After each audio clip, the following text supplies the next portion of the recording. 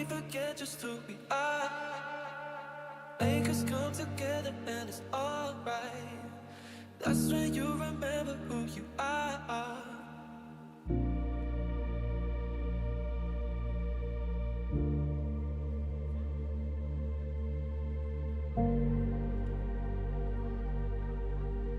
That's when you remember who you are. Who you are.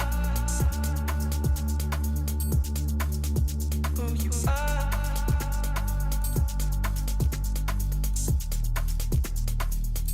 Who you are.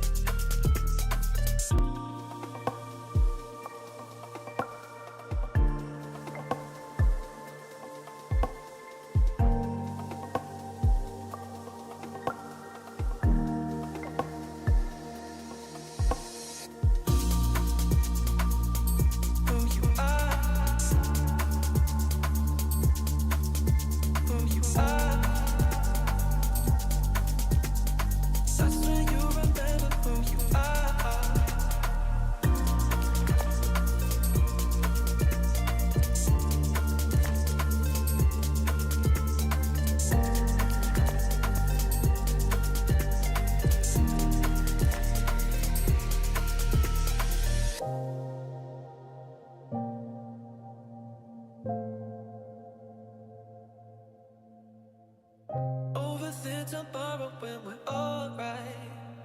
That's when we forget just who we are. Make us come together and it's alright. That's when you remember who you are. That's when you remember who you are. Who you are. Who you are.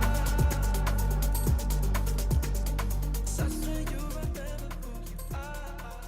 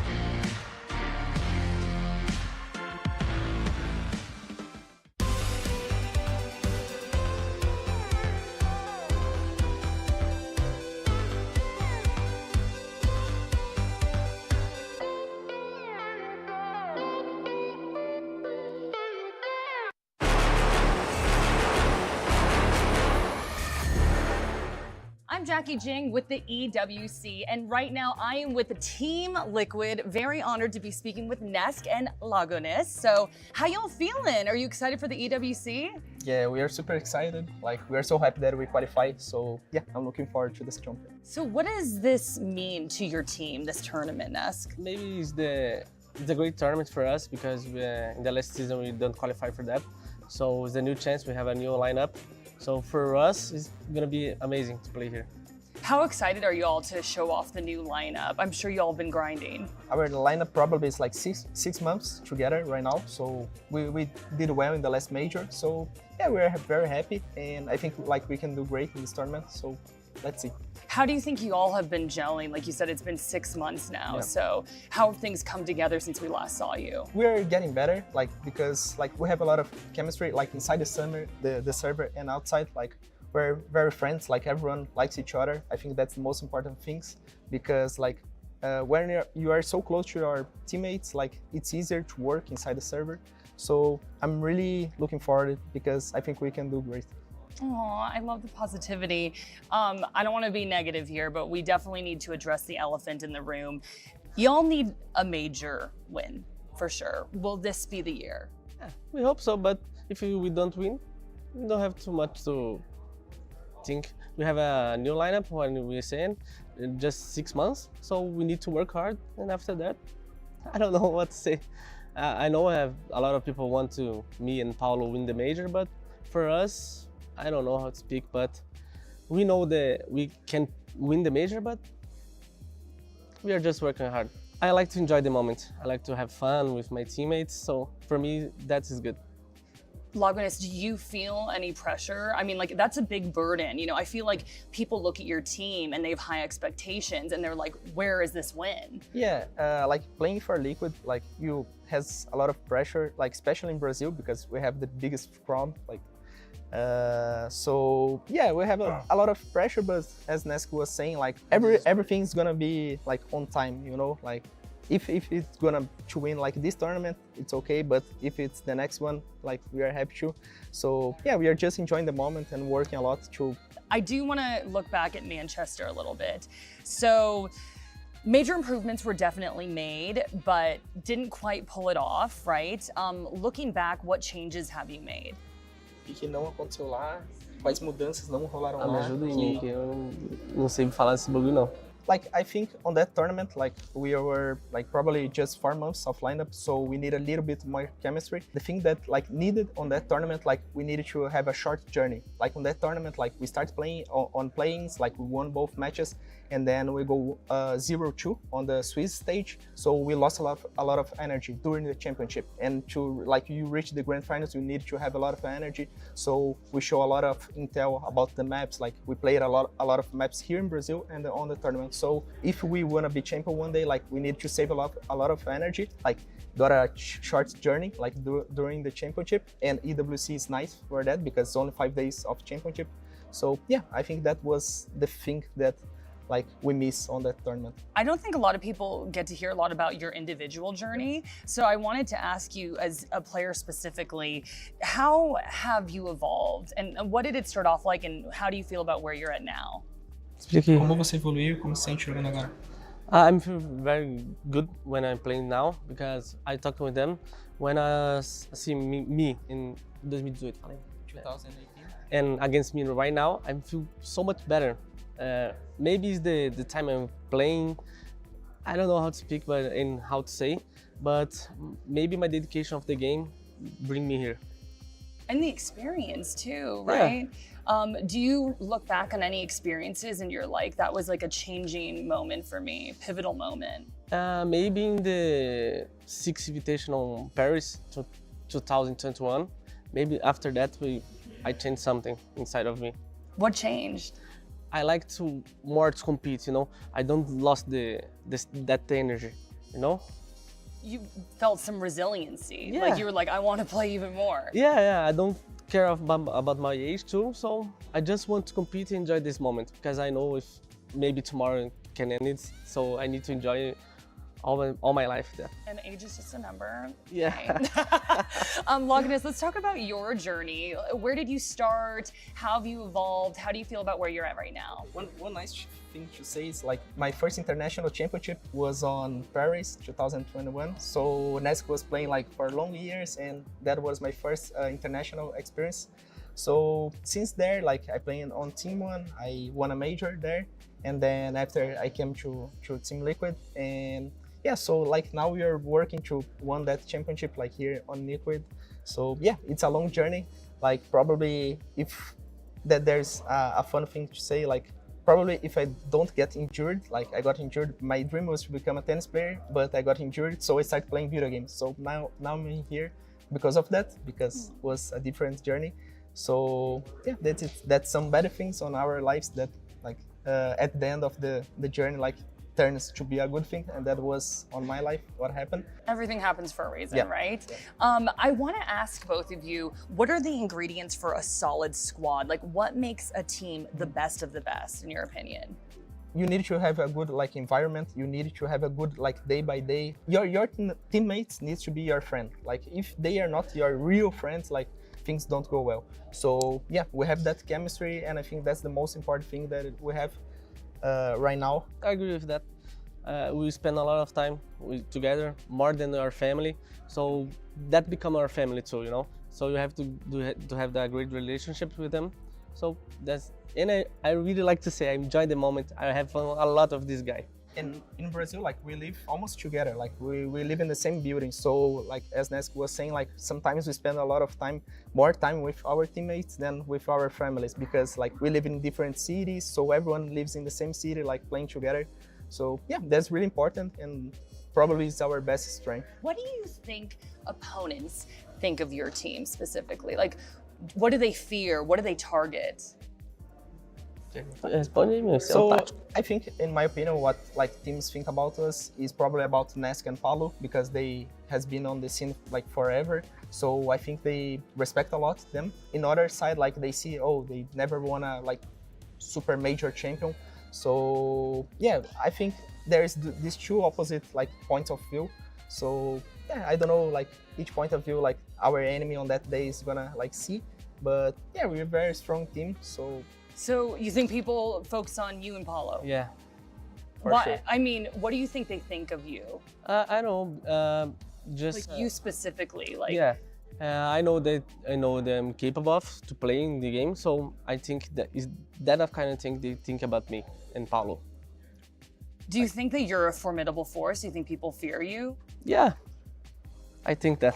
I think the numbers don't Like quite that, right. he's just like, yeah, they fear me. Sorry. Like Nesk and Paulo has like one of the best numbers like on Siege scene, so that shows a lot. You know, like probably like 6 or 7 years playing, and you were being so regular. That's very important. What do you think they think of you?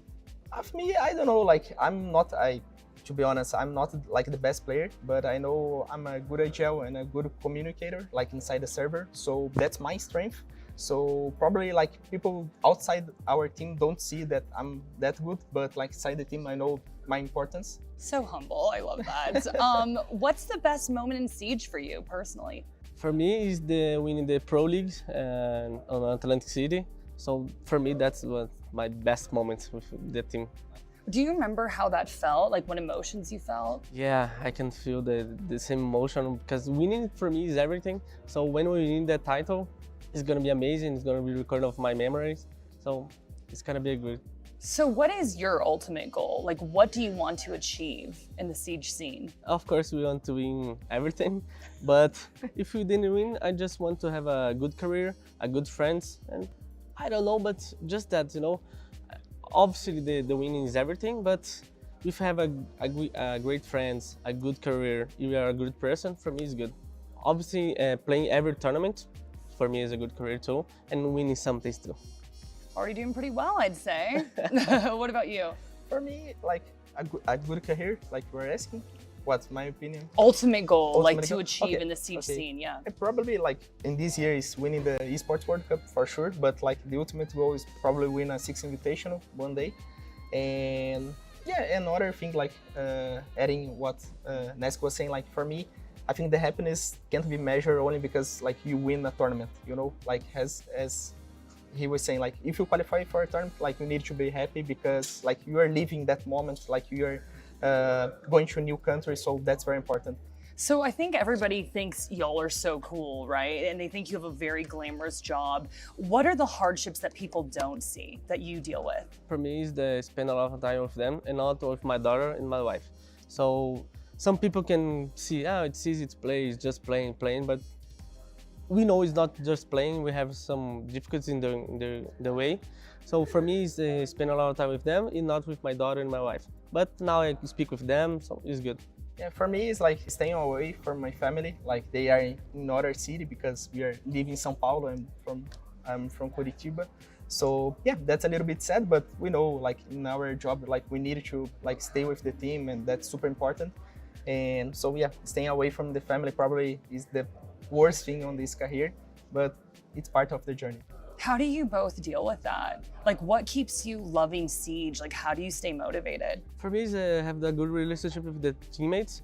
That for me is really great because day by day we enjoy it, we are fun, we are laughing. So for me, that's the reason I'm still competing. Playing here like makes my happy family too. Like they are so happy that like, oh, you qualify to another championship. Like they see all the matches. So even I'm a little bit sad because I'm far away from them, but like they are seeing me on the live streams and playing. So yeah, that's like my happiness, my happy make them happy. So that's very nice. Aw, okay, we're out of time, unfortunately. I've been having so much fun, but the last question, anything that you want to say to the fans? Quer falar alguma coisa? Fala aí, me fala porta-voz. você. Por quê? Não, você fala pessoal.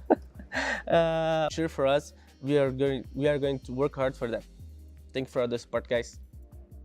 Yeah, for everyone that is cheering for Liquid, I thanks a lot for that. And yeah, as Nesix told you, like we are working a lot, and I hope to win this Esports World Cup. But let's see. Yeah, it will be a long journey. And don't forget, buy the skin for Mute Liquid. What a conclusion. Thank you so much for joining me. It's been a real honor and pleasure, and good luck in the tournament. Thank you. Thank you so much.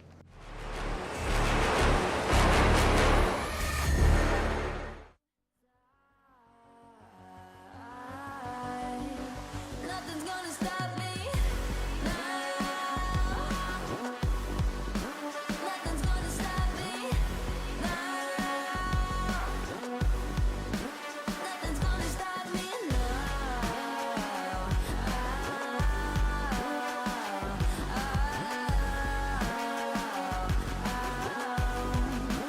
Nothing's gonna stop me. No one will ever get left behind. A million more before I've tried. Let it break me till it's over. Let it shake me, no.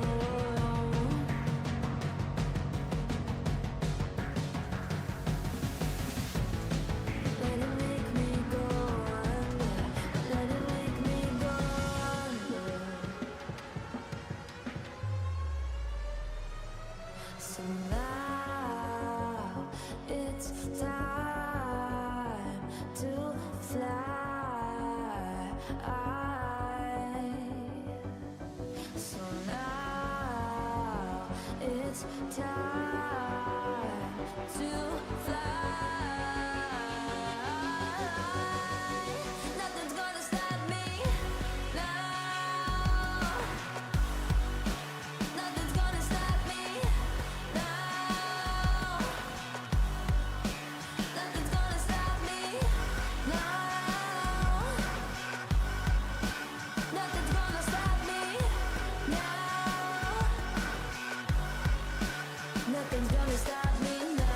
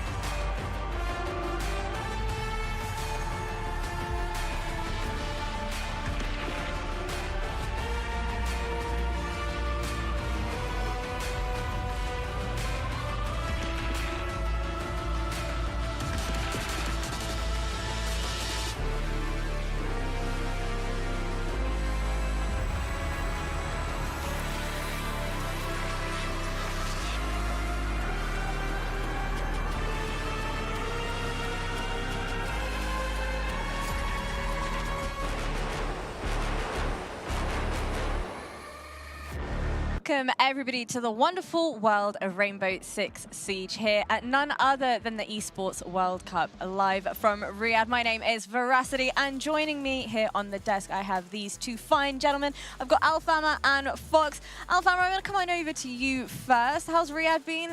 Rumor has it you've been enjoying a little bit of shopping here. Yeah, no, I've been running around. I've seen the boulevard, I've seen the karting. I've enjoyed a little bit of every activities there. It's quite fun. And how about you, Fox? How are you coping with the heat over here? Oh, I love the heat. I mean, all of the NAL was in Vegas at a certain point. It feels just like Vegas to be here, so it's pretty similar. I'm enjoying it. Well, fellas, the EWC is an incredibly prestigious event in the wonderful world of esports. We've been rewarding players across 21 different game titles, but we've also been rewarding their organizations as well with our club championship. One heck of a prize pool on the line, not only for the individual players, but also the teams themselves. So let's go ahead, take a look at that, and I'll tell you a little bit more about our club championship. Welcome to the Esports World Cup. Get ready for 8 action-packed weeks of competition featuring the world's leading games, where the world's top esports clubs and over 1,500 players compete for a life-changing prize pool of more than $60 million, the largest prize pool in esports history. This prize pool will be divided into 4 categories: game championships, player bounties and qualifiers, with the remaining 20 million up for grabs in our cross-game competitive format, crowning the best esports club in the world. Introducing the Club Championship. Here's how it works. Each club will have the opportunity to field its rosters across multiple titles. The clubs finishing in the top 8 across each of the 21 titles will receive points based on their placement. For a chance to qualify for the Club Championship, a club needs to place in the top 8 in at least 2 competitions. For a chance to win, a club must finish first in at least 1 competition. Once the tournament has concluded, the top 16 clubs will take a share of the $20 million prize pool, with the first place team claiming the title of the first ever Esports World Cup Club Champion, as well as receiving a staggering $7 million in prize money. The action doesn't stop here. In addition to the competition, the Esports World Cup will transform Riyadh into the epicenter of esports fandom and gaming culture with a massive immersive festival featuring gaming activations, community tournaments, pop culture celebrations, international experiences, and much more. This will be a historic event, so make sure you witness the action and see who will rise up and conquer the world. See you in Riyadh.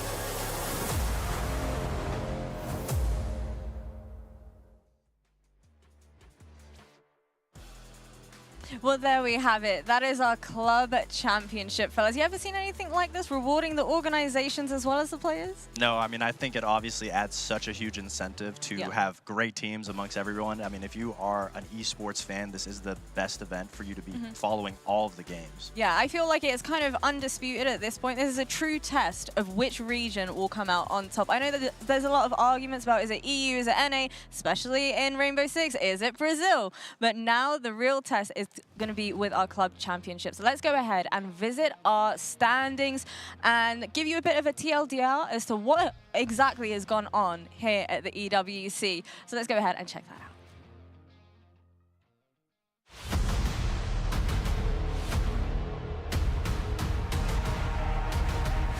4 weeks of Esports World Cup action have gone by, and what a month we've had.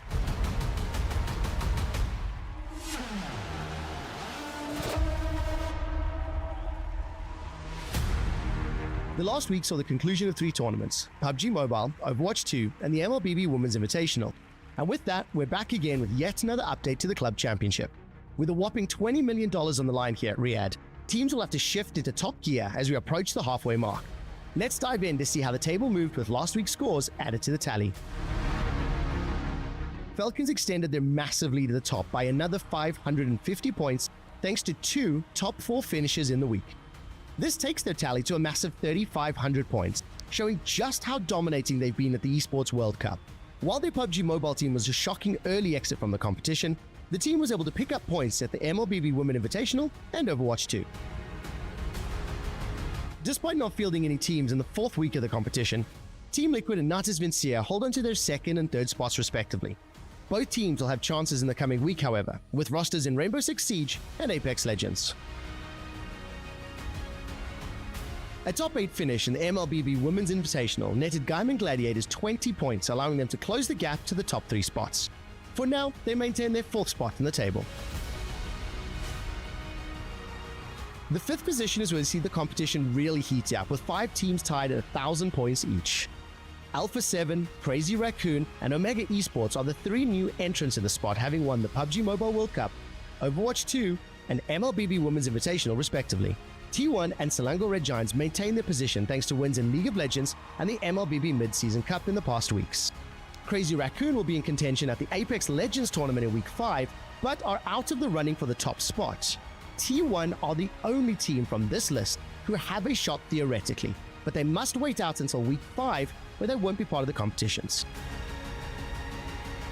With 13 more titles left to be played out, a lot of teams can still catch up to Falcons at the top. Week 5 will see competitions in Apex Legends, Rainbow Six Siege, and Honor of Kings. Keep tuning in and follow the biggest esports competition ever here at the Esports World Cup.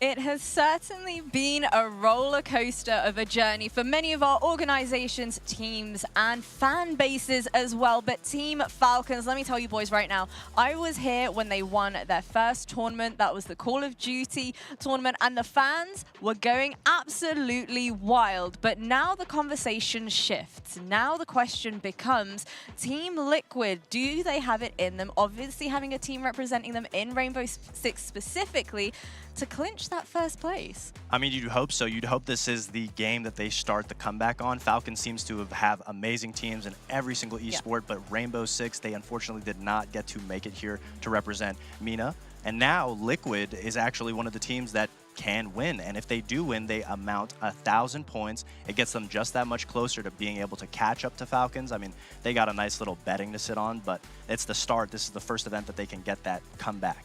Yeah, and I think in general, like these club championships is answering a big problem in the ecosystem where esports organizations struggle to find the right revenue, right? And it's a big, big chunk of money for them in that cash prize. And overall, like if you look at it, you have also other teams that are available here. Like Furia are still in contention. Obviously, they're low in the rankings, but 1,000 points can get you all the way up there.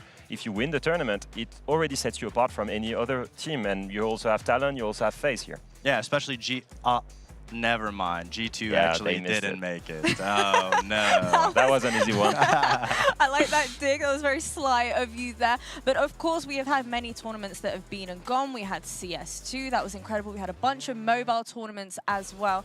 And still so many games to go. But the real question is now with Rainbow Six. Let's go ahead and visit the journey that we've had thus far to get all of our teams and players to this very stage, to this very moment at the EWC. The stage is set for Rainbow Six Siege to take the spotlight in Riyadh for the 3rd year in a row. This time, it's going to be even bigger. But before we kick off, let's dive into the journey of how our favourite teams actually got here. In Europe, familiar giants BDS Esports clinched their tickets to Saudi Arabia for the 3rd time in a row. Let's not forget, they not only took part in Gamers 8 before, but they've managed to win it back-to-back. Into the Breach lost their round 2 game against another French qualifier in Wolves, but beat Team Secret and became the UK's only representatives. North American qualifiers, just like Europe, had 3 slots in their closed qualifiers. Dark Zero didn't even lose a single map and made it first.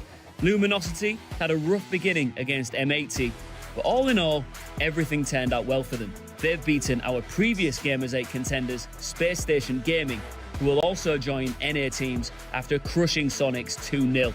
The list of North American teams ready to compete is exceptional.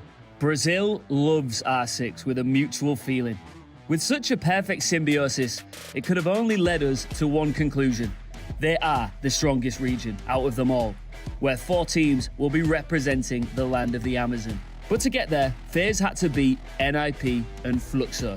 W7M Esports struggled at first against E1, but finally sneaked into KSA for the 2nd time in a row after their win over Black Dragons. 2 other spots were granted in the lower bracket matches. These were won respectively both by Team Liquid and what must be the most famous Brazilian esports org, Furia. 6 out of 9 regions were granted only 1 spot each on their route to Riyadh. Down Under will be represented by Team Bliss, who qualified first. Scars will be your Japanese choice, followed by PSG Talon from South Korea, GK Esports in MENA, Lead Esports representing Asia, and last but not least, Team Cruelty, standing for the Latin America region. And there you have it, the 16 teams in all their glory, each one ready to carve their name in esports history. The Esports World Cup 2024 for Rainbow Six Siege is shaping up to be an unmissable event, so stay tuned.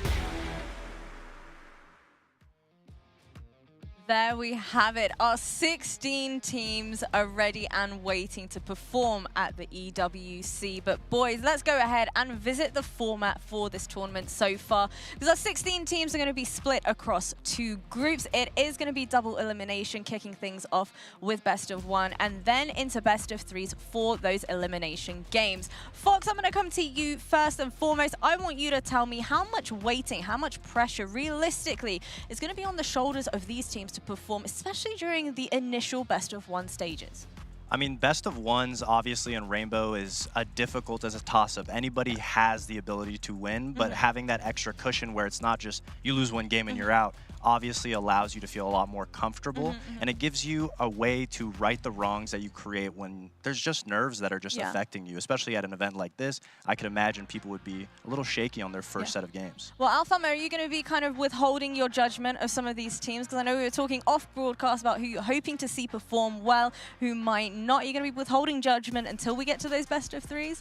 Yeah, I think it's kind of hard to judge them on the especially first game coming into the tournament, only BO1. And also the side factor is a big thing in Rainbow Six. So, you know, depending if you start an attack on a heavily defender-sided map, it can already close the game for you. At the end of the day, we will have half of the teams gone already, which is already like, you need to show up straight here. You need to be warmed up. And I think this really shows up in the BO3. Well, there's definitely no time for slacking, especially when we have a $2 million prize pool on the line. First place being able to walk away with $750,000 in itself as well. That's yet another added layer of pressure. But of course, it is not just the prize pool that is all to talk about, all to play for. We also have the bragging rights, but of course, one heck of a beautiful trophy as well. For you guys individually, Alfama, dare I ask you, how many trophies have you got? 0. Only a French one. All right, okay. How about you, Foxy? Any trophies hiding away at home? Technically, yeah, I guess I have a DreamHack trophy, but I don't really know. We're terrible players, that's why we're here. Well, you know what? The thing that I love about this tournament in particular is that there's a little bit of a storyline forming, especially when it comes to the trophies as well. So let's tell you a little bit about that. The Esports World Cup is a unique tournament and will have a very unique trophy system, consisting of keys, game trophies, the Club Championship trophy, and the totem. Introducing the key. This symbolizes a participant's right to compete in Riyadh. Each team or player will receive a personalized key consisting of the inner key and the outer frame. Winning a competition earns you a game trophy. A champion's key will be inserted inside. The frame will be placed into the totem. A physical block on display in Riyadh, serving as a progress bar of the Esports World Cup. The totem will remain in Riyadh as a chronicle of the Esports World Cup history. Those who get eliminated throughout the competition must give up their keys and see them crushed. Their broken keys will be tossed into the totem and encased in resin, symbolizing those that tried to win but fell short. However, as an additional privilege for winning, each game's champion gets to select 3 opponents' keys to be encased in the base of their trophy as an additional, more personal prize. Losers will go home with their keys replaced with a token that marks where they ended their journey. Witness history unfold at the Esports World Cup. Well, there was certainly a lot of layers to unpack with our trophy system as well. For me personally, I'm loving the fact that this is going to be a permanent addition here on the Boulevard, here in Riyadh as well, because history is well and truly going to be made throughout the duration of this tournament as a whole. But for you individually, favorite element of the whole trophy system? I know we were talking about crushing the keys and what have you as well. Yeah, I think it's the fact that you can choose 3 teams that you don't like or you feel like you're the biggest rivals to put them in your trophy. And I think it really pushes the banter. It really pushes the rivalry, which is another layer of what the Esports World Cup is doing for esports. Is really pushing teams to create cool storylines, to create these big clubs that don't like each other or that are huge rivals. Yeah. And I think, I don't know how you feel about it, but I feel like Space Station, I with mean, the trash talking, the SSG, there will be a target. They're going to be in everybody's trophy at this rate with the way they scream at each other. I mean, the rivalries is what people love to see, the competition. Even as a player, when you're back and forth screaming at another team, it would just feel so much better if you can just win and then immortalize their crushed key in your victory trophy. I'm here for it. I'm here for the trash talk. I'm here for the banter as well. So let's go ahead and visit the teams that will be taking part here at the EWC Rainbow Six tournament. Obviously, there's a lot of talent here. We've already had Ian's wonderful explainer of all the different regions, representation as well. Any key teams that are really standing out for either of you? I think Brazil is always one of the best regions to look at. Every team that comes from there is obviously a contender for the top. Obviously, you can't overlook Fury and FaZe, some of the fan favorites in every event. So this one, no difference. I would say Fury or FaZe definitely a fan favorite for me. Yeah, and if you have to pick out of Brazil, you have to pick BDS, right? Like, they were the biggest and best teams in Manchester, in my opinion. They should have won Manchester. I think Beast Coast was on a crazy run, and they went all the way with a crazy momentum, but the best team consistently was BDS. That's why they're here and Beast Coast isn't. And at the same time, they won the 2 Pass Gamers 8 in Saudi Arabia. They know how to play here. They've been incredible lately. They're in the best shape they've been. I think they're looking for this. And if I remember well, Shaiko won the MVP award at least twice in a row now. Yeah, he won back-to-back years of the MVP, and they won. I mean, of course, you can never count out BDS when it comes to it either.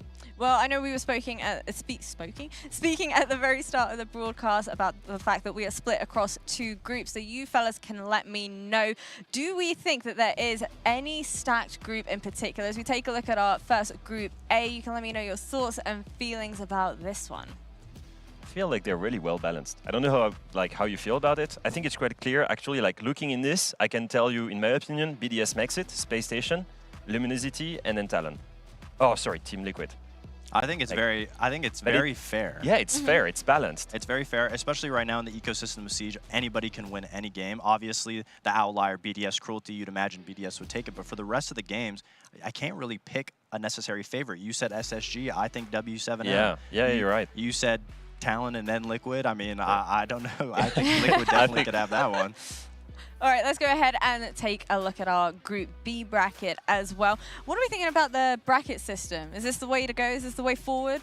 I think it's a comfortable system. Yeah. You get to play, and then you play in the upper bracket winners, Yeah. or you get to play in the upper bracket losers. Just having that little cushion, whether win or lose, makes things not that stressful on your first game. And again, there's a lot of new players and new teams that are trying to just get their foot in. So it's comfortability is the most important thing. Yeah, trust me, coming from someone that played and got grouped at almost every single event I attended, I can feel comfortable with a lower bracket.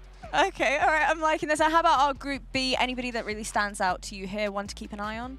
I think Wolves Bleed will definitely be a good game. A lot of questions around Bleed on what they're bringing to the table, especially with how some of the internals of the team is working. And then Wolves, I don't know, for some reason I feel like they are slowly becoming that second European fan favorite team right now. Yeah, 2 of these teams went through roster changes that were quite important. I think they had the first import, Bleed, with Leader, and at the same time you have Wolves rebuilding entirely around their core with 2 new young prospects from French, only one being 18 years old, like barely 18 years old. It's really interesting to see them like committing to that French language speaking and trying to find the right rookies. Well, you know what? Let's go ahead and take a look at all of the matchups that we're going to be having taking place here on our wonderful A stream. And you boys, obviously, I'm super excited to take a bit of a deeper dive into this. Obviously, we've got SSG versus W7M, followed by ITB and Furia, Scars versus FaZe, and then we start to kind of decipher who's going to be moving into the best of 3s as well. Any initial thoughts and feelings about Scars and FaZe? This is one that I really want to quiz you about. About Scars and FaZe. Yeah. Out of these games, Out of all of you them, were very yeah. concerned about FaZe Scars. I mean, I think that one is more about just Scars. How are they going to put up against FaZe? How many rounds can they get? I think we can all look at it and agree that FaZe is the favorite in that matchup. but that doesn't really necessarily say that Scars is just washed out of it. Yeah. It's David versus Goliath. Like, you cannot expect FaZe to not win that one, and that's you don't want to underestimate Scars, not at all. But still, like, when you're a team of the caliber of FaZe, when you've been one round away from being crowned world champion a couple months ago, you cannot lose your first games, even if it's a BO1 versus a Japanese team. Although I would say, like, Scars is the best Japan team I've seen in years. Yeah, I was actually going to say, I'm kind of rooting for Scars, obviously going undefeated in their series during the Japan qualifiers as well. So fingers crossed, maybe they might be able to perform a few upsets, who knows. But for you boys individually, the match of the day, which one is going to be your favorite, the one to look out for? I think it easily has to be the starting game of the day. Yeah. Okay. SSG versus W7M. I feel like similar playstyles on the way that they're going to be matching up. Both teams recently just getting a newer player and trying to slowly find a common ground of consistency. That is the most important keyword of this matchup, is consistency. They both struggled to find it, and now they're looking to grasp onto it here. Well, yeah. On paper, I would say it's one of the closest games as well of the whole day. Not really on the same trajectory. Like, I think SSG are really trying to, like, lately they've not been as good, and they've just had a really tough Manchester major. And W7M have been increasingly getting better and better in Brazil, which is the stronger region in the world still.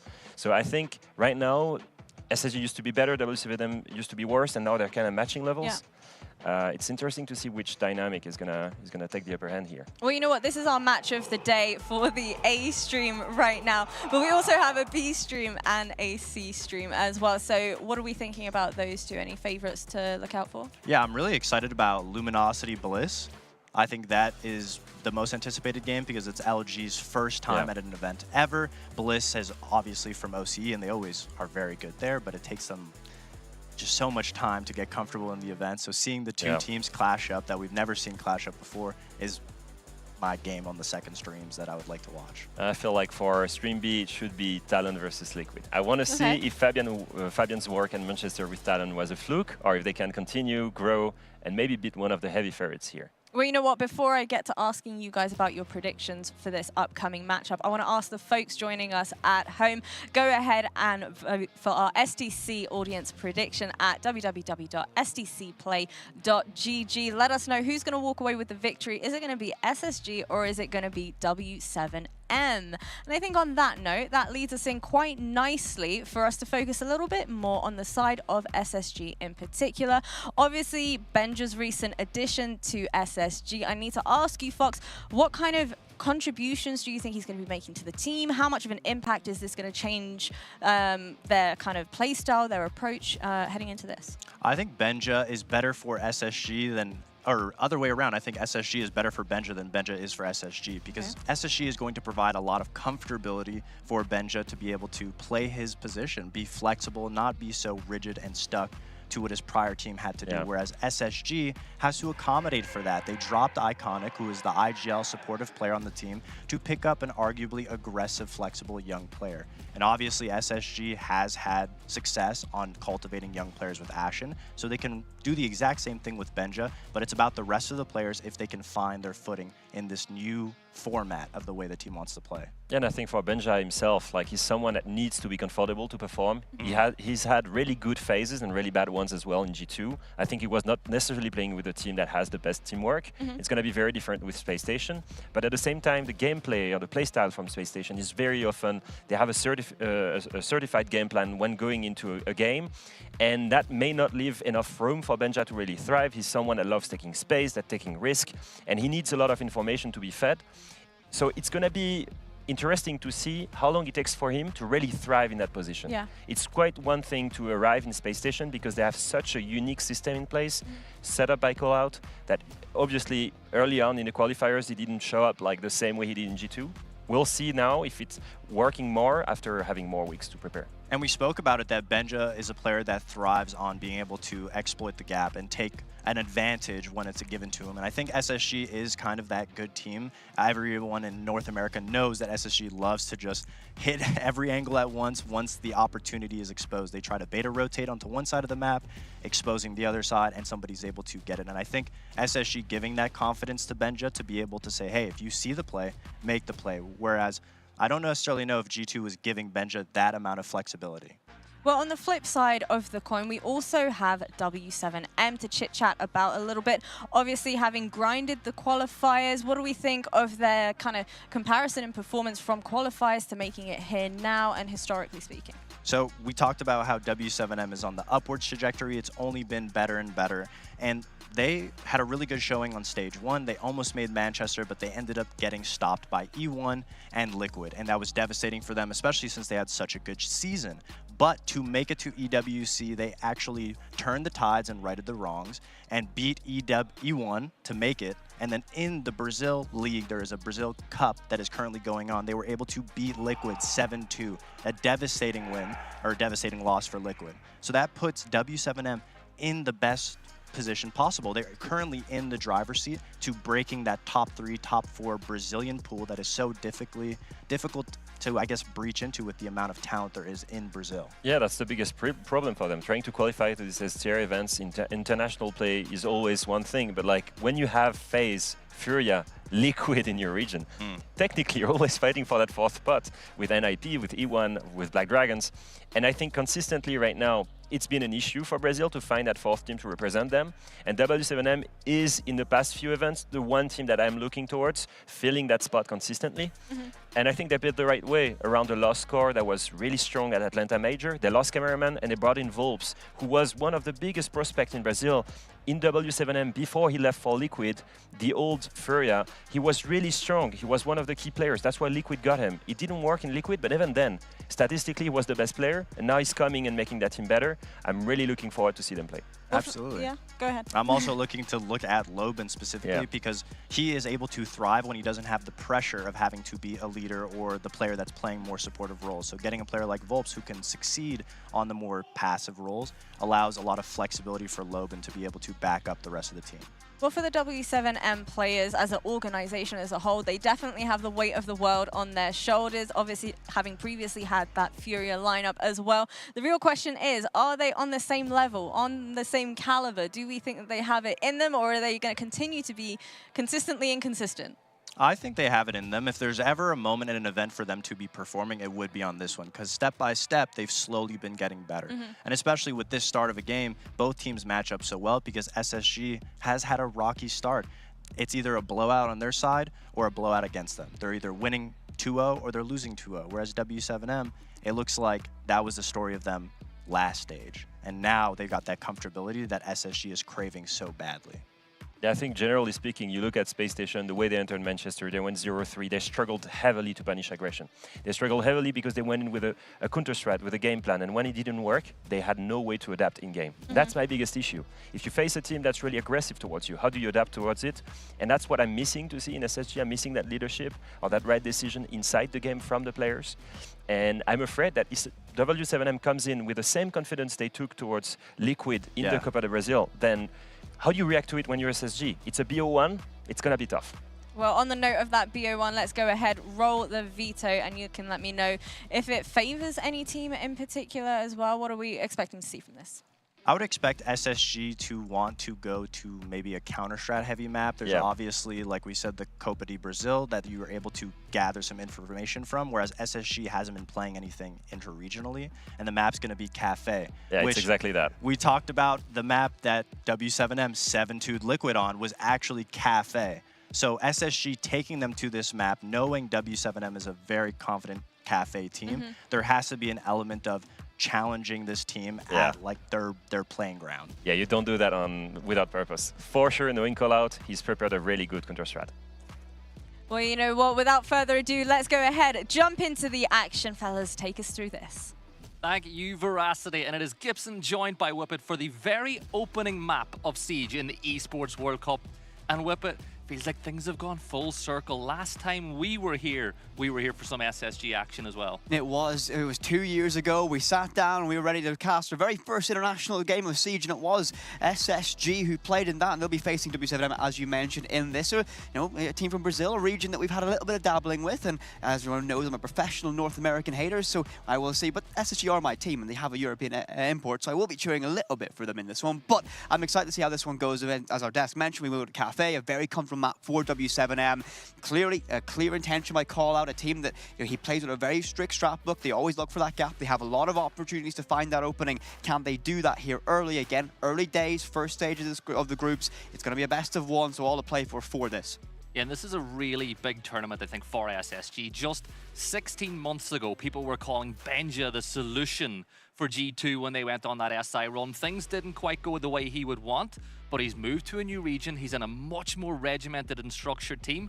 And I feel like a coach like Collard is the perfect person to kind of give him the structure that he needs to help this team perform. I mean, he's barely been on this SSG team, and he's already achieved more than his former team of G2. Of course, making it here to Riyadh to play an Esports World Cup, and we're ready to dive into this one. Cafe, our one and only map for this best of one. And what are we expecting for these bans? Of course, changes come into operators like Malusi, for example. How we feel this is going to go in our initial stage? I think we're not going to see too much change. Ying's going to be banned as always on the attack. You'll probably see Valk being banned on the defense. The other attacking ban can always go a couple of ways with it, but I think that W7M, you can see by the fact that it's not locked in yet, they're not fully sure just yet who they want to get rid of. They might be playing a little bit of mind games early. Now, of course, we're here. All the teams are just actually playing right behind us. W7M in their pre-game huddle were, well, it was just thunderous amounts of Brazilian passion from them as we almost shook our stage when we heard them in their huddle for it, as we see Monty banned away. Not really surprised. Again, we saw this, a very common operator that was very useful for teams in Brazil. SSG do utilize shields as well, so taking that away makes a lot of sense. Kaid to shore things up. And our final ban, this is where you have that variety. It's to pick your poison of it. It's going to be a Valkyrie or a Solus or an Azami. And what do you think it's going to be? Well, I would say it's going to be Malusi. We spoke about it just before we started with the changes that have come into the game.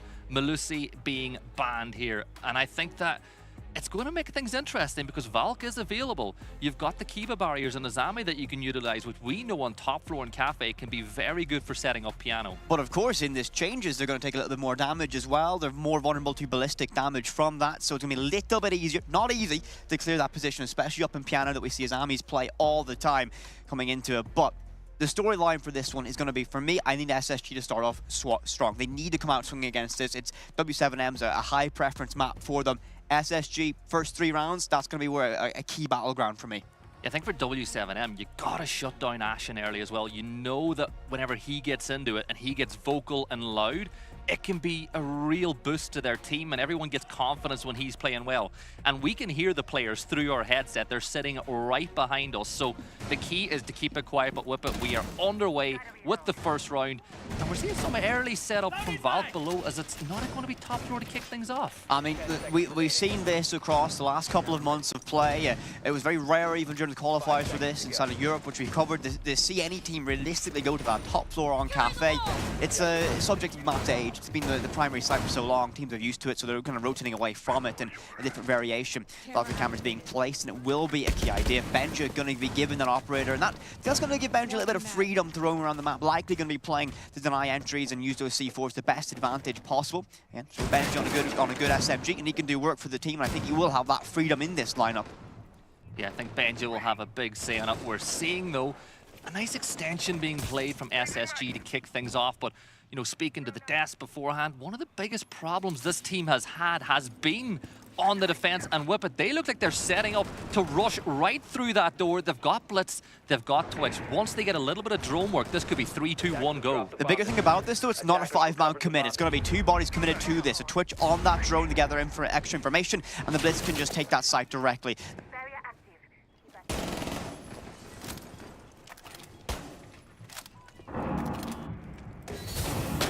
Charge on it. Force won't last too long in this, and you've left yourself exposed. Sight is now fallen, and SSG need to try and work for that retake. And that plant goes down. It's absolutely perfect from W7M. Loban gets one of the action. Ashen gets one, but it might just be a consolation prize. 4 versus 3, and the split gets aggressive in Laundry. Melee'd away, but SSG all pinned in that corner. 3 bodies stacked in, and it's going to be absolutely fish in the barrel. Loban finding 3. And the thunderous roar of W7M right behind us lets you know how much that means. But what an opening round and a great take. And they spotted the weakness from SSG, and they took that opportunity perfectly. And there's nothing that SSG could do in the opening stages as well. You were trapped in the corner. There was no rotate into Laundry whatsoever. It was easy pickings for Blitz to push in. But I love the way they played that as well.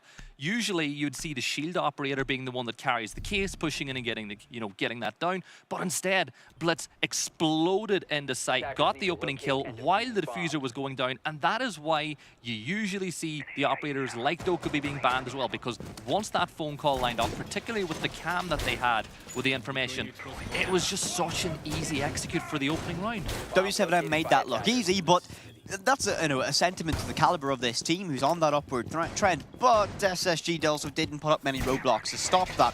You had Forest playing in sight alone. No one was there to support you. One anchor on the site alone. And, you've got a great combination of weapons to duel up close, but when a shield's bearing down upon you with support with DMR behind, not a lot you can do. So W7M do a great job taking that. We move to our second one, and we see a vastly different addition, our lineup from SSG, new site coming into it, and we will see the Maestro getting picked up. Brava is in effect, so Loban has a perfect counterplay to those Evil Eyes across the map. Expect to see that interaction play out as this round plays on. Yeah, they've made the extension inside a big bakery as well, but they don't have Jaeger or Wamai to catch any utility that might be thrown their way if the attackers elect to do so. First signs of an early gunfight, as we do have a defender inside of VIP, but for W7M, it's all about establishing a little bit of map control in these early opening stages of the round. And look at the drone economy as well. They lost all their prep phase drones, which is great work from SSG. Well, they're going to get one more. That's going to be a clutch drone off from Loban. So already utilized, all your prep drones, plus one of your Bravo drones, and information, of course, going to be a very vital resource for a map like Cafe. Lots to clear, lots to deal with. And Ashen could be a problem if remained undetected. Crosshair is going to be crossing very soon. The Dokkaebi call goes out, and that might be the worst nightmare for Ashen. Clutch drone, though, will go out towards VIP, and that's the first of those 3 Maestro cameras has been compromised, and that's going to be essentially an infinite pool of information. That leaves Ashen very vulnerable if he rotates out, so SSG, very quickly, this roam presence can be compromised with a single player hopping on cameras from the side of W7M. You're going to be able to see inside of VIP. You're going to see if your player moves out of co-check here as well. There is a cross being held by Fultz, but real good patience from Loban here, just trying to bait that opening kill in the early stages. 1 minute and 30 to play with, and still everyone's patient, and Loban's timing a fraction of a second holding that angle, and he would have got the opening kill of the round. I was about to compliment the patience of Loban, but he begins to move away, and it's gonna, that almost prime opportunity, that prime position he's covering, just slips away from him. Slow round from W7M, taking their time to posture and gesture what they want to do. Double and Bakery opened up, the Goyo canister can be popped to delay some time. Bees go out, Dokkaebi calls ring out across the map as well. Fulps want to shot the Fulps. And the Fulps looks to find a second one, difficult angle. Flank shoulder peeks around the doorframe. Under a minute now to work in this round, and Ashen has a difficult job to do. Benja takes a lot of damage, but he does fire off, and Loban's going to be first to fall for the side of W7M. A retaking coat check could be critical for this, and W7M's attacks ran out of steam. SSG might have put up enough of a roadblock to hold on. 40 seconds remain. Can W7M turn the tide? Canisters burning though, still preventing the entry inside the map, as Maestro will go down at the hands of Dash, and now Volps will make his move, but he falls. Ashen able to get that kill. You spoke about how important coat check could be, but it's a 3 versus 2. Dota is now pushing down red stairs. Look at the amount of time that is being delayed off the back of this one. There's a cross. This kill could be important. You see, as you can see, Benja holding one angle. There's no way this player in red should get through, but he does. He manages to take down Ashen. It's a 2v2. The counter swing wasn't there. Eventually it comes through from Benja, and there you go. The defenders level the sides. J90 and Benja, very important wins there. But that fight and coat check, no right to win that as that Dokkaebi. But that is that kind of that tide-turning gunfight you need to win in these positions. Now we've seen 2 rounds played, 1 apiece, and SSG done a good job slowing the pace to a crawl. And W7M, while they had every piece of that puzzle essentially set up, they had information, they had players in the right position around that map to make something work. SSG just delayed time, and they made themselves difficult to shoot, because, are you ready for this one? If you don't peek, you can't die. But if you look at the way that SSG have set up the opening stages of every round as well, on that front side of the building, they're opening up or creating potential spawn peaks that they're not even peeking from. And what that does is it makes those, those attackers that spawn in around docks, it eats, 5-10 seconds. You got a drone, you're not going to run out and peek it without getting the information. So by not actually being there, but by opening up the window just a tad, you're creating phantom pressure. So Gibson, I would like to draw your attention to the defensive lineup. Is that a can I see? So Gibson, I will ask you here on LAN at the Esports World Cup, who will fall victim to a captain trap? I'm going to say Volps. Ooh, okay, okay. So chat, if Gibson is correct, I don't know. What were you going to do I don't then? know. What were you going to say? I thought the thought would come to me, and it didn't. Oh, so you started the sentence Exactly. with, so much like the way G2 kind of play the rounds, you kind of make it up on the fly, and it just didn't come to you at the end. They've not even made the event. They're not even in the country. Are they not? No, believe. Oh, wow. Can you tell there's some can you tell there's something there, Gibson? But yeah, this has been a pretty good start for W7M. Even though SSG won that last round, I feel like they're doing a great job of getting that opening pick. Pressure now, as you can see, they're getting on the windows. The castle barricade enables this player inside of Piano to just solely focus on the windows. It means that he's pretty invulnerable from the red drop until that wall gets opened up. So you've seen this many a time in the past, and what they want W7M to do is try to take this map from the top down. This is exactly what SSG want. W7M are playing into it, and there's the opening pick. A great C4 from Ashen, but Loban will find a trade as Fultz will fall. Ashen, yes. Yeah, not too sure about that one. Interesting play, dives him towards that fire and bathroom. Loban's quick to recover. He was marked by the bees, deployed out by Grim, and very quickly W7M in the hands of Loban, finding 3. He's not walked into a Capcan trap just yet, and leaving Forest alone against 4. Needs a quad kill to save this round. A minute 25 on the clock. Not a lot he can do. The Grim bees deployed, they'll hunt him down, and they're waiting for a single footstep, a single ping, and trying to find him. See how close they are to him, but he'll be patient. He'll sit still. He'll hold his angles, as the team will likely be calming around him, trying to figure out what went wrong. Cautious of drones scouting out his position, but W7M, they have such an advantage, but they're not going to press it. They're going to wait and be patient. They don't want to overextend. They don't want to make a mistake. Very risk-averse play. Leaving flashbang in the cover that drop in the laundry. And that's exactly where Forest is. He'll get marked. I know more B sent out. They've had a minute, and it'll be a minute and a half by the time this round ends that it's been a 4v1.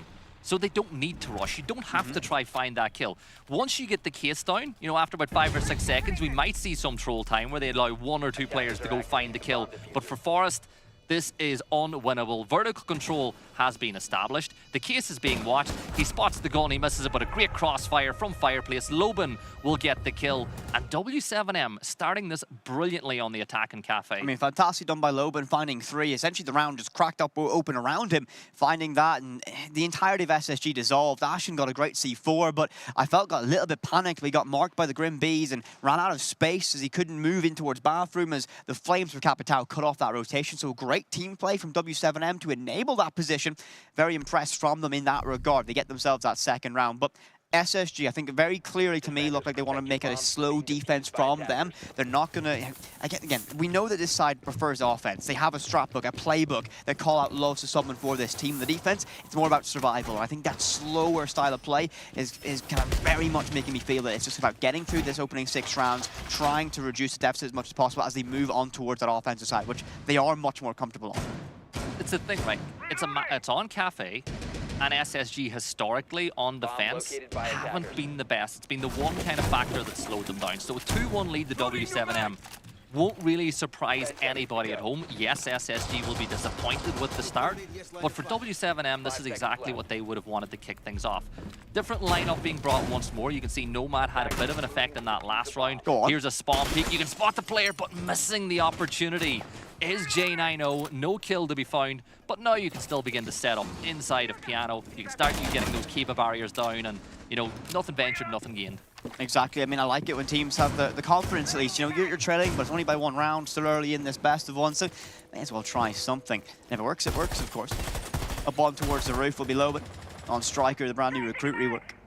Extra utility and that M4. W7M will be beginning to posture themselves up, and you see this pressure from that window repel on Cocktail, cracked open. Well, Forest ready for it. No, J90 ready for it, I should say. Let's see how this one keeps playing out. I think SSG are going to make this a very slow round. It's exactly what they want to do. They want to slow them down. W7M, they're going to start clearing the whole map. There's already a minute gone.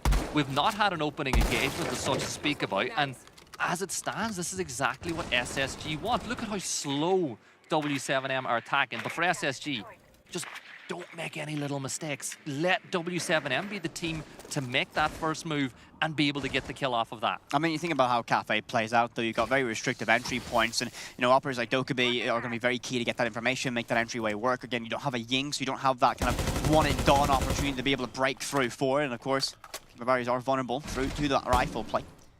Thoughts on that Nomad, ARX in hand, and this is just going to be gathering information. The red pings go out, they're fully aware. Benja could be a key factor here. They jump on board with him, down below with that Legion. Not making that dive up red stairs just yet, and here's going to be the power of those keeper barriers. Jade, I know, be able to manipulate the map to his favor. Has a lot of cover to work with. As Forest taking a metric amount of damage, and Dot's going to find the opening. Jade, I know, first to fall upstairs. W7M lead early in this round. Yeah, and that's what you were kind of talking about. Don't give the opening pick away. Dots will double down. Fultz now falls as another call will come through from Dokkaebi. This will really slow down SSG even more. They've got to take some time out, and Ashen will find a really important kill onto Dots, and that's the case down as well. Oh, another no. gunfight. Oh, that's like watching me play Loban. Benja is going to fall, and whip it. There we go. Ashen will get that kill as well, but it's a 3v2. There's 39 seconds to go. This could still go either way. W7M, they'll have all the control verticality established for them.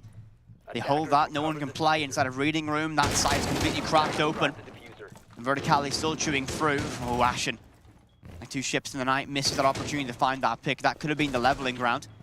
But again, W7M taking their time this advantage. One player, they'll drop in the pillars. Body stacking up, the cover from heaven should be good, but it's not there in time. Opportunity now for Ashen to make something stick. Finding one, Forest with a knife on the dash as well. All down the Vups. Drops in straight to Ashen. What a play from SSG and a huge recovery. And you can hear that roar from behind us. Ashen stands up tall. What a play in pillars to make that round work. And Forest with a knife as well. Love it. Things you love to see. We love to see Forest doing things, but Whip it was... Honestly, W7M have got to be really disappointed with that round. They had all the chips in the right place to take the round win, and they let it slip away. And funny enough, off the back of a round win, with just 2 rounds left on the defensive half for SSG, Callout has elected to take a timeout. And I spoke to him recently about the, the thought process of the timeouts, and he said he will only ever take one early, A, if there's enough defensive rounds left or enough rounds in that half that he can make an impact on those rounds, and B, if there's something critical, if there's something he's really seeing that he's not liking from his team, he will slow it down. And being honest, I wouldn't be surprised if what he's talking about right now is not playing too aggressive in those 5v5s at times whenever you've got key positions of the map being held.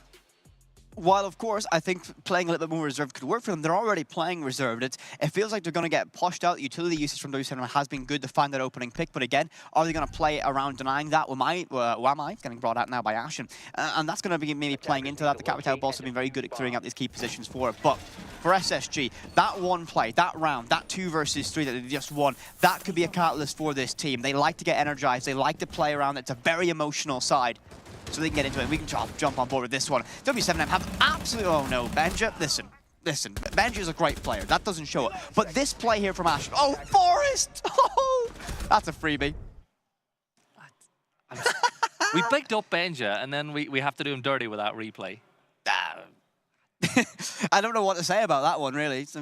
Oh, look, must be windy back then. That's what it is. It's windy in the playing stage. That is, the air conditioning is really powerful. Exactly. Benja just couldn't tame the mouse with that one. But Forest, again, saw the opportunity. The Ashen denies that cover. Forest creeps around, gets the knife kill. It looks great. We don't see that too often, but again, massive play. I mean, SSG, great position from them now. The build off that moment. Just can they make things work? And a little bit of delay getting in here before. But for W7M, they've played fantastic so far. As we look towards the second half when we get there, do we see W7M being able to deal with the, not unpredictability of what SSG bring, but it's the very, let's say, unique style of offense this side offers? I think that when you play in Brazil as your primary region, you're going to be in a position to defend against explosive plays like SSG like to do. It's what we've seen Furia do in the past. The old, that old W7M roster that became that. I think the exception to the rule was probably NIPs, but I think that they'll be fine. But the main thing for SSG is that they don't do what they tend to do and end up when you're not given that opening pick or nobody gives it early, that you're forced to try to put every rush site with 30 seconds left on the clock. And of course, during this delay, of course, you can mention that there are games being played across a variety of channels today. Check all your social media channels for that, where these games will be playing. But, I mean, we've got Cruelty BDS being played, and that's a game, actually, that we personally have stakes in, Gibby, I have to mention, of course, as we covered Latin America during Stage 1 this season. And, listen, Cruelty went to Manchester, didn't look great. I'll be honest there, I'll be candid with my words. But a new pickup, Dante comes to that roster. We spoke a little bit to him before we went live, and clearly a team that has a lot to prove, and they're striving, they want to learn, they want to get out to these events, and they look relaxed, they look confident. Now, I don't know what the score is. I don't have the information to me how that game is going so far, but BDS are going to be difficult beasts to tame, but if Cruelty can get 4 rounds against them, it would be a massive result for them. Yeah, BDS and Riyadh is a tough ask for anybody, isn't it? Shaiko over here. I mean, what? MVP of the R6 tournament 2 years in a row. Massive prize benefit for him. So he's got a lot to play for this, and a little bit of legacy, of course. Traveling out here the previous 2 years, of course, with a separate event, Gamers 8, hosted here in the Boulevard as well. I mean, BDS, I mean, we'll talk about it. Des mentioned it a little bit. That side, went to Manchester, looked to be unstoppable for him with additions like Yuzis and Solotov, and now all of a sudden that we see, that they lose to Beast Coast. Beast Coast had this monumental run. Gunnar had a little bit of a revenge tour. I think someone might lit a fire underneath him for that one. I wonder if they're co-streaming this. I feel like, though, when you look at that final that they lost, that was a perfect storm for Beast Coast. I don't think you'll ever see everything fall into place as perfectly as it did for that miracle run. The coach's last main event, you've got all, as we like to say, the misfits coming to one place and winning an international tournament. But out here, BDS are built different. But we'll pick up on that a little bit later on. We're going to jump back into SSG against W7M. 2 rounds left on the defensive half for SSG. What's a win for them, Whippet, on their defense? We know that they're a little weaker. Do you see the 3-3 as a win for them, or do they still expect to get 4 rounds against W7M? I think realistically for either of these sides, if you come in after the opening half and you're able to say that you're level, it's not an ideal position, but again, it's better than trailing for either of these sides. But again, I'm still looking at this. I think W7M have played a really good offensive from the 2 rounds victories that we've seen from them. They do, so far, have that tendency to get an early advantage or even a mid-game advantage and slow the game down to a crawl. And that leaves SSG with opportunities to work a play around it. They can work the problem. Forest in a 4 versus 1, not really winnable. But when you have 2 players alive and you have Ashen and Forest able to make a play off each other, that's where SSG can still be dangerous. And if W7M, I think they need to have that lethality. They need to go for that throat when they see the chance, because I think there's enough around this SSG team that if you give them time to work a problem, they can solve it. And they have the talent to make that work. Looking at the lineup that's been brought by W7M, and they've brought Brava. Obviously, we don't see a Maestro or Valk this time round for SSG, but when you look at the secondary utility being brought by W7M, lots of flash grenades, lots of smokes, I think the Brava might get a lot of value working against that Wamai, because a lot of the successful attacks from W7M, they've used a lot of utility. SSG have now worked to counter that with Wamai, and now the Brava could be able to catch a couple of those discs. Otherwise, you're not really picking Brava for the weapon. Maybe you could use a super shotty to create some verticality. But I feel like maybe that's a waste to pick, but never mind. Loban would get the opening kill. Oh, Benja no, falls. he's on the roof. No. I'm not a fan of that one. I'm leaving the rank stack. You're too much of a troll. But Loban gets an opening pick. Benja's off the board. You lose your Legion. Kuma's generated over time. It's going to be a little bit of a blow, detriment to the team later on, but not the massive one. But the firepower of Benja on that T5 SMG, no longer applicable for the side of SSG. W7M begin to work their way towards this map to get that top floor control, dropping in the red hatch. You see that blue silhouette of one member of SSG still lurking in Piano and Cocktail. Let's see if they can make something stick from it. For W7M yet again, taking the time, not rushing in, want to make the right decisions. Well, want to make the wrong one there. Ashen peeks out, finds dots, in that case goes cold. SSG get themselves back to a level playing count. Yeah, Case is going to fall. There's a now fight with red stairs going on. There's a flash grenade being thrown, but no damage being dealt. And look at the cover from J90 as he's able to help out Ashen. Fultz falls and Dodes gets another onto J90 as well. Suddenly everything falls apart, but a bit of a trade. And Forest now in a 1v3, 1v2 of standing players. But I don't know if that res is going to come through. Forest is covering it. The Case is cold, but it don't matter. Volps gets the kill. W7M take the lead again. I think we're going to see, this is going to be, I think W7M 4-2 split on the defense. That's where I'm seeing this one go. Again, SSG, great job. Ashen behind that mining equipment, done a very good job to get that pick. The case goes cold, and the team just fell apart instantly. And that's just through the explosive capability of what W7M can bring. They're able to find those picks, and there was nothing really traded off for SSG within that chaos. At least nothing that stuck. It was only a DBNO that was maximized from it. But 3-2 your scoreline. SSG, survival mode, but a 4-2 split. If they do lose this, isn't the worst place to be moving onto your attacking side on Cafe, considering this team does like to attack. It is off the back of their tactical timeout, though. No more left to use. That could be key going later into the game. If, you know, W7M do take that 4-2 half, and Callout cannot communicate with his team for the rest of the game, it becomes a very tough battle indeed for SSG. But for W7M, this has been a really good start. They're getting the opening kills. You know, I'm looking at it. Most of the rounds they've been able to find that opening pick. They're changing their pace. The very first round was a rush where they got the case down within the first 30 seconds. They're keeping SSG on their toes. And it's one of the things that I think Brazilian teams do so well at the moment. The Dokkaebi use from the side of W7M has been superb as well. Another one of those things teams will be looking out on again. It's whenever you leave Dokkaebi available, teams are going to use it. And an Echo in flight being brought out here and aggressive. Oh no, this is a dangerous one. Not a lot of space to run. And well, I appreciate the confidence. Fultz does fall. Dots gets that opening pick, and again, that's going to be a worst case scenario now for SSG. An aggressive peek out from Whitestairs window. That Bailiff can shred you up close and personal, so a dangerous one, but they'll not cross path just yet. But SSG, one player down so early. A little bit of damage done to both Fultz and Dots from those early encounters. And well, it's going to be an aggressive play from Ashen. Jumps out, finding one. Vulp's off the board.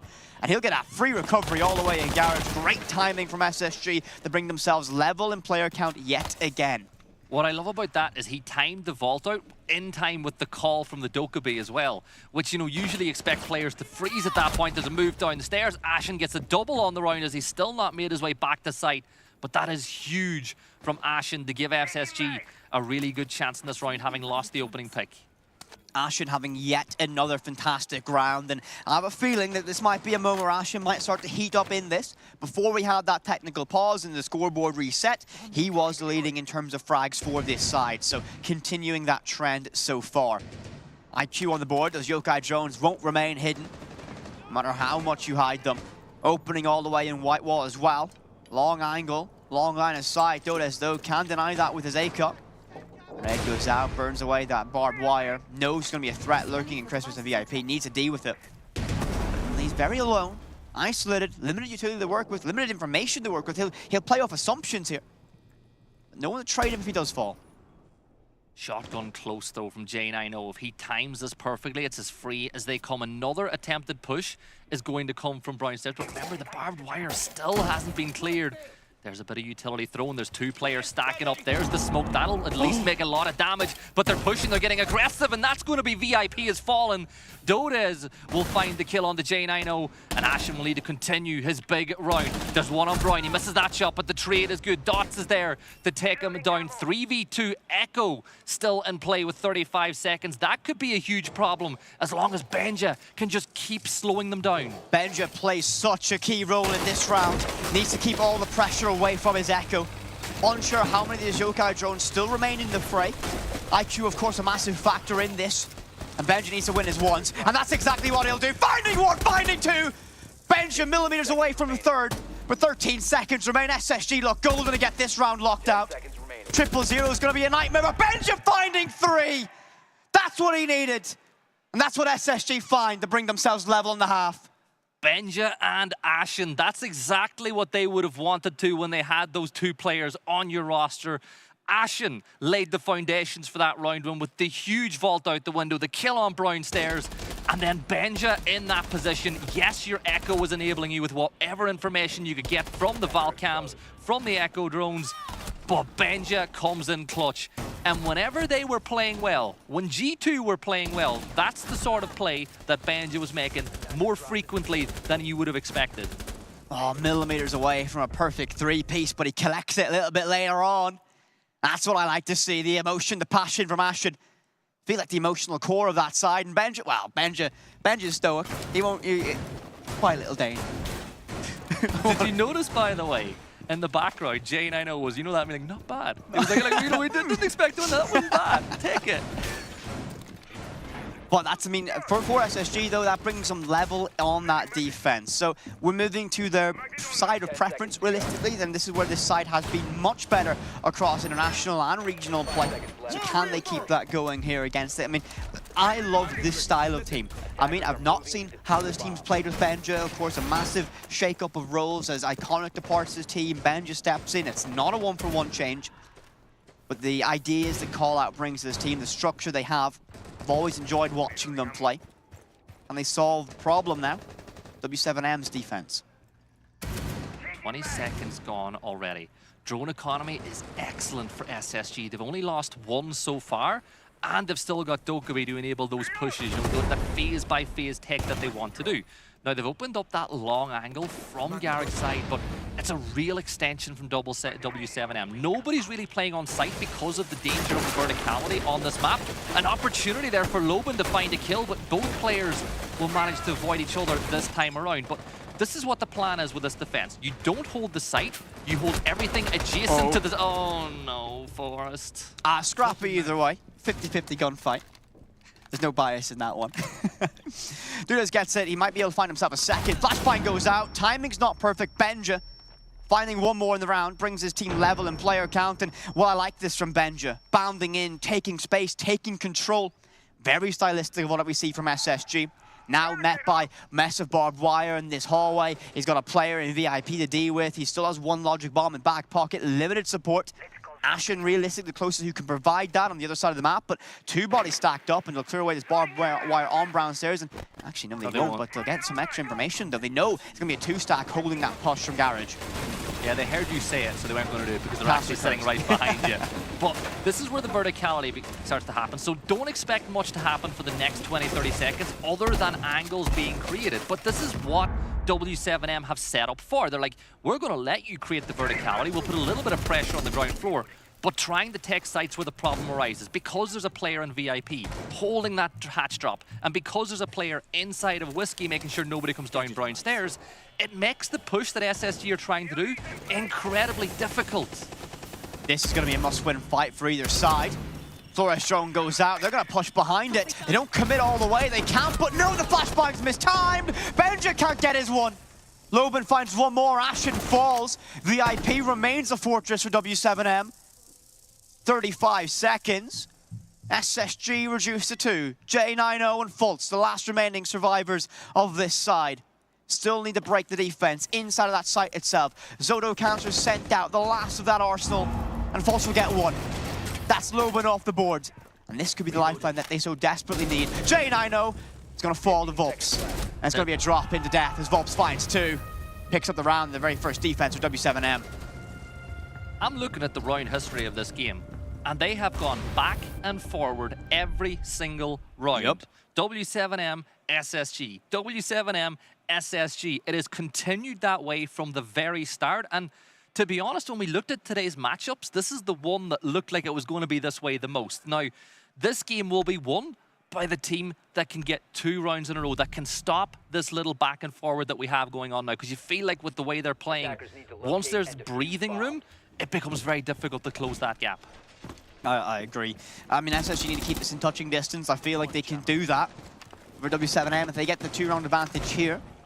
I would lean in favor of them being able to take the map from that moment. I feel like this team, again, this core 5 together longer, new addition to SSG being made. I think they'll manage the game better from that leading position once they get daylight between them. But SSG, not out of this just yet.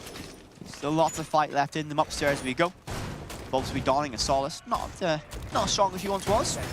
No, but still good. But this setup is one that I love. So what we'll see is Mute will play inside of Humidor with the shotgun, with the C4 ready to top the red drop. You've got the castle barricade to stop a player from getting on the rappel and getting an angle inside of Humidor, and you've got the mirror to stop them from taking control of Piano itself. So it's a very aggressive defense from W7M that just makes it a little bit more difficult to drop Red Hatch, which is something you see teams do oh so often. What W7M want SSG to do is to drop those hatches and try play that way. but they might be forced to maybe take the map from below or go for some sort of a dive through the skylight, because as it's all set up to stop the red drop. The thing is, SSG don't have the resources to do something like that dive bomb from the skylight if they need something drastic. They don't have that Ying, it's going to be a very important part of that. So the addition of the gridlock to me seems like it's going to be a very, very typical take, or at least stylistic approach from them. And the Solus down below is going to be a massive factor for the defense of W7M. Able to hunt out drones, able to manipulate and weave around the map to remain undetected at least best that they can. Be a massive factor though. Dots does take damage early from that window. A difficult angle, C4 prepped and ready. And they will descend down to keep themselves in this fight. This is going to be the threat now. The Solus down below sees that Claymore, knows pressure's arriving on that window, and can make an aggressive push. And well, place their cards a little bit, showing and revealing their positions as track stingers begin to deploy. I like the aggression though. It just slows the attack down that little bit more by creating little bits of pressure at a time. Solus is still below, getting all this information for the team. A ton of utility now being pushed. Fantastic. This is really good attack. There's Capital forcing Dorez up on top of the balcony, but Whippet, they've not been able to play off it. They didn't get that pick, and they've no one to capitalize on the space that bought. So when that fire, when the bees go away, you've lost your two nades. There's not a lot you can do other than taking a gunfight down below, but he's now safe from that in the most sense of it. So SSG, they've played their strat, and now they have to adapt on the fly. This is where the pressure of your IGL falls on, and Ashen is going to fall off that playing camp now. So 4 versus 5, advantage with the defense of W7M. SSG strategy, they've sent it, didn't work, didn't get the space, couldn't capitalize. Now what can they do? W7M have to sit, coast, and be patient, as that time, every second that ticks down, is going to help them up. And as you mentioned, they've got to make that dive bomb. They've got to make that final play. Jumping down that sky, that's going to be a flurry of kills all for W7M. As now it's down to try and recover and scrap away through what's left of this round, but nothing remains. All down to J90. Mirror window staring him down.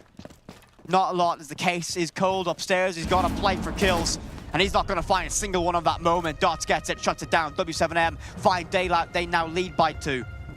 And it's what the desk spoke about. When SSG's plan A doesn't work, plan B is a 20-second push onto site where everybody just sprints in, and it does not work against a team like W7M. I've been keeping track of, the opening picks in this game as well. Only 2 of the 8 rounds we've had so far have SSG been able to find the opening kill. It's been W7M time and time and time again. And you got to give SSG credit for even winning 3 rounds when they've been that much against the numbers for so much of this game. I mean, we like to call it that, the bounce back stat line. Realistically, if you lose that opening pick, how well is our team's able to deal with that? I'm looking at it right now for SSG. They need someone to really play in that tip of the spear lineup. Now, J90 is going to be on the Ash, and that's going to be, to me, that idea. He's hitting shots, feeling confident, jumping on that Ash. I mean, Benja's not a natural entry, realistically, for teams. Plays in a more flex role, and so you need that firepower to be supported. But SSG, on this offense, need to find that opening pick. And for me, difficult defense to do it against. It's going to be staring down the barrel of 2 Yokai drones, 3 Evil Eyes, the Maestro, castle barriers, laser gates, and the mirror window. This is going to be a very, very brutal game of utility usage to break down this defense of W7M. And I love it. And you look at the lineup that's being brought by SSG, they don't really have the best setup for getting rid of tons of utility. Yes, Hibana can be utilized to get rid of some of those castle barricades to open up the mirror window, but for the most part, no Gone 6s in play, nothing really there.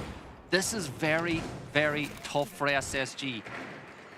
They need to find the opening pick, though. They need to change the way things have been going, because if you give W7M a man advantage on defense, this will be 6-3. I couldn't agree more. Difficult one for SSG to solve. Drone network seems good. Only 3 drones lost from that starting prep phase. Mirror's not detected and able to sneak one more of those drones away. Poking out another one of these eyes of SSG. Every single drone lost could be a massive detriment for this team. A lot of flashbangs to buy themselves some space. The 2 logic bombs, a massive tool as well. But I think they're going to slow this down a little bit, and they're going to try and assess the problem that they need to solve in this moment. It's going to be a lot of utility. First logic bomb goes out, and it doesn't look like anyone's really ready to capitalize of it. Benja's locked out of sight. The castle barrier shut him down, and he's playing on that more solo role, so he's left alone. He has to go all the way up red stairs and likely walk into another set of issues to solve. And the Maestro spotted the Brava drone as well, so this kind of forcing Forest into a tricky spot. There, no. the drone's going to get caught out, and now information is slowly being drained away from SSG. Benja is in on red top of red stairs, but the red, you can see the silhouettes. Everybody else for SSG is currently playing the building externally. They've not gone in, and with that castle barricade in place and the footholds, there's nothing he can do. But Ashen finds something, and that's going to be Dots, and that's going to be the opening pick of this. We mentioned SSG need to find that opening. They've done so. They've now relocated a player to help Benja open up that castle barrier and give them an access into mining. Very critical decision now from SSG as Forrest finds one more Loban off the board, but Benja traded off by Dash, and this is going to be a massive flank by Dudez, finding one. Ashley got one in that chaos, still dancing around the mining equipment, can't do much, shut down two-piece for Dudez. All down the Forest in 1 versus 2.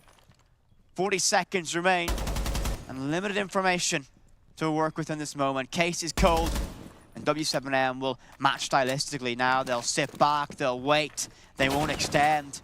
They'll press the advantage by letting the time do all that work. Forrest can trade much more damage away. Not unlosable. Oh, I think he's not going to last too much longer. Tries to get that Case down. Vup swings out wide. Forrest falls. W7M take round number 9. And they find even more daylight between them. 3 rounds back-to-back now for W7M. SSG got the opening 2 kills, but one flank ruined the whole attack for SSG. You can't let somebody walk from pillars right towards mining door and get themselves a kill. It's like SSG are not the type of team that usually leaves gaps that big for the defense to roam around through, particularly when they've got such a numerical advantage. So for SSG, I feel like they... You know the way you counter that argument, did SSG lose the round or did W7M win it? You know, which team made them sick? I feel like SSG's setup whenever they went for the execute lost them the round. I'm going to play a little bit on the opposite side of you. I think W7 had the perfect strat to counter what SSG done. I think SSG, you know, they had to adapt in that re-round. They had to relocate players. They might have got the opening pick, but the amount of time they wasted, they were likely hoping that Benja could use that logic bomb, walk up red stairs straight in the mining and find that pressure. And again, speaking, you know, we're not in the team. We don't know exactly what the call was, but that to me was going to be, they were going to dive bomb on the rotates once Benja walks inside. That's what I felt like that side was all about. And a single castle barrier shut that down. And that's going to be that cruel reality of Siege, of course. It's got to play it sometimes like chess, and that's what we witnessed. So map point advantage now for W7M. They're in a great position. And they've done so well managing their rounds. Let's see if they can continue that one. I've been working with you 3.5 years, and you've complimented NA more times today than you've complimented them in the previous 3 years combined. That is true. However, European import and SSG is my team, so... Oh, Liquid were your well, team. okay, SSG is my North American team when I'm not supporting Liquid. And I'm currently not casting Liquid, as they're against PSG Talent later on today. I love it. The panic on Whippet's face, by the way, whenever I said he complimented NA, like, oh, what did I do? I haven't even said NA drone once today. There's still time. Exactly. There's still time. This is map point, though, for W7M as they look to win the first best of 1 of the Esports World Cup here on the A stream. Remember, there is 2 other games going on right now, and you'll probably hear roars and cheers from them in the background as well inside this fantastic arena. Whippet, a minute gone off the clock. No opening engagements just yet. They've got Grim, they've got Dokkaebi. It's going to be another one of those really fast executes whenever the time is called, based on the lineup that they have. The SSG fan inside of me wants this one to work, but I think W7M are just going to be too difficult to break down in this moment. Everything they've brought has seemingly been able to counter that aggressive kind of one-take style of flight that we've seen from SSG so far. The boogie drones open up that floor, limiting power point positions to hold on to. They'll move through that map, and SSG have the confidence to do so. They know what W7M's defense is going to be. It's going to be a lateral hold of kitchen. Every team does it. So how do W7M hold on against this one? Benja yet again on that solo position, trying to find an opening, poking around for his team. Again, look at the way SSG are moving around this map. Not a single wasted motion. Love this from this side. Everyone moving with purpose. Everyone knows their role. And the first Grim counts are sent out. Dodez marked by it. Logic bombs likely to follow as Benja is going to play a critical role in getting this control in VIP. But under a minute now to work with, and W7M don't need to take risks. SSG have to get aggressive now.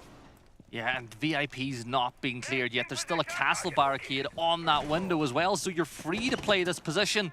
And do we have a bit of a game rotate? Some damage dealt on the castle, but the kill has not been found. They need to win this next encounter, but Vobs finds it with the LMG. Benja finds one trade on towards Dots, but pressure now and time is going to compact these teams together. It's going to be an absolute car crash for a final round, potentially, as Benja's got himself deep inside a freezer, spots the rifle of the player behind the bakery counter, but can't do anything with that, and every second drains away. Dash finds one more. It's going to be a nightmare as W7M flood the kill feed. Benja alone, finding a second round, but nothing he can do inside a kill boxing kitchen, and W7M take the very first victory of the group stages of the Esports World Cup. 4 rounds back to back to back to back, Whippet, to close that one out. W7M dominated the stat line, they dominated the opening picks. SSG did well to get a couple of rounds, but you're never going to win a game of Siege when you're consistently giving away that opening kill. W7M played a fantastic matchup in that. The way they were able to play perfect strats to deny what SSG were doing. SSG on the offense, which we've seen them be better on, fell a little bit flat there, but we're not the experts to break that one down. So I will throw it to our desk so we can break down what we've just saw. Thank you very much for that, fellas. Well, boys, talk to me, because W7M coming out on top with that one. How were they able to finally find that momentum that we've been searching for? I think the SSG Ego Challenge on Cafe didn't really work out in their favor. Cafe is a strong Brazil playstyle map. I think W7M had the script down from the start, especially when they were on attack and they were just setting up beautiful crossfires. SSG, it was like watching ants in an ants hill, and you're like pouring like water into it. Like they just couldn't stop moving, and W7M got the pick time and time again. And even though it's only a 3-3 attacker split, it's still very impressive, the wide variety of playstyles that we saw from W7M. Like a rush in the first round, and then they were able to pinpoint exactly a weaker hole in some of the other strategy, using Captao, using Grim as well to remove strong positions. And then other ones, they were going really slow, step by step, gaining control, and at the end, just collapsing on the bomb site. So it was really good to see that not only are there amazing players in terms of gun skill, but in terms of strategy, they've got some really good depth. Well, I think for the side of W7M, they definitely had a lot of a patient approach in many of those moments as well. For them, I know we were talking about it in the green room, the fact that SSG man advantage definitely wasn't working in their favor a lot of the time as well. So how were W7M able to capitalize on that? Well, like you said, every round for SSG was a man-down deficit. So how do you expect to win these rounds when the main issue isn't necessarily the strat? You're not even getting to there. You're playing 4v5 every round. You're relying on Ashen or Benja to have these heroic moments to save your team the round loss. But W7M was just so consistent on getting those crossfires and those picks. And I think the exact way that SSG should have played against W7M was how W7M played on defense. We saw SSG trying to isolate them time and time again, and W7M didn't move. There was so many moments where you'd see 2 Capitao bolts, a nade, and just no picks are coming through off of that utility. And this was one of the things that I pointed out before, is that the problem I see with SSG is they had a clear game plan, right? In defense, we want to get aggressive early on. We want to prevent them to get the early control, and then we fall back and play to the late round. Now, the issue is when consistently you try to contest heavily on the other side of the map and you consistently lose a player, you need to change your playstyle. You need to go back to playing passive. And I didn't see that. I didn't see that adaptation. A 3-3 split in defense is not ideal. So I needed to see more of that, more of that adaptation to go back closer to bomb site. And the rounds that SSG were winning were usually in the last couple seconds of the round, where the first initial trade didn't work out, there was a heroic play, and then they focused on just stalling out the rest of W7M. That's when SSG felt the most comfortable. Well, who do you kind of look towards on the side of SSG to be the voice of reason, to kind of change up the strat on the fly as well? Is there anybody in particular that you would expect would have that capability in them? From playing with Forrest, I know he has that shot call ability. My only issue is the game vision that he has. Maybe it's just sticking a lot to what callout the coach had as a game plan, and maybe not going away from it. False has a lot of experience. False also has a great game vision, and he could be the voice. Ashen is full of confidence. I'm just not sure it's necessarily his role to find solutions strategically. So overall, that might be that still issue of leadership in game that I talked about early on in the pre-show. They all have so much information to give, But you're right, when they go into these games, they are heavily relying on a counter strat, especially when you take a team that is good at Cafe. They knew exactly what they wanted to do against W7M. And I think it just proved that the amount of adaptability when it comes to these best of ones is more important than the preparation that you put beforehand, because W7M was just firing on all cylinders. Yeah. And when you're getting picks outside of the map before the round even starts, I mean, it doesn't really bode well for the strategy that you came into the map prepared with. I do want to give props to Ashen, though, on side of SSG. Yeah. I feel like he definitely had a standout performance as well. We saw Benja kind of warming into it as well. But I do believe, waiting on the sidelines, we have Lobin ready and waiting for an interview. So let's go ahead and check in with him. Hello, Lobin. Congratulations are in order for you and your team. I want to kick off the discussion by kind of chatting with you a little bit. My wonderful analysts were pointing out the fact that, you guys have continued to make strides and improvements in your gameplay. Was there anything specifically that you and the team noticed really needed working on before you came into EWC? Probably just getting more defensive rounds. We used to have a little struggle on the BR6. A lot of times against Liquid, you won on the games that were for the major. We did a lot of mistakes. Like I think just because we are a new team, so some mistakes were made and we weren't capable of get the spot. So we focus on that. It really worked on the qualifiers for EWC, and right now I think we are very consistent and everything's working out. Yeah, I'm glad you brought up the games against E1 and Liquid. Specifically, I want to touch on the Liquid game where you guys actually ended up 7-2ing them on Cafe. Were you expecting Cafe to be the map that you played against SSG? Did you think they would bring a lot more counter strats? Did you guys change anything in beforehand on Cafe leading into this game? We expected Cafe to be one of the maps that probably they wouldn't play, and we expect either Cafe or maybe a skyscraper. But I think we are pretty confident on Cafe, and we didn't really change our plays or anything like that. We focused on being like really paying attention to the game, because they are really aggressive in a way that doesn't make really sense. If you see the attacks of our rounds, we are getting kills after kill in the start because they move so much. Yeah. So we don't need to change so much. It's like a more of a playstyle thing than a tactical thing. And yeah, we just focus on ourselves, and on defense it was more like of a just do our game, relax. They're probably going to do some mistakes, and that's it.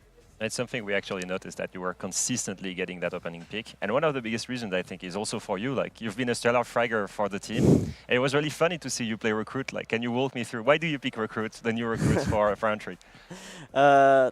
First, I like having the nades and the flash, so it doesn't matter what happened in the round. I have a lot of utility to just do anything. So if we need flashbangs, I have it. If you need to break something, I have it too. If you need a breacher, I am a breacher too. And I love the gun. The Maverick gun is so good, and I end up have a shotgun to do some verts if I need.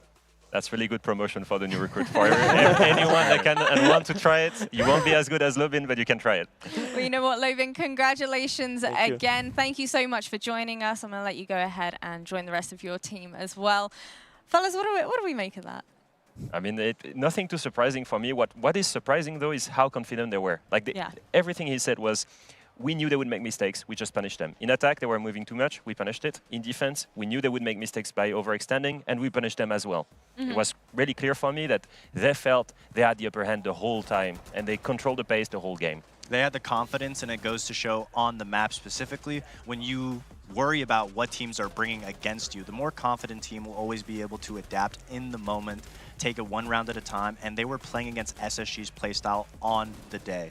They were just running their defaults, and they were adapting to what SSG was throwing at them. And that's because they knew that if they just play off of each other, they swap up their playstyle a little bit. And I'd assume the help from Volp's voice is able to give them that little extra push every little round to always maintain the ideology and the idea of how we're going to win the round. What's the main winning concept? And they knew a lot of it was, let's just get the first pick first, and then the rest is just, we just trade out. Yeah, we didn't see anything too disruptive from SSG. That's my biggest thing. When you go into a map like this, you're expecting that map, you're counter-stratting, I'm expecting you to be disruptive in your playstyle.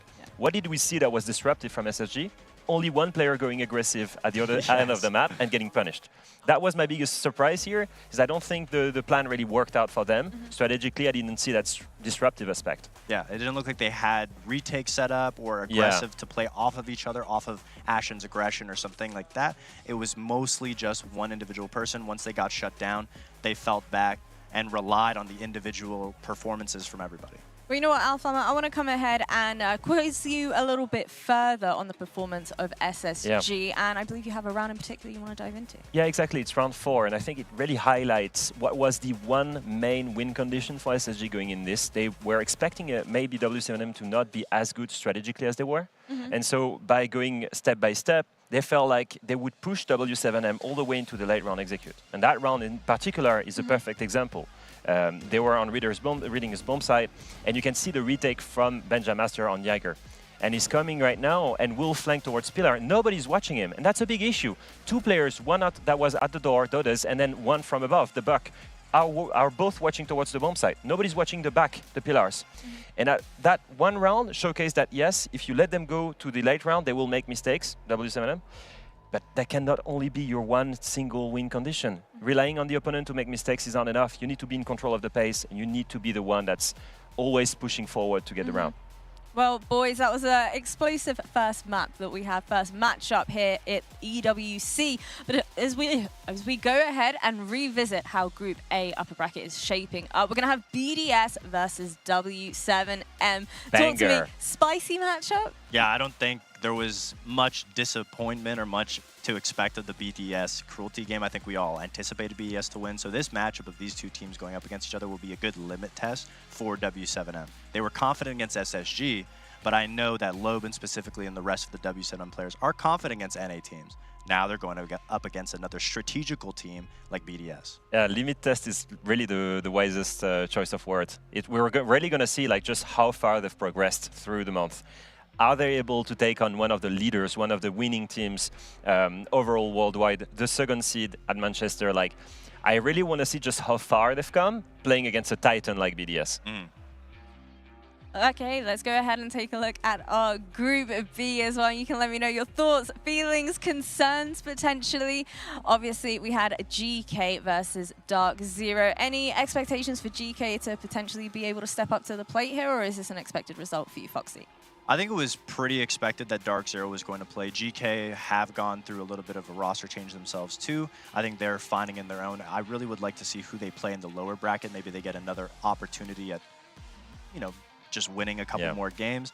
I'd expect Furia to end up playing against DZ, and that matchup will be a little bit of like a bloodbath. Yeah, I'm expecting it to be close. Maybe that's why we don't have the results yet, but you guys can always check it on the other stream. For Geeky, I'm not surprised as well. Like, I haven't seen them really perform well internationally since Atlanta. They've been through a lot of roster changes and really found that same recipe. Somehow they still get the one spot from Saudi Arabia, but never really that confidently taking on big teams. Okay, all right. Well, we still have plenty more matches to go. Lots more Siege still to come as well. Our next matchup is going to be ITB and Furia. What do we think about this one? ITB Furia. I mean, ITB, I think there's a lot to say that you could see from them. They had a good showing in Manchester, better than I guess I would have expected. Furia on the other side, I feel like they've only been on a downwards trajectory since they've become Furia. I mean, it's difficult to match up to a year of winning every single tournament. But once you get this comfortability of a new org, you know you're the best team in the whole year. Yeah. What is there left to play for? And if there's an event to switch it up, it would be this one. Yeah, for me, it's the biggest clash of Siege philosophy. Like, you have on one hand ITB grown up from tier 3 players that play really well together, that really believe in building a strong team, and the team play will overcome any skilled team. And on the other side of Furia, I'm not saying they're not playing well together, they do. But their real strength is just how good mechanically their players are, and they revolve really heavily on winning those gunfights. So two completely opposite way of playing Siege and of imagining in a world-winning team. So it's going to be interesting to see which philosophy of Siege wins this. Obviously, Furia still is the favorite here. All right, well, only time will tell which of these two teams will be walking away with a best-of-1 victory, and that is going to be after this break.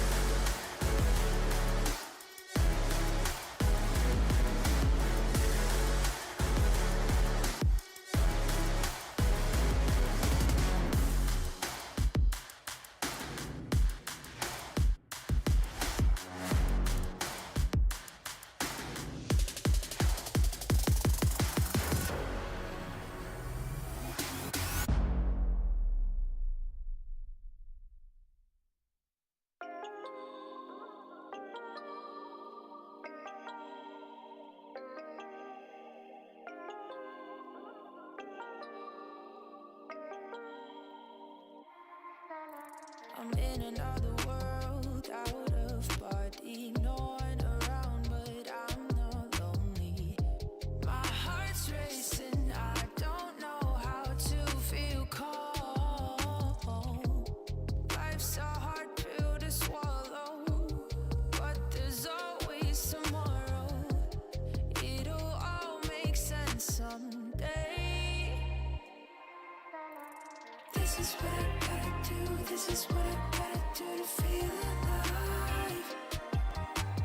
Even if I don't understand it all the time, I gotta let myself feel everything, even if it hurts. Sweep it underneath the rug, will only make it worse. This is what I gotta do, this is what I gotta do to feel alive. Ignorance is bliss, I live like this, oh what a mistake. I guess it was better to feel numb than to be wide awake. Wide awake. Life's a hard pill to swallow, but there's always tomorrow. It'll all make sense someday. This is what I gotta do, this is what I gotta do to feel alive. Even if I don't understand it all the time, I gotta let myself feel everything, even if it hurts. Sweep it underneath the rug, will only make it worse. This is what I gotta do, this is what I gotta do to feel alive.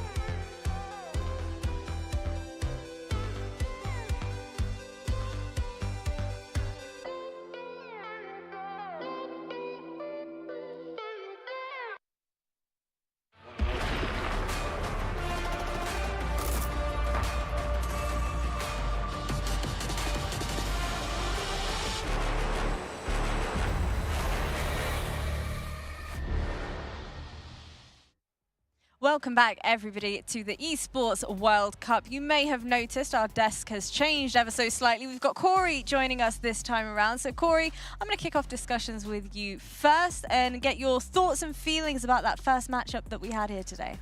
I'm a little bit disappointed. I mean, I'm a big Benja Master fan, and I've expected a lot from him. I've expected a lot from him going to SSG because I love the way Callout is like just implementing this team and creating this team. And, you know, well, seeing them, I don't want to say underperform, but seeing them not perform as a team together made me a bit sad. Yeah, a bit sad, yeah. I want to say it's growing pains. We talked about it, that SSG is a better home for Benja, but it changes everybody else on the team's roles. It takes a little bit more time to get your footing right. Well, you know what? The next matchup we're going to have is certainly one that I know that you're excited about, Corey. But before we go ahead and get to it, I want to go ahead and check in with everybody that's joining us from the comfort of their homes and find out their STC predictions for this next matchup. It's going to be ITB versus Furia. Go ahead, cast your vote. Let us know who it is that you're cheering for at www.stcplay.gg. And I think that leads me in quite nicely to come on over to you, Corey, and you can chit-chat with me a little bit. ITB and Fury, we heard Alphama mention it a little bit earlier on. This is going to be an exciting matchup. Definitely. I mean, we know a lot about Furia. We've seen them. They've won basically everything last year, but we don't know too much about ITB. For the international people, they've only seen them in Manchester. For the European people, we know them. They are performing. They're the second place European League team. They've lost to BDS with like one map, which they barely lost. So they've performed amazingly in European League, and no one expected them to do that, especially because 4 of their players are very new to EU-League, I'm going to say. We have Noah, who's been playing for a year, but who hasn't had the best performances, till that team made the remake with Kangaroo Kenny. Amazing coach. He's reworking these players, and he's kind of giving them a new momentum. And we have a mix of, here we see them, Azza, Kreetz, Noah, Kendra, and Oscar, and we have Kendra as the team captain. He's the older guy in the team. He's the dad of the team. He's the one who's been at many events, at like 6 invitationals, at majors. He's won the Pro League final in Tokoname back then. And the rest of the team, we haven't seen too much of them, besides Manchester, but it's completely fine because they are the young gunners. They bring the energy. They are the people that Kendra enables. And I think, at least in European League, it has worked amazingly. In Manchester, it hasn't worked that well. I think the event was, even though it was a big event, for them there wasn't a lot of travel. It was a home event, you know, they kind of were getting ready. And I hope today we will see more of them, especially in a best of one, because Kendra himself said, if we play Furia, I want to play them in a best of one. Having a vet and a bunch of rookies around them is usually the ecosystem for a good team. But since we brought up Manchester, one thing to take away from that event was the lack of firepower that I would say from this team. It looked like they were relying a lot on big individual plays from 1 or 2 specific players, as opposed to the whole team feeling very structurally sound when it came to them playing against other teams at that level. Of course, it was the first event for 4 of them.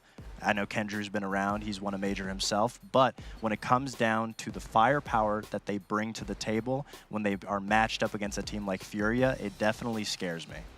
Yeah. We kind of have 2 philosophies of Siege, and I think especially with like the way ITB is playing, it's very strategical, very prep-heavy type of playstyle.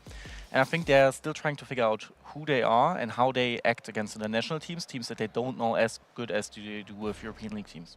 Well, for ITB, they've certainly not got a whole lot of interregional experience, especially when it comes to their opposition, which they're facing. So what about Furia? Is this going to be a lot of a struggle for them? If so, why? Where do you think their strengths and weaknesses are going to lie in this matchup?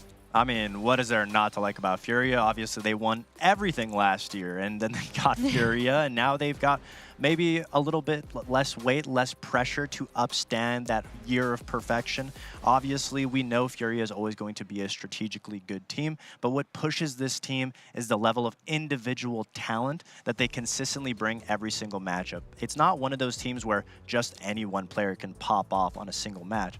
Usually 3 to 4 of them are dropping double digits and always dominating the kill feed, as opposed to a team like ITB where it's the other way around, one guy carrying, whereas the rest of the players are trying to make sure that they're feeding him the info. Furia though, even though they've won the whole last year, I will say, I don't want to say that they've been struggling or underperforming, but when we are used to the standard that they bring to the game, it doesn't look like they've been meeting that standard of play. Is there any particular reason for why you think that might be? I mean, the fact that they won multiple events, usually after a team wins a major, they usually struggle and dip down. They won a whole year of domination, and now they've just had a little bit of growing pains. I mean, they lost to Liquid in Manchester, but that was still main stage. It doesn't take anything away from them. Obviously, interregionally, to make it to EWC, they only played against E1 and Fluxo. So it wasn't the biggest challenge of a road to get here, and they were the fourth seed coming out of Brazil. So when they get to events, they power up, but we're going to need to see them starting sooner than later. What do we think about the difference in playstyle heading into this now? Is it favoring anyone in particular? Because this might be a little bit of a hot take. I think it's rough. It's really rough to say, because like I said, we have these two different philosophies, and there's not like this is right and this is wrong type of way. It's more of a which team pulls up better on the day.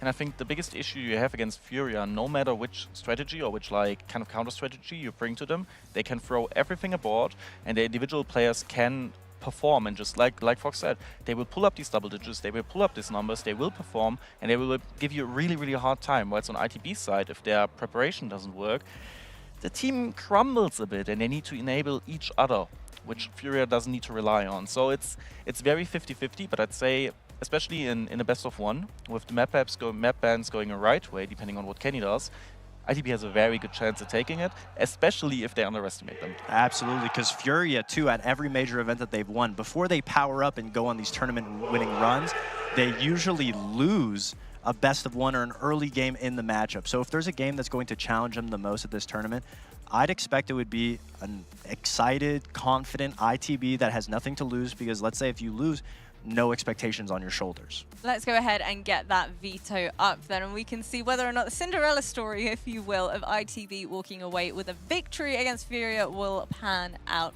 Let me know what you think. I think Furia is one of those teams that any map that they go to, they're going to be comfortable on. So it's more or less, like Corey said, what map does ITB want to go to? And Border being the map that they go to, in my opinion, I would not strike ITB to be a strong Border team. I would give the edge to Furia on an aggressive-sided map. I mean, I'm definitely agreeing with you that Border is an aggressive map and that Furia as individuals is performing very, very well on Border. But we've seen ITB play Border, and honestly, they have an 86% win rate. They've won it 6 times, lost it once. The only time they lost it was against BDS. And in the rematch, they've won it extremely dominant.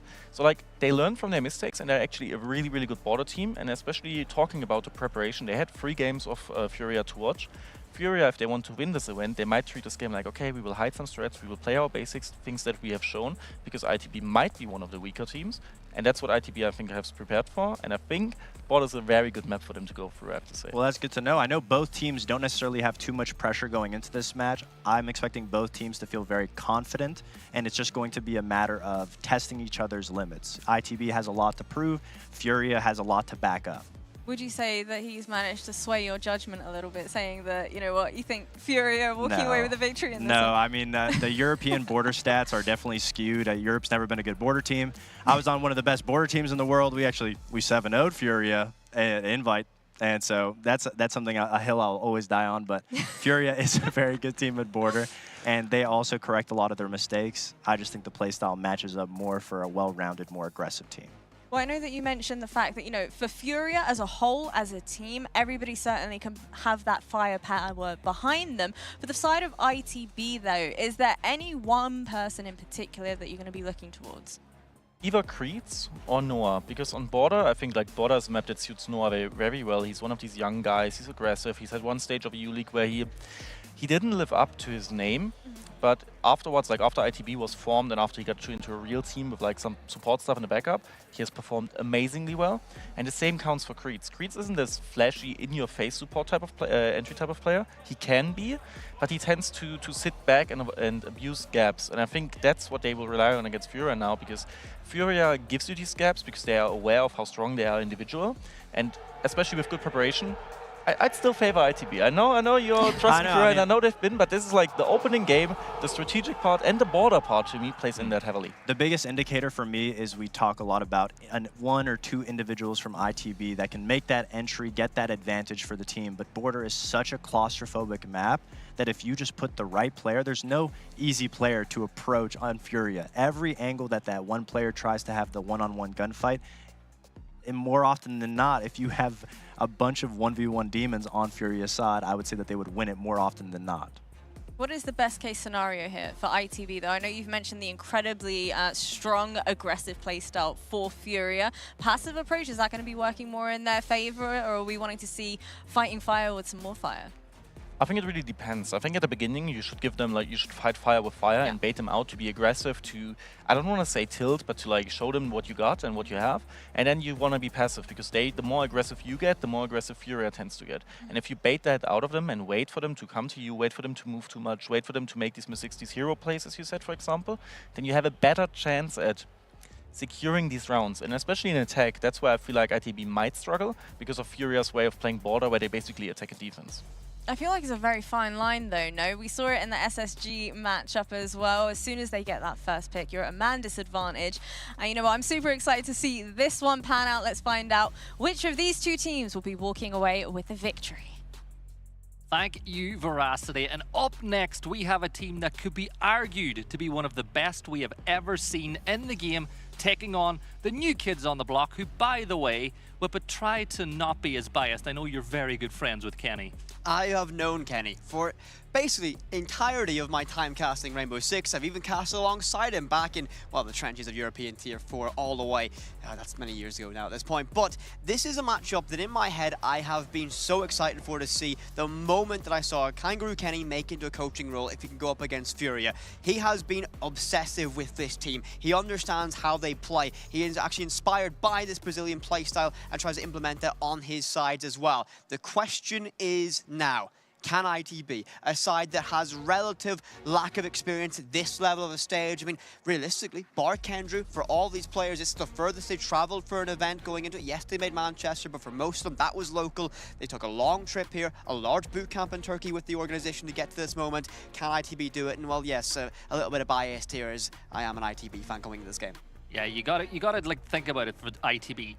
We spoke to some of the players before this game, and they said they wanted to play Furia in the best of ones. They felt their best chance to beat them was in a best of one.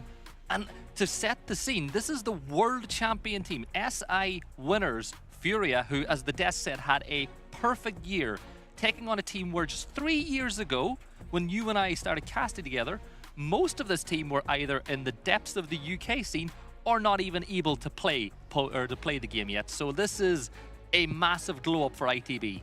It is. I mean, but we'll talk about ITB a lot. Of course, there's the other side of the table. It's Furia, the only team in the modern era of Siege to achieve the triple crown. Victories in Copenhagen, Atlanta, and in Sao Paulo in what is going to be an instant classic. Already is an instant classic when they beat FaZe to get that job done when they were under the moniker, under the organization W7M. They've moved the Furia, and it's not been, I would say, a direct translation of success for this side. They made it to the quarterfinals of the Manchester Major, and they lost to Liquid. I was very smug in the crowd for that one, as I am a lifelong Liquid fan, but that to me was a little bit of indication that maybe they're, I wouldn't say poor form, but lesser performances in the regional leagues. They're never the top seed out of Brazil, might translate to international play. New meta, new style of play coming into this, and the new matchup is the very first time we've seen these teams go head-to-head on an international stage, or any stage for that matter. And of course, Border, our desk talked about it.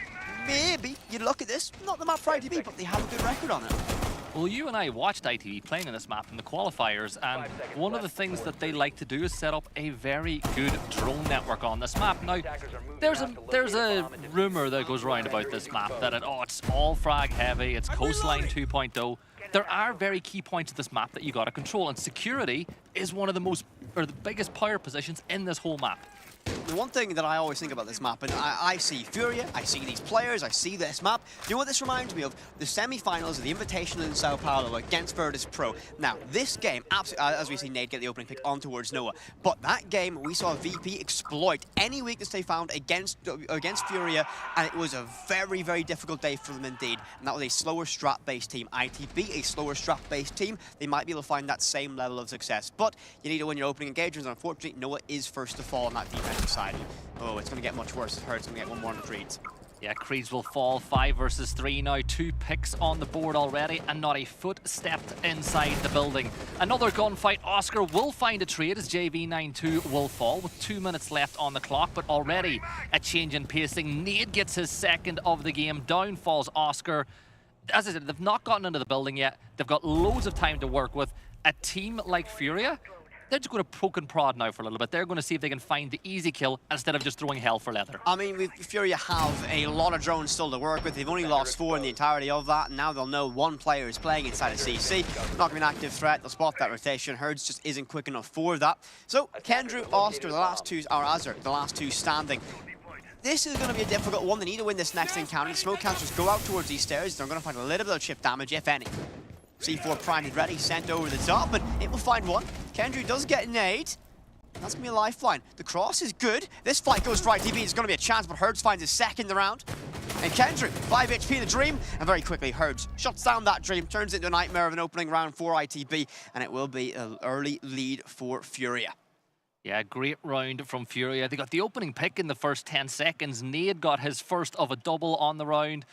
It's a map where you don't need to enter the building at all to get those opening engagements. You can sit around the windows, you can bait, and as you can see, normally some of the defenders, particularly on less experienced teams, they're going to get over-aggressive, they're going to over-peak, and Furia are going to sit and wait for that kill. And as we said, Furia, you can easily put down the argument to say that they are one of the best teams in Siege history. They're definitely top 2. You know what, they're definitely in... You know what, yes, I can agree with that one. There will be debate forever about the 2 dynasties, as much as I despise that phrasing to go into it. But of course, the triple crown going into it. So they do lead here by 1. The question that I have, and as we look at this for ITB, is can they control the pace of this matchup, and how well can they do on the defense? This map does slide towards that offense, and this is going to be, again, a survival mode a little bit for ITB. They want to mitigate as much damage as possible, and that's easier said than done against a side like Furia. Creed, a real standout player I want to point out here, needs to be able to find success and is very good at finding the gap. Now, Furia don't leave many gaps, but if there is going to be a single crack in this offense, Creed will be the player to find it and has the mechanics to make full advantage of that. Azur, another player worth mentioning on the Mira, the IGL for this team, who also plays entry roles quite frequently for the side, and people don't normally know that Azur is the IGL because he plays that role, but it's a very important thing to do, which means he can call attacks around him as well to enable himself to have very good games for the team. So yeah, keep an eye on what Azur can do as well. We haven't touched on the bans yet so far. Of course, Grim, Valkyrie, Azami and Monty were taken out before we jumped on board with our players for this. And that does mean Ying is available. KZ, Dawn's the operator from Hong Kong. And the thing about this that is going to be a little bit of an issue is Furia now have that availability of that massive 1, 2, 3. Candelas go off, let's get control. On a map that's as compact as Border can be, Furia are going to take full advantage of that. And I wonder how ITB will adapt to the addition of the Warden on Kendrew, a very clear adaptation of it, and a C4 sent out to the ether, a big bit of utility, absolutely wasted, and a bullet hole opportunity. As Siege timing will curse and believe Kendrew that was, as he falls away at the wrong moment to not make the full advantage of it. The mirror window has fallen as well, which means that position on half wall is a little bit more difficult to play. So Furia, without getting an opening kill, are starting to gather some control on the map. Creeds now is just holding that angle from top metal, waiting for this peak. Creeds misses the opportunity to get the kill as KZ will drop down to 46 health points. But that's an opportunity lost. Those are the chances against Furia that you got to take. But this is actually going to be a massive benefit now as they get that DBNO. As Creeds did miss that first fight, he falls back. And, well, he didn't drop that hatch. And Furia have got 1 player stuck in DBNO, a fair amount of damage done towards KZ, and time wasted on that recovery as Candelas cover that away.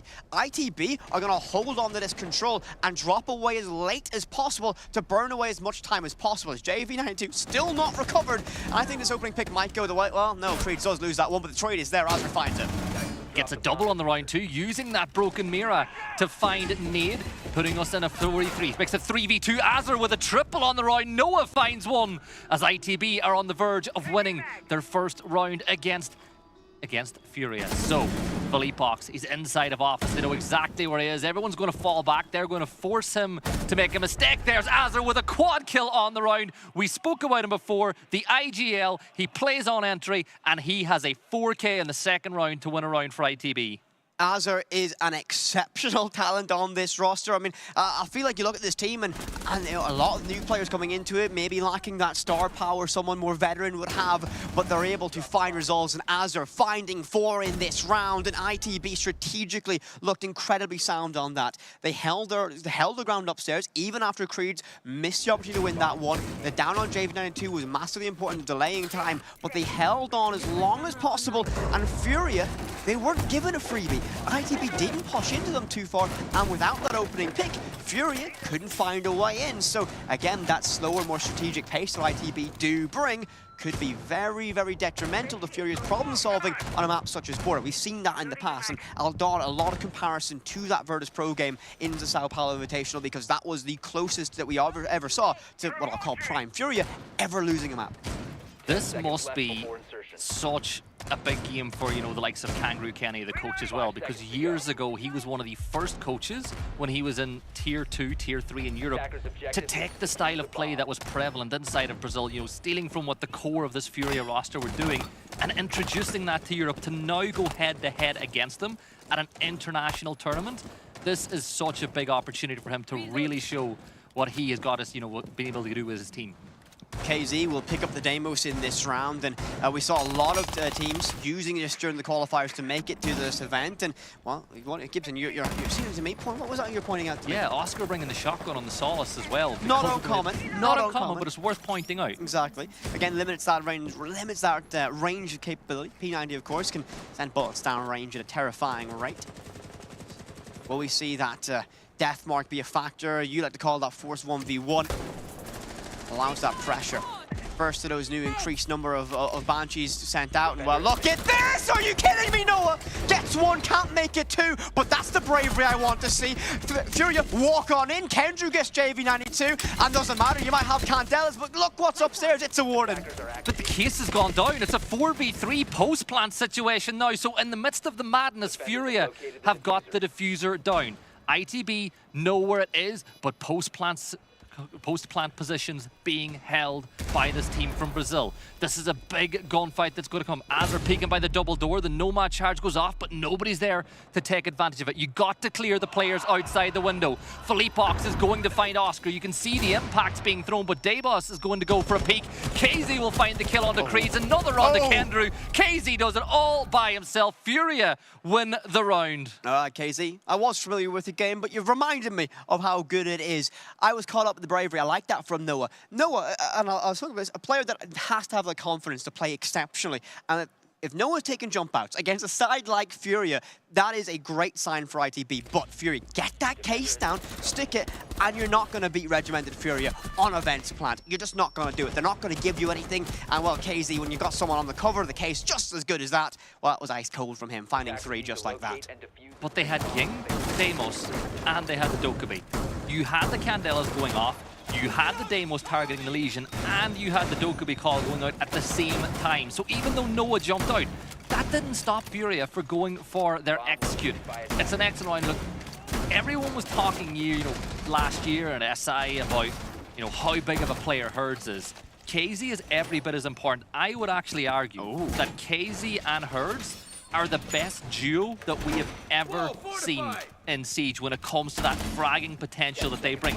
Both of them, Whippet, both of them hold the SI kill record.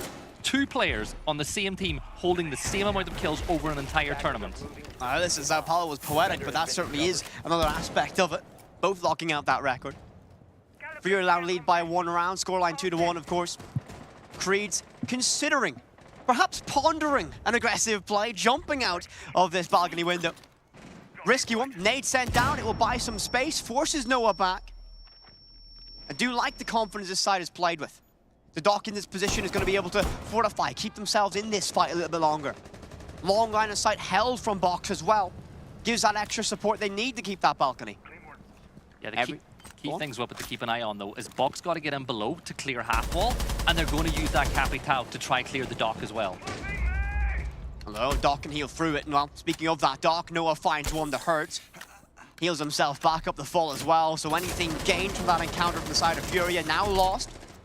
They lose that IQ. Nade stacked up, double loss of shield, double claymore. Everything to hold that take. Archives is the primary intention of this take. Does ITB realize? Do they have the resources to deal with it? Capital ready, this is going to be a perfect execution. Not much you can do against that one. And that's why they're your world champions. Kendrew caught out. Great cohesion from this side, and the execution likely imminent. Toxic counter slows that down, and that 10 seconds gives ITB a blanket to make the adjustments and their changes, but Nade retracts that shield and falls back. Maybe Furia might try something new. Yeah, but they've got all the crosses being held. They've got the, you know, reverse verticality on the site as well. The time is being choked up, but look at how quickly they're being forced to use those toxic canisters. But this is not on schedule for ITB whatsoever. Furia are just forcing them into positions. Oscar with a huge C4 is going to find the kill on Nade though, and that changes things because there's another kill from Creeds. That C4 gets the case down cold out in that balcony. Creeds finding one more to Philippox. That's the quickest player that they could have used to react. Everyone's far away. Sandwich window and downstairs. Furia, 60 seconds, lots of time to make rotations. They need to win every engagement on the way. Up metal stairs, gonna be JV92. We hop on board, has the information and wins the fight. Oscar gets one in the chaos. KZ falls.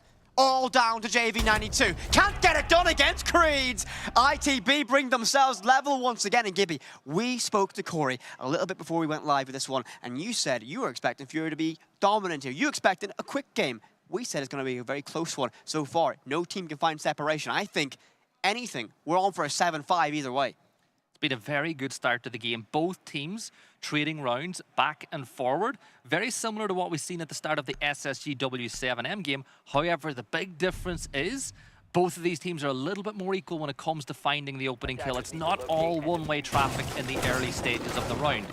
Now, let's not get ahead of ourselves. This is... I might. No, I will. Yeah, for those of you can't see Whippet at home, but he is bouncing around here. We were like, we're going to go very calm with this game. It's a best of one, you know, nobody's going home. But Whippet is bouncing off the ceilings because ITB are playing well. Listen, ITB play well. I'm cheering for them. My inner fan comes out. A little bit of secret. Every caster is a little bit biased. I'm just a little bit louder with mine sometimes. A little bit. A little bit. Just a little bit. Tiny bit. They moved the schedule around to make sure you wouldn't cover a Liquid game because they knew it would just be the Liquid show. Yeah, that is true, unfortunately. But, I mean, okay, I'll bring it back down, back to neutral observer. ITB have played this very well. You're not an observer, you're a caster. The deadpan stare I've just given the camera. I should have given it to Gibson for that one. But ITB have played this very well. They've slowed down Furia, and they've kind of neutralized that very aggressive tip of the spear style so far in the rounds that they got victory on. Key's going to be keeping up that opening pick on this defense for ITB. Shield comes out, though. Philippox on that blitz. Difficult tool to solve for ITB. Again, can buy that space for free. Not for free, but very quickly. And I think it's going to be a very scary experience for Noah. Crossfire just ahead of him, and a shield can be bearing down upon this lineup as the Candela is sent in through Dome. And here we go, Philippox will charge on in, take that control, but the cover is good from Creeds. And why not pop out for two? ITB go huge, finding three just like that, but there is one trade, and Nade gets it back on Creeds. That is a big kill on the round, but there we go. Noah finds another 4 versus 1. It's all down to Nade. ITB, they forgot they were sleeping on Creeds, who plays that position all the time on border. If you do your VOD view of ITB, you know that's where Creeds is going to be found, and he manages to get a double. So, at this point, Nade's going to sit outside. He's going to bait. The case is cold.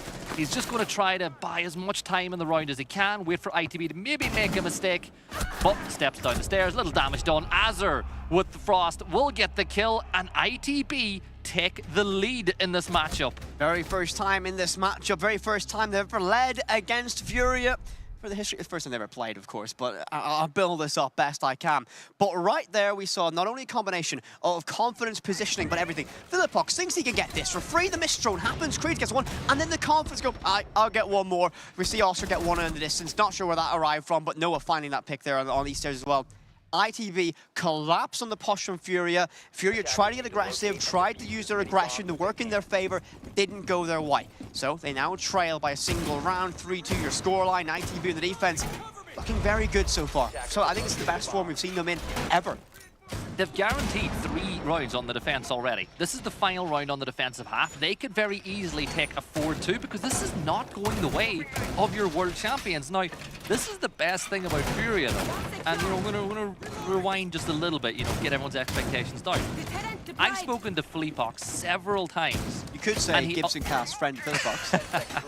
Well, now that you say it, I don't think he feels the same way. But to me, it's that way. But he told me that they have to lose a game at every event. He's like, if they want to win the tournament, they need to lose a game early on to reset their mental. Now, I don't think when he said it, he meant game number 1. No. I mean, you got to think about this, though. Today, with the format we're running today, of course, it's going to be a best of 1. You lose as best of 1. You're into an elimination best of 3 later on today.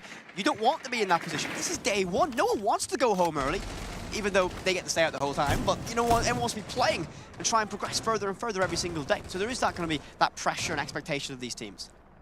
Yeah, you were waiting for Creeds to maybe be in that position, but he's gone. I saw that window open up. I thought Creeds was going to send it on out again. I would have been stuck to the ceiling if that happened. I would have jumped up with joy. Well, there's Herds getting a freebie onto Oscar. He finds one. He knows there's a player in and around half wall, as well as the we call the logic bomb has been deployed. And at this point, if you're in that position, you got to turn off the aggression a little bit. Creeds is going to swing and Creeds is going to fall. Actually, Creeds gets put in the DB&O, but he gets the kill on to Herds. Should be cleaned up pretty quickly. Malusi's running in. Malusi's going to fall. JV92 with a double inside of Fountain. And now Furia in a really good position to get the 3-3 half.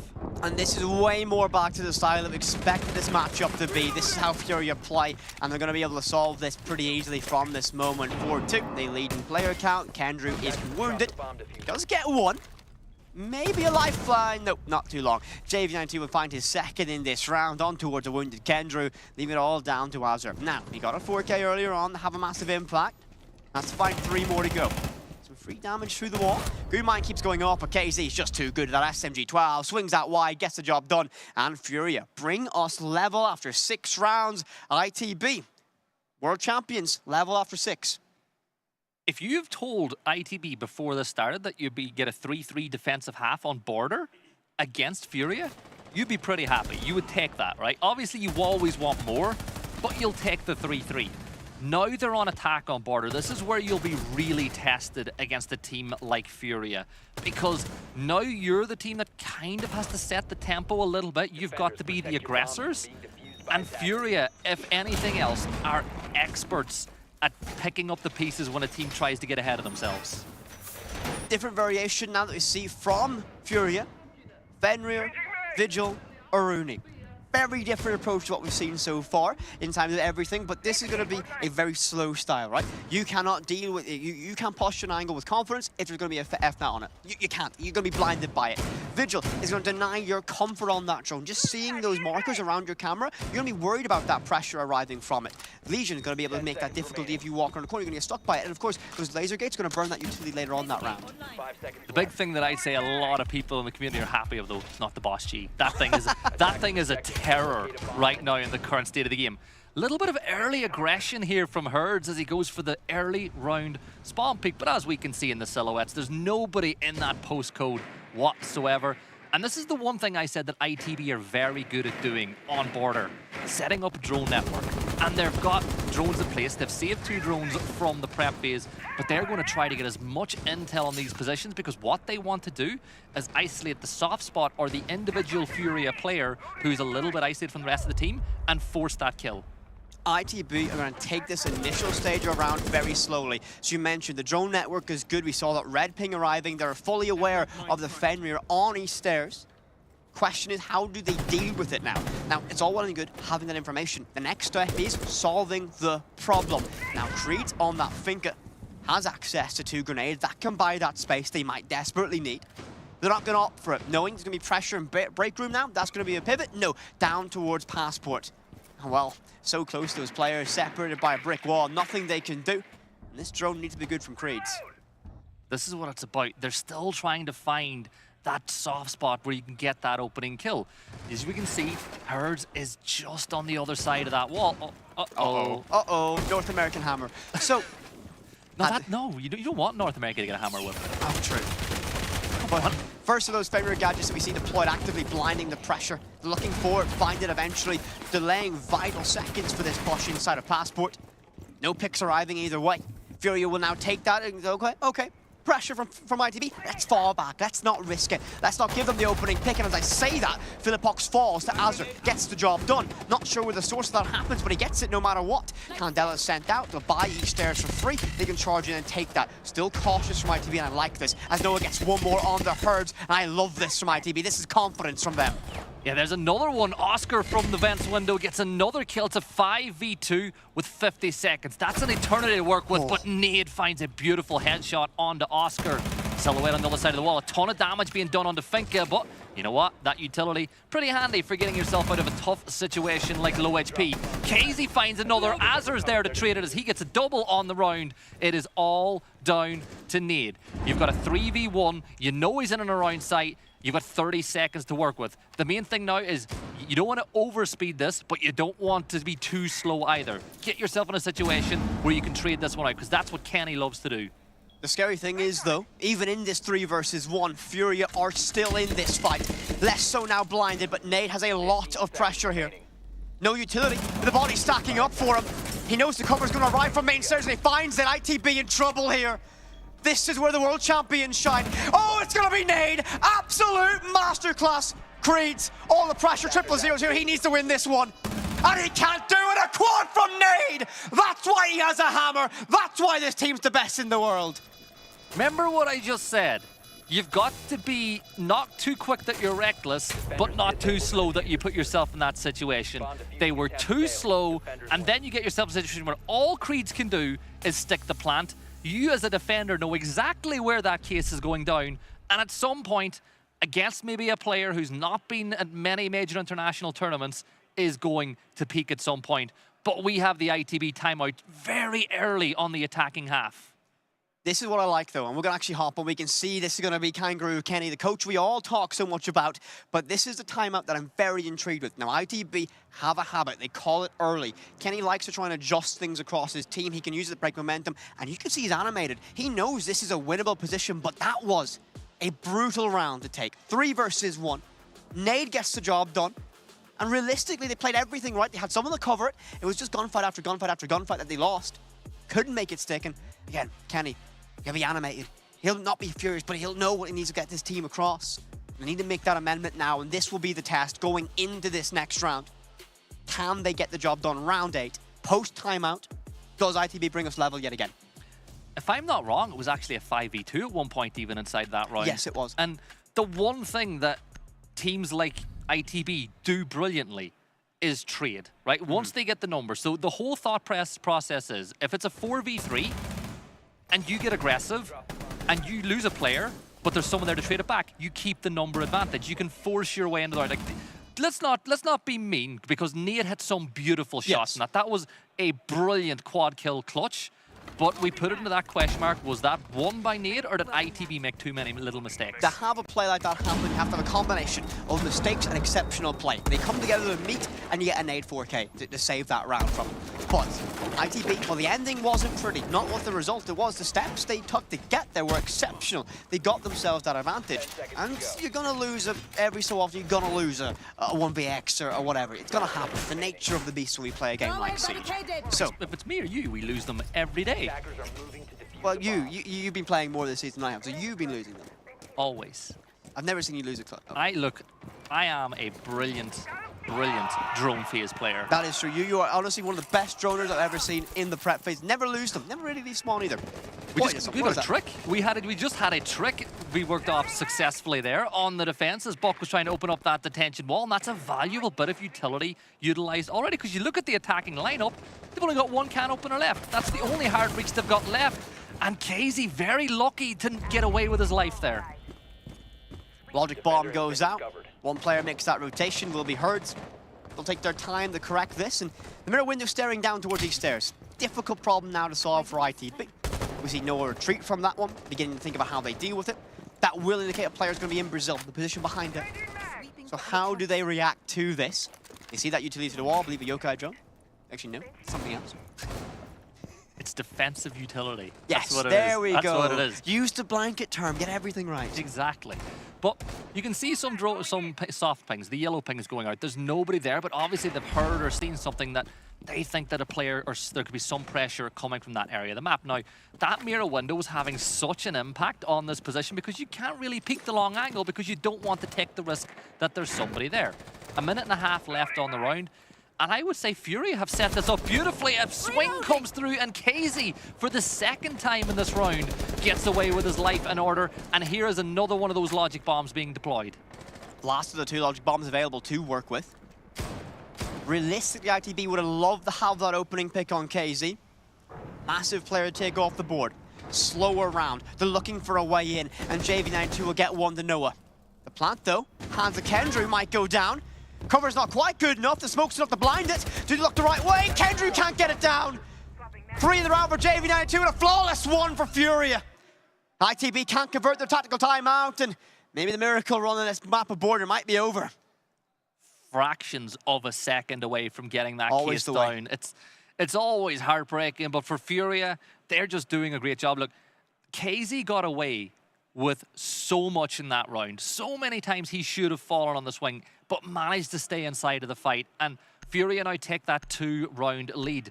It was a great defensive setup. Like ITB, they didn't look ready for it. The fact that we had the trick on the detention wall very early on, put them off their pacing a little bit as well. So Furia did that defense excellently. Now, we changed site, and a little difference to the norm. It looks like they're creating a rotate using the castle instead to create a corridor that a player can play on the bottom of East. I actually love this when teams do this. It's such a difficult thing to break down, and often you find it where a player in the later stages around Who? Oh, yeah. Okay, for anyone who's curious, Gibbs is asking who will be stuck in that frost map. Azure. So, I'm sorry, Azure, if I've cursed you for that one. I apologize. Gibby made me do it. Of course I did. Shocking form from you. But normally we see this little corridor, the castle barriers down by the bottom of these stairs just be such a difficult thing to solve later on in that round where teams have less utility, less manpower to make something happen. ITB, you trail by 2. I'm going to say this, and I think this is going to be a must-win round for this side. They need to stop that map point advantage. They need to stop Furia feeling comfortable. And while speaking of a team feeling comfortable, Herds definitely feeling confident against this side. An aggressive run out all the way, peeking that spawn point, and you won't get anything from it, but the message is there.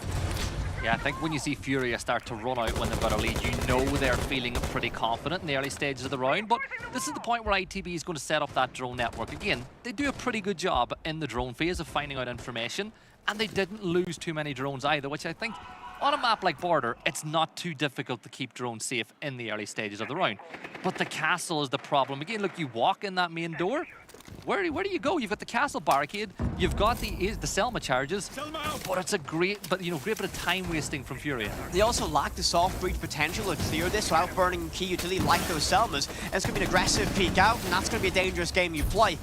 JV92 gets that pick. That's the opening one. Advantage Furia for this round. That's a tough one. As they're off the board early, but again on that IGL roll, can deal with it from the back and help his team from this moment. JV92 does find a second one. Kendrew's next to go. KZ gets Noah, and the cascade begins. Furia will likely collapse on every member of ITB at this moment. They need something. Creeds, Oscar, last 2 standing. They have the talent to make something happen, but can they find a way in? I've seen Oscar many times be on the winning side of numerical disadvantages, but it doesn't look like it's going to be this time. Herds is able to get the headshot. It's a 1v5. It's all down to Creeds. They know he's in security. They're tightening the net, but Creeds is starting to fight his way out of it. Finds one on the Philippe box, gets a second one. They're all flooding towards him. He gets the down, and there's the kill confirmed. Creeds is on a triple. Now, here's the kicker. Creeds has both his drones, he's got utility, and he's got a minute to work with. JV92 is on 20 HP. This is actually very winnable for the newbie. This is a lot of pressure on Creeds. Not full HP himself. Single bullet from that ARX will be enough for JV92. Won't take much more for Nade. Frost mats a factor in this round, and remaining castle barriers will be a massive detriment. Rotating bathroom has been patched up. No easy access point for him. And well, no easy fight either. Nade's going to get that one, and Furia very confidently position themselves on map point here on Border. 4 rounds in a row now without a reply from ITB. They've had opportunities, but Furia are showing why. Again, when we talk about the best teams we've ever had, they're in that list. They're, that was troll time. They allowed Creeds to pad his stats a little bit there, and you give credit to Creeds. He did an excellent job getting those 3 kills. But again, it's a 5v1. You're going to say, yeah, you know what? A couple of you go have fun. But 2 of us are going to anchor on site because we've got, the frost mats. We've got everything we kind of need to slow down the attack if they do lose those 3. Very good job from Creeds to capitalize on troll time, but it was troll time, so There is that. And of course now Furia do lead by 3. Map point advantage here on border. As much of an ITB fan as I am, this is a difficult spot to find yourself in, no matter who you're facing or what position you're in. They're trailing by 3. Last 3 rounds have been tough. Been a really, really hard attacking side for ITB. Furia have been in complete control here. Again, there's reason why they won the Triple Crown. There's a reason why that they are a team that people describe as a dynasty, as that new generation of them. Can they get the job done and close this one out? Or does ITB have a little bit of life left in the tank? And they find something here. Well, when we look at the teams too, I expect Furia to be in the final of this event. You know, That is true. This is the Esports World Cup and they're the world champions. Of course they're going to want to win here. Exactly. Massive benefit. I mean, you speak about the Esports World Cup, there's also massive implications for sides like Liquid in the Club Championship. We'll maybe touch about that a little bit later on. Defender has been discovered. Run out some Herds, playing a very similar position that we saw Noah doing earlier. Dog on the CC corner. Cover set up from box as well to give him that freedom. Extra confidence, extra cover to make this work. Again, there's that drone network we talked about from ITB. Herds playing aggressive. Again, this is going to be a little bit of a moment, though. ITB will see that detected, see that, he does it again, runs out. And this is going to be a distraction for them. Are they going to commit to clearing it, or are they going to play a little bit more passive? And just trust me, that is KZ up there. You can still do it. Yeah, I saw the tweet. I saw the tweet where Pengu was like, have they removed this for us? You can still get there, Pengu. Don't worry, maybe the Brazilians can teach you. Right. Oh, what is this? Oscar walks in behind the buggy drone, finds KZ boosted up there. Needs to find more. He's stuck in no man's land and gets shot down by JV92. Creeds gets Philippox and ITB have a little bit of life left in the... Oh, what a freebie. Walks into that one, his name. The trade is there. Flurry of kills across the map. And it's all down to this. JV92 left alone against 2. Deimos is in play, and that's exactly what we see. Deathmark arrives, but don't stack up! No, not again! Not again! Noah says no! ITB have a lifeline. That's what they needed, and Noah delivers when ITB ask of him. I still can't get over the fact that Casey had no clue. He did not. He was like, we were in the middle of showing everybody, you can still get there. Exactly. He was like, I'm going to stand here to show the stream that it's still possible. And then Creeds rudely interrupted him. What a play, what a play. It was Oscar, sorry, Oscar. Yeah, unconventional walks in. It's a little bit of a surprise factor. Casey's like, what?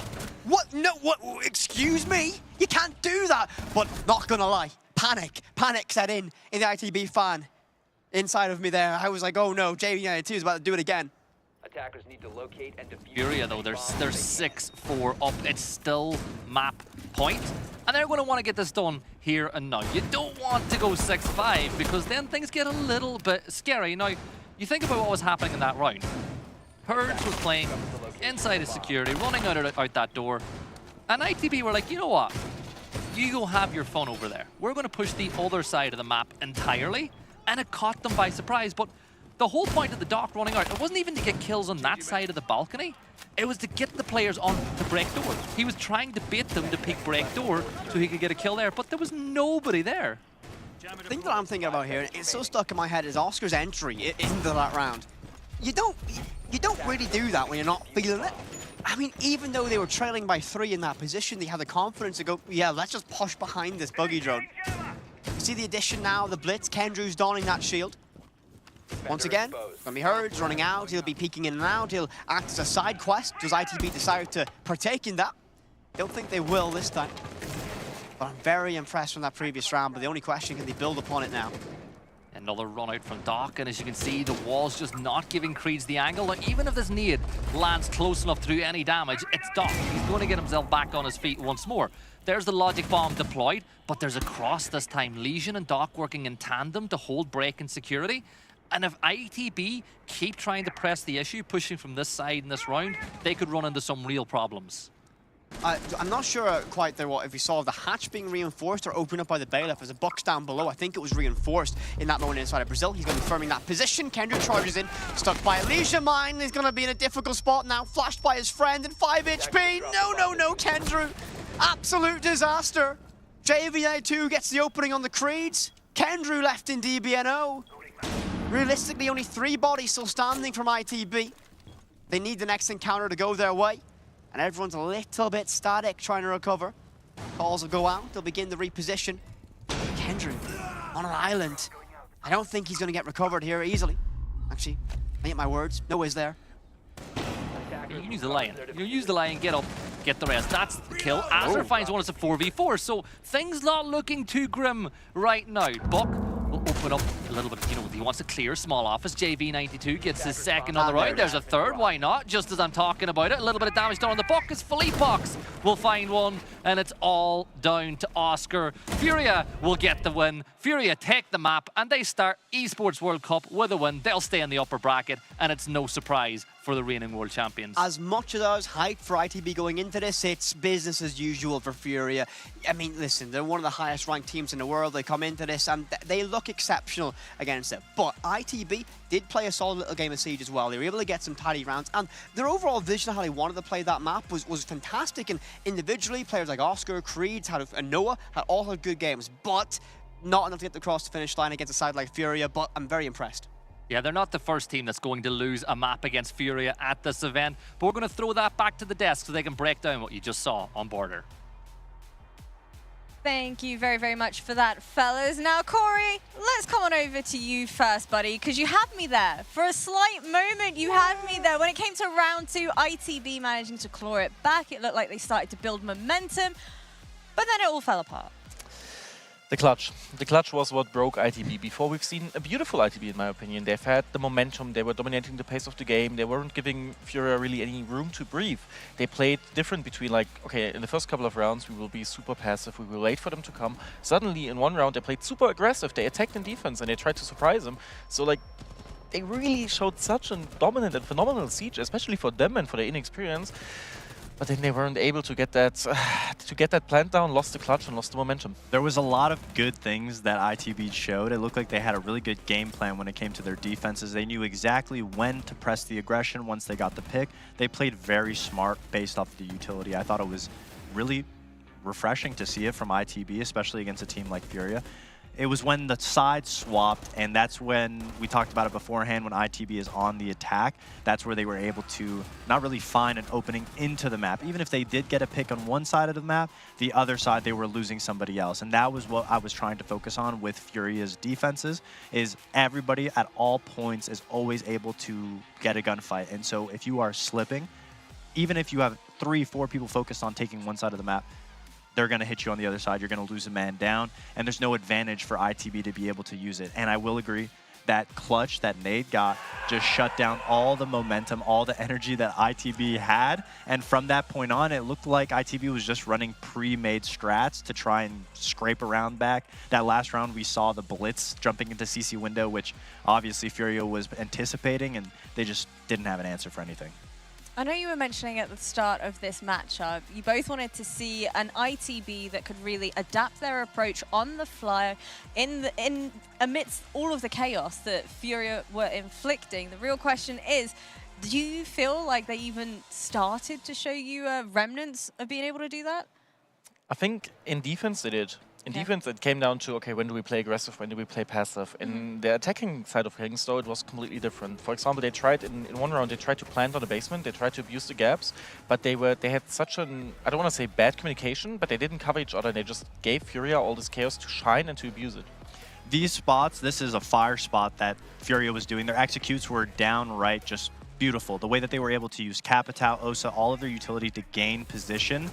And this is where I want to commend ITB, because even though Furia had almost a picture-perfect attack defense, when they actually got the first pick, they slowed down, they used all utility. When they still went to go for that plant, ITB still had a C4 left. So that's a good call from both sides of the teams. It was a really even matchup back and forth. And that's what we like to see, is the ITB brain just working and just being able to keep up with a team at this caliber. But once the side swapped, it just went unrailed. I know a lot of people have certainly been questioning the Furia that we're seeing now and the, XW7M as it were back then, and their victory, their win streaks, the dominant performances that they had at that moment in time. So you know what, let's go ahead, check in with Philippox, and he can give us his thoughts and feelings about that matchup. Philippox, I want to kick off discussions by saying congrats on your victory. But my question for you is the difference between the Furia that we are seeing now and the team that you were before. Where do you think you guys have been struggling to kind of fit in those puzzle pieces and continue to show us a dominant performance?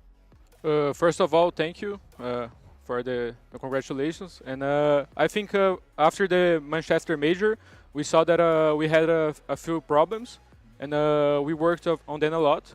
And I think we're coming very strong for this tournament. Do you think, like, did you get surprised by ITB, especially in their defense, when they threw these playstyles around, when they played passive, aggressive, sometimes utility heavy, the next round they played in your face? Did that throw you off guard, or were you able to read them quite comfortably, you say? Actually not. It was pretty easy to read them. They did exactly what we thought they would do. Like, the game plan went perfect. The only round I would say they surprised us was the last round they won on attack. They rushed side, and they surprised us. But besides that, the game plan was perfect. We knew exactly what they were going to do. Amazing. Confidence is a big tool in your guys' arsenal. And is there something that you guys do beforehand to build up that confidence? Does it come from the preparation? Walk us through what it's like when you guys get into a map and you guys know everything that's going to happen. Just like you said, you have the full information. What's going through your mind confidence-wise? For me, as an IGL, I have a lot of confidence when I know what they're doing. So in this matchup, I was pretty confident because everything we had planned was working. So for me, it works like that. But for Hertz, for example, he's an anti-fragger, and he just likes to say that he is just far better from the other guys, and he just keep repeating that. So I think it builds up confidence for him. And I think everyone is their way, and that's my way, that's his. But we have a lot of confidence in our game, yeah. Amazing. Thank you so much. Let's see whether or not you're able to keep up that confidence moving forward as well. I'll tell you one thing. I'm a little bit surprised at the fact that he's mentioned, you know what, we had a perfect read of them. We weren't worried, not even for a second there. Does that pain you a little bit, Corey? A lot, a lot. I need to say, like, I thought really ITB brought something and cooked something here, but they just got cooked, so what can you do? Border is just one of those maps, like I said, Europe isn't specialized, I would say, at Border. It's just one of those maps where no matter how strategically sound that you are, how many game plans you have, at the end of the day, if somebody hits a nice shot, that's such a huge position loss. And Furia, obviously, I think the confidence is what drove them through. And I agree, from a perspective of an IGL, when you just know everything that the other team's going to do, you know what their responses are, you know how you need to position your players, the amount of confidence in knowing all of that information is just devastating to play against. Well, as we go ahead and revisit our Group A bracket, we have Team Liquid, of course, making it on through as well. Who do we think is going to be joining them? We thinking LG? Ooh, I actually was walking by and I saw Bliss was up 4-2 at the half swap. So Luminosity was going to the more favorable side. They're currently playing on console. I think the game's still going on. I don't know. I feel like when you're at your first event and you go down a couple rounds, I think Bliss is going to be moving on to the next stage. What do you think, Corey?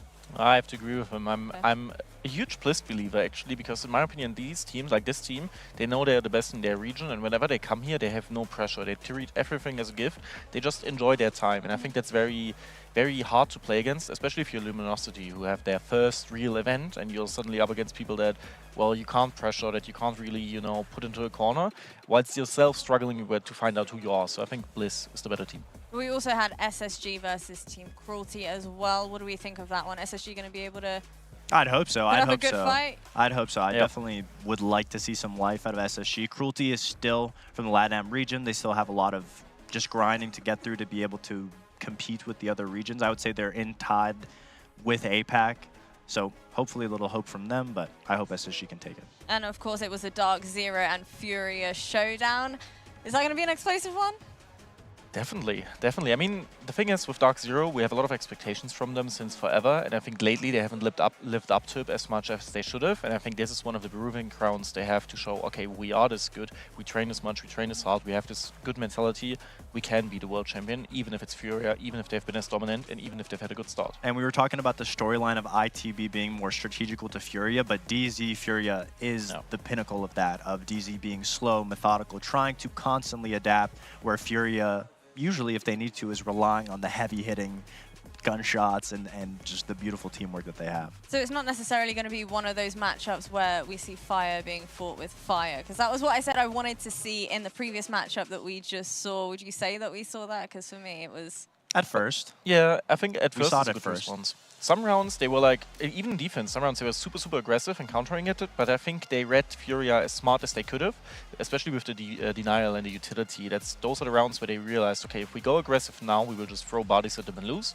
so we need to play it smart. And I think, honestly, even though it was a 7-4, I still think it was a good showing for ITB. I still think they've proven that they can live up to it, they can compete with these heavy hitters. They just need to maybe add a little bit more to their strategic point of view, because a lot of threats they have played, we've already seen in the EU League, and maybe that is one of the reasons why Felipok said, hey, it was easy to read them, because I've already seen this like 5 times. Well, as we take a look at our upcoming matchup, it's going to be Scars versus FaZe, only having played each other once before, and that was all the way back in Copenhagen at the Major in 2023. Do we think enough has changed between then and now? Do we think FaZe is looking a little bit weaker? No, this is the David and Goliath matchup that we talked about at the start of the day. We just want to be able to see Scars keep up. Who knows? We might see an upset, but FaZe, they've just always been the runner-up. They've always been the bridesmaid, but never the bride. And I can imagine at this point they'd want to finally, you know, be the bride at this event. I definitely agree with you. I think like for Scars, they've been at many events and they are the dominant team in their region, but it's never enough at these events, except Copenhagen, where they lost to FaZe, as you said. But they aren't really changing the players, they aren't really adapting their plays there, they're just trying to be themselves, they're trying to have a good time and they're trying to enjoy it, which, as I said, it's similar to Bliss. It can be really rough to play against a team like that in a best of one, especially as they have proven they can live up to FaZe and they can beat FaZe or like take maps off of FaZe.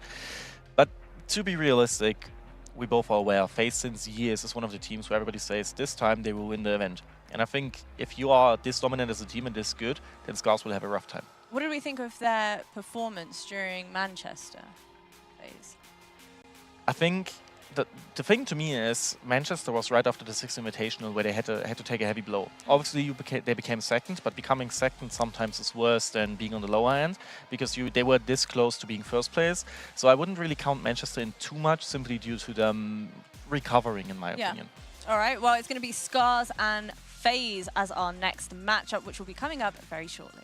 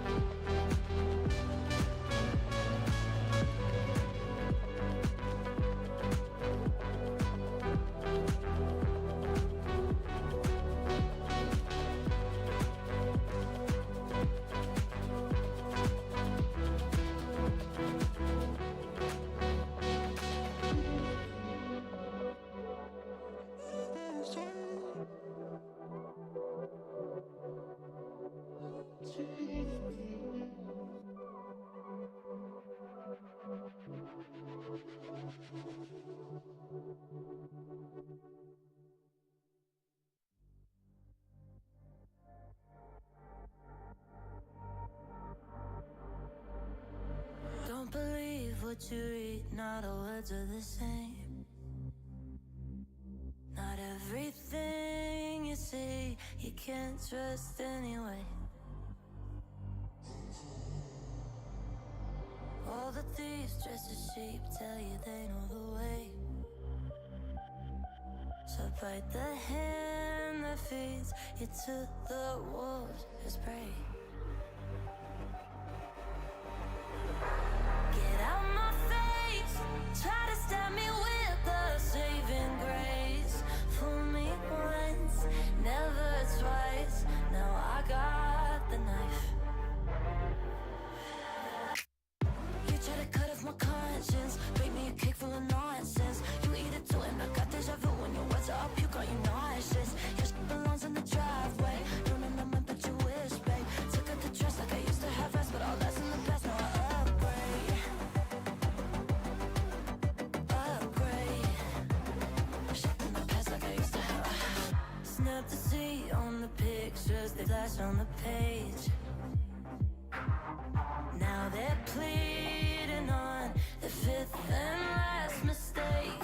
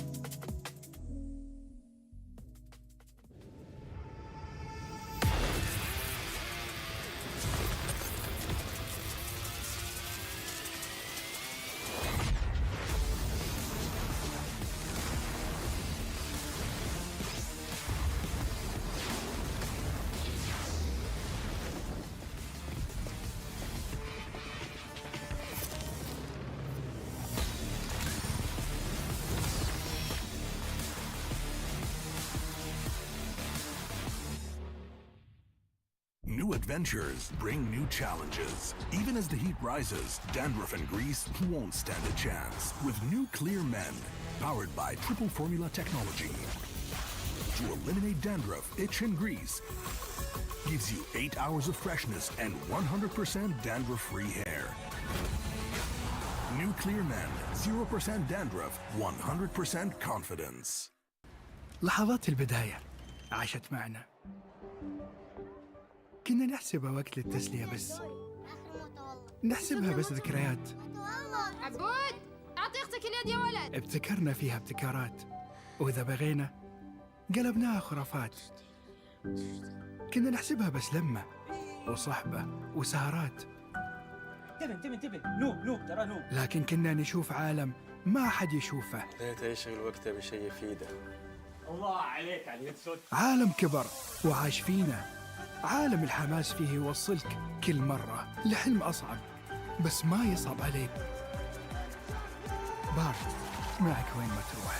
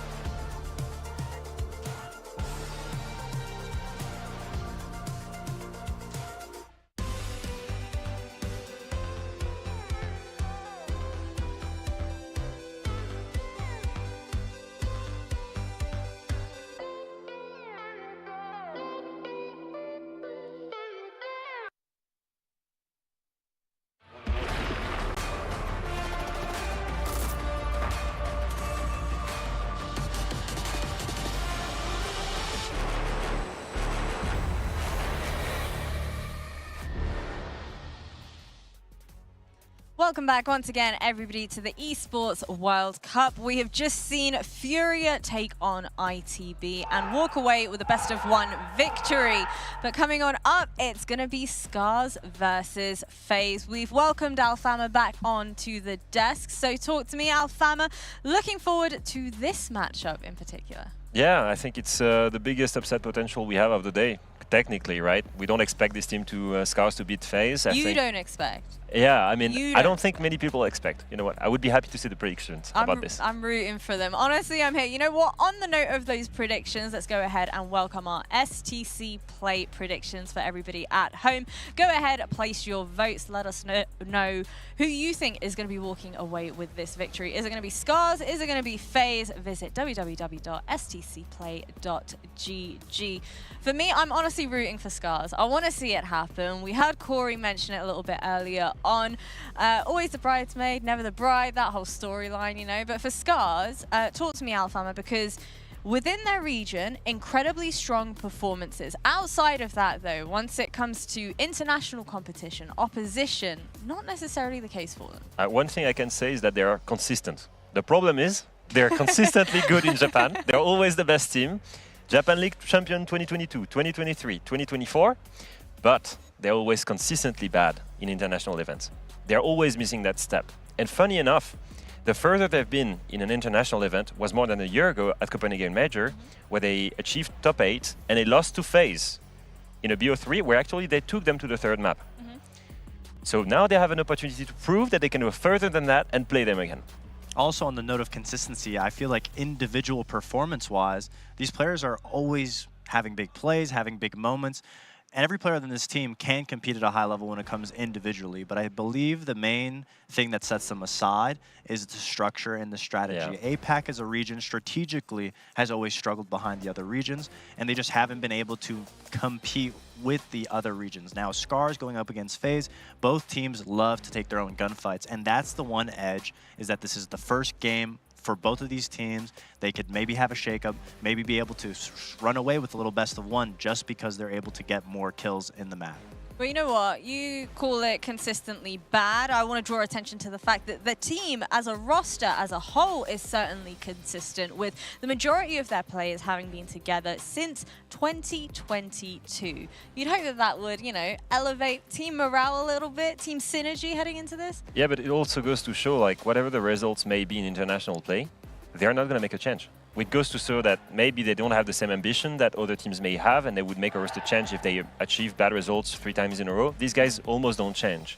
So for me, they're just maybe happy to be here, happy to compete at international events, happy to attend so many tournaments in so many different parts of the world, but maybe just they don't have that one, you know, that one big ambition to really compete at the highest level. But achieving good positions is the story of FaZe. They are just consistently making these events, having deep runs, playing against all of these great teams.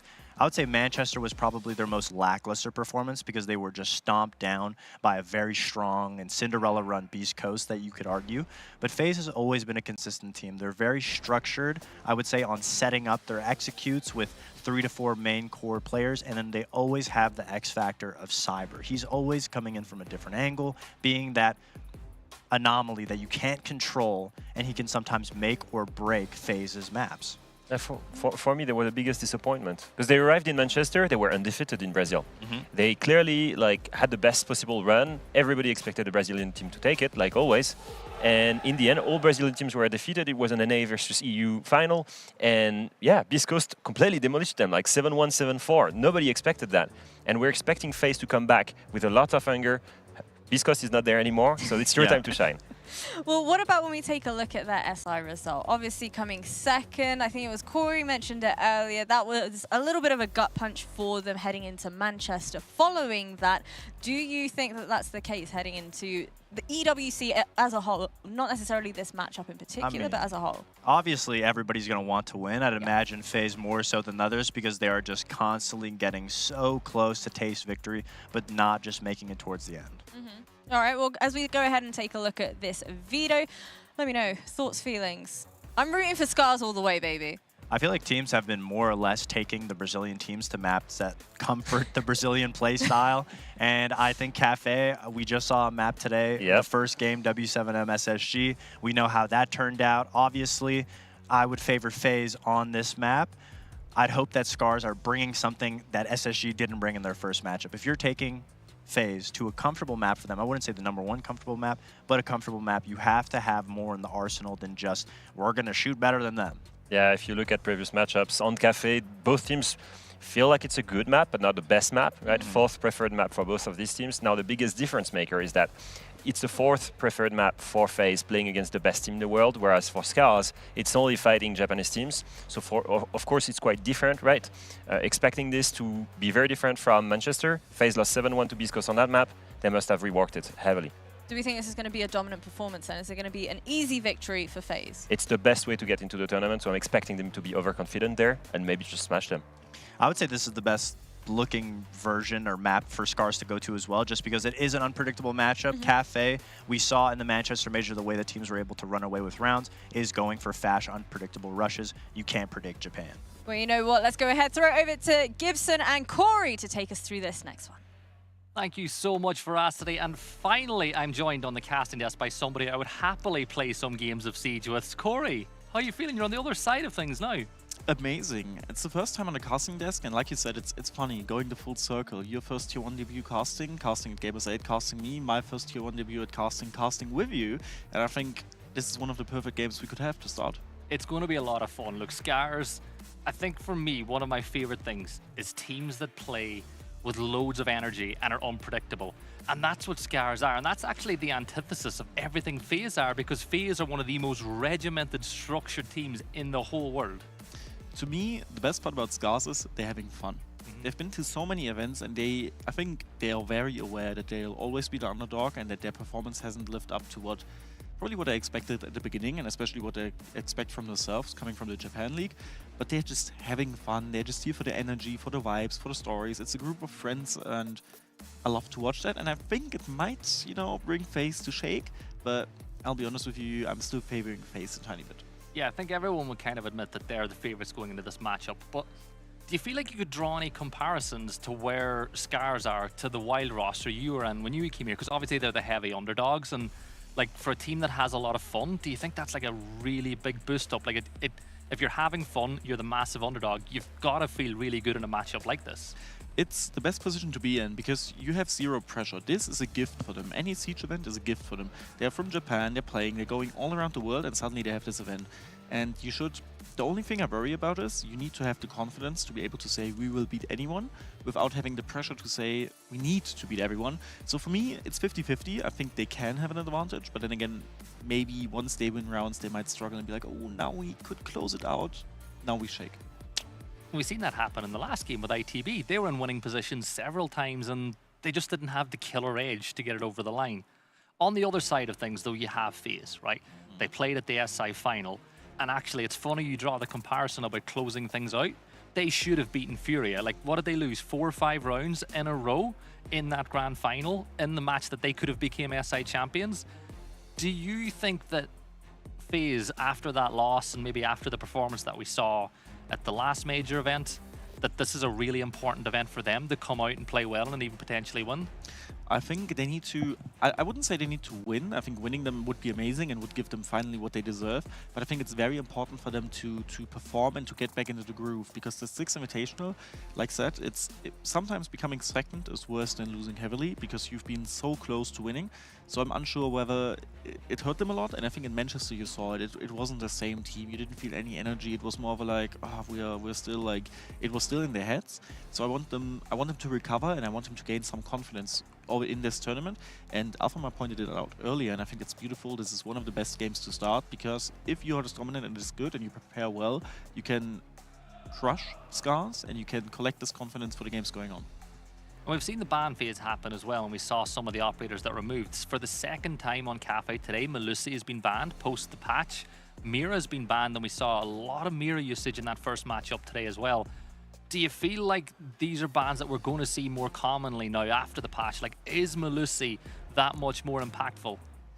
I think it's more of a Scars playstyle kind of ban in this scenario, and actually like similar before. But I think for Scars, it's just nice to not have the Melusi and nice to have all these entryways without it being blocked by the utility. And especially with them maybe like trying to crouch up, trying to sneak up, trying to like scare a FaZe. Melusi would be the best pick against it. And I also understand the Monty ban because you don't want to have this constant information gatherer against you, pressing you back when you're trying to contest the entire map. And that's what I expect of Scars, a super aggressive map contestant type of playstyle, which, yeah, they need to bring. And yeah, we've recently seen Monty have a huge impact on this map, particularly when you're attacking down inside of Kitchen. We've seen Monty be used for that freezer drop so many times, but the game is now underway. Free hit for Scars here on Cafe, and of course, today's first round of fixtures, they're all free hits, really, because you've got the upper bracket and lower bracket. But for FaZe on the defense, I'd say attack probably favors Scars with their type of play. You know, that's what they want to start the game off. And look at how quick they are, Corey, and getting inside the building with Blitz. The way I said I love this team because they treat it with fun, and we see a fuse coming down the white hallway is already the perfect start. Yeah, the C4 will get thrown, no damage found. And they've already taken full control of top floor. Valk has now been forced to fall back. They've still got some presence on the middle. But a minute gone, you've cleared the top floor in Cafe against a heavy roam.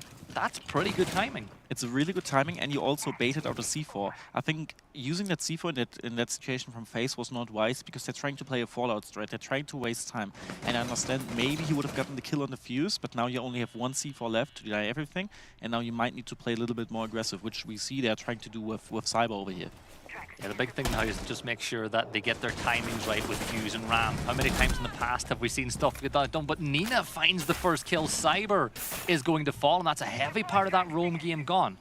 Now you can see that Freezer is a bit of a problem still, but there's a little bit of pressure inside of VIP, but Scars are showing no fear of FaZe at all. It's a masterclass clear right now. If they have all the map control they need at 1 minute, which is completely fine. The Fuse will now start fusing up. They will try to play it a bit vertical with the breaching charges, I assume, and then they're gonna look with the RAM, and then they're gonna look for the openings. And already the amount of pressure they will apply on the FaZe is a lot. And we saw FaZe 1 man down. We see Vitakin quite damaged. I think this is a very good potential round for Scars to win. But now this is where the masterclass starts to execute. Yeah, you got a clear VIP, and you can see the Blitz is going for it. You can see a little bit of pressure being put on, and there's another kill. Taeyu getting the kill on the KDs, and it's a 5v3. So much value being gathered out of that Blitz as we've just got 30 seconds left, but this could be the problem. Vita King holding that hatch drop, which looks exactly like what they want to do. The case is in the hands of the Fuse, who's about to walk inside Freezer as well, but do they know that he's in the corner? Blitz is going to spot him out. That's huge. Another kill from Taeyu, 5v2, and the case is going to go down. Another C4 will get thrown. Handy will find the kill with that with just 12 seconds left. They're going to reposition. They're going to go for another attempt at a plant release. They shoot in the second, Corey. 5-4. This is all down to Handy and Souls. There we go. There's the hop over. He's going to get caught. It's a 1v3. Fishlight takes out with Shy. Oh no, what happened, Corey?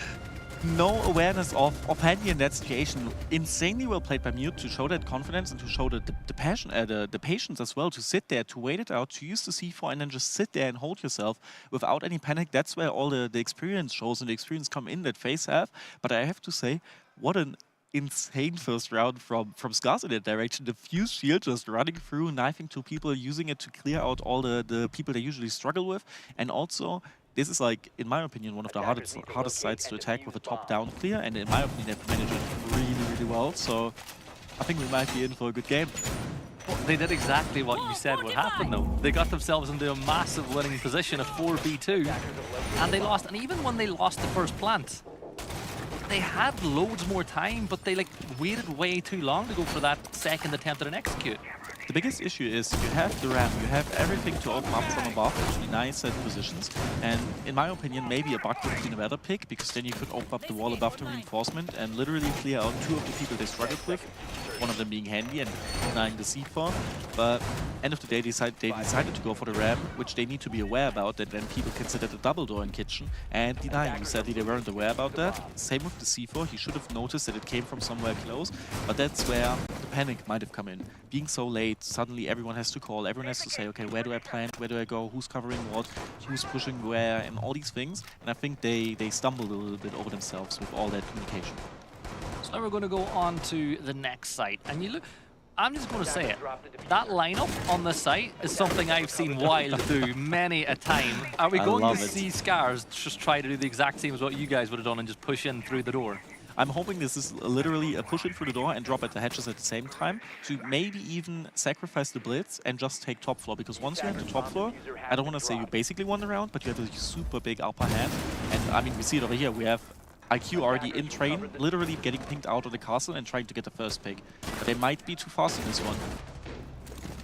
Yeah, Handy's going to find that kill. 4v4 though, Rex able to trade back Cyber. Handy gets a triple. They knew where he was. He's going to get a, yeah, there's a quad kill for Handy. Why not? It's all down to Nina now. In a 4v1, do you give, especially in a tournament where MVP can get a nice prize like this one, do you let Handy try to get the ace to finish it off? You will never do that. You need to keep the momentum of FaZe as low as possible, and I think, like, if I'd been a team, I would tell him to do anything but give Handy that kill, even if it takes him to go out the building and spend the entire round on top of the roof. Because you don't want to give them the momentum, and we see Handy just pushing up, trying to secure the kill, and he gets denied. This is important for Nina, even if it does win him the round, because Souls gets the final kill. It still takes away momentum, which we need. Like, especially for the Scars type point of view, you need to be on board. You need to be aggressive, and if you're getting dominated, then you're not going to be able to counter that. I think though, when you look at the round as a whole, even though Scars lost, their pacing is really good. Like, they're inside mining, they've got a lot of potential. Like, that just came up to a straight up gunfight, a 1v1 gunfight. If it had went the other way, Handy doesn't get all those kills, and you know, if they got that pick, you'd probably think that they're in another great position to take that round. It came down to like seconds of timing, I'd say, because the approach, in my opinion, was amazing. As you said, it had so much potential. You had the bug from below, you had the Blitz pushing in, being able to flash, and you had the third guy being behind him, trying to get the kill or to pressure him. And it was beautifully played, but sadly, we have Handy on the other side, who's been having an amazing game in 2 rounds and who has like this experience. He's cool-headed, he knows how to play the situation, and especially the shot on the Blitz, that he got the Blitz immediately afterwards was insane. And I mean, obviously, it won FaZe the round quite comfortably. Yeah, so FaZe are going to set up on the top floor, bringing castles that they've done in most of these rounds so far already. And, you know, putting the castles in the standard places. You want to put it on white windows so you've got the ability to rotate through planks and bathroom if needs be. Usually you'll see something being put between, you know, piano and cigar, but I don't think they've done that time. They're just using the Aruna gates instead. But castle's a lot easier to deal with than he was, but it's the seconds, it's the time, and just buying yourself the opportunity to rotate as a defensive player. It's also about confusing Scars, because like obviously Scars are used to certain playstyles and to do the Japan playstyle, but if you bring them threats that they don't know how to react on and what to expect in an attack, then you might throw them off. And I think this is what FaZe is also trying to go for, because you don't want to have them feel comfortable at all in this game. And with little castles, denying them that window, suddenly someone needs to come and clear it, or he needs to waste time on punching it, suddenly the timing is off. All these little things give you a little upper hand and might make it harder for Scars to attack than it already is. But here we see Tayo going in with a blitz yet again. Maybe it doesn't make it harder for them.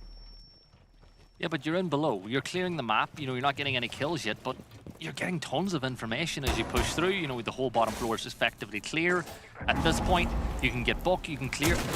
This screams they're going to try to take Cocktail, right? If you're clearing out this whole section of the map with the Buck and the Blitz, you're probably going to push up white stairs. You're setting it up to execute in here. It's beautiful utility play. I'm a bit sad that they're not using the shotgun more from below with the Deimos, but they still got a frag. Vitakin got a refrag though. No, Vitakin got a frag and Nina got a refrag afterwards.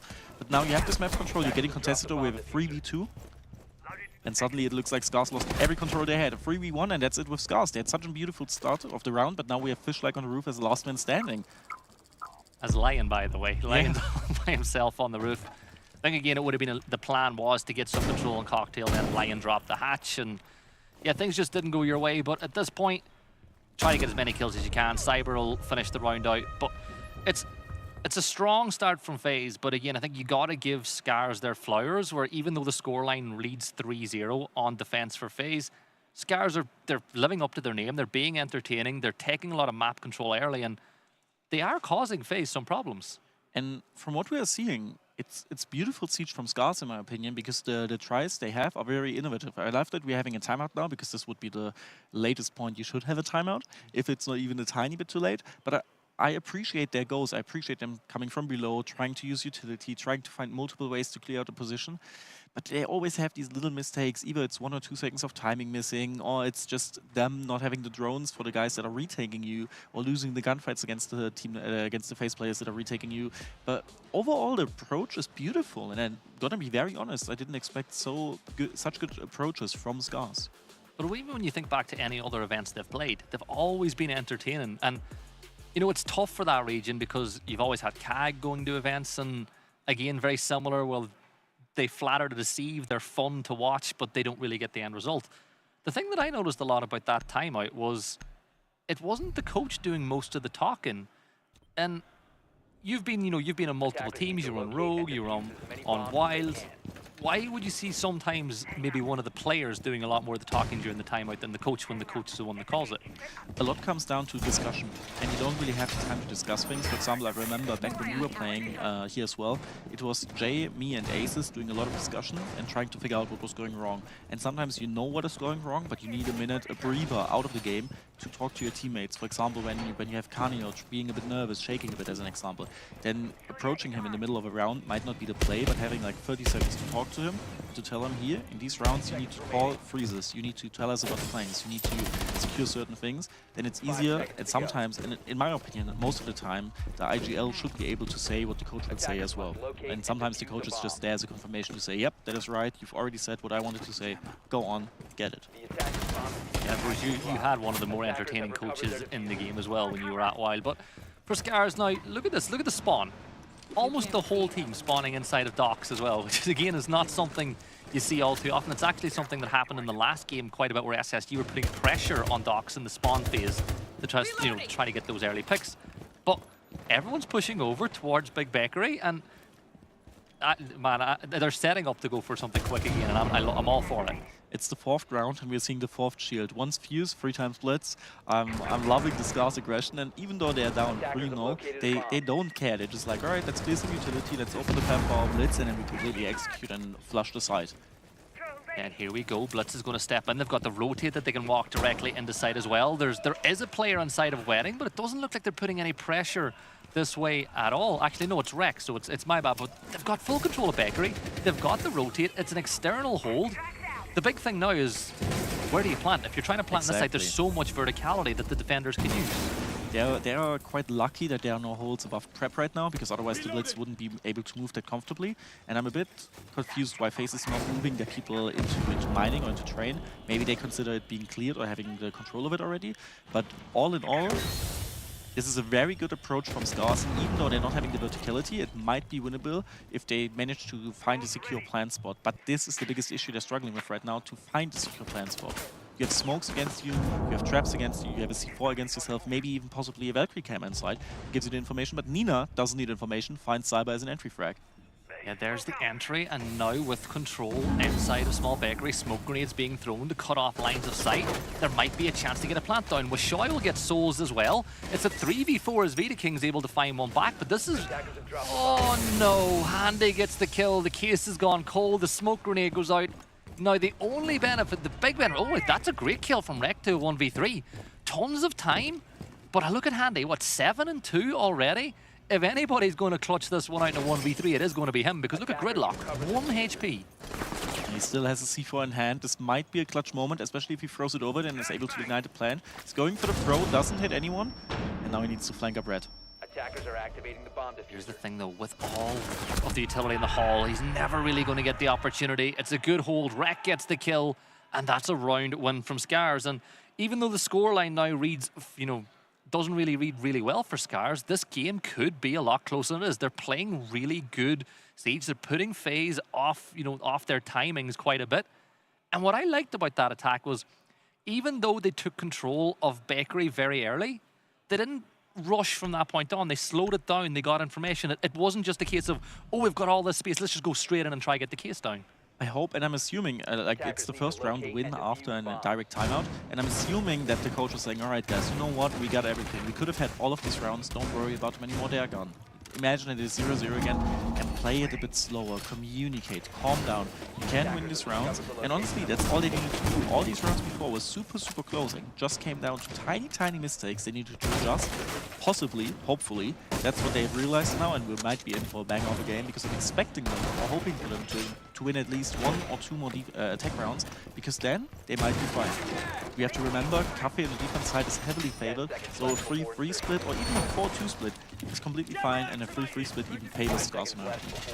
And the best thing about games like this is everybody knows FaZe is the favorites, so that means most of the people watching are going to want to see Scars, you know, Scars win this game. And the way Scars are playing is going to win over some fans. You know, there's a reason why teams like CAG have a lot of fans, you know, Scars have a lot of fans. There's a reason why the Wild roster you were on won a lot of fans at the time, because it was fun.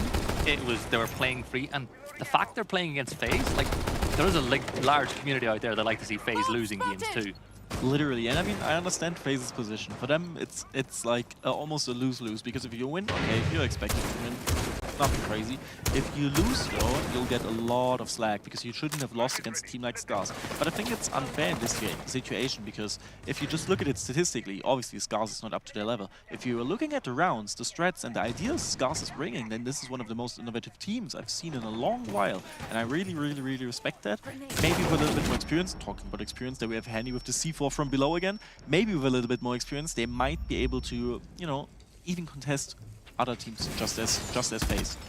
Yeah, you lose the IQ, and when you look at the defensive lineup, it's actually not the worst operator to probably lose in this situation. You know, there's no Vulcan play, there's no Maestro, so you're not going to get caught out by cameras, because it's just the default ones that are kind of being utilized. But this is one of the first times we've seen them not have a lot of map control early on, lose the opening pick. So I think this is the sort of round where you get a real idea of what Scars are about. Scars is trying, or FaZe on the other hand, is trying to slow Scars down as much as possible. We see it in the picks. We have an Aruni, we have a Wamai, we have a Castle, we have a Mute for the drones, and the rest just to slow them down. And I mean, Scars is being slower, but we still have a 4 vs 3 situation, a 3 vs 3 situation, even coming down to a 3 vs 2 situation. It's a complete bloodbath up on the top floor. And KDS saved it with a 3 vs 1 situation, and suddenly we only have Fish-like being in a clutch situation. Yeah, and look, all 3 silhouettes were there as well. They were holding the cross, they knew where he was, and they weren't going to put themselves in a situation where they give him 3 different 1v1s where he could potentially clutch the round. They were like, you know what, let's keep on the aggression. we're going to see out the round. It's a good defensive half from FaZe so far. They've got 1 round left before that side swap. And straight away, I know that, you know, the whole attacking lineup can change. But look at that lineup. They've got Fuse in their early plans. They've got Blitz. And even Zofia, who we don't see a lot of, but with Castle being played so much, and obviously I think Zofia is not a bad pick if they stick it. It's good for them as well to clear, because one thing we see from FaZe is that they're reacting very, very aggressively. We're having a little replay, possibly in the C4 from below, which we can see was without an IQ, so it was on sound or information of a pixel angle being held. And now we see this absolute bloodbath up on top floor. And the beautiful part for me is the site was not top floor. They rotated up. They decided to go aggressive against a team like Scars, to not give them all the control and to fight them at the extremities, which I think is the right call, as long as you're winning your gunfights. Obviously, once you lose them, then you're just throwing bodies at them. But as long as you're confident in your gunfights and trying to secure crossfires and refrags, then you'll always be fine. And I mean, we saw it. Scars had no chance in entering cocktail. We're going to get into the final round of the defensive half for FaZe Clan. They'll be looking to make it a 5-1. Scars, on the other hand, will be hoping for what you said wouldn't be too bad in them being that 4-2 split. But you can look at the aggression from FaZe. They're the ones that are actually upping the aggression this time. They're prepping runouts. You know, they thought they might have caught somebody by docks.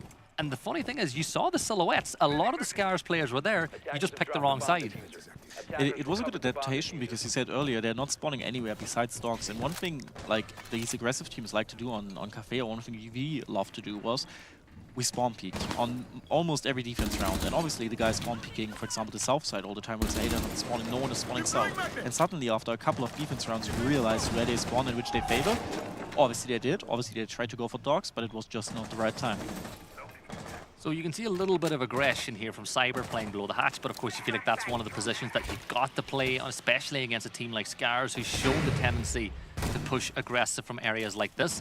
You know, the attacking lineup did change. They've swapped out the Fuse for Striker. They've brought in, the Capitao as well. Those firebolts can be used to clear. It's actually not too dissimilar a lineup we saw earlier where they tried to clear from below. And it looks like that's what they're trying to do once more. So they're trying to clear from below.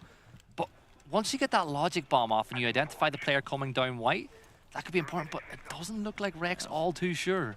I'm not a big fan of the attack they're running right now, because they are fishing for kills right now. They're trying to find an opening, they're trying to get in gap, also somewhere which they can react on. And Rek lands an amazing shot onto Cyber, and this is the gap they've needed, but I don't think he realized there's a player below contesting him.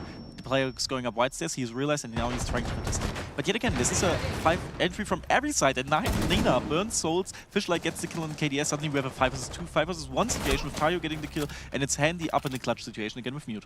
Yeah, the case is going to go down with Shoei. Will manage to do that with Striker, but for Handy, there's no real way you should be able to win this. Rek will get the kill, and Scars get the 2-4 half for them.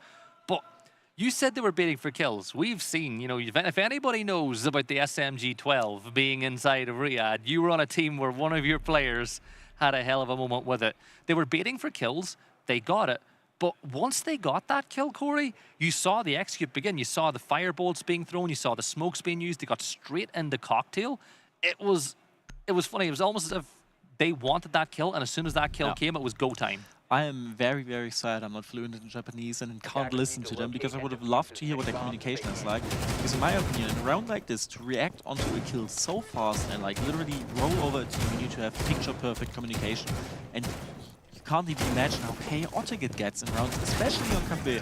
So I'm very surprised to Scars this far, and I have to say, even though it might look like, okay, 4-2, they now have defense on their side, and if they keep playing like they play on attack, if they keep being innovative, if they're having a good read on FaZe, then this game is not over for them yet, and they're giving FaZe a harder time than I've expected, even though it is 4-2. Well, that's the thing. The scoreline doesn't always tell you this tale of the tape. Like people, you know, FaZe won to win this like 7-3, 7-4, something like that. People are just going to look at the scoreline online and be like, oh yeah, that was, you know, par for the course. But if you've watched this game, Scars are bringing a lot to the table. And even the way they're setting up now, it's a little bit different. Some of the castle positions are different than what you would tend to see from an EU or an NA or even Brazil side.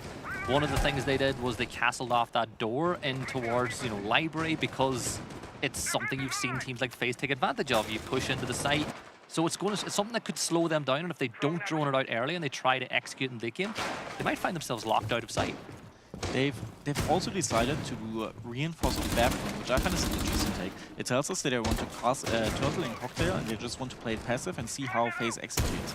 Maybe they are aware that FaZe is one of these strategical teams and trying to play heavy retakes at the end of the round. But I'm very interested what their winning condition is for this round, because to me this is a heavy Turtle round where you just try to deny it. But if you look at it, they have 2 C4s, and besides that, not too much to deny anything. So we'll see how they play it out, but not too fond of the reinforcing bathroom and not contesting piano at all situation. Yeah, well, there's a minute gone on the round already. FaZe don't have any presence inside the map whatsoever. As you see, the castle barricades. Really what they're doing is trying to force FaZe into these narrow corridors where they'll be able to pick up the kills. Like, once this wall is open, I like the fact that Rek isn't falling back. You know, you can still play aggressive there. You can still get a couple of kills if things pop up. And if you push up close to the window, do you expect, Ray, as a player, someone to be there? But Cyber finds the opening kill. Now the question is, how do Scars react to that? I think he needs to be aggressive, he needs to wait for the rappel in, and he needs to hope that he gets a kill. But he's in a very tough spot, and he finds the kill on Vita Kick with a 4 versus 4 situation. And now this is looking completely okay. He's retaking Pixel still, trying to take Piano, gets another kill on Souls and Singer. He's an absolute madman walking through the enemies, but FaZe has no response and no refrag whatsoever. Washoy finding that kill, and now here's the thing: because you've lost a teammate from side of Freezer, you've lost a teammate from Pixel, you don't really know which angle to focus on. You're seeing 2 of the Zuf charges being used and no space being taken. Cyber will find a kill. Taeyu trades it back though. Cyber gets a triple. It's a 2 versus 2. 40 seconds left on the clock now. An angle being held. Oh no, he doesn't manage to fight. He gets the DBNO onto the buck. But it got a little bit windy there for a second. Nina will clean that mess up, and now all you got to do, you've got the case. Don't peek. The player's playing vert. You've got the case. Force now KDS to push into an angle where you'll get the easy kill. It's a very uncomfortable position for KDS to be in. He needs to clutch, and he's unaware of the positions. He knows one is above and one should be on his floor, but he doesn't know the exact positions, and we see them creep up on him. He loses the gunfight, and Nina closes out the round. And what an bloodbath yet again. We didn't see a single refrag in that round. Obviously Cyber got a free piece, but none of these kills were refrags. It's just like 1 versus 1 versus 1. The Castle peaks Freezer, the Mute peaks Pixel. You just win all these gunfights in a 1 versus 1 situation. And I mean, Scars came out on top of it, but with a tiny bit more team play off of Scars' side, FaZe might be, they might get the upper hand, but the same counts for FaZe. If FaZe are more ready for these peaks, then they will also easily shut Scars down. The funny thing is, historically, when you look at some of the better Brazil teams on defense, everyone kind of has a specific job to do. You know, unlike maybe Europe and NA, they don't really play the body or the trade system as much, but on attack they do. Like, on attack in Brazil, one of the best things that they do is trade kills out. As you said in that last round, there was none of that from FaZe Clan. It was almost as if they were all on like a defense role. They all have specific tasks to do, and they trusted themselves to do it. But you got to give credit to Scars. They lost the early kill. Rek got aggressive, and then you got the other peak from Washoy over by the door by Pixel. So there's, even though they lost the player, they're not toning down their aggression. I'm a big fan of Rek's play over there because he tried to be aggressive, but he wasn't completely alone, as I thought at the beginning, because he had a guy in Mute pushing up on Pixel on Bathroom, where he can even play another suicide position inside Bathroom, because even if he loses it, it's fine. It's completely very reinforced off. No one's going to be able to contest him. It worked in that moment because FaZe wasn't ready for it, and FaZe wasn't cutting the rotations and wasn't holding or gathering the information. FaZe was kind of like unsure whether they go one step further, whether they attack, whether they try to get deeper, or whether they get denied by Scars. So they weren't really doing anything, just waiting, and Scars came into them whilst FaZe were holding the wrong angles, which was a beautiful attack, and I think we might be in for a little rush from FaZe's side. Never mind, they decided against to. They're opening the door for Pillar, and they're chilling a tiny bit in the first 30 seconds. I think Washoy spotting out that drone and just making noise did a really good thing for Scars as well, and slowing, you know, FaZe couldn't make that push them because you don't want to take on that fight in the early stages. Nina will find the opener, but there we go. FaZe trading that kill out. They've learned and adapted from the last round. But this position inside of VIP, Corey, is one of my favorite ones in all of Siege, because your job is A, to stop the players dropping through the hatch into Freezer, pushing in from Garage, and B, if the push comes from the, you know, the other side of the map through, you know, through the double window into bar, you're going to rotate your position there and watch the long angle. It's crazy to me remember what you've said about the first round of Scars, where they attacked the top floor and did a top-down clear. At 1 minute gone, they had the entire top floor control, they had a C4 denied, and they had a pick. Now, if we look at it the other way around, obviously it's a 4 versus 4 situation now, but you denied the sledge. You have only a bug left. You have 2 C4s and Valkyrie camps that are getting denied right now to deny the bug, and only 1 minute 20, whilst the bug hasn't even opened up everything. It means forever, which is why they brought 2 soft bridges. So time-wise, Scars is in a good position. If FaZe now doesn't get the picks when Scars is rotating away from these vertical holds, then Scars is a very, very, very good late round position to play off. Yeah, and Scars are playing off-site. The whole point is you give up, you put a little bit of pressure for the verticality, but it's not what you're trying to do. You're trying to hold the site from all the areas adjacent to it. So from VIP, from inside of Bakery, because you don't want to give any kills away from that vertical angle.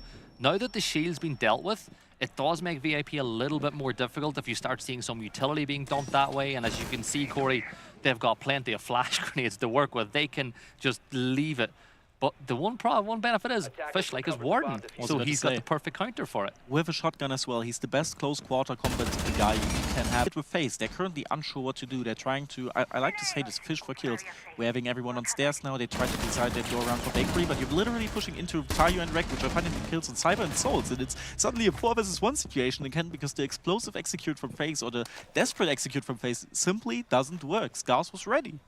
I love it. I absolutely love this. They've got the angle as well for the push down red. As soon as this player gets killed, the peak should come from Whiskey. Doesn't even get him. Fishlike is going to get... You said that FaZe were fishing for kills, but the fish they got ain't the one that they wanted.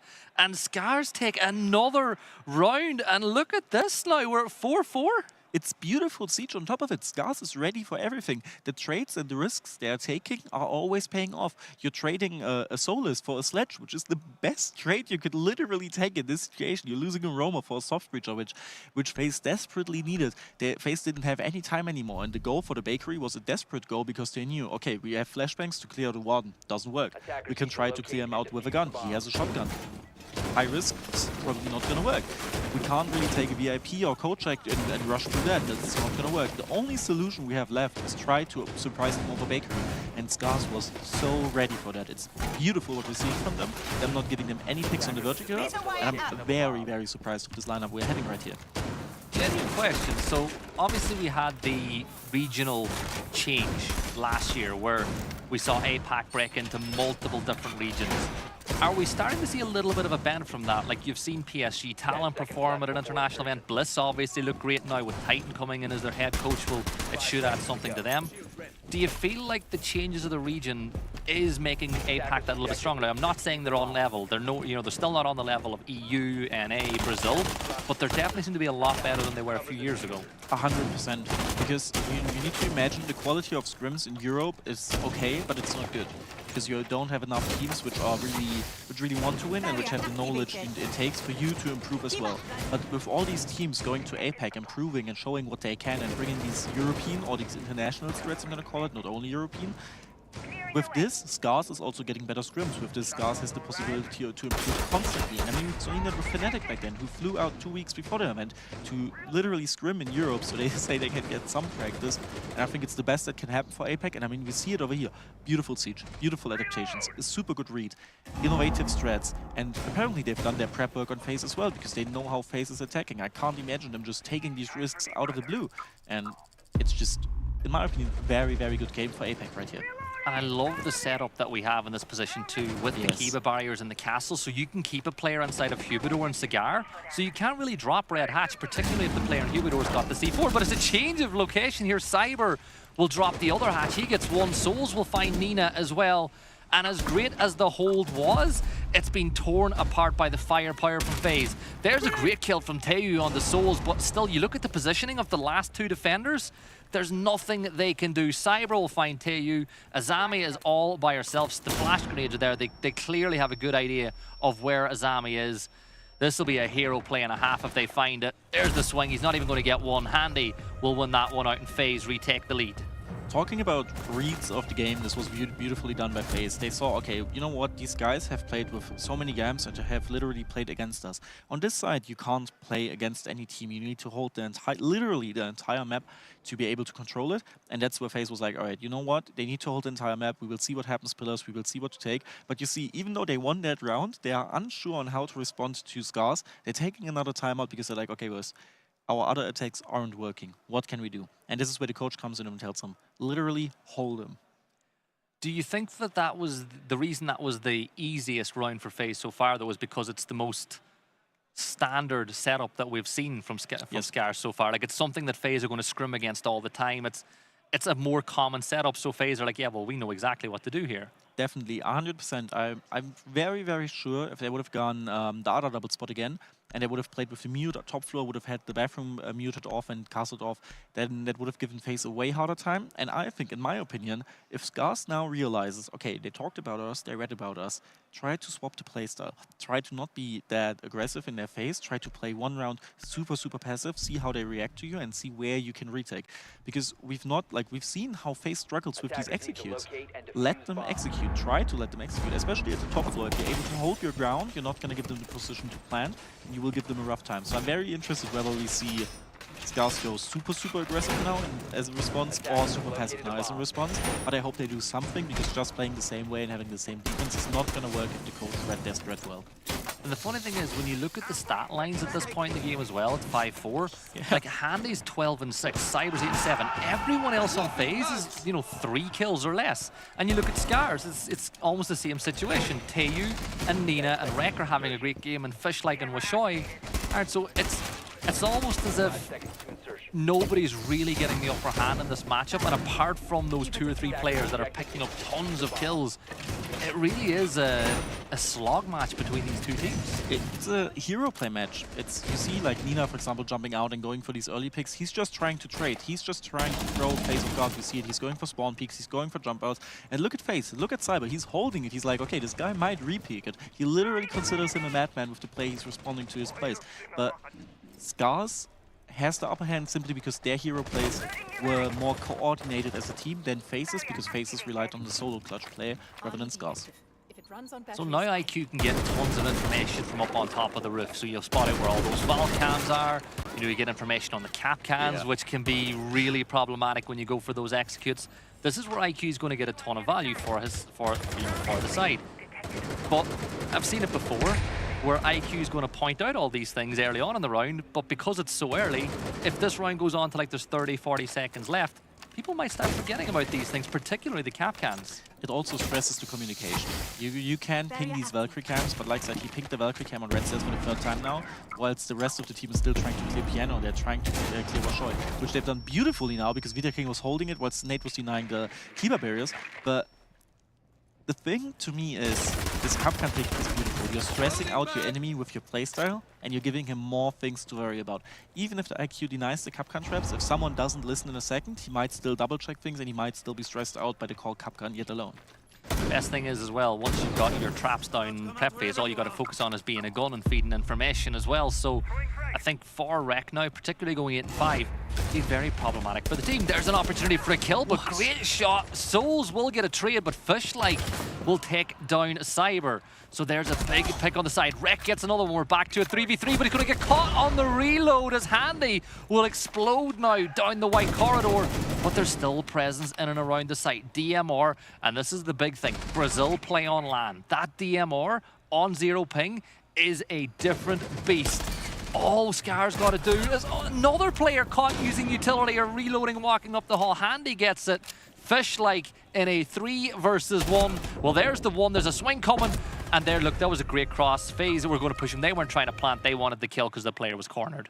And FaZe finally read it. You talked about the reflex on attack, and we saw it over here. We saw the guy, the mute, running around the white hallway, finally getting caught off guard. We saw the Valkyrie getting caught off guard. And this is the risk with Scar's game playstyle. Is like, okay, you're trying to use these gaps of FaZe, you're trying to catch them off guard, and obviously it's working. It's stressing FaZe out and it's scaring them.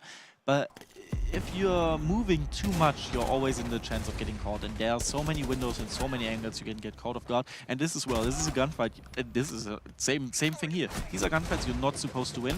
And if Capcan would have had a little bit more patience, a little bit more experience of the situation and wouldn't have pushed after that, the round might have looked different. But yet again, not very good from Scars. We've seen better rounds before, and over here we've seen a perfect read from FaZe. But is it that mindset you get when you get a kill that you shouldn't, where you feel invincible for a few seconds and, you know, the heart rate is going, and instead of calming down and slowing, you want to just keep carrying on to get more kills? 100%. I mean, definitely with Rek and with the way Scars is playing, with the mood and the vibes they are bringing, you sometimes start to not take the moment as serious anymore as you should. And obviously, if you get the kill and you're in a moment where, okay, the round started bad for them, suddenly you regain the upper hand, the lead, you want to keep the momentum, you want to press onto them. And sometimes, or a lot of times actually, that might be a little too much. If he would have taken a couple steps back, chilled out, way better situation. That is a brilliant camp from Cyber inside of, you know, inside of Piano as well. They have no clue on the defense that it's there. With this being a heavy defensive setup where they're trying to control that section of the map, this is going to feed all the information to FaZe. And I wonder if they had the same cam in the last round where they were able to clear that Azami so easily. Could it be a case of Lightning's going to strike twice and Scars will look back at the VOD and be like, how do we not notice that cam getting above the clock? I'm not a big fan of the information game of Scars in the last couple of rounds in general, because you are aware they're bringing the IQ. The IQ is denying all of these cams all the time, literally pinging it out. I mean, we see Cyber just spend time on top of the roof. You must realize that the utility of the Valkyrie is not the best anymore. And there are so many other operators you can play, and especially if you just play for the C4 Valkyrie, then just literally take someone else. Take a Pulse maybe, he can't be denied that easily by IQ on the roof at least, not through heavy ground, hard floor, but just, this is where I said, like, it has been so innovative and so smart and beautiful before, but now they're stopping. They're not really adapting anymore. This is where the moment of, oh, we might win, pressure them more than it does them a favor. Yeah, it's funny. It's what we spoke about before the game even started, and it's happening right in front of our eyes. Now, it's not over yet. It is match point to FaZe Clan, but things can change pretty quickly. C4 is going to get prepped, and Fishlike will hit it. 5v4. The opening pick goes their way, but look at how quickly there's a trade. It's not the same player that got the kill, but it just goes to show that FaZe are going to try to take the ground when they can. They've got another DBNO that will get confirmed as well. They've got a lot of control on the top floor. An aggressive push from Fishlike, and he gets a second on the round. And there's blue silhouettes everywhere. There's the trade. Rek will get another trade on his side of things. But 2v2, a minute and 15 seconds to go. There's the information from the cams that we were speaking about a little bit earlier, but they can't find the kill inside of Pillar. The player flees out the door. Handy's going to take down Rek, and that is it. FaZe win a map that they were supposed to, but it was hero play after a hero play from both sides, and Handy was the star of that map. What an absolute bloodbath, but what a beautiful, beautiful reading from FaZe over here. Like you said, Handy was definitely the star of the map. The rounds he's clutched for them have saved FaZe so badly, and I think a little bit momentum for Scars would have ended this game, or a couple of more rounds. But we saw it at the end, Scars literally running around the map, running into the hands of FaZe, as you said, and this is what they need to work on, because other than that, they can be very proud of themselves, and they haven't shown us a bad game now.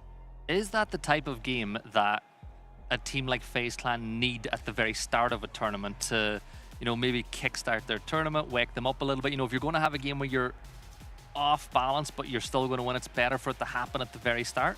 Personally speaking, 100%. Because you want to have these aggressive teams to really stress test you, to really stress you out. And I mean, we saw it in FaZe's playstyle. They were completely stressed. They were checking for every trap, every corner, every angle, every door. And this is what wakes you up, what makes you ready for a tournament like that. Yeah, well, it's certainly for sure for FaZe. They get the win. They stay in the upper bracket. Scars will drop down. Corey, it was an absolute pleasure to join you in the casting booth for this one, and hopefully we get other opportunities in the future. But we're going to throw this one back to the desk so they can break down that matchup between FaZe and Scars. Thank you very, very much. A pleasure as always, gentlemen. There we have it. FaZe Clan walk away with a victory, but I'm going to keep it real with both of you, quite frankly. I had faith. I thought Scars might have been able to do it, especially after that 4-2 half going in favor of FaZe. They eventually managed to claw back some of those rounds. My question for the both of you is, how did they start to build that momentum that we saw coming out from Scar? I think realistically speaking, it should have been a 4-2, but for Scars. Like, there were so many rounds that they won strategically, which is something that's fun to say against a team that is known to be one of the best strategical team out of Brazil, but Scars came up with new ideas. Take a look at the amount of time where they brought a blitz, where they brought the Dokaebi to clear out the spaces, to get early on lots of control, and then really be able to convert it. That's where they liked it. Because every single time FaZe came up and just started smashing them where they would be pushing.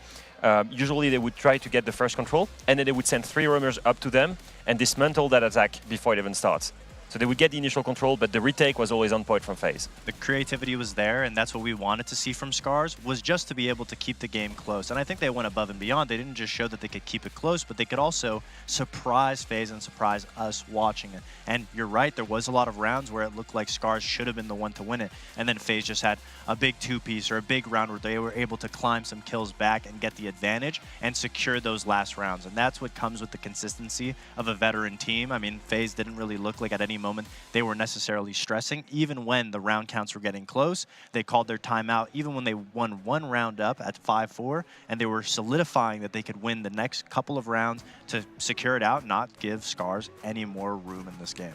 Well, for Scars, I felt like, especially when it came to their attacking side, that was kind of where they started to show a little bit more promise as well. Where do you think they were finding their successes in their attack? Yeah, what's impressive is like their ability to find holes. Like on this the stop floor attack, for example, they go for a cocktail take, they go with their errant, they go for vertical play. It's interesting, right? They got the initial control, but suddenly it becomes a 3v1 really quickly from FaZe because they realize at one point which control they're taking. And in the middle of the round, they take the decision to adapt and to flood them. And that's the biggest thing that I didn't see from Scars, is that initially their game plan is cool, it's refreshing, it's fine, but then in the middle of the round, the mid-round decision wasn't there, the awareness wasn't there. They took the control to force FaZe to attack them. They should have been aware of it and punished that. And that was just an adaptability difference that FaZe was bringing in these games, because it looked like Scars had a lot of the early and the mid rounds to these rounds, and it just FaZe was able to calm down, understand what the win condition was each round, even if they were a man down, and focus on that, focus on the retake, focusing on retaking these positions that are key factors to securing round after round. Yeah, I feel like especially when we take a look at the scoreboard, Handy in particular on the side of FaZe, what a force to be reckoned with. He's always so consistent. It's impressive. Whether it's Handy on FaZe or Nate, the twin brother on W7M, or now Furia, like they're always so consistent. It's impressive. Always in the weird positions as well, like he's playing Hibana, he's playing flex support. It's always like, it reminds me of Flaxing, but if Flaxing could play as well in defense and in attack. Oh, okay. Well, he's going to love that because he was definitely watching that. I mean, the round from Handy where he was inside training, he got the 4K and just got 1, got 2, and then just kept going and was able to get another through the floor. I mean, just beautiful placement from him. We're taking a look at how all of our matchups have shaped up, to say the least. We've got Team Liquid versus Bliss that will be taking place, as well as W7M versus BDS. Favorite out of these two? Liquid, and I'd have to go with BDS probably. Honestly, like these two semifinals are really good. Really, really good. Like BDS W7M is going to be a real test for BDS, and Bliss Liquid is going to be a real test for how much Bliss has improved through all of these events. Lots of teams have been sleeping on them because they're coming from Australia, but let's be real with this. Like they've been improving every single event, and now they've got Titan with them, previous coach for G2, which might help them break that ceiling. And then as we take a look at our lower bracket, we've got SSG versus Team Cruelty and Luminosity versus Talon. Of course, they will be best of threes as well. This is where the bread and butter, the meat of, as it were, would be placed in EWC as well. So out of these two series, let me know who your faves are. The Luminosity Talon game is one to keep your eye on, especially since Fabian coaching Talon, he loves going up against the North American teams. And in their previous game today, I heard Fabian in the arena screaming at his team saying, "What's going on? How could we be losing so sloppy?" So having the ability to make things okay by beating on a North American team, that it's also their first event, I think Fabian's going to be pretty happy about that. Yeah, and I think looking now at the upper bracket on the other side, no big surprise either. Dark Zero Furia, two heavy favorites, beating everyone in quarterfinals and facing in semis. It's going to be a great match. The second one, though, Bleed beating Wolves, that could be a bit of an upset. I was expecting more for Wolves. I think they were coming in as a third seed in Europe and much better. Absolutely. Now they're ended up in the lower brackets already. To be fair, they have two young players. It's their first international play. It's also maybe the reason why. If Scars plays the same way they've played against FaZe versus Wolves, I don't think Wolves has nearly as much awareness and capability to adapt mid-round the same way FaZe did, and Scars can probably throw them off a lot. Absolutely. I think Scars really came today impressing us, and from what we saw, we put more stock into them, whereas Wolves, completely unexpected to me. I did not think that they were going to go down to Bleed, especially with how rocky Bleed has looked. If you spoke to any of the Bleed members beforehand, they were just saying, we're just happy to be here. We're treating it like a vacation. They always don't play everything. No, That's I know, the Bleed but guys. I feel like they really meant it this time. I did not think that they felt confident going into that game against Wolves, and I'm sure they're happy with that result. Well, what about for ITB? We saw them a little bit earlier on. What do we think of them? Two still wild cards. I think ITB showed like they were on the right track. GK, I think it's still taking them a little bit more time to get comfortable to the international play. So it'll be just little hiccups who can, you know, sort it out in the moment. Yeah, ITB definitely is the favorite for this one for sure. And they had a decent play also, a decent play style versus Furia. They showed great style and played very well, I think. Although they lost, they looked really promising. For LG versus Talon, I think this is the perfect, like you said, it's a perfect occasion for Talon to gain more momentum and confidence by beating a North American team.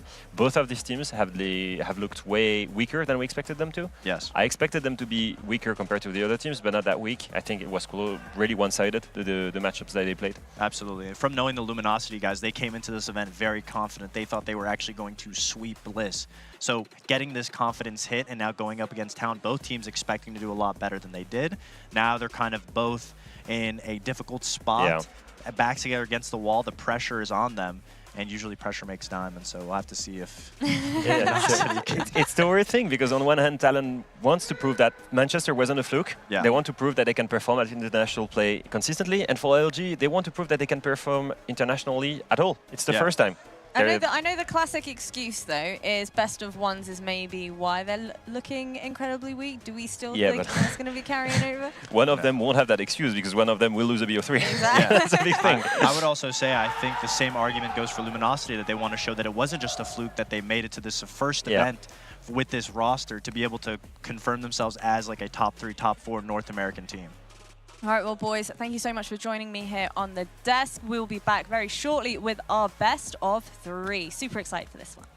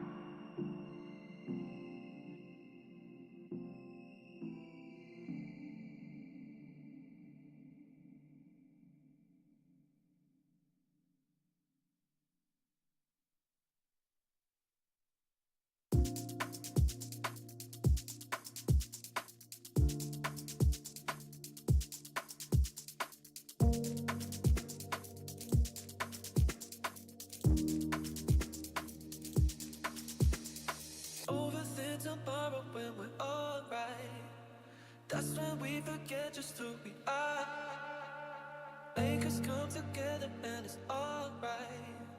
That's when you remember who you are.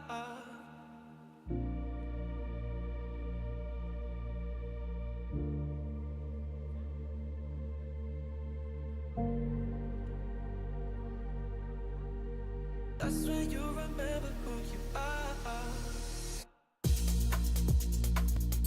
Who you are. Who you are.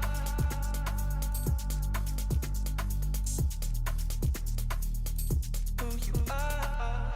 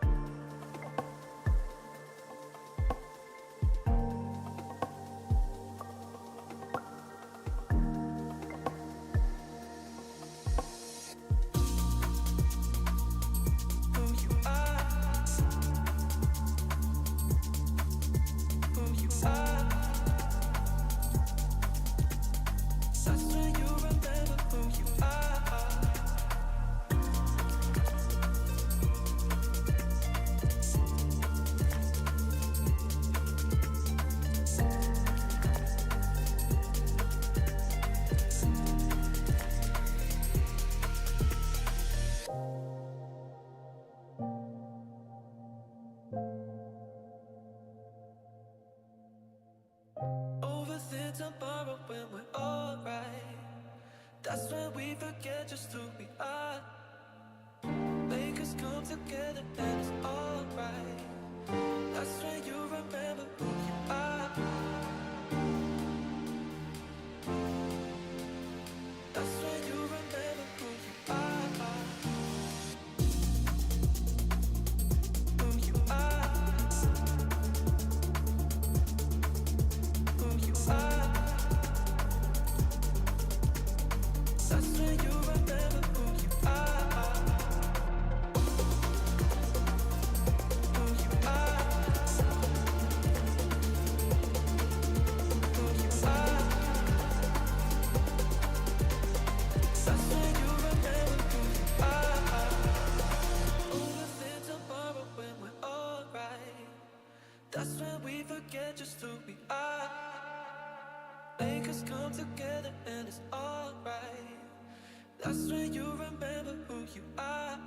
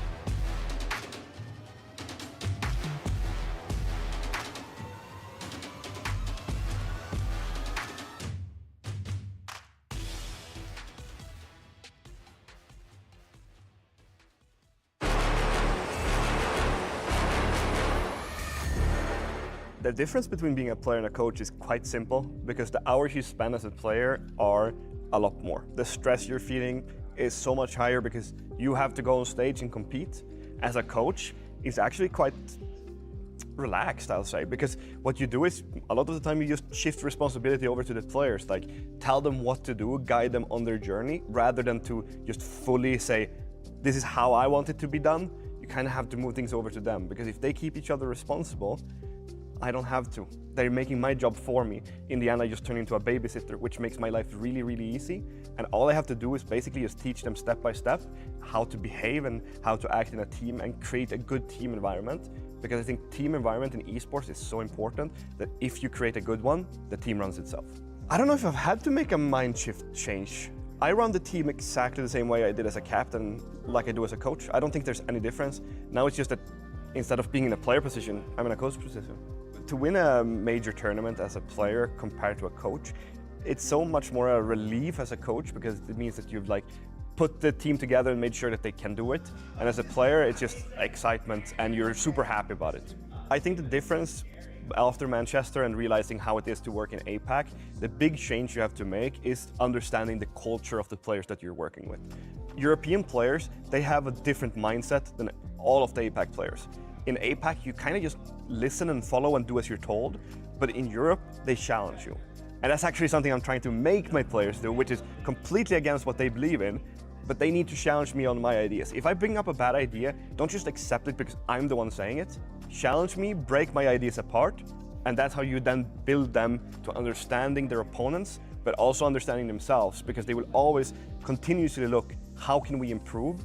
And if you just listen, you just follow the paper and you do nothing more, and you never get anywhere. And I think we proved in Manchester that we're a team that can learn, because you wouldn't get to the top and play against the best teams in the world like we did. We played seed 1, 2, 3, and 4 in the tournament, and we still beat 2 of them. We wouldn't have done that if they hadn't learned. The language barrier is something that's going to take a long time to overcome. The players, they're learning English. I'm not learning a word of Korean. I'm studying Polish, so it's not going to be another third language for me to study at the same time. So the language barrier is just, we have a translator.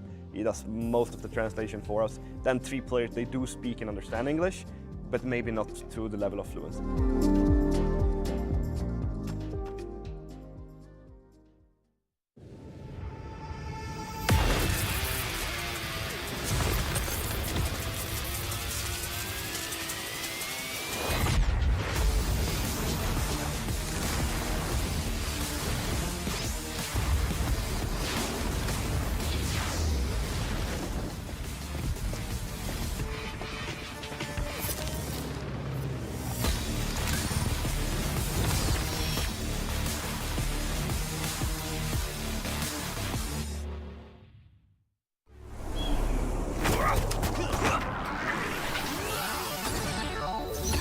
Ready, set, go.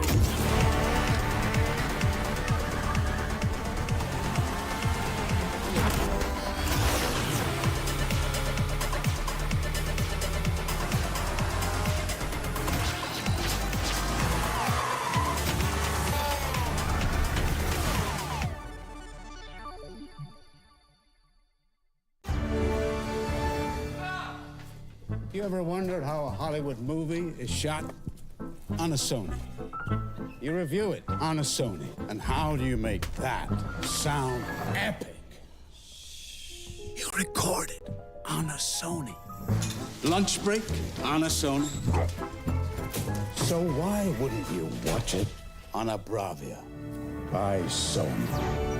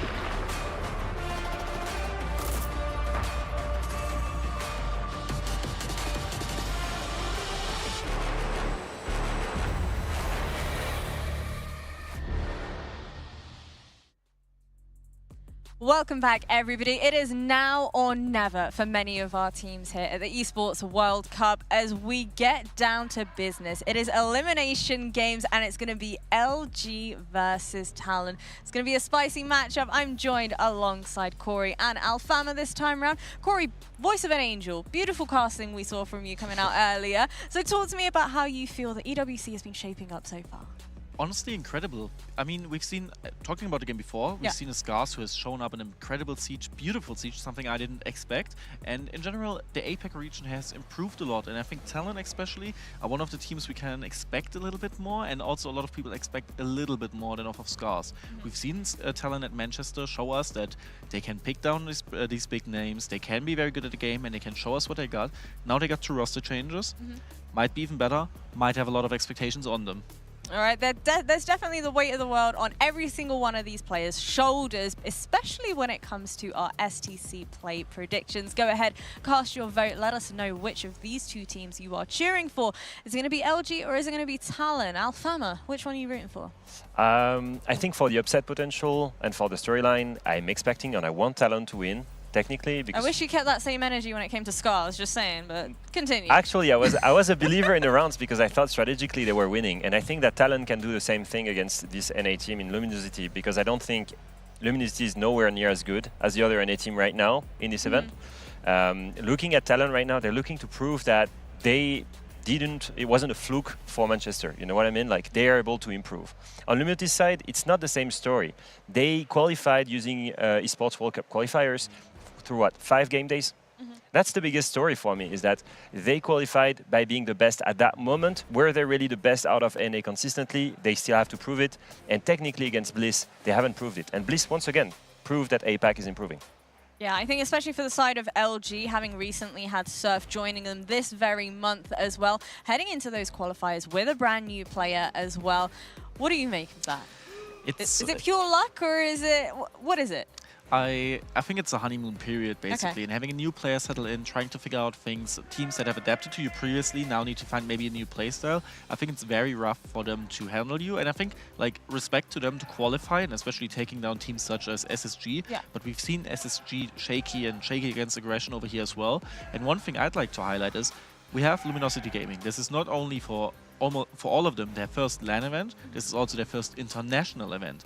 Whilst Talon have been at the international stage, they've been at the LAN stage, they've added Yas, who's seen many events and has been at major semifinals, and they have Fabian in the back of them as a coaching staff. Who better could you have? He's won 6 invitationals, he's won majors, he knows how to handle these players, and Talon, in my opinion, is one of these like underdog. Well, they are not the underdog anymore, but one of the teams a lot of people consider weak, which we just simply shouldn't do. Whilst Luminosity is here to prove, hey, we are not only here because of luck, we are here because we are good. So Luminosity definitely has way more to prove than Talon. Well, I mean, when taking a closer look at their opposition of Talon, they've undergone some of their own recent roster changes as well. What kind of impact do we think that's going to have? I think their core in Misa, Ryder, and Soldier were really strong. I think they really showed up in Manchester. They really surprised everyone.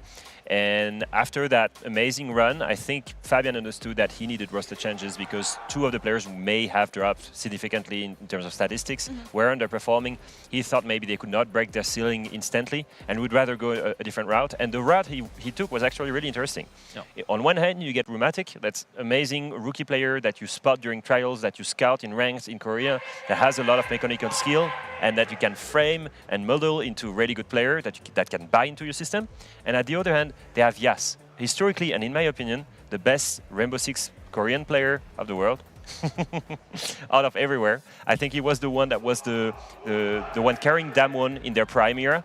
He was the one that really was dropping a lot of numbers in that one semi-final versus FaZe where everybody thought they would go to a major grand finals. It was, I think, the most consistent player out of Korea through these years. So overall, they're looking much better, though they took a step back by creating this roster change, and that's always, can be a difference maker in your map pool or in your synergy.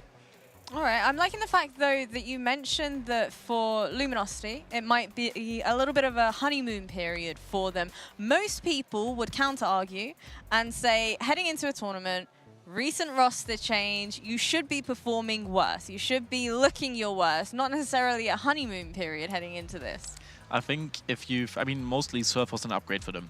They all are very inexperienced. They're new to these type of events, and Surf was the only player who has played in A-League before on multiple teams, gathered all these experiences. So I think no matter who you get in, as long as he's experienced and skilled individually, he will be an upgrade that boosts you and gives you a honeymoon, especially if you have nothing to lose. Yeah. Luminosity is one of the teams that they risk it. They will risk it. They need to prove themselves. They need to show, hey, we are here, we can win, don't underestimate us. And then picking up a player who has more experience obviously is always a win to you, in my opinion. How much do we think this is going to be weighted on the veto process, though? That's a good question. To be honest, I'm trusting Fabian with this one. In terms of experience, I think he's fine. Like, he understands really well. I don't know how many map vetoes he's done as a player, as a coach. I wouldn't be too surprised to see the veto going their way. Also because they've had more time as a team, I believe. So overall, they also had a really strong map pool. And okay, Skyscraper Peak is an interesting pick. Really strong map for both teams. Yep. Actually, Luminosity won it twice versus M80 and SSG in NA. Strong map for them, but also one that we saw in Manchester from Talon, where they were really able to upset. Clubhouse, now this is Talon's home. This is Talon's home. They are undefeated on it, 6-win streak. So really strong map. 6-win streak. How many of those were against international teams? Now, this is a very good question, because that's the point. They got a 6-win streak, but only in Korea. Never played it internationally, at least not recently. So it leaves the decider to see exactly. I think the decider is a little bit favorable for Talon, not necessarily Baller a good team for Luminosity. I don't think so, at least not recently. All right, well, really quick from the two of you, prediction, who's going to win? Talon.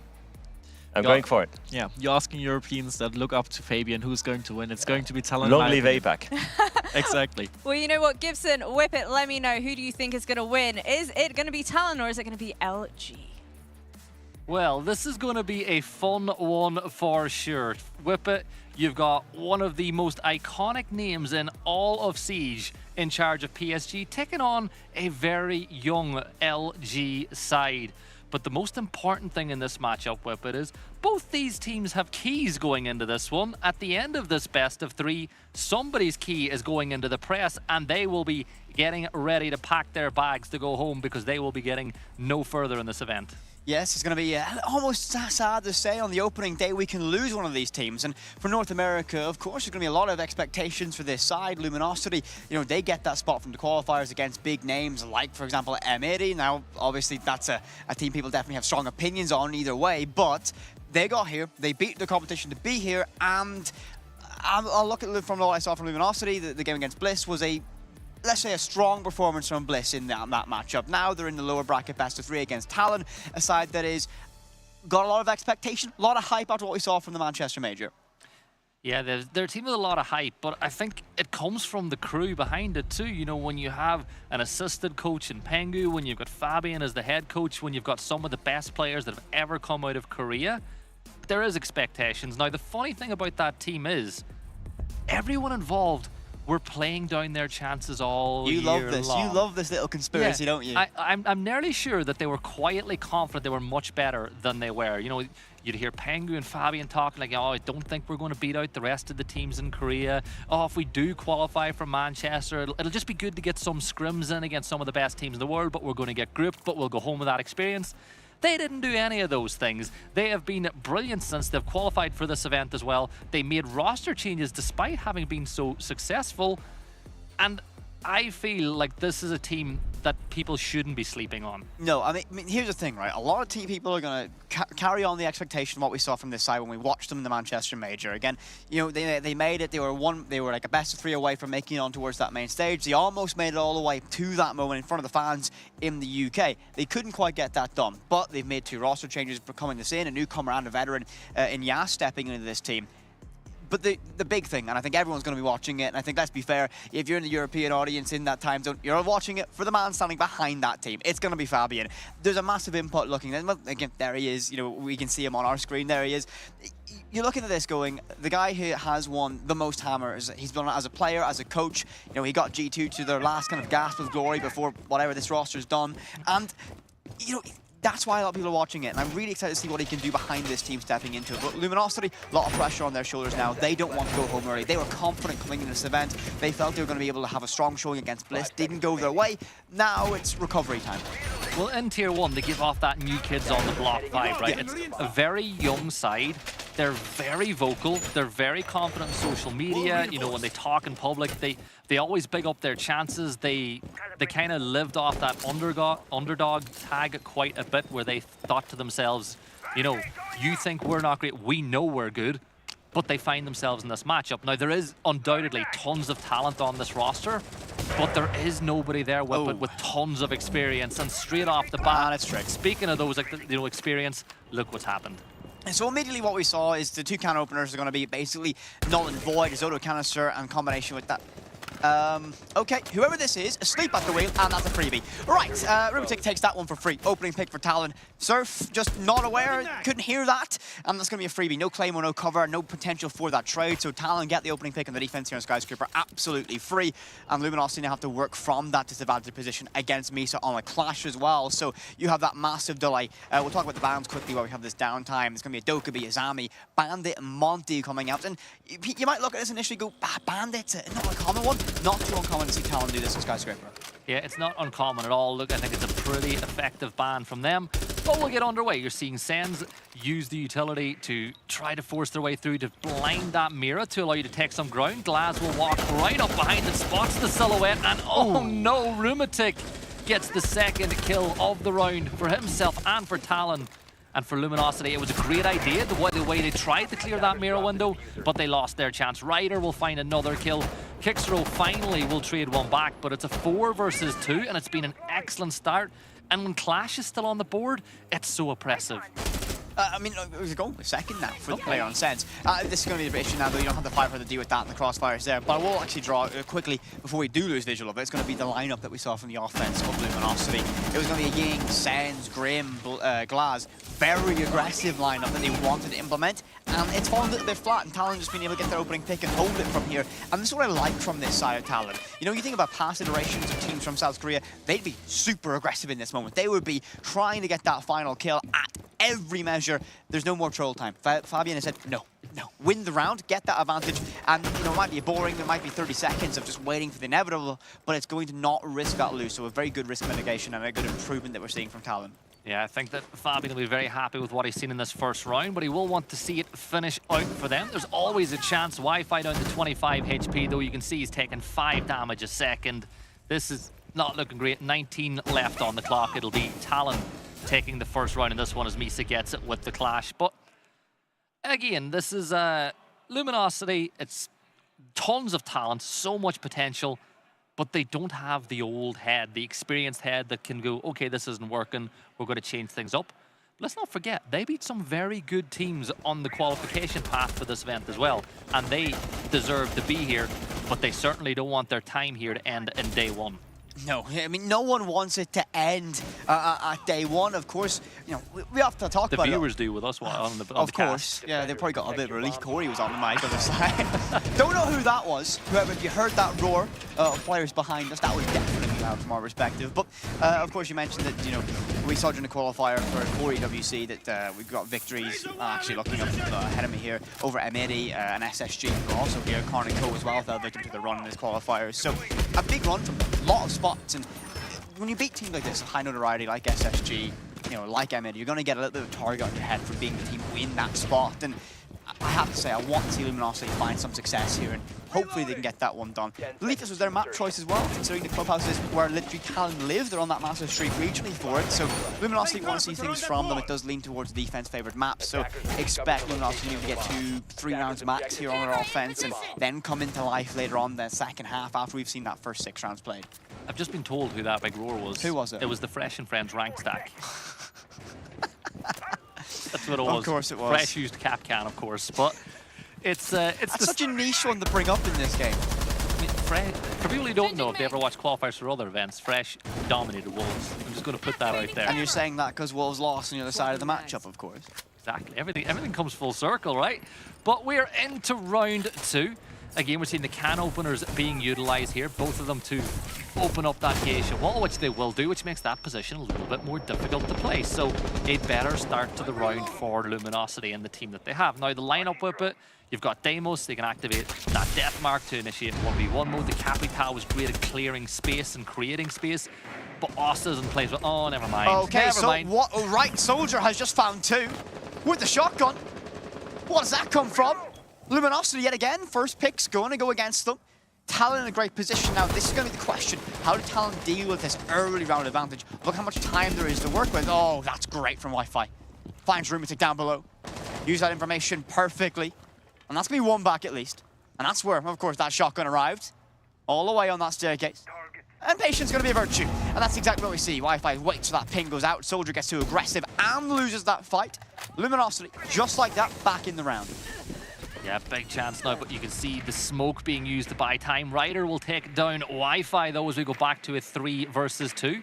So, PSG Talon staying ahead in the numbers game. Now, there is a lot of information here for Luminosity. They've got the right operators to buy space, and getting that kill on the stairs allows Osa to begin pushing in now without worrying about the player on that shotgun.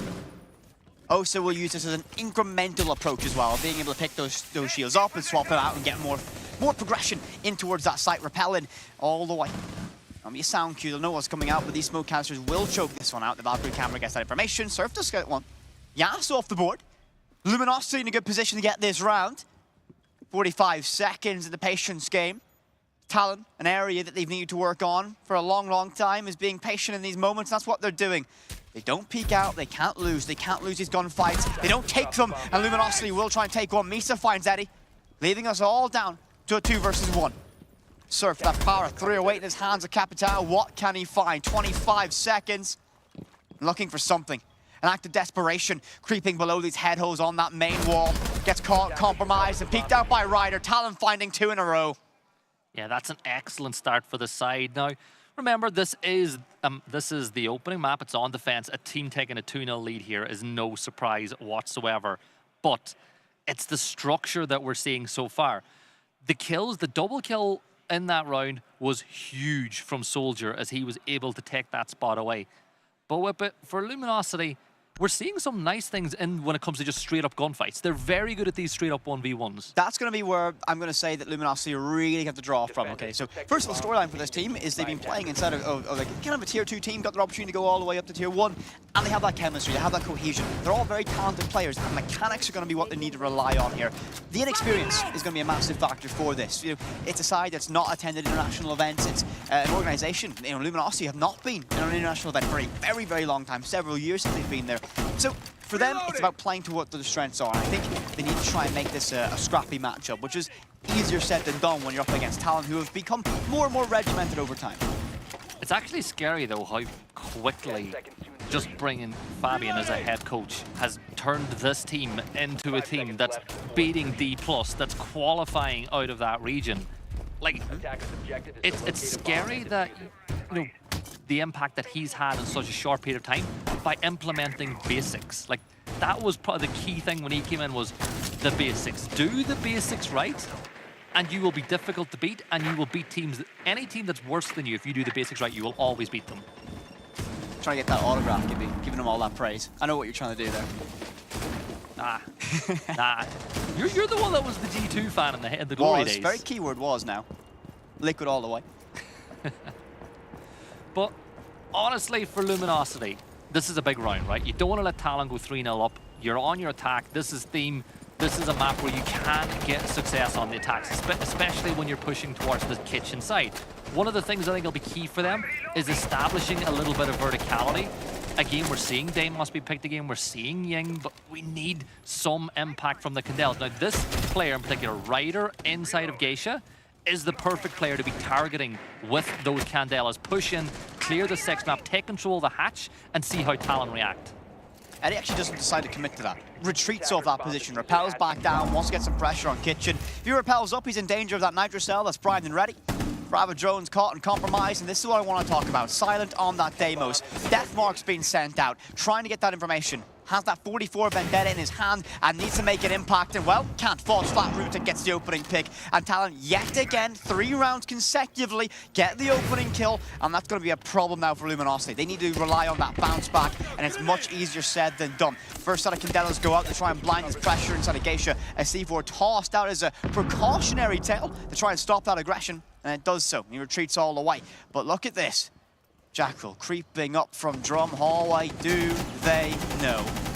They need the next pick, but Kixro will get it, so it's a 4v4. But Misa's there instantly to trade it back. Rumatic gets another in what's been a great game so far. A triple. Soldier will close it out, and Talon 3-0 up. Now, I've seen this team. I've always been impressed by the players like Misa. But what a start Rumatic has had to the series. Rumatic, I mean, that rookie player coming in, that new blood to this roster, and so far proving that it'd be a very invaluable asset. And Luminosity have called their tactical timeout. And you know what, Gibby? I think this is the right time to do it. These 3 rounds, I'm going to speak candidly, have been pretty rough. It's been basically all Talon so far. That's everything they've done. Luminosity, 3 rounds in, you've got time to make changes, so make them fast. And as they move into this next round, this is going to be very critical for them to convert that timeout into a victory. But Talon are playing well. Yeah, like, they are. I mean, of course. It's not a case that LG are doing really silly things and throwing it away. No, just Talon are playing some very good Siege right now, particularly on the defense. And did I hear the desk say in the pregame that Rumatic was found and ranked? Gibby, I'm not going to lie. I don't know how much of the desk you heard. You were stood yapping in the middle of the studio to Fox. Yeah, but I'm pretty sure I heard them say they found him in rank. Now, I'm not saying this is true. I could be completely misquoting this, but it would explain a lot as to why I've never been picked up. The grin you just popped a bit, I can't handle that one. Yeah, of course you've not been picked up. 0.4 demon in the trenches. LFT. Had enough of me already. Yeah. But as we move into this one, I think for Luminosity, they gotta use that timeout to talk. Like I was talking to Corey about it. In the last game, we saw the players doing most of the talking about what's going wrong. This time around for Luminosity, it was the coach talking about all the, maybe what he's seen that they're doing wrong. I feel like the lineups that they're taking are good if they're able to get that opening pick. But the problem is, they're not getting the benefit of the utility. Like, when have you seen Deimos get value? You've not seen the Candela causing as much chaos as they would like either. One thing I'm going to look at this, Luminosity so far are playing very separate from each other. And Talon have played fantastic around the trading. Gibson's throwing me off behind the camera here. It's a nightmare dealing with him. But right, Talon have been playing very close-knit Siege. They've been playing for the trades. They've been playing a very fundamental game. Luminosity have been trying, I feel like they're playing a little bit more individualistic. They're trying to poke around the map and look for a weakness all by themselves, and they've not had that trade potential. And Talon getting the opening pick time and time again isn't being punished, or at least neutralized by the fact that Luminosity can trade it. So if Talon get that opening pick, they can run away and manage the game from an early stage. EMP just go out and much more effective than what we saw in the first round.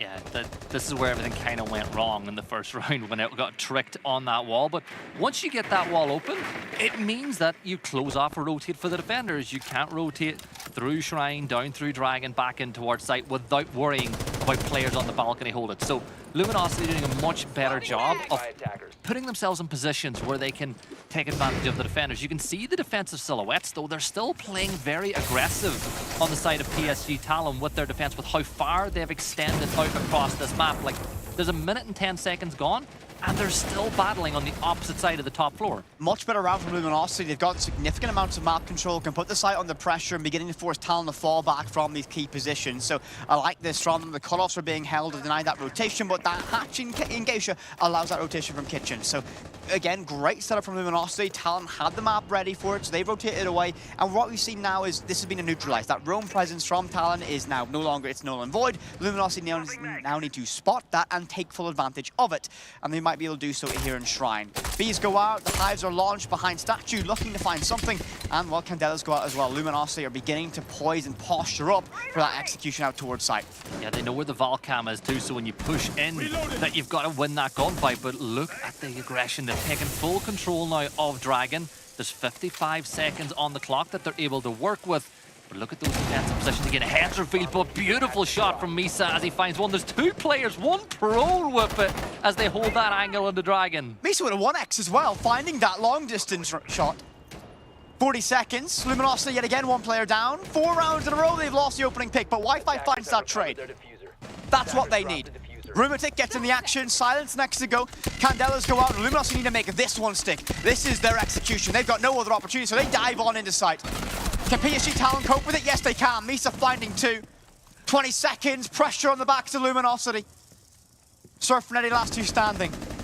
Talon though, patient, waiting, trying to wait and bait out a mistake. An aggressive peek, but oh, smoke, no! A must-win fight, but Eddie gets one on the rider. An opportunity, but only 7 seconds to work with, and I don't know what's going on. We lost our feed for a second. There it is. Triple zeros happened, and I believe server crash. Maybe. If you're LG, you might be a bit annoyed about that, because there was definitely a chance to win that round. If you're Misa, you're like, I just got 2 ratty plays prone on the ground, and they've been taken away from me as well. Someone just won a round. Fresh again. Stop it. Stop it. Okay, so what we've just seen is on an unfortunate server crash, so as we wait for things to get figured out on that side of stuff, let's just talk about the fact that Luminosity, 4 rounds in a row, they've lost that opening engagement. That needs to change. The thing is, though, with that last round, even though they lost the opening pick, I think it was the best round that we've seen from them so far. They weren't giving away kills very early on. They were playing closer together. They were getting the opportunity to use their utility.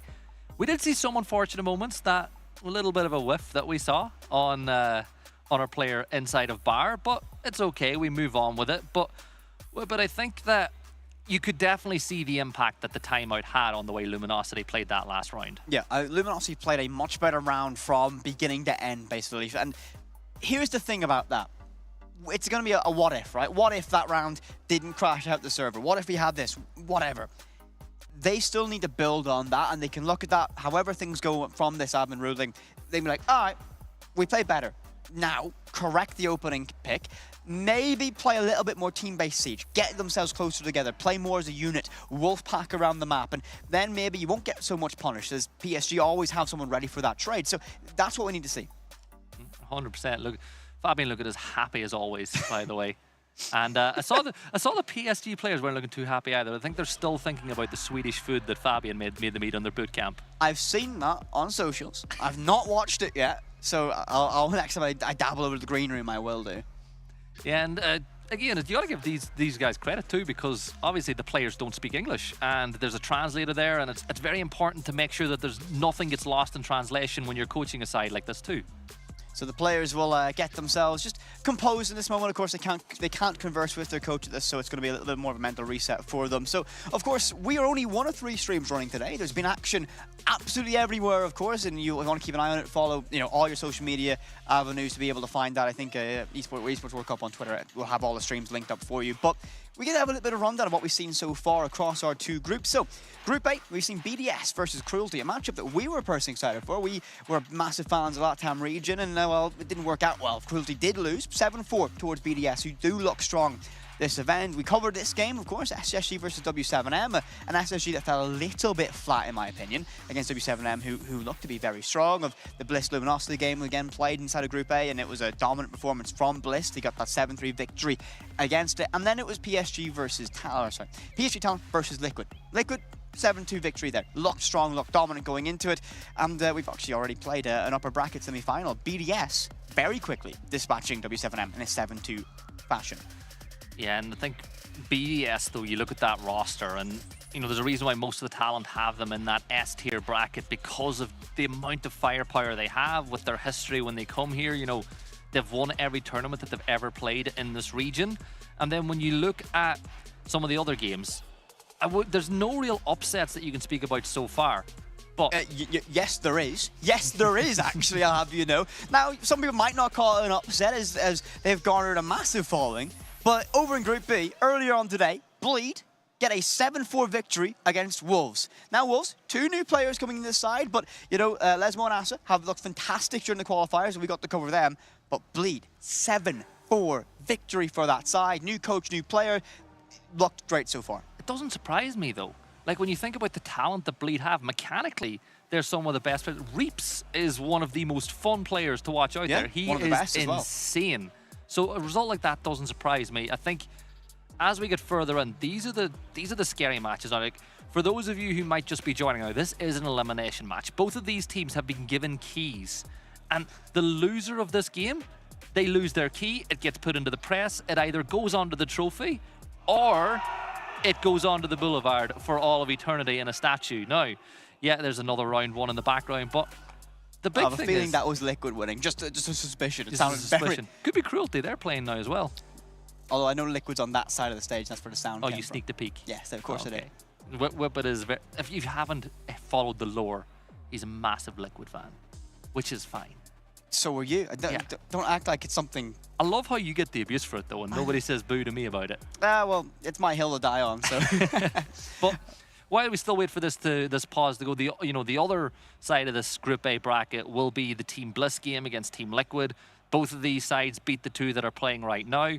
Bliss, of course, they've got a new coach in Titan, another player who came from that Fabian coaching tree. He was with G2.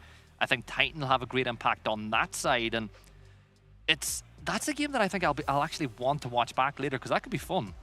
That will be, actually. You know what? That's going to be a good one. I have to say, a lot of these games, fantastic so far. I've been really impressed by the games that we've had. And I mean, you look at the rest of that bracket, we've seen Dark Zero. They're off to a fantastic start so far. A great performance against GK. They get that in a 7-4 fashion over in that Group B. We saw the Furia into ITB game. And, ITB looking good this event. I think they're looking better than they did in Manchester. But Furia are a different beast when it came to that matchup. Well, I did actually speak to Fleebox after that game. That is true. And he said that he really respects ITB. He said they play a very good tactical game. And when you're getting compliments like that from, an invincible IGL last year, that's a pretty good one to get. But it looks like the players are getting ready. What do you think is going through their minds after that last round? Particularly for Luminosity, who lost 3 rounds on the trot. They haven't got the opening pick yet. Anytime they do get a kill, it's instantly traded. It's bound to be a tough one to take, but you got to remind yourself it is a best of 3. Like, you can't afford to lose the opening map. Yeah, that's true. You have that now in Luminosity's position. They don't want to lose this. It's their choice. They don't want to go to Clubhouse. We've seen regional domination from Talon over there on Clubhouse. But they're going to look at this going, okay, we took our time out. We played a better round. Tech issue. Now we've had time to mentally reset and get ourselves ready for that. Yeah, players can't talk to the coach. That's just the nature of this position. Fundamentally, they can think about what they've done right and how they can deal with that. Vice versa, PSG Talon can go, what did we do wrong? And then they can amend that. But right now, this is a very interesting moment for these teams because you're going to go from that action now to a very lonely, very tense, very nerve-wracking moment where you're just sat there kind of waiting to get back into it. It's that anticipation of going back in can be a massive factor. And of course, players get hyped up to get ready to go into a game. You start that game, and now all of a sudden you have this massive dip in adrenaline. Kind of a test to get back up to speed. And for LG, I hope Luminosity can maybe be quicker to get back out of the gates very quickly here because 3 rounds down, they want to get themselves level at bare minimum. That's all they can do on this opening half, get themselves level. Yeah, and look, fear not, you're on attack on Theme Park. Or Theme Park? Theme Park? Skyscraper. I miss Theme Park. No, I don't actually. And that's Gibson, you ready for this one? I want Theme Park back in the not the rank pool, the competitive. If I see that on ranked, I'm banning it. Whoa! Excuse me. Yes. Out of all the TDM practice you've done down in Throne, you decide you're gonna ban that map. Yeah, because it takes teamwork to win attacking rounds on Theme Park, and you and I have none of it. Thought you were the best droner in the world. Yeah, in the prep phase. That's all you need. Yeah. Get that good information established. Yeah, but no, on Skyscraper, as you meant to say, not Theme Park. And it's going to be, defense favored. That's just how it tends to play out. And I think for Luminosity, it's, as I mentioned on earlier games of the day, it's survival for them right now. It's just get through this opening 6 rounds, mitigate the damage best you can. You want to go ideally level if you can't lead. And then you think about after this match, we're guaranteed to see Clubhouse as well. And as they spoke about on the desk, PSG's got an immaculate record on Clubhouse in their region. Now, you know what that means? Lots of tape for Luminosity to actually study. Now, the question is, when you're going to an event like this, how much time do you have to study every single team in the tournament? You just read the body language a little bit here of Luminosity, and it's... He's having a sleep. I mean, yawns, tiredness, this is a difficult position, as I mentioned. You get so hyped up, you're ready for that game, and you have that spike of adrenaline, you get into it, and now it's flat. It's, you have to try and conserve yourself best you can. Don't envy the player position. Yeah, you do, because they don't really have to fill. They just get to sit there. That is true. They get to sit there. We have to talk for however long we're gonna be. But I think though, funny enough, you said to me that you think the PSG are going to win this whole series. It's something you said. I'm not going to say what scoreline you said it was, but I'm sure the NA fans who know how much you love NA will guess what scoreline you said. I love North America. If I'm supporting SSG. He does. He loves North America. But I think that this is going to be one of the tighter matchups in this whole bracket because, again, I feel like for LG, because it's such an inexperienced roster, they're still finding their feet on LAN. You know, some things are going to be more impactful in this scenario. Some things aren't. You know, there's a bit more added pressure. PSG, they've got way more they've got way more experience when it comes to this scenario. And we'll be able to see you're looking up the club championship stats again. Are you looking at my monitor, Mr. Gibson? I am. And for the viewers at home, if you're watching this, remember there is a club championship as well for the best esports team in the world, where they get a huge prize pool for that. You're actually taking my fill point. That was what I was going to talk about. Hence, I was on my. And go for it. Go for it. Whip it. Take it away. I was going to mention. So, guys at home, how you saw it? You. Of course, all teams here have earned a key, as you mentioned. If you lose, you get knocked out, you hand your key over to your opposition, it gets crushed and put as a monument of everyone who didn't make it towards that championship. But every single organization competing at the Esports World Cup is bidding to become the club champion at the end of it. And so far, it has been Team Falcons with domination. Now, inside of our game, Rainbow Six, they've not qualified for this. They did not make it. GK are the representatives from that MENA region. The only team, the only organization that has a chance of winning this that's inside of Rainbow Six is Team Liquid. They are in second place of the club championship right now. 1,170 points. They trail by a significant margin. Team Falcons hold 3,500 points, and they have 2 championship wins. They could need a championship win to be able to make that. But they're very close to be able to get that point. A win here inside of Siege gets them very close towards that, Gibby. It does get them pretty close to that. But let's not rule out FaZe Clan as well. They're on that list. But folks, we are going to throw to a quick break whenever we're going to play some rock, paper, scissors as well. But we're going to throw to a quick break. Whenever we come back, we'll have the continuation of this game between LG and PSG. We'll see you guys shortly.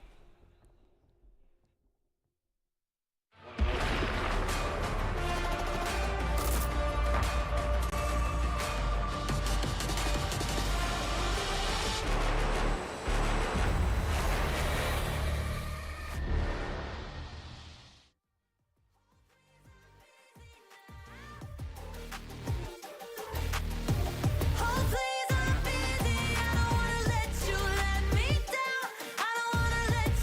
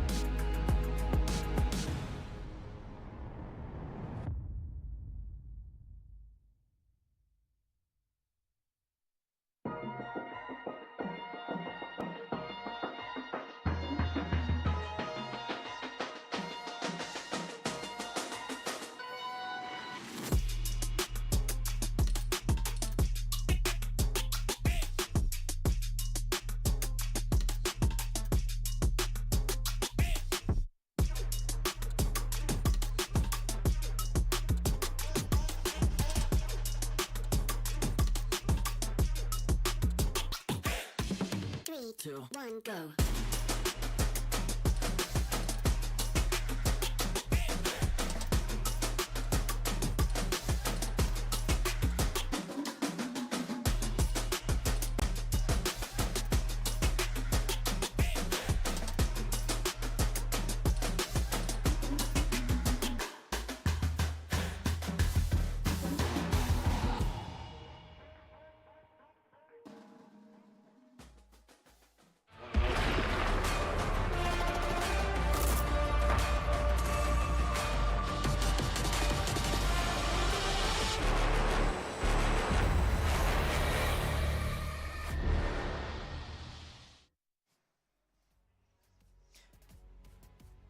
Welcome back, everybody, and it's almost time to get back into this matchup between Luminosity and PSG Talon.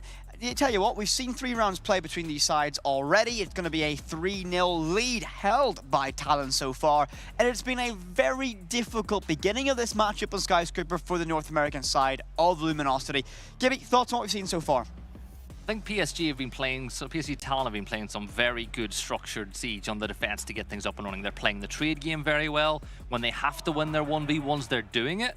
And I feel for LG, maybe some land jitters at the very start, you know, a little bit of nerves creeping through, but certainly that round before the break was significantly better for them. And it is attack on a map like Skyscraper, so it's not the easiest map in the world to attack. So if you're an NA fan, if you're an LG fan, don't be too disheartened by the score. And of course, it's a best of 3 as well. And it looks like there was a ruling and Talon did win the 4th round. So for everyone jumping back in just in this moment, that final round, before we went into that tech pause, had a very narrow margin. We only had like 4 seconds left. I believe it was a player count advantage for Talon. I don't believe Luminosity were in a position where they could have got the case down, or it was a questionable one. So the admin decision going into this was that Talon were going to be given the round and we're going to be restarting on the 5th, with the scoreline being a 4-0 advantage for Talon. So that's how things stand. And well, you know, for Luminosity, play to the whistle, I suppose. Yeah, and you look at the defensive lineup. Now as we brought Clash once more. We've seen Clash already in this matchup, and it'll be Nisa using that operator. And you know, the stat line say 0 with it, but for those of you who are just joining in right now, Rumatic is having a brilliant game for PSG so far. Rumatic has played fantastic so far. That, you know, fresh pickup, that new player into professional play, making a massive impact. Very mechanically sound as well. Now, we mentioned, and you joined on, that we had a Clash being played. Mace is going to be on that operator this time around, and we saw this on the very opening round of this matchup. And the big thing around this is if Talon can get the opening advantage, if they can find that opening pick, if they can draw from that, because that's where they've been fantastic so far, playing with that numerical advantage. And again, the team has got a lot more restraint. Fabian's been working on that with them on that regard. So for Luminosity, big question marks if they can get their opening pick, if they can deal with it better. And I want to see them wolf packing around a little bit more, being able to play closer to each other to find that trait to mitigate the effect of the opening picks that Talon have been able to find. Replay C4 as well. We saw at the start in the prep phase of that round with the Valk. It's something you got to be careful of, as we still have presence inside of Geisha. It's something we've seen several times already in this matchup. So we're almost a minute through the very first round of this one, and we've not really had an engagement to speak of just yet. Some pressure being put on the windows, which is something I think it's always a good thing to do, and Clash is going to lock down that entire balcony, and you don't move this Clash without a Cappy Tower, without anybody on the stairs. Kaid's Electric Claw has been slowing this down, but they used that drone perfectly to spot that one out. They tossed it out, and, well, you have to be a little bit more accurate with them. Please hit. I hope that hit. I don't think it did. Nope. They've had a bit of trouble with those impact EMPs so far. Right, here's the thing, right? They had the drone, they spotted it, and you know you have to be accurate with it. Now, they use a great amount of utility down below Deimos. With that, Death Mark is going to be able to find Soldier with the assist of the Capitao. So, job is done. You got Geisha control. That wall didn't get opened up, but still, that utility usage driving me a little bit insane, Gibby, I can't lie. Yeah, but they've got the opening kill for the very first time in this matchup between the two sides. We've got ourselves a 1v1 going on with the Grim. It's very oppressive here for Ryder inside this position with the information they have, but still on their feet, still playing on these restaurant stairs. Another nade's going to get tossed, but you can't cook them, so there's the impact that's going to have. A minute left, And there's a kill. Misa trades it back. Clash getting one. You dump so much utility on that player on kitchen stairs, though. You've got that Deimos death mark on them, a Grim Beast on that staircase. No one's there to capitalize on that push. The nade buys you space, but you can't push behind that yourself. And if they retreat away, you can't keep that control. So there was no one there for Luminosity to take advantage of a massive commitment of utility for it. And we'll see that second fire dart used away now. So again, limited utility now with Luminosity with 35 seconds still remaining in this round. They've burned through the Capital utility, and now they're trying to make it kind of a very rushed attack. Now they have to get this control with the ends of their rifle, and that's not going to be an easy job. If Talon have been firing back, the clash will be an issue to solve, and well, Ryder's going to present himself as a problem, finding one. Maybe he's on a 4 versus 3. Surf's good to make it level. Now an advantage, finding 2 on Black Staircase, and with 3 with 15 seconds left, it's going to be a mess, and Luminosity are on the cusp of getting their very first round here, but with 9 seconds remaining, 000's dawning. Cover needs to be perfect. It's going to be Misa on that clash, but no, Luminosity get themselves their opening round, and that's what this team needs. They get off the board. They got the opening pick. They take the round win. It's so much better. They used so much utility in that round. It almost seemed as if every single thing that they had in their pocket, they needed it to get that round win. Yes, we had that little moment with Valk on the stairs where a lot of utility was wasted, but everything else they used successfully, and that is so good for them. That's what they needed. And now they can get a 4. There's a chance they can get a 4-2 split, and suddenly you're thinking, that wasn't so bad. Exactly. Massive recovery if they can get that job done, and I like this from this side. Again, long pause before we got to that previous round, and I think that could have helped them gain their composure a little bit. You know, momentum is a massive factor in a game like this, and if Talon were able to, win, keep winning rounds, we could have always had this map done without that pause, and it would have been a much help. So I think Luminosity is slowing this down. You're smiling, you're smoking at me. Yes, of course, if we didn't have a pause, time would have kept going as normal. I'm laughing at the fact that you said PSG would have this game done already if we didn't have that hack pause, or that tech pause. Like, Whippet does not speak for me, chat, by the way, when it comes to NA. I have a lot of love for NA. Attackers are moving to defuse a bomb. The look that I've just been given, by the way. So, Luminosity, they win that round. Really good chance now to go ahead and take a second round on the attacking phase, where, like I said, you'll not be overly disappointed if you get a 4-2. You'd actually feel pretty good, considering how this game started, to get those 2 rounds in a row. And look at the lineup they have again. Tons of utility that they can utilize. 4-2 split would be nothing, turn your nose up at. Considering you are attacking Skyscraper, it does lean towards that. And okay, good change here. They're not used to those impact EMPs. A little bit more dangerous to do with the Maverick, but it guarantees they get the job done. Unlike those impact EMPs that we've seen so far, they've not been the most accurate. Oh, but this is better. You know, get the wall open, 45 seconds gone, you can start putting some pressure in towards the site itself. You've still got Ryder with plenty of area to work with inside of Geisha, but the wall open will make things a little bit more difficult. The upside down repel player could be the problem, but with no pressure on the other side, Ryder's getting out of there for free, Whippet, with 2 minutes left on the clock. Escapes with that, as you mentioned. Still lots of time to work with for Luminosity to get this round done. Inside a supply, Selma charge used to open up that castle barrier. Hop on that drone, gather up some information. Talon, lots of bodies stacked up, the red pings go out there, and that's a great pre-fire. Finding one Ryder first of all. Gonna cascade with that one, making it 2. Rumor to go off the board, and Luminosity look energized. And I think this is what they need. Play free, play relaxed, but Mesa shuts that down. Wi-Fi falls. Minute 20, drops it with the SMG-11, finds one DBNO. Not quick enough on that reaction. 3 in the round now. What is going on? It's a 2 versus 1 now. Soldier has got 2 players to deal with. The case is going to go down. They need the cover now for LG. There's tons of information. The red ping, the yellow ping, but it don't matter. Surf gets the kill, and Luminosity will get the 2-4 split that seemed unimaginable after 4 rounds. But we said this. They were having fun towards the end of that tech pause. They were playing some rock, paper, scissors. Some of the players had a little nap to get them energized. This is much, much better. And honestly, I think they nearly needed it. I mean, right now what we're seeing, this is what I wanted from Luminosity, to play a little bit more free, a little bit more relaxed, and play to their strengths. This is what they've done. They took gunfights, they won gunfights, and now they've got themselves 2 rounds. Now, they still trail by 2, but they will be moving to the defense here on Skyscraper. the much more preferred side from many of these sides. So, question now is how good are Talon's attacks going to look on this map? It's a much more difficult task to look at.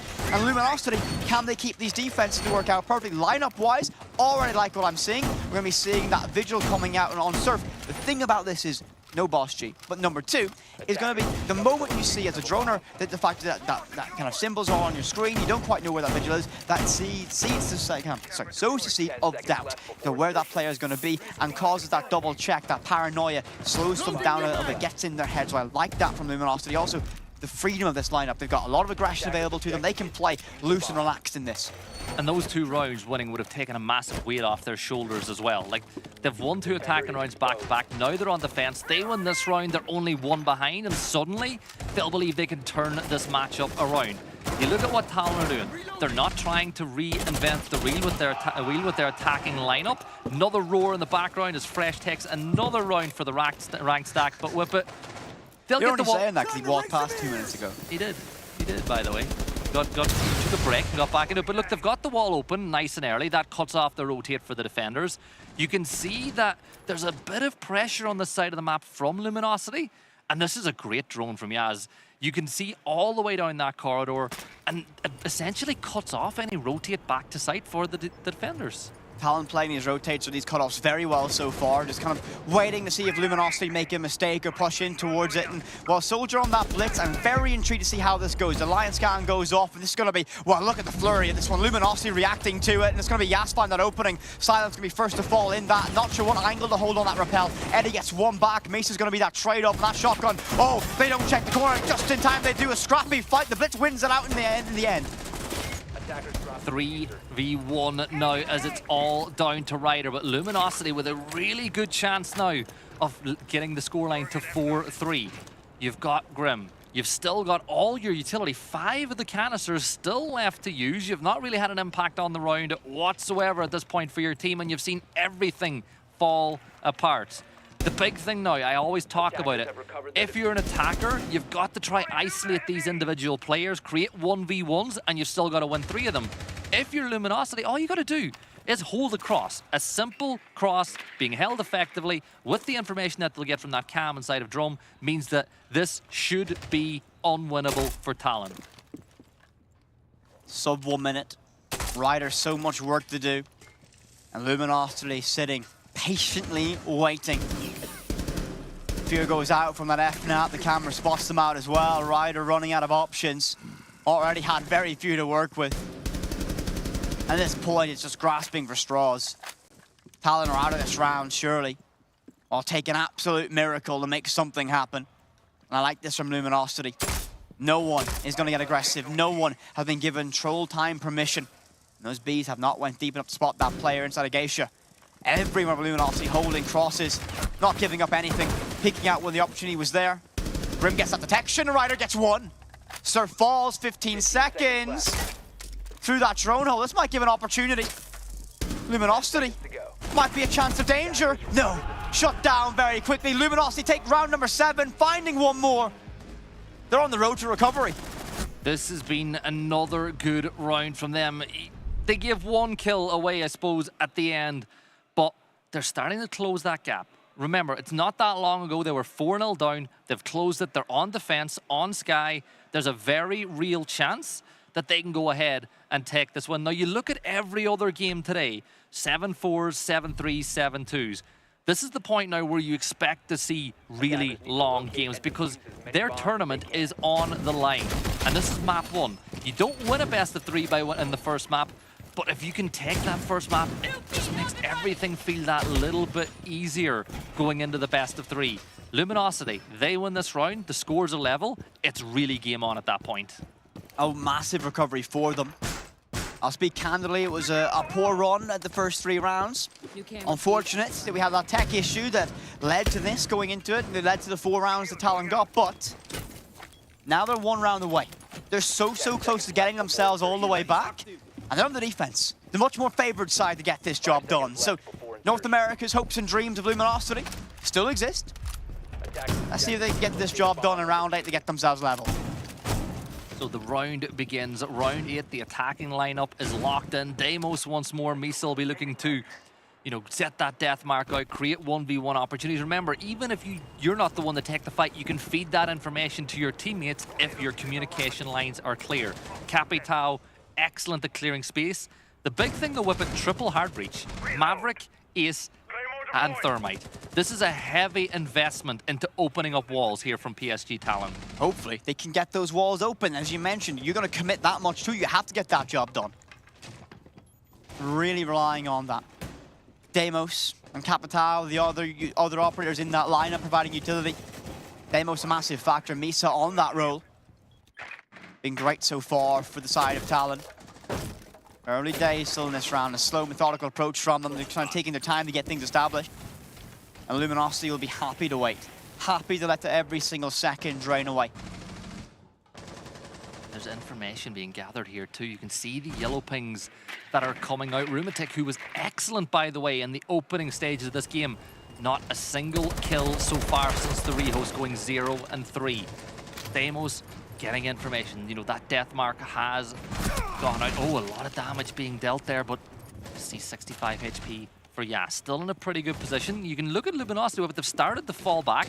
They're pretty happy. Halfway through the round, fall back, you're in a good spot. Talon want to get the opening pick here. They're kind of trying to bait Luminosity into conceding that first loss of a gunfight. And Luminosity have played a little bit more constrained, a little bit more patient, and it's working out fantastically.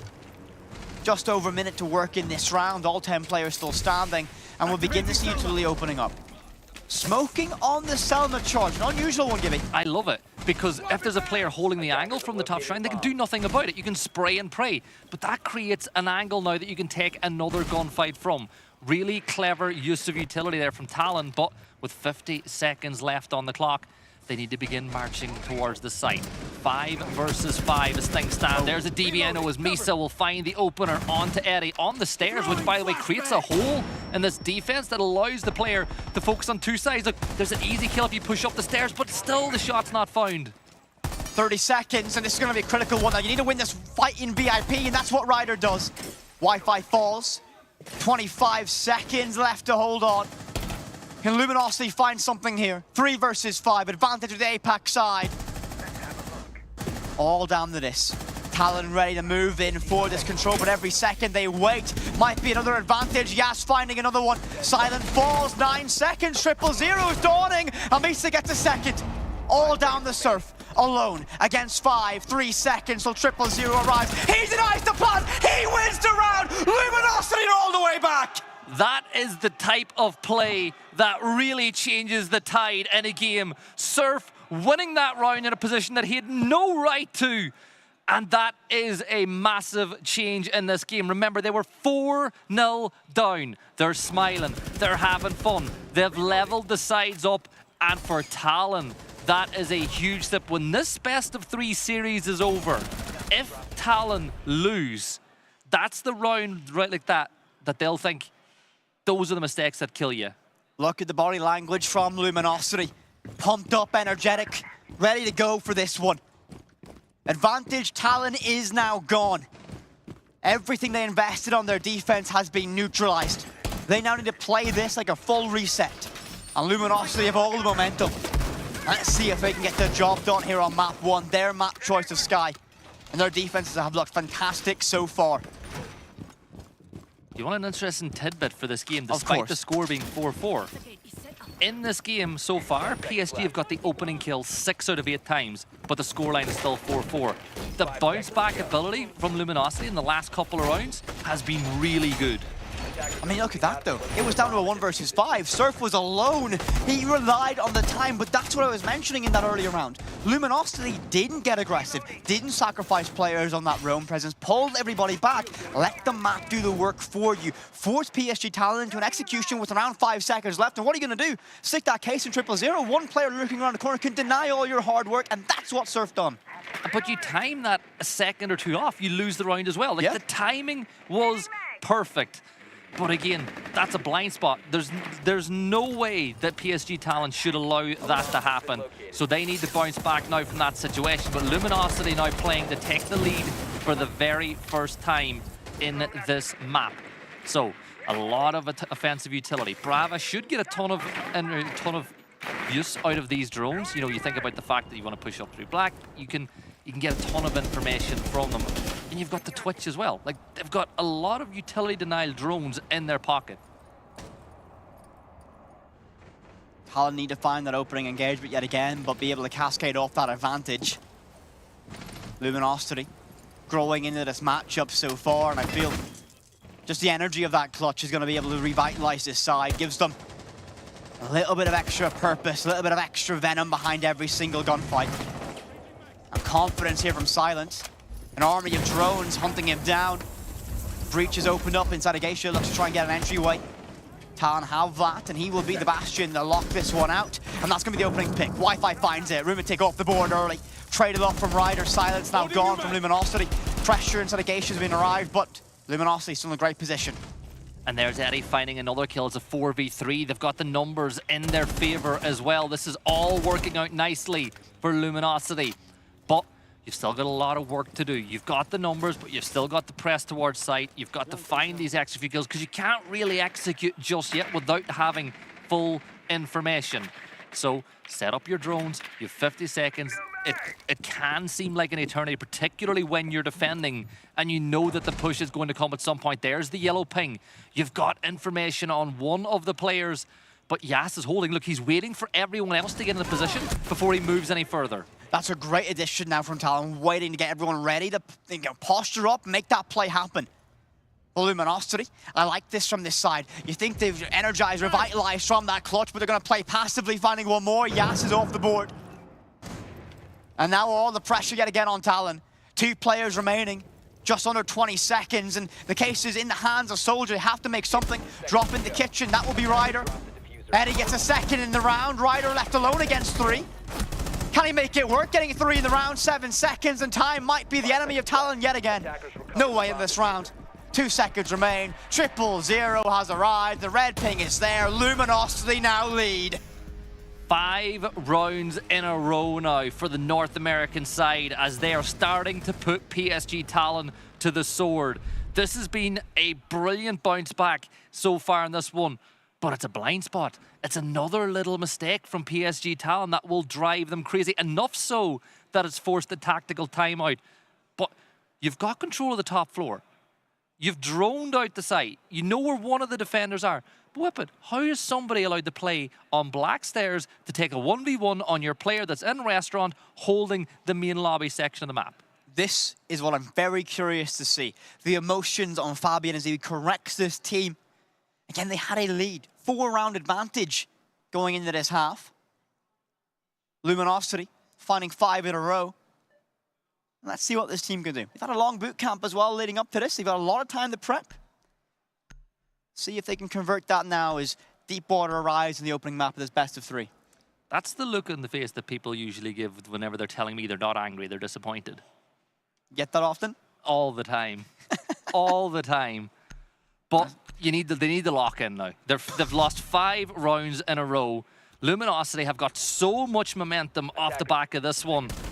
And you feel like this next round is so important for both these sides because either Luminosity are going to go on to map point and map one of this best of 3, or Talon will level it up at 5 rounds apiece, meaning we will have every single map in regulation for the first time today. You're right, we have not seen a game go all 12 rounds across both our groups so far. Maybe we might have in the games that have already been played on the other side. I don't know yet. We're not there. We're here in this game. Exactly. We're locked into this one. But from Luminosity, I am so impressed with this team.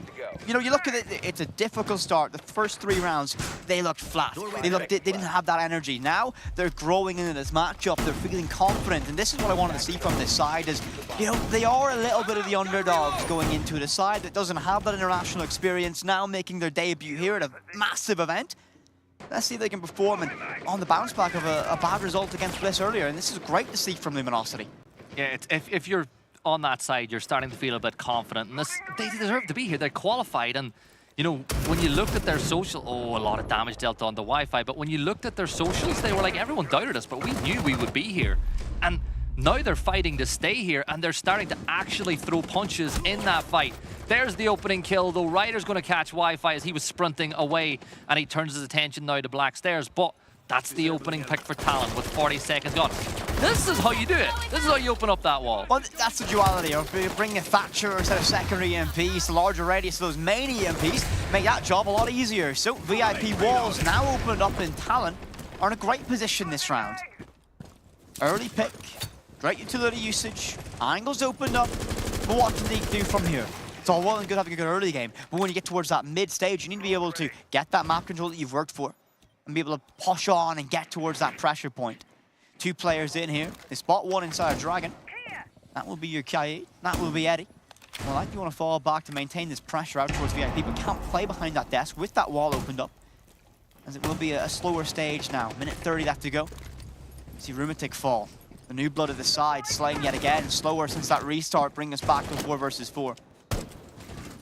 Really big pick there from Kixero as well, and that's the Lion gone as well, who had 2 scans left in the back pocket, which can be great enablers for late game executes.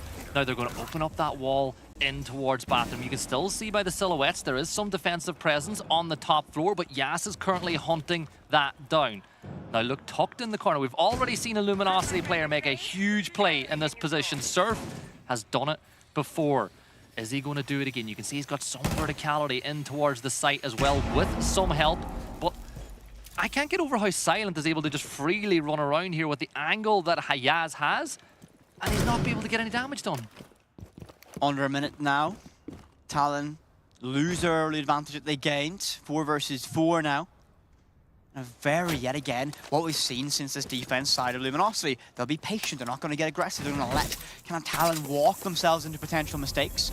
Seconds down the charge used to get them a walkable entrance way in the bathroom. They're running into resistance from that castle barrier. The smokes go out, they try and make this plant work. But look what's upstairs. That's going to be a warden. Patience is a virtue, and Surf will get one the rider. And it's all but over now. Talon put everything into that execution within the smokes. They lose 2 bodies for it. And I think it might be a death tome of this round as Surf finds the second one, leaving it all down the soldier. 2 seconds, and there's not much you can do. Luminosity, map point on Sky. If you want to execute a plan, you can't skip steps. And that's what they did. They gave up on taking vertical control on a site with loads of verticality on it, and they hope to smoke. Their whole plan there after they lost the Lion was, oh, we're going to smoke plant with the fact there's a warden upstairs. It's just not going to work in that scenario. Luminosity, that is another round 6 in a row as they are looking to take map 1. It's as simple as this for Talon. If you do not win this round, we are going to Clubhouse. But for Luminosity, could you imagine how those players are feeling right now, especially when you saw what they looked like after the first 4? They look like different people with the energy levels now that they're bringing out in this one. They feel energized, they feel ready to go in this, and now they're 1 round away from locking out their map choice and getting this best of 3 off to the best possible start you can have. So can Talon reply? They've not found anything now. 6 rounds in a row from Luminosity. Talon have gone quiet. They haven't found a way into this one. They've found the occasional opening pick, but they've not got close in these last couple rounds. I feel like that round that they lost, where they were getting the plant down, where Surf was able to hop around the corner and get the kill, it's ruined their mentals. They've not really bounced back from that situation at all. And for Luminosity, they look completely revitalized. So, this is it. This is what could potentially be the final round of map 1. Talon locating the bombs, and but as you look at the drones, they had 9 drones left. They have so much ability to get information. But you know who could be the real X factor in this round? That Glaz. And you look at that, they've got the smokes to work with. They've got Ying. Glaz, Ying with smokes. Talon, they're cooking. They are. But the question I always have to ask about this one is they've clearly committed to a Ying Glaz smoke execution. That's the plan here. But will they get every step in the right position? Misa finds 1, finding 2 is going to be Yas backing that one up, and well, they skipped steps last time, not this time around. 2 very aggressive, very early picks. And Luminosity quickly on the ropes. We hear that canister placed down as we see Soldier working on that case. Eddie finds 1 on the rider, but that plant happens in the distance. Misa finds a second one. And Talon have a little bit of life left in them. And there's going to be Misa with 3. All down to Quixo alone. Shut down by Rumatic. Talon get round number 11. And Gibby, we have to take all 12 rounds to find a separation between these teams. This is so much better from PSG. You'd barely finished the sentence about whether the Ying Glass plant or push would work when Ying and Glass got a kill apiece. They did that much better. And honestly, we have a brilliant game to kick us off here in the best of 3 elimination matchups. All the way in regulation. Are we having overtime, or can Luminosity get the job done? The job that you told me during the tech pause was impossible because you said they were going to lose 7-0. I said nothing of the sort, Gibson. You wrote it on. You actually wrote it on paper. No, there's physical evidence of it. There is not. There is not. Drawing a line through it doesn't mean it never happened. I never said Luminosity would lose 7-0. You wrote it though. I've never said it though, so it's not real. Luminosity though, they're still in a great position. They've played fantastically so far on this defense, and you know they were able to go 6 rounds consecutively. Talon fired back and got 1. Very impressed with that commitment from them. Question, Gibson, do you think they have it in them one more time? Answer, Whippet, yes. Yes, I do. So, I'm looking at this one, right? The lineup again, you're bringing Ying. Ying's been a massive part of both of these teams' attacking plans, but not really had the impact that you would expect from an operator like that so far. Floria is being brought. We know the impact that those Rotero drones can have, particularly with getting rid of utility. When you look at what the defenders have brought, you feel like the Melusi is going to be one of the main targets for those bits of information. But this time, Silent does have the Boss G on the Vigil, and that thing terrifies me. Just because you can't use it, Gibson. We already see him, though, finding himself in an engagement. 2 shots fired away. Eddie on house stairs with that shotgun, looking for a fight. Up close and personal. Don't want to walk into that one if you're a member of Talon. But Luminosity will keep it slow. Keep it relaxed. They don't want to extend. They don't want to make a mistake early and let that 6-round run go to a waste. Someone's going to peek this. No, they won't. No, they won't. They won't. Yas is waiting for it. He's waiting for someone to pick. Now, what I love about the setup that they've done, it makes it a little harder for the Thermite to just... C4 will be thrown. You know what? That'll get rid of one of those exothermic charges. It's maybe not what they would have wanted, but here's where the Selmas will now come into play. But Thermite shouldn't have been allowed to get that close to the wall without being made to pay. So you've got the breach open, you've got some pressure over by the window. Now you got to start moving across the map to really give those defenders something to think about, because a smoke plant, the rush through the site wall, isn't going to work this time around. Cadellas are being thrown though. Those Jings go out, and that's going to be a little bit of a call of action to try and make something happen in this round. Flashbangs arriving, Grujmot sent out as well, looking for an opening. Talon posturing up to dive in this site. Can Luminosity hold the line of that pressure? No one's blinded by it, but look at this. Riders inside, trying to stick that case. Quixo gets 1, finding a second one now as Talon gonna fall. Case goes down, but Luminosity stormed the line. 4 versus 2. 3 versus 2 now, traded off by Ryder. Can Luminosity find a retake? This is tense now for these sides. An opportunity missed there for Ryder. That could be key in this round. They can't get close enough to the case. You had a little bit more damage going, but they've got to start making a push. You've got 14 seconds to get the kills and get to the case. There's one of them. Soldier will find another. He's got the angle. He's got to survive. You've 8 seconds. The Warden's going to push. The timing almost works against Soldier, but now they've got the cross, and Soldier's got to get the angle. He peeks, but Luminosity get the kill. They're going to defuse, and they take map 1 of this best of 3. From 4 rounds down, they look defeated, they look lethargic, they look tired and done, but they took themselves, they reset, they win 6 rounds in a row, and they get a masterful retake there against Talon, taking their map choice of Skyscraper. Fantastic work from Luminosity. Consider me fantastically impressed, Gibby. I cannot get over how good of a bounce back that was after the tech pause. Like, they went on a huge streak, 6 rounds in a row, and within the next 2 rounds, they'd won the whole matchup. PSG Talon will be very annoyed they lost that game. You could say the tech pause was the difference. To me, there was 2 things. 1, they started to smile towards the end of the round, but 2, that clutch by Surf when the case was going down changed it. But look, there are much better qualified people than us to break down how that game was won. We're going to throw it back to the desk to talk about map 1.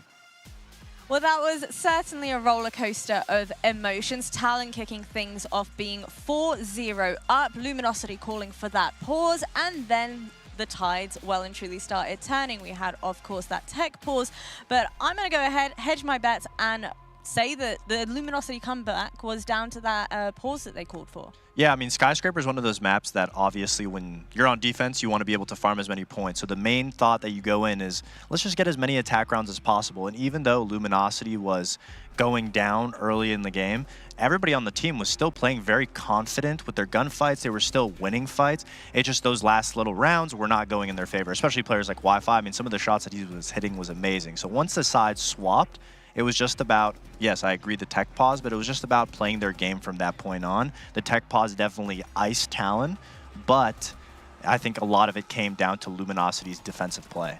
I definitely agree with you, and I think it comes down to momentum. Like, we've seen this 1v4 clutch, basically, or 1v5 if you consider it at that point, because Talon was looking for the kills whilst one guy was planting, so the communication was completely off, and you just had, like, Luminosity being able to come back after a win, get the clutch round like that, hitting shots, and, you know, slowly being awake and coming back on these rounds. And obviously the pause, it's always rough if you're leading and you have a pause on you, so you lose your momentum whilst the enemy can recover. But overall, I think Luminosity has shown that they are a very strong individual team.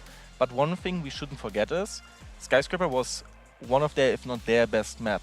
Whilst it was a very good map for Talon, and it was the pick of Luminosity as well, and we're moving to Clubhouse now, which Talon has a 6-0 win rate right now on, in Korea, but still it's an impressive run, and their Skyscraper win rate was rather mixed. It was 2-2, so hard to say. Like, I think they put up a very good showing, especially because of them being the better team, but I think Luminosity has proven that they can compete internationally, even on maps like Sky. I think the biggest thing with going into Clubhouse, even though it is a confident Talon map, it's all about the momentum, how the players are going to adapt to losing round one. If they are crumbling off of losing a 1v4 to Surf, denying the plant, and the momentum and the mental just being chalked from that point on, then losing the whole map entirely and going into map 2, even though it's your pick, it makes things very difficult mentally to overcome that.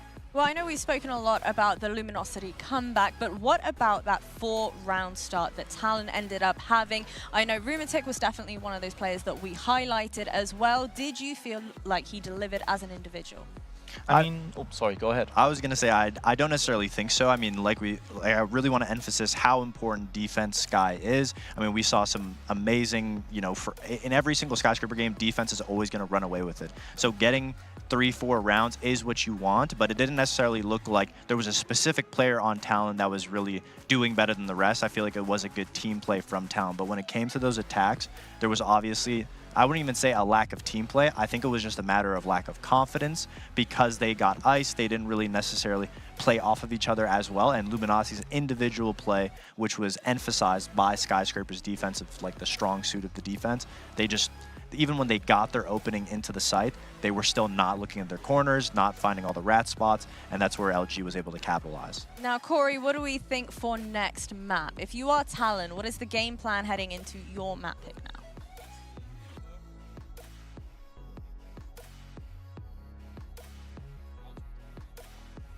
How to perform, and then we will see Talon, you know, hopefully picking up on it, being on a confident map, being able to play again, being able to reset the mental, not have a break in it, not have anything weird in it. And I think at the beginning we saw it, like we talked about Rumatric, and I think he didn't perform as well as we expected, but he got the very first kill of the game. He jumped out of a window, he prepped it, jumped out on sound, got a kill. He has the confidence, and in my opinion, they just need to calm down, cool it down, figure out their communication, and then they'll be completely fine. Absolutely. The opening picks and the aggressive fights that they want to get from Luminosity, they're going to get. Luminosity is going to give it to them. But once you get that pick or you amount to 4-4 man count, I really want to see them slow down and take that time to drone out the rat players, because successfully, that's what Luminosity is getting away with. You know what, Corey? You wanted to go ahead, give them a break. Let's go and do just that. We'll be back with our second map very soon.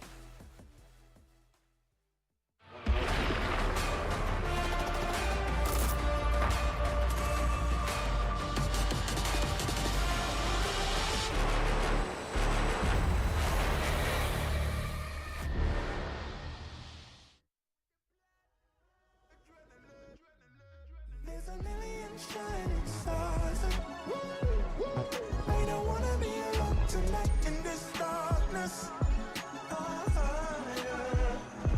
They keep on selling us dreams to get this higher. It's in the energy all around us, but it's divine. There's a million shining stars, and I don't wanna be alone tonight in this darkness. There's a million shining stars, and but it's divine.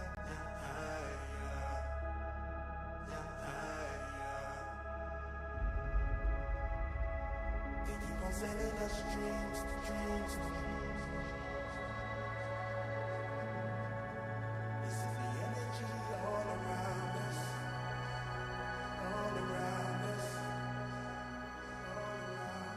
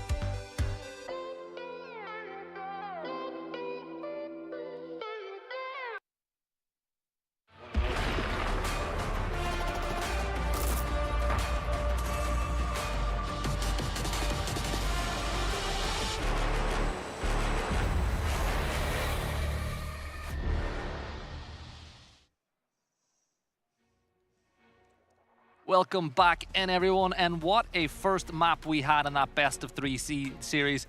Luminosity, down and out, ruled out, no chance in the world after the first 4 rounds. What a turnaround, and they're just one map away now from continuing into tomorrow.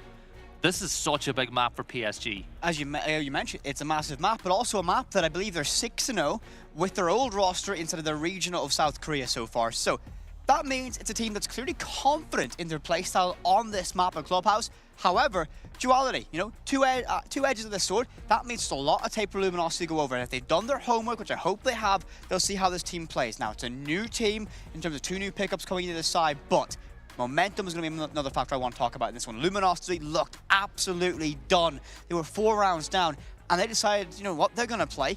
I don't want to say it, but play a little bit of ranky, you know, get aggressive, take their gunfights and win, and that's what they've done. Played fantastic. They slowed things down the defense perfectly as well, and really tested Talon structurally and strategically, and that worked out perfectly for them. Now, moving on the Clubhouse, different beast of a map, I think. Yeah, you were talking about how they're 6-0 in this map in their region. It is Clubhouse. It's not a gimmicky map. It's a map that every team needs to be able to play in their locker because you're going to play it so many times across the stage. The one negative for PSG about winning this map 6 times is LG have tons of tape on how they set up, how they play, what to expect from PSG talent in this match. So they could use all of that information to formulate a plan to take it here and now. But for PSG, the pressure on their shoulders right now, they know they need to win this map. This is their pick. They know they're excellent on it.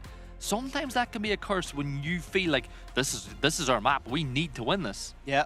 I mean, I'll read in the body language just a little bit here, and you see Luminosity are a little bit more happy, a little bit more relaxed going into it. And I mean, we quickly walked past the team as we were going, taking our break during that pause, and they felt confident about what they were trying to do, and there was a lot of energy in that team going into it. Now, obviously, Talon are a different side, different personalities going into it, but Fabian is going to really put, I think, they know the expectation of this side, and the weight of great expectation is massive. And when you have that man standing behind you on this matchup, on a map that you have a high preference for within your region, there will be a little bit of pressure going into it, especially for those 2 new players, especially Ramatuk, who is that young player stepping up. Brilliant in the first 4 rounds, by the way. Fantastic. That stat line for the first 4 rounds was incredible, but everything kind of went downhill from there. The other pickup, a lot more experience. We spoke about this region and how it's kind of been dominated by D+ for a long time, and now some of those players are on this side of the coin. So I feel like this is a map that they should have on lock. Yes, we spoke a lot about how Luminosity could take advantage of the fact that Talon have so much tape here, but it is a map that if they get their basics right, which is something that this coaching staff has been preaching since day one, Clubhouse should be a pretty straightforward map for these teams. But for Luminosity, how good must you feel? You're 1 map away from playing through to tomorrow, and you came back from an incredibly tough position. Yeah, I mean, again, if either of these teams were to get this victory, it's going to be a difficult day tomorrow against W7M. That's who they face in this side of the lower bracket, so not going to be ideal for them. But for Luminosity, I really, really want to zero in on the fact that they were 4 rounds down. This side looked low energy, defeated. There was something missing. And then they found that energy. They were able to play off it. And a lot of that's going to come down, in my head, to that clutch. That 5 versus 1, 0-second play, Surf rounds that corner, denies that plant and wins it. That moment, that's the turning tide. That's when this side came alive. That's when they found their confidence again, and they looked brilliant from that moment. The question now is, Talon, can they reset momentum, go to their map and play a style of Siege that will benefit them?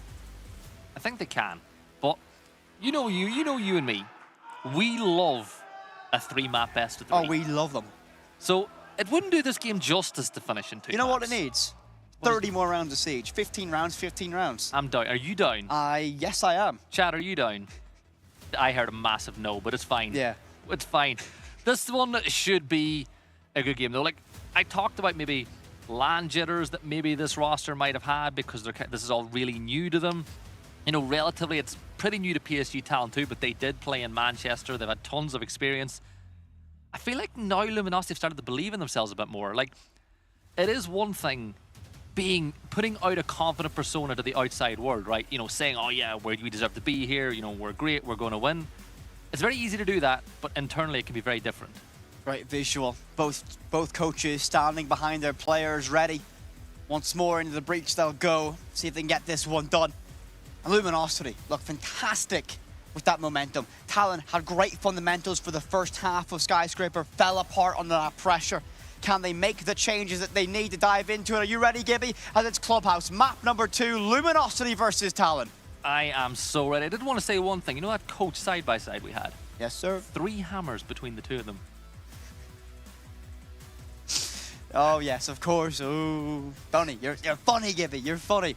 Maverick will be our very first ban arriving here. Luminosity taking that operator out of the fray. And I'm very intrigued to see how this one plays out. Monty, a ban that we're almost used to seeing here on a map like Clubhouse. No surprises there. These 2 defensive bans, that's going to make or shape this match. Luminosity really struggled with opening walls, and they found out how to do it with Maverick, and then they banned Maverick. Yeah, wow, they struggle to throw the pocket EMPs. I think that was the issue with them a little bit. Those impact EMPs, a little bit of precision needed on that. We'll see Talon banning away that Kaid, and a little bit of consideration now as Luminosity take a few extra seconds to deliberate on what will be their final ban. And it's pick your poison, but it will be Azami this time. That means operators like Fenrir, Solace, Valkyrie still applicable for this. And I mean, big thing though. I look at that Azami ban, that's going to affect Rafters on Garage and the playability of that position. So keep your eye on how that's going to affect both teams' strategic outlooks on that site. Two very big things about those bans in particular, right? Kaid being banned means when you're attacking basement, that the hatches, unless they're impact tricked successfully, are going to be pretty free retaking for the attacking side. It also means, as you said, it'll be a lot easier to push the top floor and clear Rafters. So that's going to have a huge impact on the way this game is going to play out. I would like to see on the attack really, really good aggression from the side, from PSG to kick things off. Score update as well from the rest of Group A happening. We have an upper bracket semi-final result. It was Team Liquid versus Bliss. Team Liquid qualify towards that main stage now as they get a 7-4 victory over Bliss, meaning Bliss will play the victor of Cruelty or SSG in their lower bracket matchup tomorrow. So, Clubhouse, we're ready to dive into this one. The big storyline I want to focus in from across the entirety of this one is Talon's experience on this map, considering they play it so much in their home region of South Korea. 6-0, they stand on it now. 2 new players coming into this side, a little bit more experience on international stages that they got from Manchester. Can they grow on this one? What have they learned? And already, I'm very excited to see the fact that Blitz coming out. No Monty, no problem. Yeah, and you look at the position of the defenders, we spotted the fact there's a player playing inside of Adam, and then you get the player on Rafters as well. And this is a basement defense. This is a really good opportunity for Talon to go direct if they want to, but looking at the way they're setting up, that's not the plan. This is going to be a full clear. Whippet even electrified up inside a CCTV just to make clearing the map very difficult for PSG Talon. PSG Talon trying to clear that pressure on Rafters early. That will be a solace. Not the easiest job to do. Silent tasked with it. 2 bodies stacked up to hold it. I think he's actually been left alone now. No one's holding that crossfire from CC window just yet, so he is safe to move around. It is opened up and free ready for it. And the Buck will send that shot out. Misa gives away his position, plays his card just a little bit early. An attempted bandit trick with the window still open. Bravery from the bandits, and well, it works out perfectly. It's the top floor. It's a basement defense. Oh, here we go. Blitz is going to... Here we don't go. They're going to... Oh, the re-aggression. Oh, yeah, bandit. It's Blitz. This is bad, bad news. And there'll be the kill picked up. 5v4. But if you're at home and you're a Luminosity fan, this is good. You've wasted 1 minute and 20 seconds. You might not have got a kill, but you've used up so much of the time. It's also the fact that you've lost a bandit, so that is, set and forget utility placed around the map, trying to delay this. And as you mentioned, that basement site, that's where they're trying to work with, and there's still more layers to this defense. That onion peel style, there's more and more to this, but Rumatic does find one more. Wi-Fi is the victim of that, but this one silent, pops up, gets one back. Eddie and Surf getting one apiece as well. Talon reduced to 2, quickly finding a trade-off. Surf catches the stray end of that round. And it will be a 2 versus 2. Just under a minute to work with for both these teams. That's as free as they come for sight. This is a basement defense, by the way, and they've got still players roaming on the top floor in a 2v2. The case has gone cold. It's all down to Yaz. Now, if Yaz... Oh, this is going to go badly. This is going to go badly. Yaz in a gunfight manages to avoid it, but there's only 35 seconds to go now. This is a horrible situation to be in. You've got 22 health points. There's 1 defender left on the site, but you've got 0 clue whereabouts on site that player is, and now the Solace has fallen back as well. I don't know what Luminosity were doing on defense, but it definitely worked. That is for sure. I can tell you what they're doing. They're doing a multi-layered roam giving. They're trying to draw Talon in, to take those early fights and waste every second. And well, with only 10 seconds remaining, looks like they're on the cusp of getting this one locked out. 5 seconds, and well, Talon, I don't think they can get this one done. It's a miracle. They don't line up. Silent with the shotgun gets the job done. Luminosity take your opening round here on Clubhouse, and this is what we need to see from this team.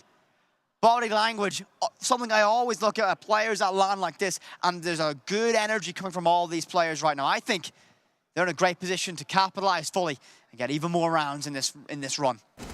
There was a few things there that really impressed me in that round, right? First off, it was Luminosity extending the whole map, using utility on the top floor to force PSG Talon to clear the whole thing.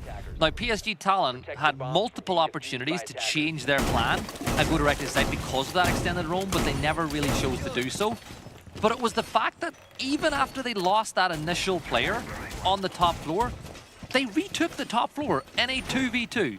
Like, the amount of confidence and belief that it takes to do that is insane. Silent played that perfectly, popping up again, finding two, that retake of cash, and then the kill from the verticality in towards stock. Perfectly done. Luminosity moved around that map with purpose, had a great overarching plan of what that strategy was going to be, and it worked perfectly for them. Let's see if they can keep that rolling here on that defense. And again, Clubhouse is a map that we've seen swing multiple ways. Sometimes it can be attack dominated, sometimes it can be defense dominated, depending on the dance partners in the server. I'm very intrigued to see how Talon deal with this one. Now, Talon, I'll say this, offensively, having a little bit lackluster. Defenses are great. They're really improving their system there. Still work to do here on the offensive side. So I think if Luminosity keep playing like this, Talon might be tested. Oh, they definitely will. The setup here for Luminosity, they've got the castle. That enables the bandit trick to happen by the wall if they want to do so. You put one castle on the gym window, you put another castle on the gym door. That means that bandit can play pretty close to the breach if needs be and trick it and stop them from entering. Now, because it's a thermite, it does mean that tricking's that little bit easier as well, because with the Selmas, you can throw one on each side of the wall. But Talon, they're going to play the slow, methodical game. Look, we're still putting utility. There's not going to be a trick whip, because bandit's over on the other side of the map again for free. And, oh, this is going to be a trick, isn't it? No, no. Oh, Eddie, Eddie, no, Eddie. Run, oh, good. Right, Eddie decides to not stick that one out. Backs away from the commit of that bandit Pros wire. never fake. Give me that playing. They are the pros. But stops that now. Keeps himself in this fight. Unfortunately, can't deny that one. Single wall might be tricked, and it is so. So again, 1 for 2. 50% guarantee on your bandit trick so far. And this will slow down this play. Trying to eke this out as best as possible. Mute Jammer can't deny that one X-Curse pellet that makes that happen on the top of that castle barrier. 1 minute 30. Blitz in effect yet again. Soldier trying to buy that space. Lots of it to find. Haven't got that opening on that single wall facing into construction, so you have to work this through that doorway. A long way around to make that one stick. The window opened up as well. Gives a little bit of pressure. Quickso can try and work for around this one. It could be a massive threat. One jump out might unravel this round if Talon aren't careful. This is tough. They've only got 8 of those pellets, 2 of those pellets left on the Habana as well, so you cannot push this site from multiple angles. You need to force it through that Logi hatch and through construction. And Silent is still roaming in the basement, of course, why not? 50 seconds left to go on the round, but Talon have got themselves into a horrible hole, a horrible position, and in reality, they need to win this game with gunfights from this point on. You cannot win the utility game from here on out, and they're trying to rotate, they're trying to push, they're trying to find any sort of off angle they can get. Blitz is going to run on in through the fear, and there's a double, but it's going to go on the side of Luminosity. 4v2 with 20 seconds to go. Misa vaults in, but the case is cold. There's 3 silhouettes by the bathroom. He swings, but none will be found at the first time of asking, nor the second. But reinforcements are coming from Ryder, but he misses his shots now too. They've got so much information. This is a must win. The drop shot from Misa will come through. 10 seconds. 3v2. They've got the case. The castle barricade might even allow this to go down. Just stay alive, Ryder. That's all you've got to do. The case is going down. The kill from Silent, but the case is there. But that will be another round win from Luminosity. This is what they need to do. They need to string together as many rounds as possible. But I will say this, Talon made that a difficult one. They decided it's time to go and they have to play off their gunfights. And that's exactly what they've done. They bounded into sight with confidence, but Luminosity were quicker on the draw. They kept that man advantage and they're able to cascade off this one. The Blitz overcommitting a little bit too deep. The player on the counter, that bandit, gets caught out straight away. That was Eddie, and it's going to be a mess. Drop shot finds one. Mesa gets the opening, but there's no way they can deny that one. Charging through the castle barrier. Luminosity get 2 in a row. That FNAT is what saved the life of the player in the corner because they couldn't see them. They were too busy chasing the kill on the bandit for the freebie. The FNAT covered the corner. You can't even give out to the Blitz there because they just could not have known. The player did not appear on their screen whatsoever. But little things like that is where a round can be won and lost, but it's another round for Talon on attack where it comes down to the final few seconds. It's so slow sometimes. The thing I'm looking for Talon to do in this moment is going to be able to find themselves 2 rounds. It's a 4-2 split. That's going to be a win for them on this moment. It's going to be a very difficult time on the offense here on Clubhouse, and I do feel Luminosity have the potential to string together another 2-3 rounds if they're not checked very quickly. For Talon, they need to, I think opening pick, it's something they had great success with on Skyscraper. Now they can't find that opening. I think Luminosity are way more confident in their own playstyle, and they're playing, I wouldn't say risk-adverse, but they're making very, very sensible decision-making on what fights to take and when to take them and where to take them. It's causing Talon a lot of issues so far. If I'm going to give NA credit for one thing, they are very good at developing players who live on momentum, and there's going to be a bandit trick attempt. It's only going to work on one. No, are you kidding me? No! Pros don't. Eddie, don't you dare! Don't you dare! Yeah. But Talon, that is a bit of a problem. You've now lost a couple of Selmas. You've lost an exothermic charge. That is brilliant from Eddie. That is so good from the bandit, and I love the fact that we still get final. That was the final boss of bandit tricking. Eddie just done that without breaking a sweat. Back onto it as well. Yeah, of course not. Why not? I mean, was able to survive 2 AMPs, a Selma, an exothermic charge, and a little bit of miscommunication. They're not detonating the exothermic charge sooner. They bait them into that moment. But Eddie, a massive benefit. A single car battery has now slowed down Talon. There's not a lot they can do from this moment. They have to, again, the primary plan's falling apart for them. Well, but look at the attacking lineup and tell me who the 4th operator on the attacking lineup is from the middle. The 4th from the middle? Yeah. Capital. Yeah. Yeah. What's Capital really good at? Denying areas. Wouldn't it be great if you shot a fireball over the breach and didn't let the bandit trick? That is true, but we are on this side of the desk for a reason. So, alas, we can only theorize and throw our speculation in towards the Ethers, but of course they have that utility to work with. They eventually get that wall opened up. Eddie doesn't firm that anymore. But time wasted in that moment. They had to reallocate positions likely to do it. A lot of default cameras still available as well to work with on the side of Luminosity. They're in a great position to find their 3rd consecutive round. They're getting information, but there's not really very much you can do with it. There we go. There's the fireballs. That's pretty good. Yeah, that's better. Save it for then. But you still got to get the breach. Stop standing in the flames.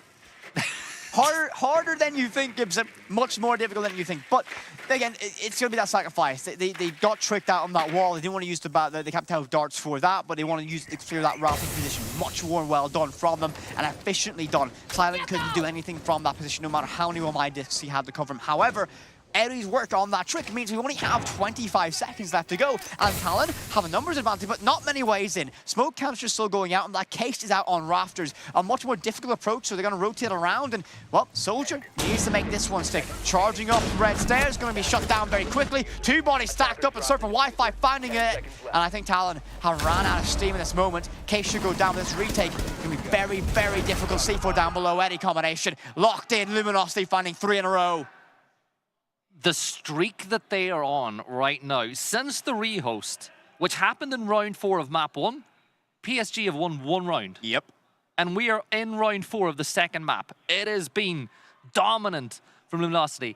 They're bandit tricking, they're smiling, they're having fun. And what I was kind of saying before that incredible bandit trick was the fact that NA is very good at developing very momentum-based players, where once they get on a roll, their confidence becomes so high that it is incredibly hard to stop them. And it seems like even when they're making mistakes, and you know, they will make mistakes, they're a young team, they're getting away with them because confidence is like plot armor sometimes. It is. I mean, you're perfectly right on this one. And we see this team, the fact is, once they got that clutch on Skyscraper, how they grew into the matchup, and you felt them getting more confident. You could see them physically on those cameras getting more and more confident every single time. And now they went 3 rounds consecutively here on Clubhouse, the map that ourselves and our desk had mentioned is going to be kind of a fortress for Talon so far instead of South Korea. They've played it, 6 times, 6 victories on it, and Luminosity look to be in complete control here. Can they make it 4 rounds in a row? Can they really go absolutely all out here? And of course, you gotta remember, this is an elimination matchup, best of 3. If Talon lose this, they're out. They're done. Their run in the Esports World Cup, over. Key pressed and gone forever to the boulevard where you can all view it. by the way. Exactly. Or someone might put it in their trophy. Would be nice to have the PSG Talon name when they're coached by Fabian, wouldn't Exactly. You know, it's going to be a bounty to collect, of course. Depends. It is going to depend who wins it, though. Of course. Because if you're a Brazilian team and you win, you're getting the other 3 Brazilian teams. Exactly. You have to be the best Brazilian team here if you're there, of course. 4 Brazilian representatives, of course, this year. Esports World Cup for Rainbow Six Siege. Best region by far, most representation that we've seen from a singular region here. So, Luminosity, 3 rounds in a row. All confident defense victories. Talon haven't really got close. What do they need to change, Mr. Gibson?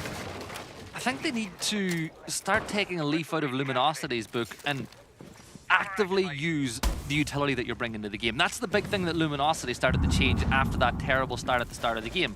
They started using everything in conjunction and working as a team to find individual kills. Look at this is already significantly better. They're in the top floor, they've got information, there's a blue silhouette off in the distance. If you can deal with Kicks Row very early, it buys you so much time on this map as you look to take control, but he's still wandering around for free with it. Like, there's 40 seconds gone, you know this player's here, he's the only player on the top floor, and instead of going to try get the kill, Talon are holding angles. They're not actively really pursuing this player. Oh, here we go. There we go. The holding the angle works Much better done. Much better done there. Quixo's first to fall for the side of Luminosity, and no trade potential there, so Talon lead in player count early. Vigil down below, not opting to try and retake that control, and escapes down the staircase with his life intact, very narrowly as well. Takes some damage on that descent, left with 30 HP to his name in this. So, Luminosity, in the worst position we've seen them so far. They've lost the opening pick, and now they're going to find that pressure. Basement defense, it's not a gimme, nowhere near it, but it's going to be a side that is a very difficult one to break down from an offensive aspect. I'm curious to see what Talon do now that they have that one extra player to work with. Vigil's taking a ton of damage as well over the course of this matchup, but they're doing more of the basics this time. They're creating all this verticality. Now, something you can do with the lineups now, you can get those Selma charges through the beams that you can open up that wall in towards Church, meaning the player can't play there. They're doing all the right things now. But look at Wi-Fi, but he's starting to sneak up at him. Rumatic, do not miss. Rumatic's misthrown. They don't know he's there. There's also pressure coming from Gary's side. This is a big retake attempt. Silent will find 1 kill. But this is really brave from Luminosity, and I'm a fan. And now Rumatic's stuck holding an angle for these players that could be coming this way. Rumatic knows that player in Garage is there, but as you mentioned, now stuck in that position, has to hold this as a threat of that flank arrives. The red ping seemingly good, but down below on that hatch, Surf sees an opportunity and he takes it perfectly. Rumatic has been slain. We have a 4 versus 3, 35 seconds, and Talon trail by 1. They have to get this player out of Garage, do they know? He tucked inside that corner, Eddie will get compromised from it, but damage could have already been done. Under 30 seconds, and well, look at this on Adam's staircase, still 1 player. Wi-Fi with his shotgun locked and loaded as a massive threat to this one, and they're forced to waste a little bit of extra time, denied from that castle barrier entry in the stage. Talon with only 10 seconds to work with. Misa finds 1. Can they collapse on the site and make it work? It looks like they can. All down the Wi-Fi alone, and this case goes down. This retake is nigh impossible. This is a really good position for Talon to be in now, and Misa will find the kill. You could argue, though, they stole that one because Luminosity did a brilliant retake. They used up all the time. But once more, even though PSG Talon won the round, it's so slow. You know, we're getting into the final few seconds once more. You're not leaving yourself with any wiggle room for things to go wrong.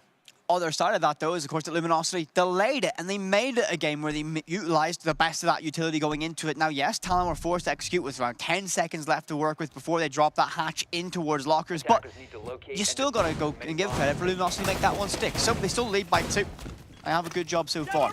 But Talon, much improved from that. A great bounce back from the tactical timeout. We like to see teams being able to get that tactical timeout and then win around it. Actually, we haven't seen it, bar that, on this stream so far today.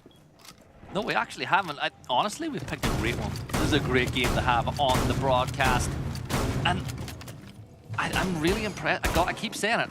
The bounce back from Luminosity and the way that they're playing now is night and day from the other maps that they've played so far here at the Esports World Cup. PSG Talon, though, you've won 1 attacking round. You need at least 1 more And in an ideal situation, you want to. You want that 3-3 split going on the defense on club where you're going to feel very confident. Because remember, perfect. In Korea, they are perfect on this map. 6-0. And honestly, Luminosity, an NA team, would love to be the team to make that O go. Well, here's the thing, Gibby. You can be perfect in your region, but internationally, that's where it really counts at the end of the day. The biggest trophies, the biggest prizes all happen when you go up against everyone from the rest of the world, and this is no exception for it. Talon, though, not out of the fight yet. This is their map choice, of course, going into the series. And we'll see how they deal with this one. Luminosity, again, the confidence they have to play around these positions, take fights like that one that we saw from Crixo. I really liked how this team has played. Aggressive and confident, but also reserved in the right ways. They don't take unnecessary fights. They really have a good decision-making process so far in this matchup on when to take these fights and how to take them. And they're aware that threat's going to arrive from that Logi hatch. Sledge gets it open, though, and that's going to leave a situation now where the defender's going... Eddie's at it again. Eddie is at it again. If the Rotero was out a couple of seconds earlier, you can avoid that. Yep. They could have had that wall. They could have had that realistically very easily opened up and done. And that's going to be all the extra thermic charges no longer available. And they've got no secondary hard breach either. So what they have, that's it. So they've only opened up the CC wall. That's it. That's all they've done. And that was their only commitment towards hard. No, they have an ace. I didn't see that. My eyes don't work sometimes. Eddie is only a man. There's only so much he can do by the breach. That is, well, he's the final boss to bandit tricking him. Let's be fair. We've seen him bandit trick once, and you're like, yeah, that's it. He's him. He is him. He is him. He is him. I trust this man with bandit wire. He'd get the job done no matter what the story is. But a minute and 10 seconds left to go. Red Stairs going to be difficult fighting. Well, he's going to be silent, dropping prone. He's going to fall to that one, but a very quick trade. Yas will get that credit. And it's going to be a second one now as they begin to push and put that pressure straight on the Cash. We're going to be dropping on board at Wi-Fi. Can he win this one? No, he can't. 3 in a row very rapidly from Yas, and the round's opened up for Talon. Luminosity need to find one back quickly. They've lost so much map control very, very, very rapidly. Yeah, and they're creating just little pockets of space now to try to stay hidden for Luminosity, but this is a brilliant opportunity for Talon to get that second round that we said that they needed. It is a 4v2 with 35 seconds to go. But this is the thing, 30 seconds to go. Talon so slow once more. They're not leaving any room for error whatsoever, but they've got the diffuser ready to go. It looks like they're going to try to plant inside of Jim once more, but there's a player right by the mattress. A vault out, a jump out, anything aggressive like that could cause huge problems. Stun Grenade Stone, the player will be blinded, but look at the rotate below. The C4 is going to be thrown. They've got a ton of information. You got to get the timing right. 5, 4, where's the case going down? It's all a little too slow, a little too late. They're repositioning it. There's a drop on the hatch. Talon will take the round, and that is such a good adjustment. They got the yellow ping, and they dropped below. They didn't let the C4 come off. Not a round for the faint of heart, though, Gibby. That was down to the absolute narrowest of margins. As you mentioned, one single drone had the information down below in bar, and that's what that team needed. Be able to drop that hatch, deny that potential C4, but they left it with around 3-4 seconds left to go, Gibby. That is a scary place to be, but they've got themselves 2 rounds. They're almost all the way back level. It looks like we've got a bit of a clubhouse cooking away here. This is a big, big round for PSG Talon because on Clubhouse, big difference between 3-3 and 4-2. Yes, you give the defenders a bit of an advantage on this one, but when you're chasing a best of 3, you need as much as you can possibly get. Luminosity are extending out once more, and gotta give them tons of credit for this. They have been so good at slowing down the Talon attacks. You gotta give them credit. The reason why PSG Talon are executing so late is because of the roam game that's being set up by Luminosity. And almost a full lineup change based on what they've seen as well. I like that from Luminosity, or not Luminosity, I should say Talon. They saw something from Luminosity they want to approach in the lineup they want to bring to it, so they've committed to it very quickly from it. So, question, Gibson. Talon. Yes, Eddie banded tricks. Oh, that wasn't going to be what I was going to say. That wasn't even close to it, Gibson. Sorry. Yeah, unfortunately. But yes, Eddie is going to bandit trick. He's the best. He's the GOAT. He's him. See, there it is. Have you seen a better bandit trick player? Please inform me if you have.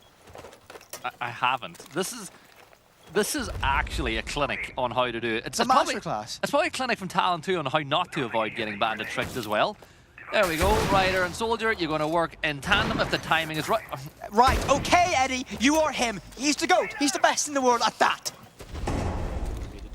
Someone needs to clip this and get it on a tutorial. You know, one of those tutorials, how to bandit trick with Eddie.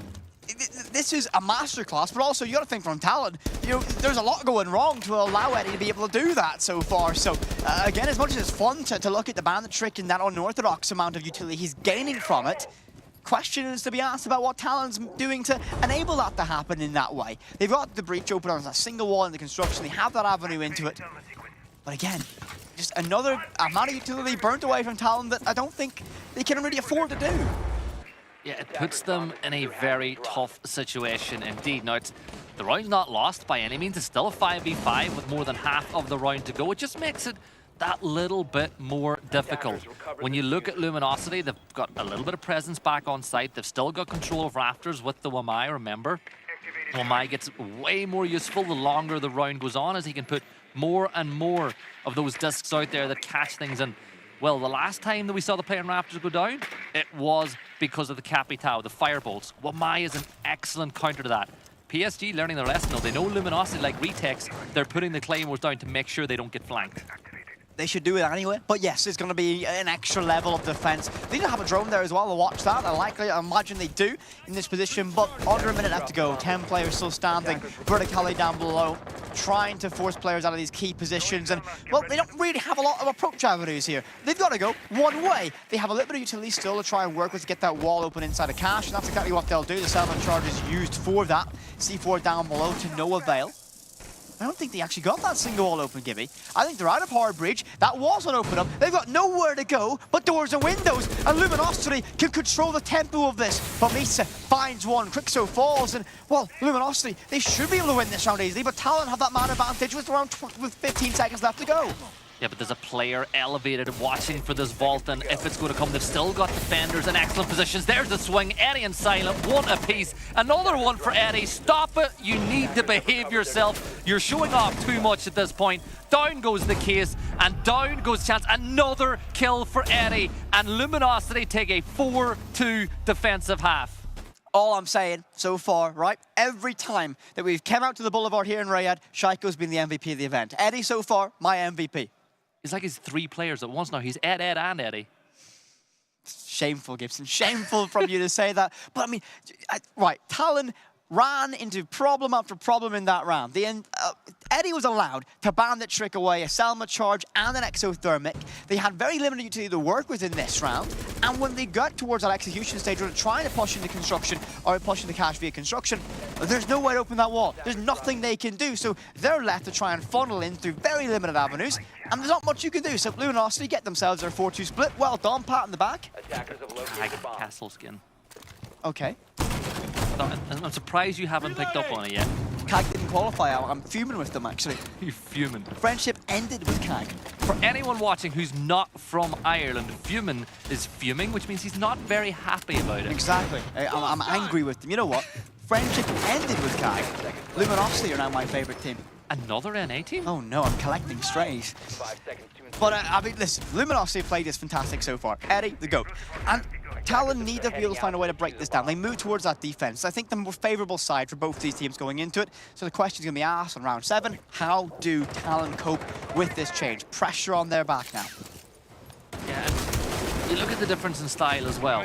On the defense, Talon are not extending the same way that we saw Luminosity. They're not reinforcing that wall. I feel like they're not feeling confident right now with the way things are going. Yes, they're castling and they're creating things that'll give them lots of audio cues for Misa to try to find these kills, but Chain's door is open. You've got to be very careful about pushing that way. There's an attacker in and around bathroom. Misa's being forced now to push further and further back, and he's being hunted down. Surf is going to find that kill onto Misa. It's a 5 versus 4, and it's just so easy, and it is because of the confidence that Luminosity are playing with. I love this from this team so far, and they're already knocking on the door of sight, charging down main stairs, and the way they do this, they just have so much confidence in their ability. They'll get one more for free. They're already inside of sight. Surf will get that credit. The logic bomb rains out, and this case should go down. Are they aware of this flank? They might be in a little bit of danger now. Double retake, but it's going to be one more for Surf. They don't look the right way. Talon have a chance now. All down to this, though. Ryder alone against 2. Case is ticking away every second, so vital. Can we find a moment of magic here? Can he get it done? He spots the rifle, he finds one more. Ryder gets 2 in the round. He can't stick this one, surely. Has to try and bait a reaction out. He'll try and go for it. Doesn't get pen. Ryder's going to stick this. Yes, he is! Are you kidding me, PSG Talon? How have they found that round? Wow. And that is the problem with relying on the DMR to do the damage and get the kill. Ryder, great decision, sticks the plant, and I'm getting flashbacks already to the previous map where we saw the 1v5 go against PSG Talon. This time it wasn't quite as dramatic, but they got the job done. It stems the bleeding, it gives them their opening round on defense, but that should have been Luminosity's. That was Luminosity's round to lose. That's what happened there. Case goes down. They played it perfectly to get in there. They spotted the gaps, by the way, that Talon left on that side. They were able to walk down main stairs and get control so quickly. The retake from Talon was fantastic, and they were confident in it. Now, your winning clutch comes down to mechanics and setup as well, but, you know, they were a little bit lucky with that counter defuse, but luck is always going to be a part of this, and Talon put themselves in a position to capitalize on that moment. Luminosity lead reduced to 1. Talon get a very critical round on their defense to start themselves off well. Can they get themselves level here? It would certainly give their confidence a... It would mimic the first map as well. I believe it does, yes. Almost. Almost. Almost. It was a 3-0 lead for Luminosity instead of a 4-0 lead for PSG, but it's close enough. Close enough. I'll give you an attempt point. Give me a full point, please. Please. 1 full attempt point, but there was 3 going for the question. I'll take it, I'll take it. You gotta take it, but it's 4-3. Luminosity, though, that was a great attack, but all fell apart in the post plant. You gotta give Talon credit for that one. So, we've already seen brilliant bandit tricking on the side of Eddie. Eddie is the one now with the exothermic charge in his back. Wow, imagine getting a Zofia below could stop. Yeah, Eddie. You cannot trick Eddie. It's just simply impossible at this point. The king of that wall. He is the king of CCTV wall. That's his wall. That's Eddie wall from now on, Gibby. Sorry I'm breaking to you. But job is done. They get that wall open. A much more efficient process in it from the side of Luminosity. Talon struggled with this one, but also Talon aren't putting up much resistance to hold on to the side of the map. They're giving it up for basically free, so Luminosity can walk in and take that control. They're very cautious about that potential flank up red stairs. They're aware of it at least. So good positioning from Luminosity to decide to slow down a little bit and shore up their flanks for a brief moment. Get these windows open now as well to give you angles in the sign again. Cut off rotate points for those defenders as logistics becomes a tough spot to play. Damage dealt. Kixro with the LMG attempting to find, gets the down onto Yas and confirms that one out. 5v4. Opening pick in the favor of Luminosity. Now the C4 is going to get tossed, but it's going to be thrown a little bit too high. No damage will be found with that one whatsoever. And Luminosity are starting to get hyper-aggressive. Mira is pinned inside of bathroom, and Mira's looking, you talk about fight or flight, Mira's getting aggressive. Not much you can do in this position. Again, this window inside of jail as well, or inside of vault, isn't going to be reinforced. You're not safe behind this. That opening up below it makes you very vulnerable. Luminosity, with a minute left to go, are already knocking on the door of sight, and they're providing a lot of problems for Talon to solve, and with 1 player short as well. A brief look at that drone network as well from Luminosity. They have everything covered, and 1 player just about escapes. Soldier gets 1 back. Eddie falls, but it's going to be very quickly traded away by Wi-Fi. With only 40 seconds remaining, can Talon hold the line? Can Luminosity get 1 more to their advantage? This is a big gunfight right here. Misa's got a lot of hard cover, but the stun will force him to get up and run, and Surf will manage to find the kill. 4v2, 25 seconds to go, and it's all down to the Warden and you. But of course, we've been watching the last time. We'll get that one. There's the kill from Kixro. Down falls Ryder. Silent will kill it, and Luminosity take another round in this matchup. They'll be a little bit annoyed that they haven't gone flawless on the attack so far, but they've righted the ship. They've got their lead extended once more. Luminosity are providing a lot of difficulty for Talon to break down so far, and it's, again, Talon didn't extend all the way out towards Cash and CC. They didn't commit to holding it, so when you give when you give Luminosity that much time to work with, it's almost like a blessing for them. They get in, to get that control very quickly. They got a drone network established to watch their flanks from stage, lobby. They had all that locked down, and then they begin to work away at dealing with every single individual position. That is a very textbook round from Luminosity, and they played it perfectly. And credit to them, they get that round, and they lead 5-3. This is such an advantage now that Luminosity hold. If they can take this round in particular and get themselves onto map and series point, I don't see any way back for PSG Talon. They need to win this round, keep that gap as close as possible between the two sides. Few things on the defense to keep an eye on. Because we've seen the bans like Azami being utilized, you're forcing the band to pick from Soldier. Will we see tricking? I don't know, but Wamai will certainly play inside Rafters. You'd expect, Whippet, normally that the Doc would play in Rafters as well to help out the player that's playing there in case we see Capital play, which we do, you know, using the Doc in tandem with Wamai. Yeah, so we're going to double stack on that position, and I do like this from teams. Again, you can heal through that fire Capital as well, and it will force a commitment to that play. A little bit of extra survivability is never something to complain with. A little bit of pressure arriving early. Fenrir does get droned away and can't get aggressive on that jump out, and I think it would have been a poor decision to do so from Ryder, but falls back and escapes all the way to the generator. Able to live the fight another day so far. And Luminosity, question to be asked if they can find that opening pick, and while Soldier will attempt to recreate some of that Eddie magic on that bandit trick. Well, he's going a little bit, he's giving himself very open to that window if any pressure comes from there whatsoever, but for Luminosity, they're setting up that drone network. They've lost all their prep phase drones, but they've still got lots to work with. You've got angles being held. They're thinking that maybe Talon will get aggressive. There's the attempt at the bandit trick, but it's not going to work. Pressure from below, Whippet. That wall's going to be opened up. The Doc can do absolutely nothing about it. He tried to, but Eddie gets the kill. He's traded back by Yas, but Eddie don't mess about when it comes to that wall. Wall gets opened up and perfectly done. The cover down below with that Sophia was perfect. That's where he saw that end, that early drone presence inside of blue to make that one happen. Great use of those impacts. Now the player on Rafters still has two players on Rafters now. They're cut off for the primary focal point of this site. So they got a very important role to play, and Misa needs to do more of that one. Great pick with the ACOG on Doc, finds Crixo. And well, now this is a round that's very winnable from the side of Talon. Yas decides to rotate away, finding one. This is going to be an easy one, surely, to ride out the rest of this round. It's going to be a 4 versus 1. Misa finding 3. All down the surf alone on that balcony. He'll drop down, and it's just be a matter of time until it's eventually over. Still a minute left to work with, but maybe there's potential. It's plenty of time to isolate these individual kills, but at the same time, would it really be the worst thing in the world to just sit, you know, use up the whole 55 seconds, let the rest of the team talk amongst each other, and maybe bait a kill or two just to get the confidence going? But I think that what we'll see is one of those impromptu timeouts that where teams, the coaches can't talk, but the players can all have a little talk with each other, because we're back to a 1-round game. But Misa stepped up on the Doc. You always like to say he's been promoted the Doc. Well, exactly. He got promoted, and Misa had such a huge impact with, not really with the utility, but with the gun.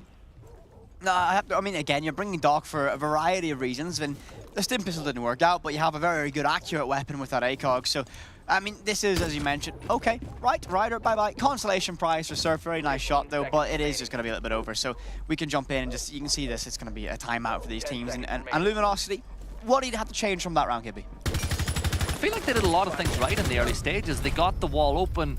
I feel like they got ahead of themselves with the push in towards Garage. You know, maybe use a little bit more utility, maybe make it a bit more structured, but didn't quite work their way. Round 10, Talon now looking to level the sides on the defense and ensure we get every single round in regulation of this matchup. Whippet, I'm going to ask you that dreaded question. Did Talon tie the sides, or did Luminosity extend that lead again? I'm going to make a very rare statement here and side with the North American team. Against my track record, I'm going to say I think Luminosity, they've shown that they have that potential to get the job done. Now, they'll move back to the basement, or attacking the basement site here. Talon had a great retake here, but they left gaps that Luminosity were able to exploit to get in the site within 40 or so seconds. I want to know how they deal with a full clear on this, and I think Talon, I think that's going to be the approach that's going to be brought out now from both these teams. So, this is the fun one, because the mindset from Luminosity might change if Talon level things up. What they've been doing has been working. I see Blitz, I see Ying, I see Striker, who, as we know, can take 2 bits of secondary utility instead of just taking, you know, having a unique gadget of their own. And I see Dokkaebi. That means it might not be a rush, but it means it's an explosive lineup. No hard breach, apart from the 2 that Strikers bring into this one. And you can get away with it on a site like this when it's a basement attack. Again, you can get away with it, but it's always nice to have some redundancies for that if you need it. And you mentioned that it's not going to be a rush. Can't really do that here. It's all going to be down to that explosive execution when they make that one stick.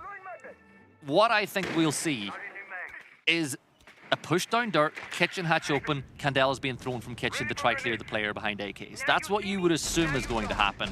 Whether or not that's what they're going to cook is an entirely different question, but that's what they've got the lineup for. I think you're right here, Gibby. I can't lie to you. So they can get that one to work, though. No bodies from Talon anywhere other than sight so far, from what I can see on that. And I'm very intrigued to see how this one works. And Luminosity are moving around the map with a level of confidence that insinuates that they do know that at least, so they're going to push around and begin to work things through. We see that verticality being opened up with the hands of Buck chewing open that, and it's going to be a very routine round. The player inside of dirt tunnels being detected, that drone does get compromised, but they now know that Misa's playing inside of there, and they can work around that, solve that problem now, as they want to get that pressure in dirt very quickly. Yeah, and Blitz is a great operator to clear dirt when it is just a strictly one-way gunfight. Now, there is a C4 in the back pocket of Valk, but the breach being opened is enough pressure alone to force Valk to come back. If you get that kitchen hatch open now and can start getting those Candelas through that hatch, you can cause problems. Now, this is the big one. If Misa wins this fight, this could be the whole attack in shambles. Blitz will begin pushing down. There's a 2-way cross, a prone angle, but there's the swing. I love that. Because the Valk was blinded, the support came in from the other side. No kills came through, but that's great defensive play. But Eddie was aware of that, didn't overcommit to it. Silent gets one of his own. Eddie's going to fire off and get that pick, but the cover from Kixo is there. And well, just like that, with under a minute left to go, Talon reduced to 2 players. A great read from Luminosity, a great position. Silent will get that one, a gifted a freebie from Ryder. And well, 4 versus 1, Candelas go out. Surely there's no way Yas can find this, the veteran of his region. A lot of pressure now. Luminosity, only 40 seconds away from map and match point. Talon need to find something, a moment of magic. Finding 1, 3 more to go, but Gibby, surely this is impossible, but maybe not. Second one, player on the hatch shuts it down, Silent gets that credit, and it's going to be map, match, and series point now for Luminosity. I'd already written the win for Luminosity in my round card when you asked if there was any chance. I was that confident that Yas wasn't going to win it because of the positions of those attackers. But they now find themselves in a position where they can send PSG Talon out of the Esports World Cup. They'll win their lower bracket matchup and they can play tomorrow if they win one more round before PSG Talon win 2. And one of the scariest places to be is in that one more round. Luminosity will know there's a lot of pressure on this. It was a disappointing result against Bliss. They came into that matchup confident. They lose. They get slapped around a little bit. Now Talon, a team that has a lot of hype around them, a lot of improvements made from event to event, stage to stage for this side. And they were 4 rounds down on Skyscraper. They've had a fantastic run since that reset. Can they get the job done here on Clubhouse? The map, of course, that we mentioned, Talon 6-0 on inside their own region of South Korea so far. Yeah, and that 6-0 is just 1 round away from being 6-1 and 1 loss on the international stage, which, as you point out, is the one that matters. Yes, you gotta win domestically to get to international events, but it's what you do when you get there. This is a huge round for PSG Talon, and this is just unfathomable after the opening 4 rounds of this matchup that Luminosity find themselves on map 2, 1 round away from knocking PSG Talon out of the Esports World Cup. Luminosity, very first map of the series, looked flat, looked tired, didn't know how this match would play out, and now a map deep and on the precipice of pushing forward into tomorrow's games. Can they get this one done? The wall opened up, and a great read, realizing from Talon that Yas can't play that position. They can't try and trick it. They know as Zafia is going to be down below. So they don't commit to it. They let Luminosity in. The next stage, and this one's going to be trying to hold on the cash as long as possible. The Bandit's there to help with it. Mute Jammer is shoring this up, and the C4 are ripped and ready. Can they make it work? This C4, if it hits, could be huge for the side. Big audio cue there from the drop. The C4's thrown, but it's too quick, and it's going to be wasted. That's a vital part of utility. Look at the defensive utility. Already 2 impacts gone. You've lost one of your C4s. Kixrow gets the kill on the Rider with the headshot, and they have PSG Talon on their heels. They just need to land that knockout blow.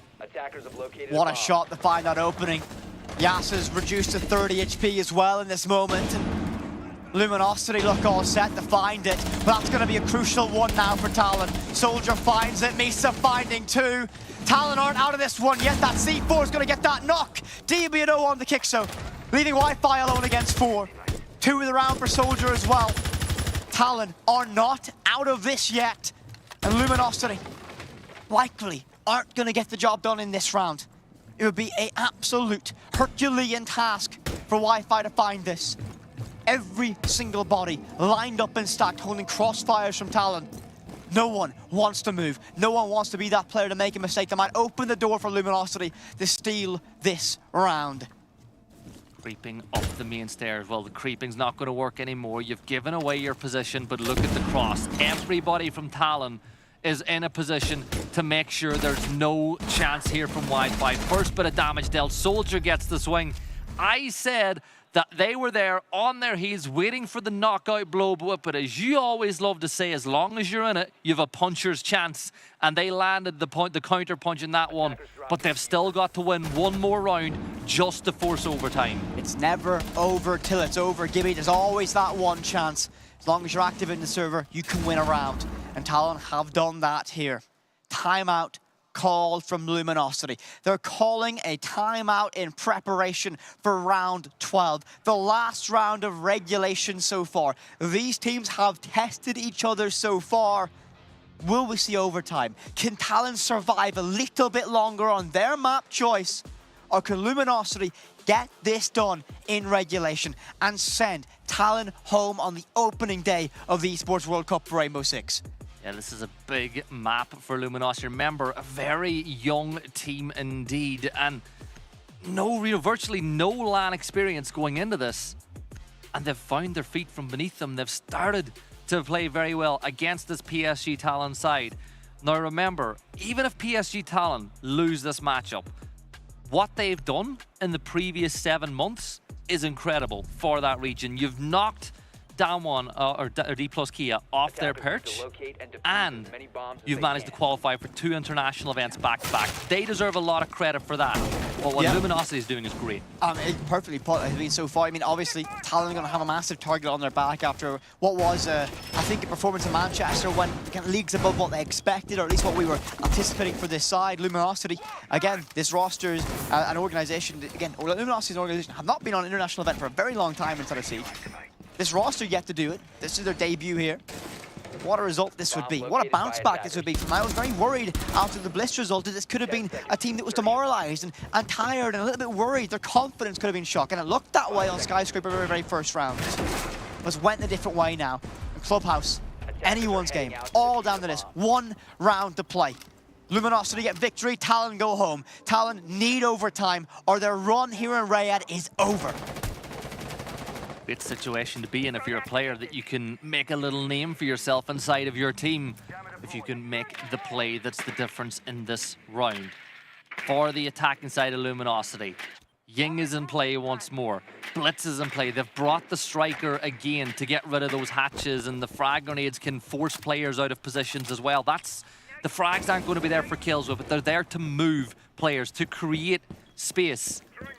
And obviously, when you have an Ash in play for Kixrow, who has been hitting shots in a couple of rounds in this matchup, you take an Ash pick, you've got to get kills. That's my mindset. Like Vigil, Ash, operators like that, you've got to have an impact. The mirrors can be utilized, though. Luminosity, once again, they're running with that Blitz and Ying combination, looking to find an opening and fully exploit it with that combination of Candelas and the Flash Shield. Talon, yet again, have given complete control upstairs towards Luminosity so they can begin to work through the steps of verticality. And again, great utility. Breach charge on that Ash, using all three of them to carve open avenues of quicker movement, more efficient pathing for the side to use. A difficult angle held by Yas. You don't see many brave enough to fight that one. Opening pick so critical in this round, and you can feel that tension for both these teams. Everyone knows what's riding on this. Talent survival in the tournament, and Luminosity, perhaps the beginning of an underdog run. Remember, what an event for an underdog, though. This is the one historically. Mirror window still in place. Something's gone a little wrong there. But with a minute left in the round, just over 1 minute, nobody has taken a bit of damage whatsoever. It is set up for a grandstand finish. The blitz has opened dirt, and here we go. Eddie is going to make his way down with a little bit of cover. The barbed wire will slow the push, as will the smoke, and this is going to be a problem, and this is a great reaction by PSG Talon. Perfectly, as you said, the reaction to bring out and play the smoke in this position. We hear those candelas happening around the map as well, but a critical fight. Misa needs to win this, needs to drag out this encounter as long as possible. Under a minute now to work with, and I think at this point you have to just commit to charging on in, and that's exactly what Blitz will do. You can't lose this one, and that's exactly what's happened. Eddie's off the board early, and Misa finding two is overtime calling. As Luminosity are down 2 players, 20 seconds remain, Gibby. Misa coming in clutch when they need it most. It's a triple kill. Another one for Soldier. Rumatic with a C4. And it is overtime for PSG Talon. And it was the Misa show inside of Dirt that got us there. Great reaction from the team to bring a different approach to holding Dirt Tunnel, knowing the Luminosity like that push and bring it out. Great play from Misa to find that and shut that down on an individual basis. For the very first time today, a matchup has went past 12 rounds of regulation, straight into overtime, and Luminosity, they had great momentum, great characteristics all game so far. It might change now in overtime. They let a map and series point slip. For many teams, that can be a massive blow mentally. Hopefully, not for this one, if you're cheering for Luminosity back home. Well, this is the fun one, because both teams are so relatively inexperienced. Like, obviously, you've got players like Yas and Soldier who do have some experience. It's how do they react in this scenario now? Because if Talon can win this map, it's not a best of 3 anymore, it's best of 1. It's whoever wins on border, which we have seen today already, will manage to progress to tomorrow. For Luminosity, though, if they lose this map, after the start that they had and the finish they had to the map before, that's a very tough one to take. Attackers must locate and defuse the bomb. You can feel the tension in the air. Talon, when they got that last round victory, and they got us all at overtime, a massive roar of celebration from all those players. Revitalized, re-energized, see if they can get the job done, starting on the defense here. They're much more preferred side on this map so far today. Bomb located by Eddie attackers. once again on that hard breach roll. Likely trying to get that opened up, and this time in adaptation they have an angle holding down towards blue, trying to deny that ease of access with those Zofia Grismots in the hands of Surf that have been so effective getting this wall opened up in an efficient manner. Great read in from Talon. Will it be a factor though? Eddie is on the breach where we've seen him so many times, but as you pointed out, that angle being held towards blue where you would want to get Surf in to clear any utility in this position. It's a tough angle to hold though. You're only getting it one shot at hitting these shots. He's not going to be able to land it, and all of a sudden this breach becomes doable. Bandit is going to fall back. Now you get this breach open. You have 2 decisions to make then. Do you try to clear garage, or do you rotate around and push over from that construction side? Because while Yas and Misa play inside of garage, you can't walk in that breach. You need to change your attention elsewhere. I think it's going to be a rotation call, and that's going to be the right one in my mind here. To go all the way out towards construction and try and make that work. You still have an exothermic charge to work with. You still have two Selma charges on the hands of Ace played. And this is going to be very important for this side. Get that wall open and put that pressure on. No one needs to play by balcony on that main breach either. That's going to be phantom pressure. You have to be cautious of that one, and unless you have complete information on that, you're never too secure on what might happen. So Soldier placed on that single wall bandit trick, and this is relatively easy to do. Not much you can do as Eddie, as a sole thermite to stop this trick happening. As Kixro gets the opening there, Riders first to fall, a second one now. Talon losing 2 just like that, and they now know that main balcony is secure. they can play with an extra bit of freedom as they walk around CC. The breach is open as well on both sides. There's the kill triple for Kixer on the round. He gets a quad on the round. Misa will silent, but Eddie will get the case down. It's all down to Misa in this opening round of overtime. Lots of barbed wire, which will feed information to the attackers, funny enough, but you know exactly where the player is, so you cannot let him move from this spot. Shots fired, a little step in. There's the ace, the first one that we have seen on the main channel at the Esports World Cup, and that gives Luminosity up to map and series point once more. That is exactly what you want when you go into an overtime. One player to find a play like that, the energy this gives his team. But look at this, he's inside of CC, walked in, takes that space, commands that presence perfectly, and hunts down that final pick. You know he was given permission for that one. Go get that ace, get that one locked in, and the energy you felt from that reaction from this team puts them in a great position. They will now swap on towards that defense for what could be our very final round of this best of 3. This could be Talon's last round of the Esports World Cup. Final boss has evolved. Eddie is Bandit, but Wi-Fi is playing Tubarao as well. This could be an impossible challenge to get these walls open. But there's, in the initial lineup, do I see a glass? Yes, you do. So Ryder is going to be on that glass, and I'm very intrigued what the intention behind this is, and it looks like they're going to be firming that choice. Soldier on that blitz, gives them that pocket of chaos to make an execution stick. It needs to be perfect against Luminosity so far. One more round. That's all the North American side needs. Get this job done. Are we going to see a blitz through the breach? Oh, the glass is gone, never mind. But they still got the blitz in play. But this is Talon's tournament on the line now. If they don't win this round, they are out of the Esports World Cup. They're getting a little bit of information using the drones in the early stage, but as we can see, all the pressure in the early stages are going to go horizontally. Get this wall open. But it's Eddie. Eddie's there. Get some pressure below. Don't let him stand there and ruin your attack. How many times have we seen Talon struggle with this exact moment, and Luminosity have the perfect answer for it? Sophia down below. Eddie is going to fall victim to that, but he's going to dance around those rafter beams. He'll get one bandit wire down, but retreat.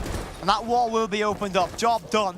Great correction from Talon, and a better start on the attacking side for them. It's funny how using the Zofia, which is exactly what Luminosity can do, or did, can stop the trick from happening.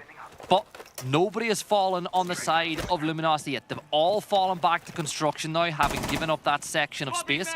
Cautious of players maybe playing below that hatch, but it does make things a little easier for PSG Talon with 2 minutes to go. You got to deal with that castle barricade. Yeah, you can't let the defenders play inside of construction, which at that point will force them to play inside of logistics. It's, as you said, it's a multi-layered defense where there's checkpoints, there's sections. Oh, that is a great reading from Eddie. He's heard the 2 being open, and he knew the sledge was going to go to the next one. Eddie is him, it seems so far in Clubhouse. Great read, great prediction, and that's going to act as a trade, get us back to a 4 versus 4. Talon got that opening in that round, but it doesn't last too long thanks to that Nitro cell. Just over a minute to work. 4 versus 4. Control of construction and cash has all been given towards Talon. One body down below Luminosity will escape detection from that drone very briefly. Might have been caught by it. That will be silent. Does have a Nitro cell to work with, but doesn't opt to play down below. 60 seconds. This could be the final minute. We see Talon compete here in Riyadh. Can they get the job done and force us all the way to 15 rounds? They have to make that crossing towards construction, a treacherous pathing. I don't think they have that decision. I think they're going to pivot. They are. A last-second call to rotate away, Gibby. This is the change. You've got the hatch is still solid though, so that's one avenue of a drop gone, but it means that you got to pressurize through. Silent will get Misa. It's a 4v3. They've got the numbers, but can't get through. They can't get the vault. They need to create that a little bit more of an opening with 28 seconds to go. They're still thinking about where to push. Thermite's going to vault into construction. They want to assist the Blitz as they make the push. It is all set up. PSG Talon need to make something happen. We're at about the death of this matchup now. 10 seconds remain and Yas finds one. Could be the lifeline, but Wi-Fi fires back. The Blitz needs to make an impact, and that's what they'll do. A difficult fight all the way back into the Logi, but time is your nemesis. The case should go down. 000's here, but no! They pull off, and Luminosity get the job done. That's it. Victory. They go forward, and Talon, that's it. The run's over. And Luminosity into. I am going to remind every viewer at home, Whippet in his notebook wrote that they were going to get 7-0'd in both maps and go home, but that ain't that. And that could be a real maturity map for this side. Yes, you're playing PSG Talon, but you've come back from a horrible position on the international stage. You've won a best of 3. They are going to go home feeling brilliant tonight. A great result for them. They survived towards tomorrow, but there are much better people to break that map down, so we can go to the desk. We'll break what we've just seen down. Thank you very, very much for that, fellas. There we have it. Luminosity coming out on top. I'm going to come over to you first, Corey, because what happened to your theory of Talon, easy win? What happened? Yet again, I've been wrong. No, to put the jokes aside, honestly, I'm very surprised on how well Luminosity played this. Yeah. Like, once they figured out how to play against Talon, they had this game basically in the books and they gave them no breathing room. And they had also the guts, I'm gonna say, to counter them. Like, they realized, okay, hey, listen, they can't get walls open, we'll just spam the bandit every round. We are not scared of like a Sophia below or anything, because we are aware that this Talon roster is completely stressed. First attack round, we see it right here. The first thing they do is like, okay, you know what? We stressed them out the entire time. They were struggling with that. Let's just hit side completely. Ignore them. We don't care about them. They got the retake. Talon won the round, but the idea of Luminosity was like really, really good. And yet again, the only round, like the first round, the bandit trick didn't go through, was Luminosity's attacking round, because they have shown them, they were like, you know what, Talon, you've struggled against our bandit for 6 rounds in a row. We take a Sophia, we literally impact the bandit twice, we start the round with a free kill. Unfortunately, they lost that round as well. But end of the day, they won the game and they've shown a lot of promising things. And they've shown that they're not here to be first rounded, which I think for them is a massive win, and especially against a team like Talon, which had, well, they are not the underdogs, but they are a good team. And to show up against a team like that is promising. Absolutely. I mean, there's somewhere that everyone needs to start. It's their first event, so obviously beating a team that Talon, that we talked about, oh, we don't want to see Talon, the last Manchester event, just be a hiccup, just be something that we wanted to see it replicated, and unfortunately we didn't get to see it. There was some life to it. I really like that they never gave up on that second map. That was one of the points that we tried to hit home after the first one, was after throwing, quote-unquote, throwing the first map away, you don't want to let that mental affect you going into map 2. And they absolutely didn't, even when they were down sometimes. And I really like the innovation from Talon, the fact that they weren't letting the Bandit or the Blitz on both ends, the innovation from Luminosity affect them. And I thought it was really well played. The individual for performances from everyone on Talon was good. I think it really comes back down to just the teamwork and the strategy. Fabian has done a great job at taking this team from where it was to where it is now, but there absolutely is definitely a lot more to go. Fox, what about Luminosity when we compare them with that first game that they played? Did you feel like they looked incredibly strong heading into Talon's map pick? Or would you say it was pretty consistent throughout I the series? believe Luminosity coming into the tournament as a whole was very overconfident, and I think every player, you can speak on this as well as I can, every player when they go to their first event, they obviously have bigger eyes than their stomach can handle. They think that they can beat everybody, and we said in their match against Bliss, they thought they were going to smoke Bliss. So it was a little bit of a reality check, and some teams don't get that opportunity to lose and come back strong. Now, would I say that Luminosity should feel happy about that performance? I don't think that's what they should be confident with, but I definitely think, like we said, they have to start somewhere, and this was a good position to get them at least into tomorrow. Well, you know what? Let's go ahead, check in with Luminosity themselves as well. I do believe we have Wi-Fi standing by. If you can hear me, Wi-Fi, I want to congratulate you and the team on your performance so far. I'm going to start off with a cliche question. Are you feeling pretty good over there?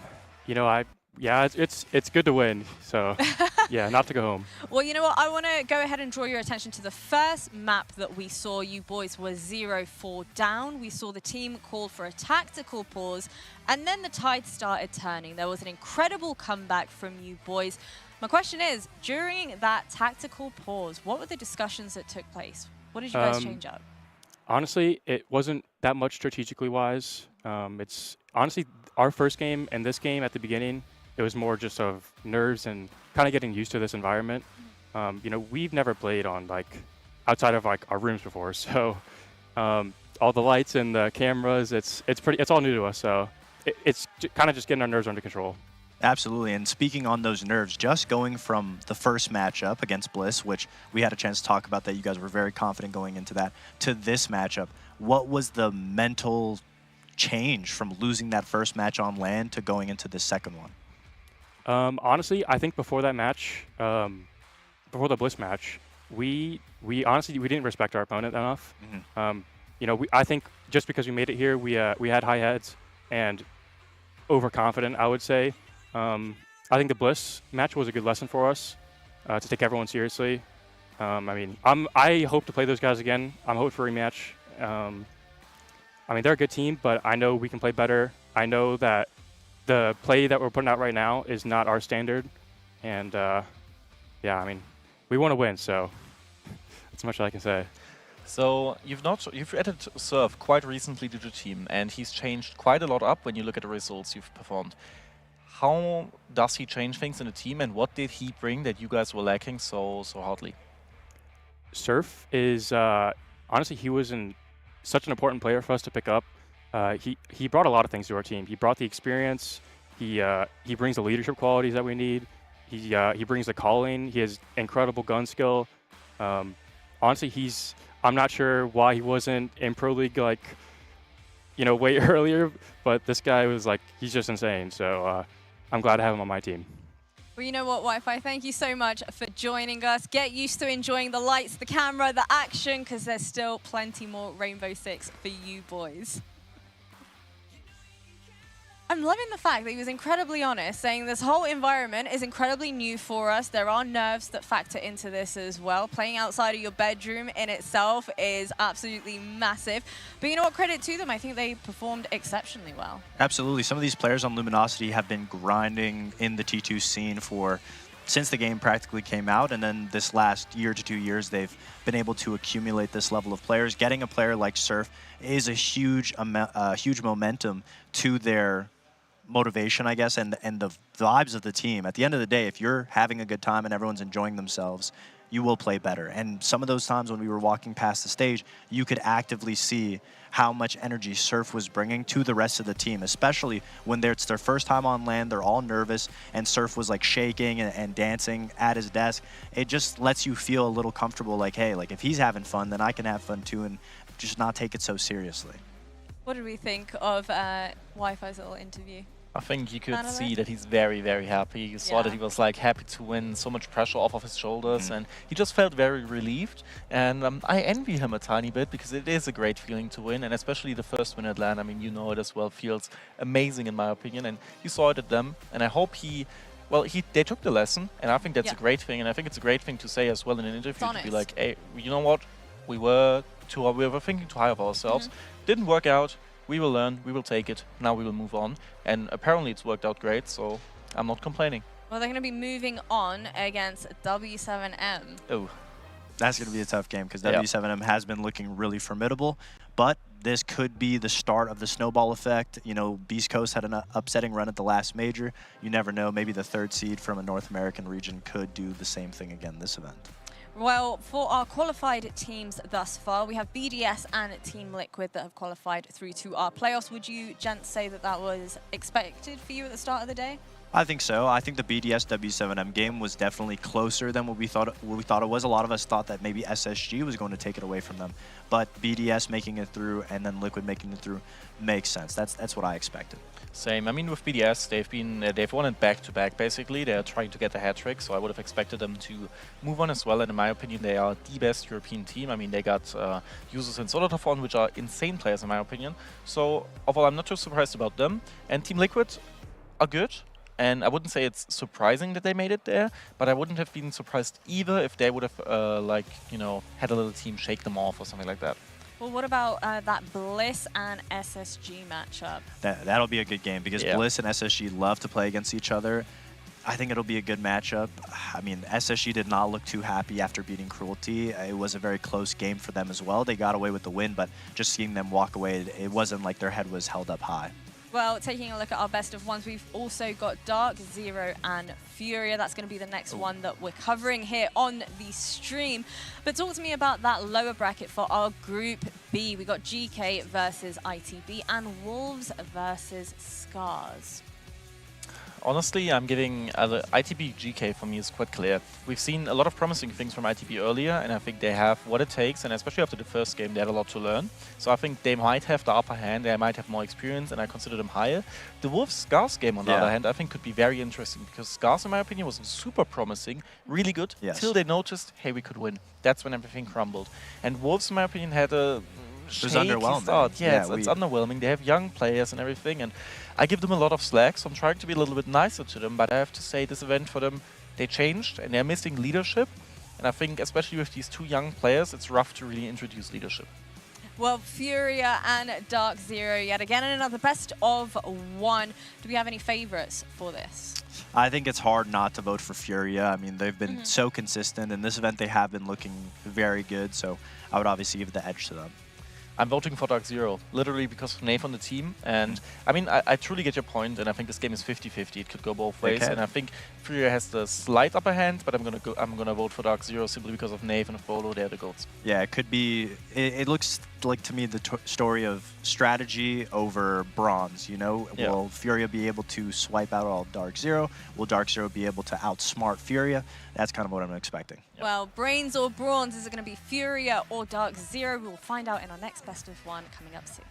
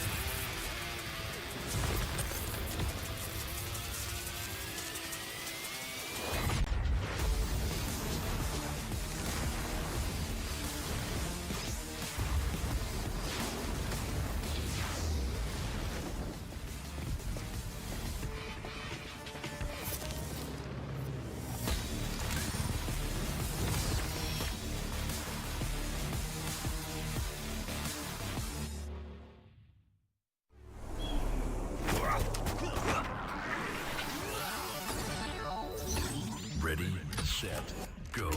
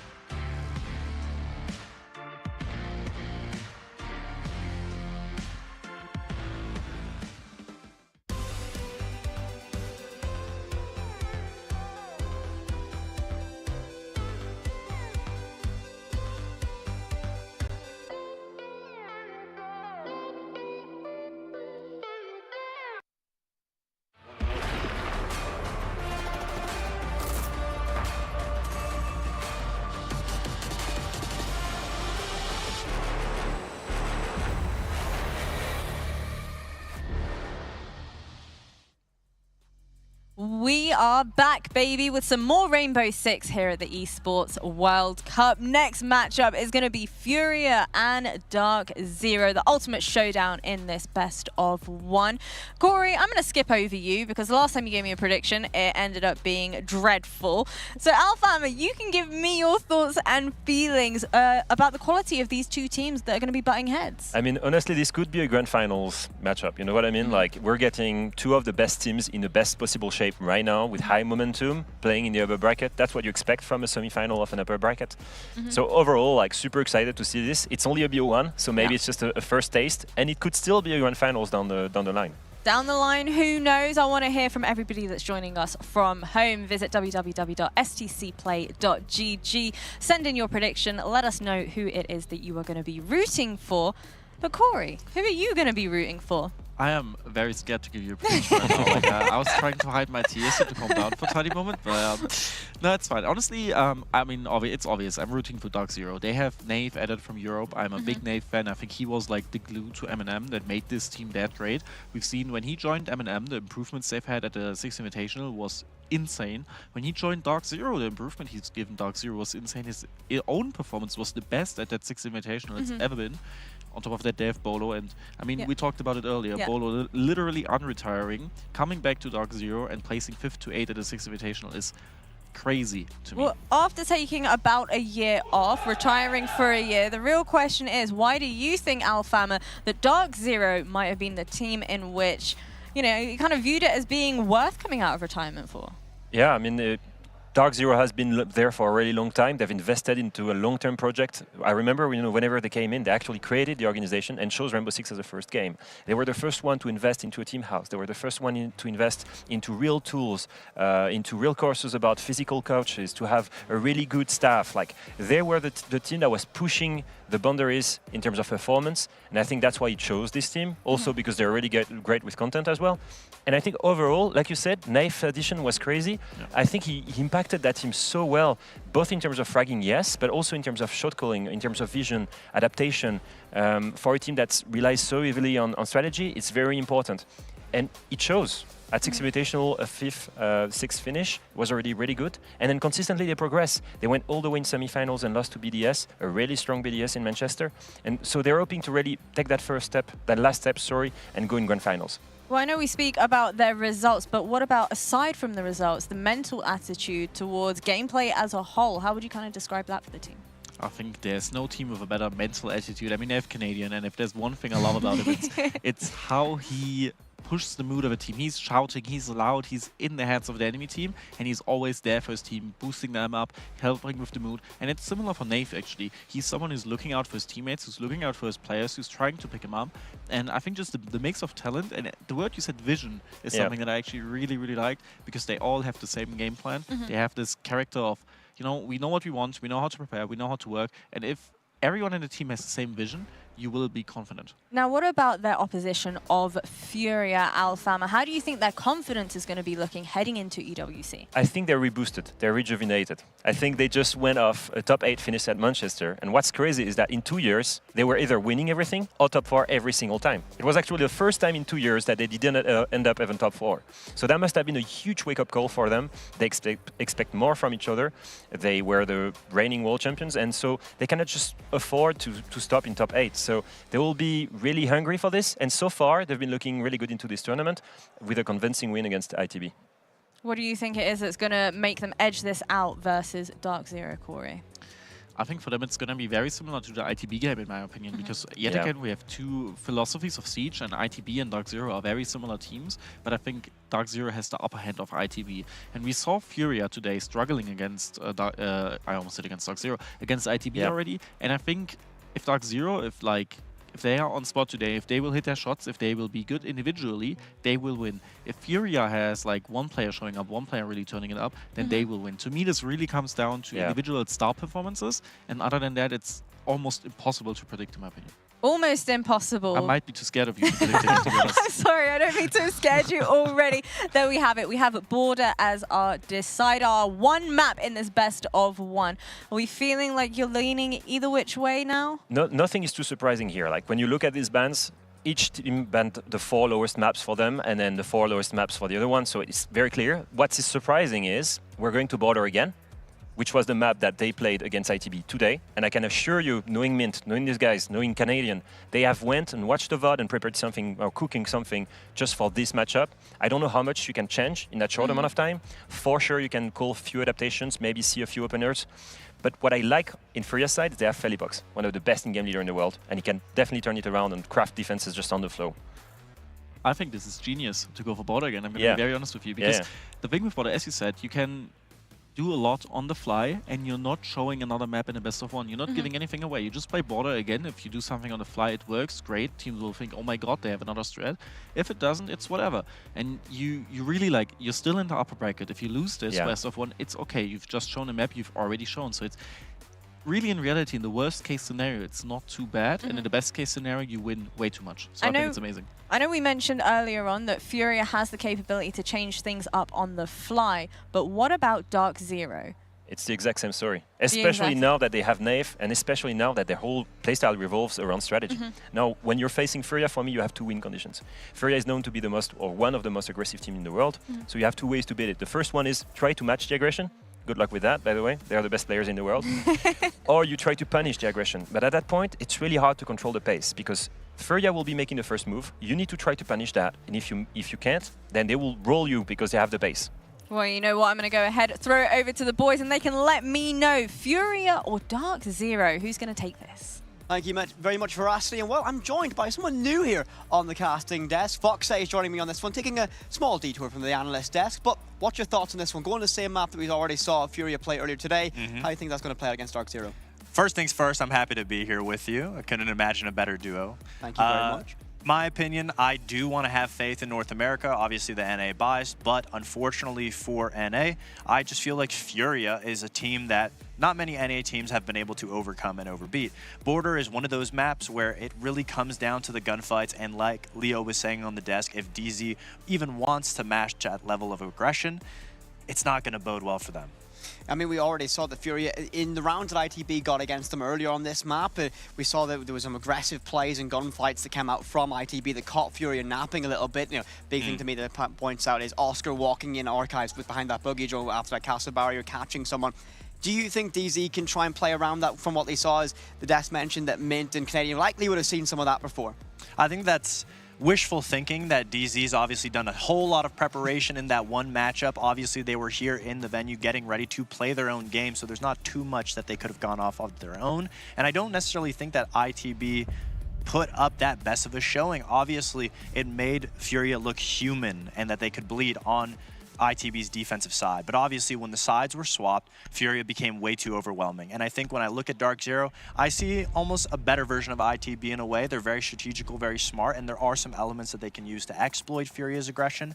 But when it comes to the Furia specifically on their own defense, I just don't know if they'll have the firepower to match up with them. I have to agree with you that as we see our bans beginning to roll out, Monty, Dokkaebi, Azami, the first to go in this stage. And been a lot of Monty bans today so far. I'm not really shocked by that. Yeah. You know, my time covering LATAM and Brazil during stage 1, it was basically every team loved to play Monty. Then halfway through the season, or the stage, we saw that swap as Valkyrie is going to be our final ban here. I mean, what do you think about our operator ban selection that we've seen? Great bans, honestly, from Furia. It makes perfect sense why they would ban Monty in the first place. Canadian is a proficient Monty player.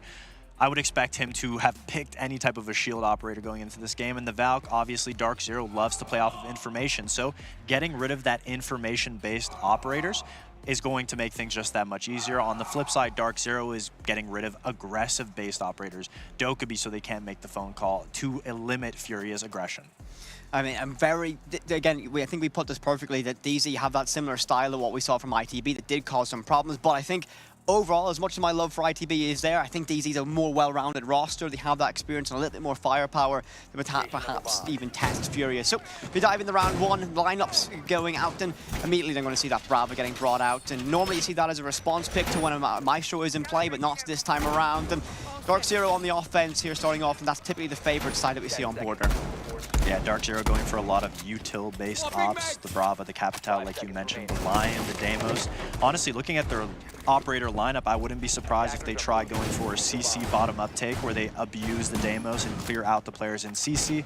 Really focus on that information to get Furia out of the hard positions to clear. Good initial drone phase from Dark Zero. 3 of those prep drones only destroyed, so Fury not proficient on that hunt at least, but still blinding out a little bit of that vision from Dark Zero. And Bullet will find the opening pick. Herds, I think, looking to get aggressive, unsure of the source of that one. Likely to catch it in a replay.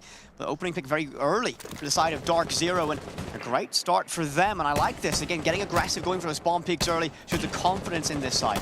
Furia has to show their confidence, but Dark Zero is one of those teams in North America that everyone talks about that you don't want to let them set up. So obviously it makes perfect sense why Furia off the bat is going to go for very fast aggression. They want to stall Dark Zero as long as possible so that they can't set up, feel comfortable, and go for the execute on their own pace.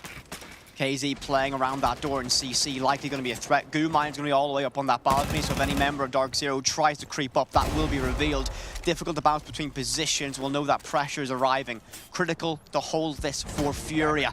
Philippox does get one Canadian off the board, so your Capitao is now gone. Both those fire darts going to go into the grave in the back pocket of the IGL of Dark Zero, so a massive utility lost for this side. Think about this position to KZ's, and you could have cleared that with those fire darts. No longer an option for the side of Dark Zero.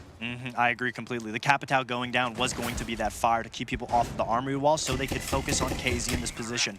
But now they can't get rid of him, so Dark Zero is going to have to try to push him out in another way. The Deimos call will come out, but he's standing on top of a mute jammer, so there's no way for Dark Zero to even get information on KZ in this position. And that pick on Canadian was so pivotal for KZ staying alive here.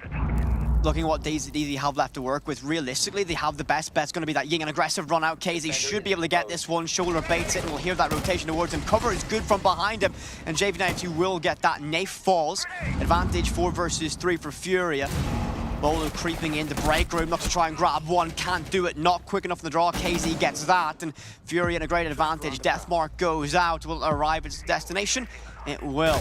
That's going to be nade hunted down by that, but it's going to be jammed yet again. The proficient use of those mute jammers have made this difficult as NJR will grab one, and that might be a lifeline now as they have access in Archive. Good position, but Philippox is going to shut him down. Another Deimos all alone in a 1v3. That was beautiful textbook trading from Furia, just to be able to get KZ in comfortable positions to where he doesn't have to worry about anybody around him.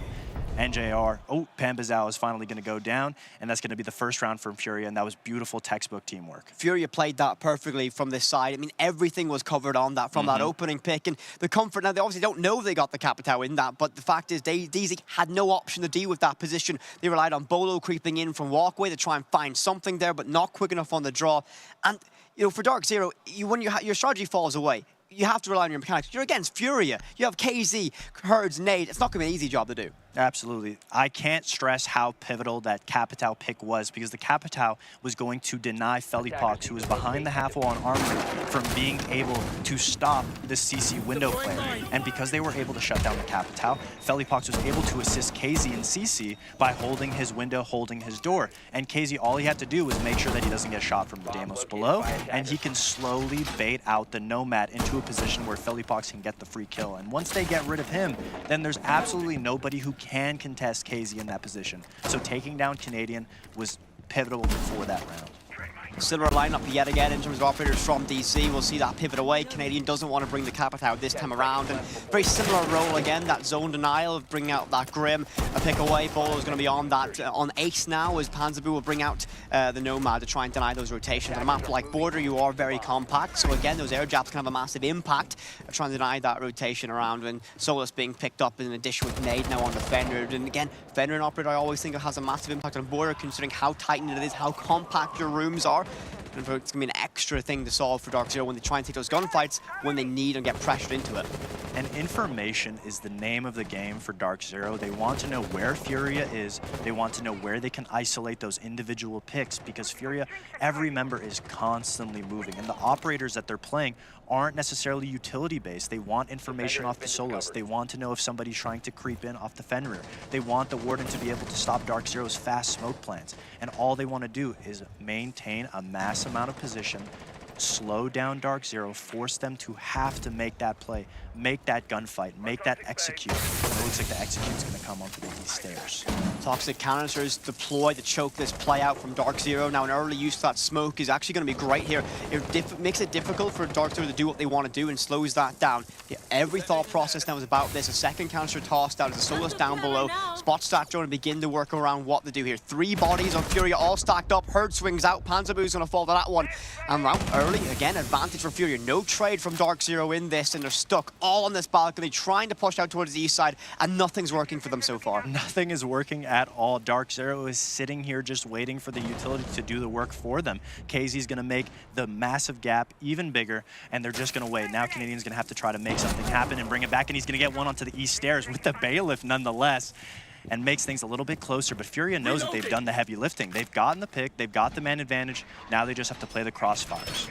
And a perfect indication of that is the fallback, ensuring up positions like Fountain with that extra reinforcement. They have the time and space to do it. DZ's nowhere in sight, and again, combination of that opening pick and those toxic canisters really choking things out. And this is going to be the impact of that Solus down below. Can spot that Clutch drone, can read into that likelihood there's going to be a Brava somewhere in that vicinity, and they can begin to redirect their focus onto that. 50 seconds left in this round, and Furia completely in control. All the pressure on Dark Zero to win their gunfights, and they can't. Herds lurking in break room, gets that one on the Knave. There is a trade there. Canadian gets that job done, but with only 35 seconds, a difficult task. NGR gets one. Yet again in Archive, and Nade does fall away. Sights down below, of course, so still lots of work for DZ. Time is against them here, and they've done a good job of being able to rat away a couple of kills and trade it up, but now Furia has time on their side. NJR, JV92 with a 1v1 up top. Canadian and KZ with the 1v1 in sight. Dark Zero's going to have to make the first move. JV92 drops down to play on the 2v1. Canadian's shots go down, but he's going to go down too. NJR with no HP in a dream, and the shotgun through the wall to make the lead 2-0. Furia are playing perfectly so far. As you mentioned, DZ are going to come in with that strategy plan, a more strategic team, and Furia are playing a perfect game around that. They know that DZ want to implement their strategy, and that's how they want to play. They want to put a lot of focus on getting that opening. Furia are making them wait, making it a punishing experience to do so. And when DZ are forced into taking those gunfights in difficult positions, Furia just have the firepower to make things work, and it's worked out so well for them in these opening 2 rounds. And this is where we saw Furia succeed against ITB, was on their defense. They were able to keep Into the Breach outside of the map, just like they're keeping Dark Zero outside of the map. Dark Zero just needs a pinhole to get inside to be able to have some type of position. But Furia is assessing where Dark Zero is going to come from. Where is their utility going to come from? And we saw the rotates. KZ was taking Passport with the Solus, getting rid of any type of information. They're really trying to blind Dark Zero and force them to have to make sloppy plays. Sometimes it works out, but sometimes it doesn't. Full repick on the offensive lineup here. Is it going to be a addition? Now we're going to see Canadian on that blitz shield, and you know, with Nafe on the floor, is going to be able to clear away that utility, carve a path for it. Now, Nade on the pulse, not an operator that we see a lot of play from at the minute, but this is going to act, and I always going to say it's almost a reference of Canadian all the way back in history would have played. You know, acting on pulse, teams like Evil Geniuses back in the day when you play on Clubhouse down in that corner, is going to be able to get so much information from this on a map the size of border. You can really read the flow of it, but where Canadian's going to make the impact on that blitz shield is where I'm very curious to how this round plays out. Dark Zero is just trying to get inside the map. They're going to take customs very quickly. That's what Furia is giving them, so they're going to take it right away. But I love the read from Furia here. They knew that Dark Zero, the prior round, went for a heavy East take. They bring the castle, they're doubling down and holding that side of the map as aggressive as possible, and that's why they're comfortable to give away customs, because they know that as long as we have the East stairs, Dark Zero hasn't brought enough utility to deal with it directly, and the information off the pulse is going to be able to give Furia the understanding on when they need to retake into customs, and they're going to wait off of Dark Zero's cue. Furia have a tremendous setup here to cover almost every avenue attack from Dark Zero. Lion's Gang goes out, and Nate does get caught by that pressure arriving from Vents. That's going to be the buck of Pamba. And trying to find that opening pick. Drones go out, and difficult angle all the way forced back into construction. But for Furia, playing your life at this moment for Nade, just staying alive is going to be a massive benefit. The more eyes of Dark Zero focused on you, the less you are around the map. And here's Canadian in that pressure in customs. They've got in the building this time, but can they use that blitz as a linchpin to get a little bit more control as they might dive through that wooden barricade straight out in the blue? Nade is playing this beautifully. He's just stalling time. He knows that he doesn't need to move, but Canadian's going to come through with the blitz, and he's going to get shot into the side, but the trade! Bolo's behind him. Will he be able to recover his teammate and pick up the man advantage? Nade is still tucked up. He doesn't need to move, but he's communicating to the rest of his team. It's only a matter of time before Dark Zero surrounds me. I'm going to need some help, and the rest of Furia is in motion. Nade C4 ready to send over the top for that one, just waiting on that call. He's going to be a little bit more uncomfortable here. He's going to get caught through the wall as well. Great read from Bolo, second in the round. Lions Gang in the distance happens as well, and Furia falling now as Dark Zero cascading the site. 50 seconds, and Nafe gets one more. Philippox falls. 5 versus 1. All down the KZ, and this should be a guaranteed round now for Dark Zero. Everything's in their favor. You got a blitz shield to deal with as well, and the player has to drop this hatch straight into the waiting arms of Dark Zero. It's going to be their very first round here on Border, guaranteed. That was a beautiful round from Dark Zero, and we said once they set up, once they have that time to get to talking, to get to figuring out how they're going to execute on the site, that's when Dark Zero is strongest. Furia was playing a good job, Nade specifically, on stalling his amount of time, but the trades were there on Dark Zero's side, and once they had the positions, they knew they just had to funnel that blitz. Picking up the blitz was such a read to be able to get him, to be able to commence into the site, and then not even aggressing Nade. They knew he was going to be posted up. It was really, start to finish, a well-played round from Dark Zero. KZ's just going to use the rest of the time out and talk to his team in that round, let them know what went wrong, what they can fix going into the next one. If you're Furia from that one now, you had complete control in those opening 2 rounds going into it. Easy, a shift in idea on how they wanted to approach that map. And how do you feel the Furia are going to react to that one now? As they had that time to sit back, relax, or not relax, but talk things through as they're going to go to Archives and Armory now for this next site? I would imagine the aggression here is going to ramp up from Furia, because the 2 starting rounds, they really fought Dark Zero on the entry that they were coming in.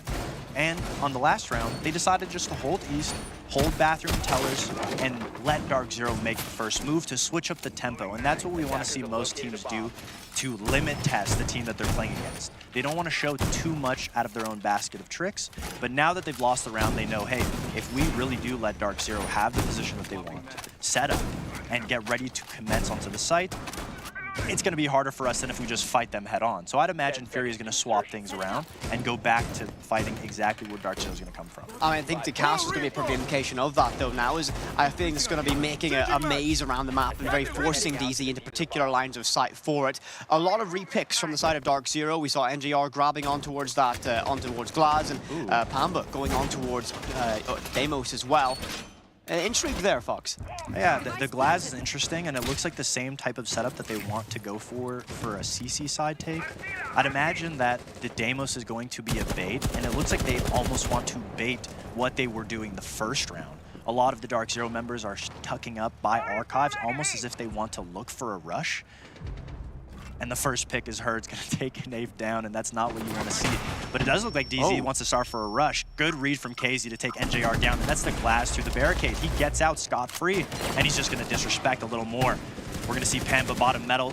No way for Dark Zero to really get inside. Furia, exactly what we said. They wanted to fight them head on, and they found 2 picks before they execute, before they were even at the building. The biggest thing as well for Dark Zero is that they have a lot of key utility like that Glaz now not longer available. I don't think this round's going to last too much longer, as JV92 will find Pamba down below, and it's going to be a 5 versus 2. Just under 2 minutes left in this round, and well, you got Canadian and Bolo, last 2 standing for this side. Heaps of experience in Canadian, talent on Bolo's side. But again, against 5 members of Furia, the Triple Crown champions. Not going to be an easy task. We'll mask the entryway with that smoke canister and that crossbow of Capitao, giving an option to rappel on in. I think that might be the intention, but still opting to be a little bit safer falling back. Lion Scan masked on his Bolo will take some damage as well. And Furia don't really care about that Lion Scan. They look to get aggressive for it. A run out, an aggressive one, finds some damage on towards Canadian. Philippox gets Bolo shut down, and well, it's just a matter of time. It will be a consolation prize to find Philippox in this moment, but it's going to be all but over. Maybe. Canadian, surely not. 3 more to find. 60 seconds. No, KZ shuts it down. Canadian falls in that one. Furia get round number 4. And even in the end, if you watch Furia, the way that they're playing, even when they have three-man advantage, they're still all playing together extremely extended and extremely aggressive. KZ's holding onto that bookshelf door. Philippox behind him. JV92 in the 90 hallway. JV92 in the 90 hallway. There's absolutely no opening for Furia to lose a man without immediately getting traded. So DZ have called their tactical timeout here, 4 rounds deep into this matchup on border. What's Mint going to have to do here? What's the big thing that Mint needs to correct for this side? I mean, I think the biggest issue is they just don't even have the opportunity to get up to the building. They haven't been able to get into the building. The one round where they did, they were able to slow down, call the execute, and finally execute. Every round prior, they haven't been able to understand what Furia is setting up to do. They haven't really had good drone usage. They're getting information for the Deimos to be able to scan, but the Deimos isn't even able to get into downstairs below to put the pressure on anybody. So Furia is doing a really good job at this aggression, and I think that's where the Monty ban actually hurts Dark Zero, because Dark Zero doesn't have something to just hard push into the building. So Dark Zero has to take a timeout. They have to talk about how we're just going to focus. They know that Furia is giving them some positions. They have to be able to make something happen with the limited position that they have. We'll jump back on board now, and hopefully we can see Dark Zero convert that timeout into a round victory. We've only actually seen that happen once so far today on this stream. It's a massive factor I always like to think about. It's such a valuable resource for a side to be able to use that tactical timeout. You know, it can be used to correct mistakes or curb momentum for your opposition. For Dark Zero, let's see if they can get that one, as we will be upstairs yet again with Furia hopping on board this one. Lineup-wise, nothing really standing out to me for Furia, but Canadian on towards that Ying. He's played a variety of 3 different operators through 5 rounds at this point, and that's going to be the moment they're going to have to use those Candelas to push in for an execution. And I mean, they've struggled with that initial map control. The Candelas certainly help with it. Absolutely. I mean, I agree. Based off their lineup, it looks like Dark Zero is understanding the issue. Hey, we have a problem getting inside the building. Let's bring the Ying. Let's try to just focus on the basics, on pushing back Furia at the initial point of entry with the Ying, using our utility to just get into the map, because Furia is going to give us these fights that we need to be able to execute. So instead of worrying about the execute itself later in these rounds, they want to make sure that they can just get to the later of these rounds first. Opening pick going to be very critical that Dark Zero can find it. Early damage done the Bolo, but I think that's arriving from an Electroclaw, and it is down inside jail. They open that up, and they have that point of contact now to walk in and try and get that control initially. He has a buddy up with him as well, so he can have that trade potential. The thing we saw lacking in that PSG Talon game for both sides was that trade. Hopefully, DZ can amend that. And Deathmark goes out, Deathmark gets failed again, and that's just going to be an unfortunate one, as it would have been a great amount of utility to gather for this side. No Candelas deployed at this moment, still early days, as Arxio are realistically just probing around the map, looking for a way into it, and half their drone economy already slain. Probing is a great way to put it. They are just maintaining a good amount of map pressure, trying to keep Fury on their toes exactly on where they're trying to entry from, where they want to execute. Fury has been doing a great job at denying the Deimos from getting any type of information, and Dark Zero is relying a lot on it to give them some type of guidance on how they want to approach this site, and they're using as much time as possible to figure out where everybody on Fury is. Herds is going to take down Bolo, KZ's going to take down Pamba, and it's just going to keep hemorrhaging. Herds is going to get another one, and they haven't been able to take down any way into this building. It is a fortress so far. Fury have posted up and said no entry for Dark Zero in this moment. NGR finds one. It's going to be Nade, but a consolation prize, realistically. The run out, he'll get one more. I think Troll Time cancelled as Philippox still get caught from that. But I mean, you put it perfectly going in. It's the Fury have just basically said no entry for Dark Zero. They cannot get into the building at all, no matter what variation of a style they want to do. And when they try and get in the building, Fury mechanically are just so good that when it comes to those gunfights that are realistically a must-win for Dark Zero, they just can't get across that line so far. With 40 seconds left in this round, I don't want to imagine it's going to be another impromptu timeout for DZ. NJR, 30 seconds, finding 3, and Ace Clutch could be on the menu. He knows. One player upstairs. He knows. He crosses in, still has to be very careful on these corners. He walks in this site. This would be a masterclass if he can get this job done. Every corner could be another threat lurking, waiting for another member of Furia. Reads into it, but he won't last too much longer. KZ gets it done. But DZ, could have been. I feel like these rounds are just coming down to the end, and then it's just a stat padding from DZ. Whoever's last up is getting 3-4. You know, they're the best players at making 1v5s into 1v3s. No. Yeah. But Dark Zero, like I agree with what you're saying, they have shown a lot of different looks at what they want to do in each of these rounds. But not any of these looks are changing the outcome. And I think that's because it always comes down to the key variable of the information that Dark Zero is lacking. We're not seeing many pre-placed drones because Fury is doing such a good job of shutting that info down. The Deimos isn't able to put pressure on any of the players because they've been doing such a good job of shutting that down. I mean, you mentioned that drones already. One of those prep drones has been caught, but it's been 3 to 4 drones every prep phase Dark Zero have lost. And without that information, it's so difficult to deal with what Fury is doing. And when you have less information, you can't drone in. You're forced to take those more risky encounters, sometimes face check an angle. And then you have, you know, again, Fury players behind it. Not an easy job to deal with. And you said earlier, but I do feel that Fury banning away this Monty has taken away a massive aspect of DZ. They need that way to get control and pressure on a map for free without risking the player itself.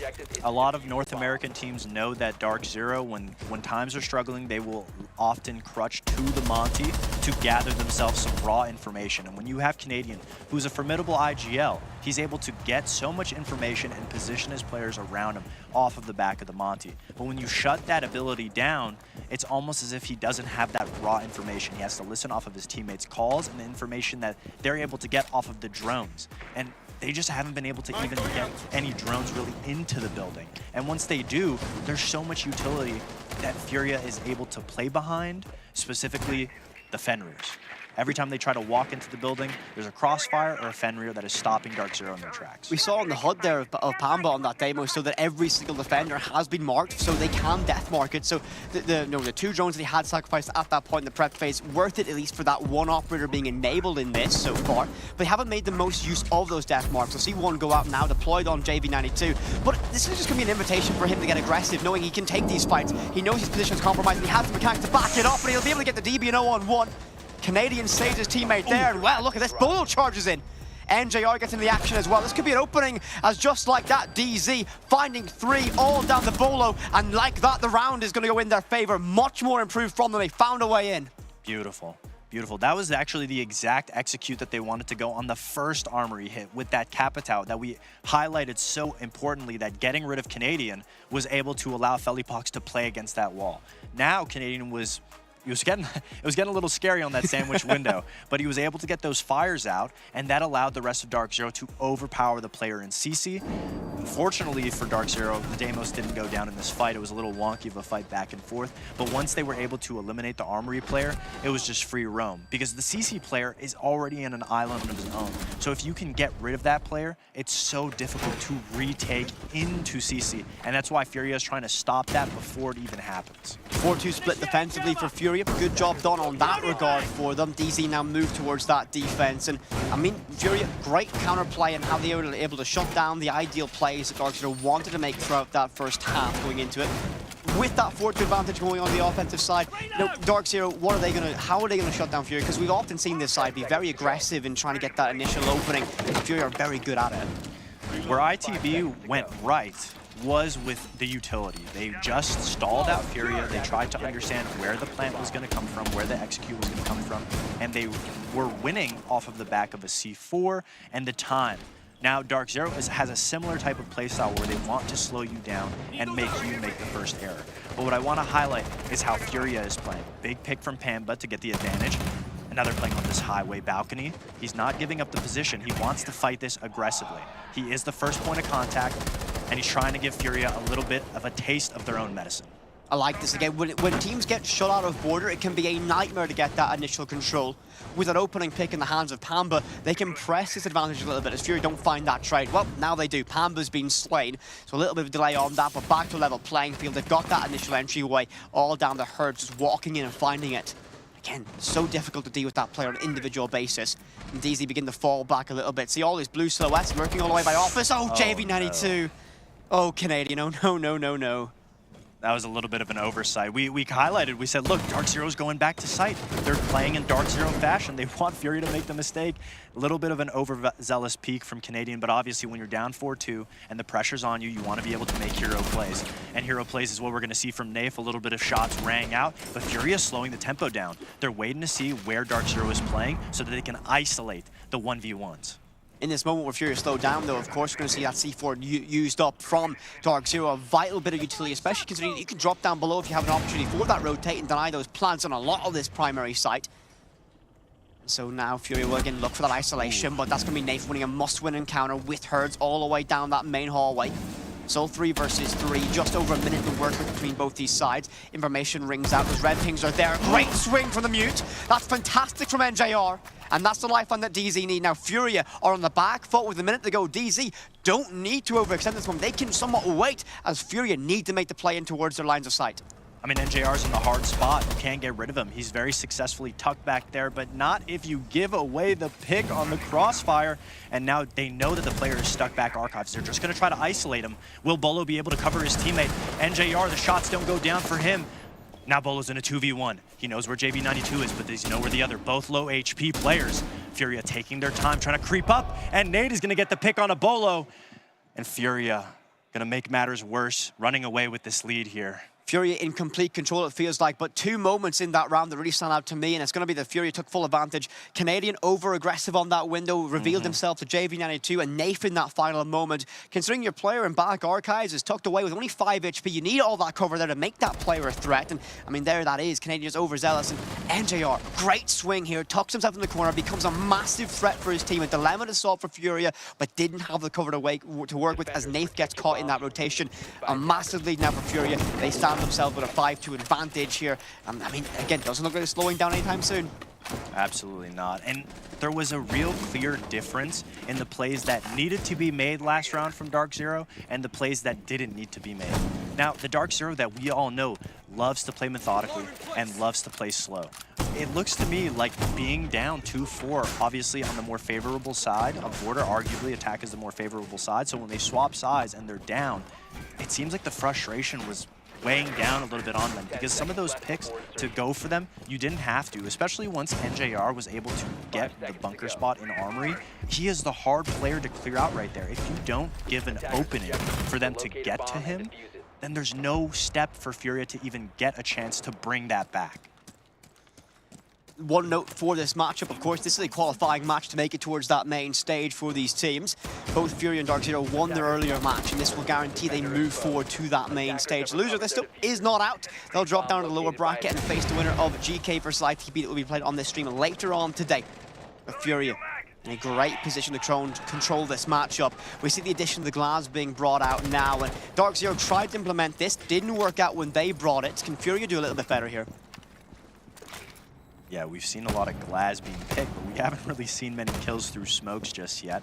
And the aggression that successfully got Dark Zero the opening pick last round, it looks like that's what they're going to stay with. But Fury has been doing a great job at not giving away the picks. They don't want to give the advantage because they know how important having 5 players alive is for the execute. They just want to maintain map pressure, put pressure everywhere so that Dark Zero doesn't have a pinpoint position that they need to hold. The key thing for Fury is always the fact that it's the most amount of execute that you really have to have before that final take is on that opening pick. That's where you need your most level of coordination to get that initial breakthrough point. But Canadian finds that breakthrough, can't make it too, as JV92 shuts him down. But DZ's quick on that trade. Pamba gets that one done, and a much better start to this round for Dark Zero. 4-3 in terms of player count, but neutralized very quickly as Philippok swings that wide. He's going to be able to find himself a second in this round. One more player in bathroom reveals their position. Skeleton key up close and personal could solve this issue. A difficult fight for them. It's going to be a great one. Pamba swings out wide, but traded off very quickly.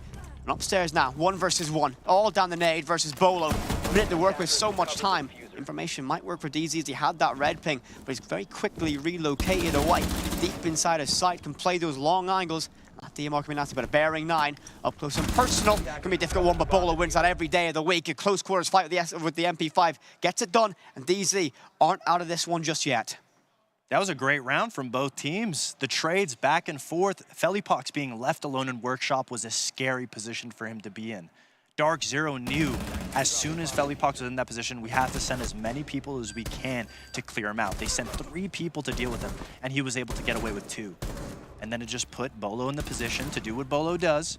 1v2, he's able to isolate 2 1v1s, and obviously when you're Glaz in that position, in a close range 1v1, obviously you can't feel like you have the odds in your favor. No, you have to pull that bearing 9 out in that moment. It's not everyone's cup of tea to use that one, of course. So DZ get a very important 3rd round here on their defensive side. And we also, I just want to say, we still have not seen a Glaz get a kill through a smoke yet. And we've seen him picked 4 times, and there hasn't been a Glaz kill through the smoke yet. So I guess we're picking Glaz for the quick scopes, I guess. I think so. I mean, you hear that? It's a very dangerous rifle to deal with at distance, at least, and there are some long line of sights on this map. But I mean, all throughout today, actually, on the stream, we've seen Glaz being brought out by a variety of teams, and it's not really been the most beneficial for either or any team playing it so far. Dark Zero on the defense still going down below inside of, I believe, Customs and Tellers is their site of choice here. Castle upstairs helps shore up this upstairs defense, give them that pressure. Furia, again, I think they're going to just probe, look for that opening pick, and once they have that, they'll exploit whatever weakness they can find in Dark Zero. Customs is one of those sites that you don't necessarily see too often. It looks very weird, but it's a site that people go to obviously win because it doesn't get played that much.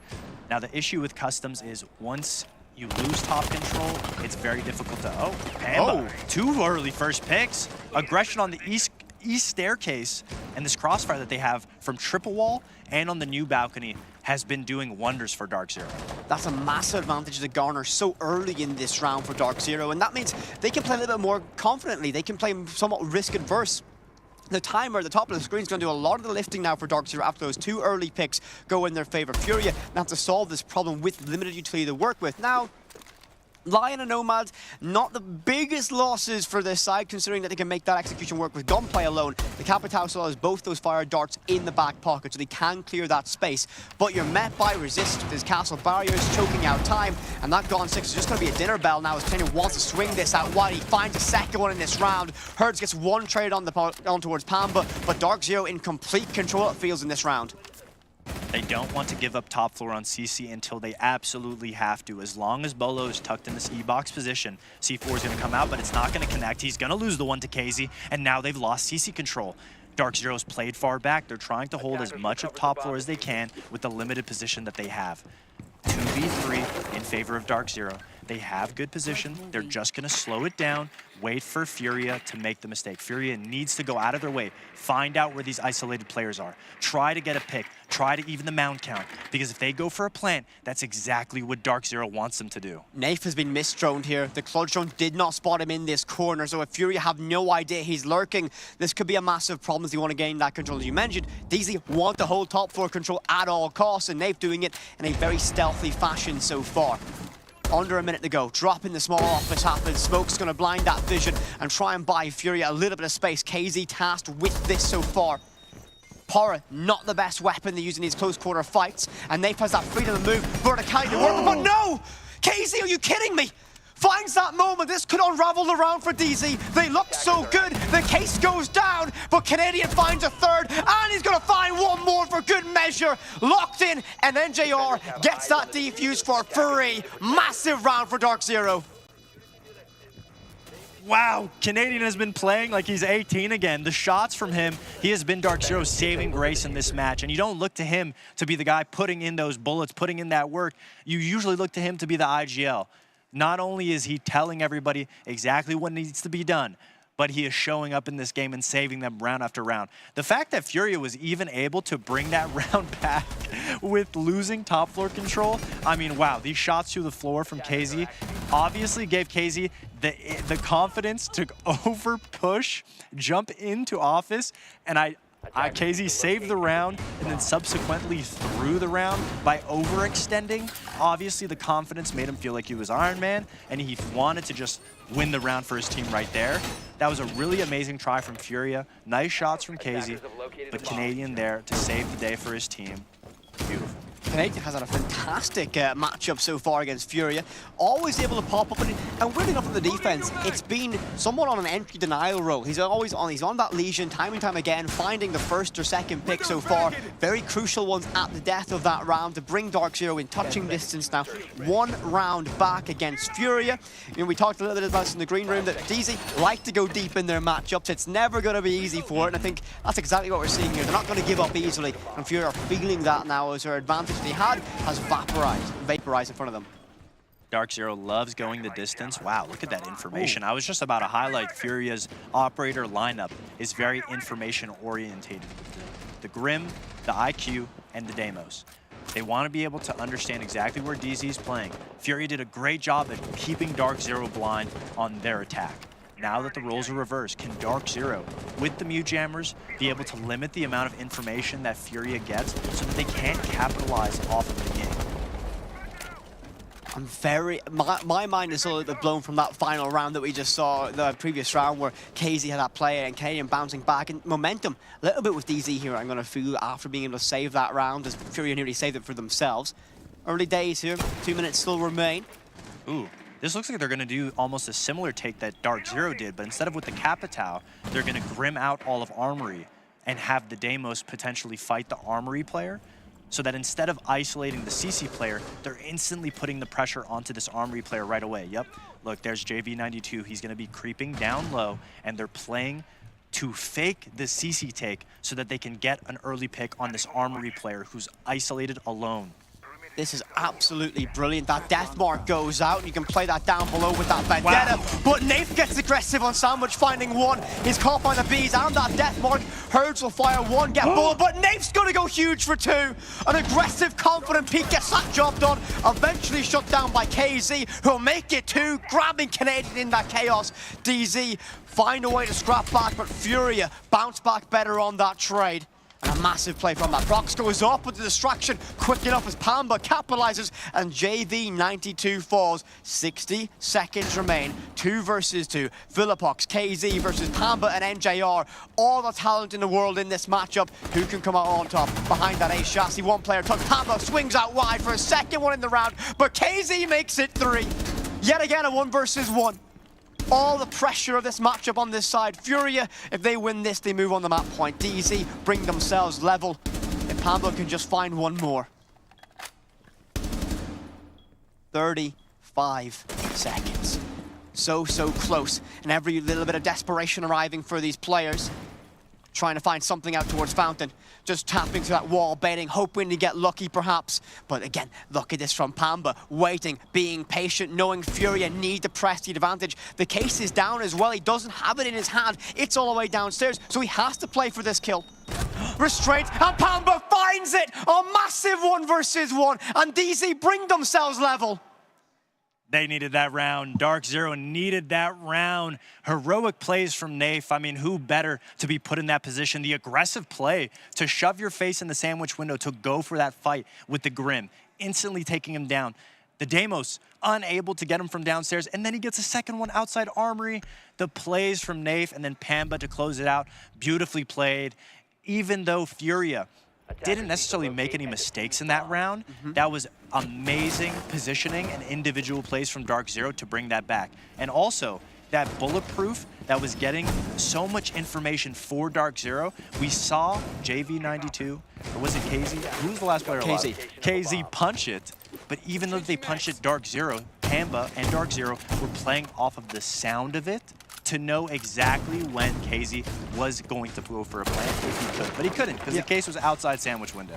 Oh, I think you put it perfectly. There wasn't a massive mistake there. DZ just played a fantastic round, and absolutely love it. Nate, one of my favorite players from the UK space when he was playing over in Europe, and I think this DZ side with Nate has looked fantastic since his addition. And that round, a great example of the benefit of having him and that confidence to take aggression like that. So, we go level. Round number 11 now. Furia looked to be in complete control in the opening half of this matchup, and DZ looked to struggle to find a way into it. Now, the last 3 rounds, it's all turned a little bit upside down. DZ building into this matchup, finding momentum. The best of one. Anyone can win it, especially in a map like Border. DZ, if they take full advantage of this early momentum, this late game momentum, Furia might be in trouble here. DZ's confidence must be monumental after the last round. They know that they just have to be able to stall out Furia, and when it comes to the gunfights, they're going to be confident in these moments. Furia has been unable to get a mass amount of position against Dark Zero. It constantly looks like 1v1s that just can go in anybody's favor. Aggressive play here from Herds in the back of Archives, and he's going to get out without any damage done to him. He doesn't want to risk too much. Herds are constantly going for those rad plays. He was unable to find any right there. But also the fact that he was very quick to retreat away from that somewhat uncharacteristic from Herds. And Canadian, yet again, finds the opening. A massive individual performance from the IGL of Dark Zero, and the veteran, of course. One more pick goes to his name, and one player falls from Furia. You now no longer have your striker, your recruit to work with. That's going to be JV92 off the board.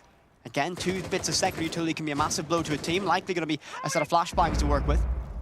Now Furia on the back foot, trying to creep up through this metal stairs. Hard by that barbed wire. That's going to be a freebie. Canadian gets a second. Bolo finds one on the Herds. DZ running away with this round. Furia need an answer. Nade, KZ, the last 2 standing. If you want 2 players to find something, it's going to be these 2. And Furia is constantly trying to win rounds off of this misdirection, and the barbed wire, the saving grace for Dark Zero right there, not to let these little plays affect them. That was what was losing Dark Zero rounds earlier in this map.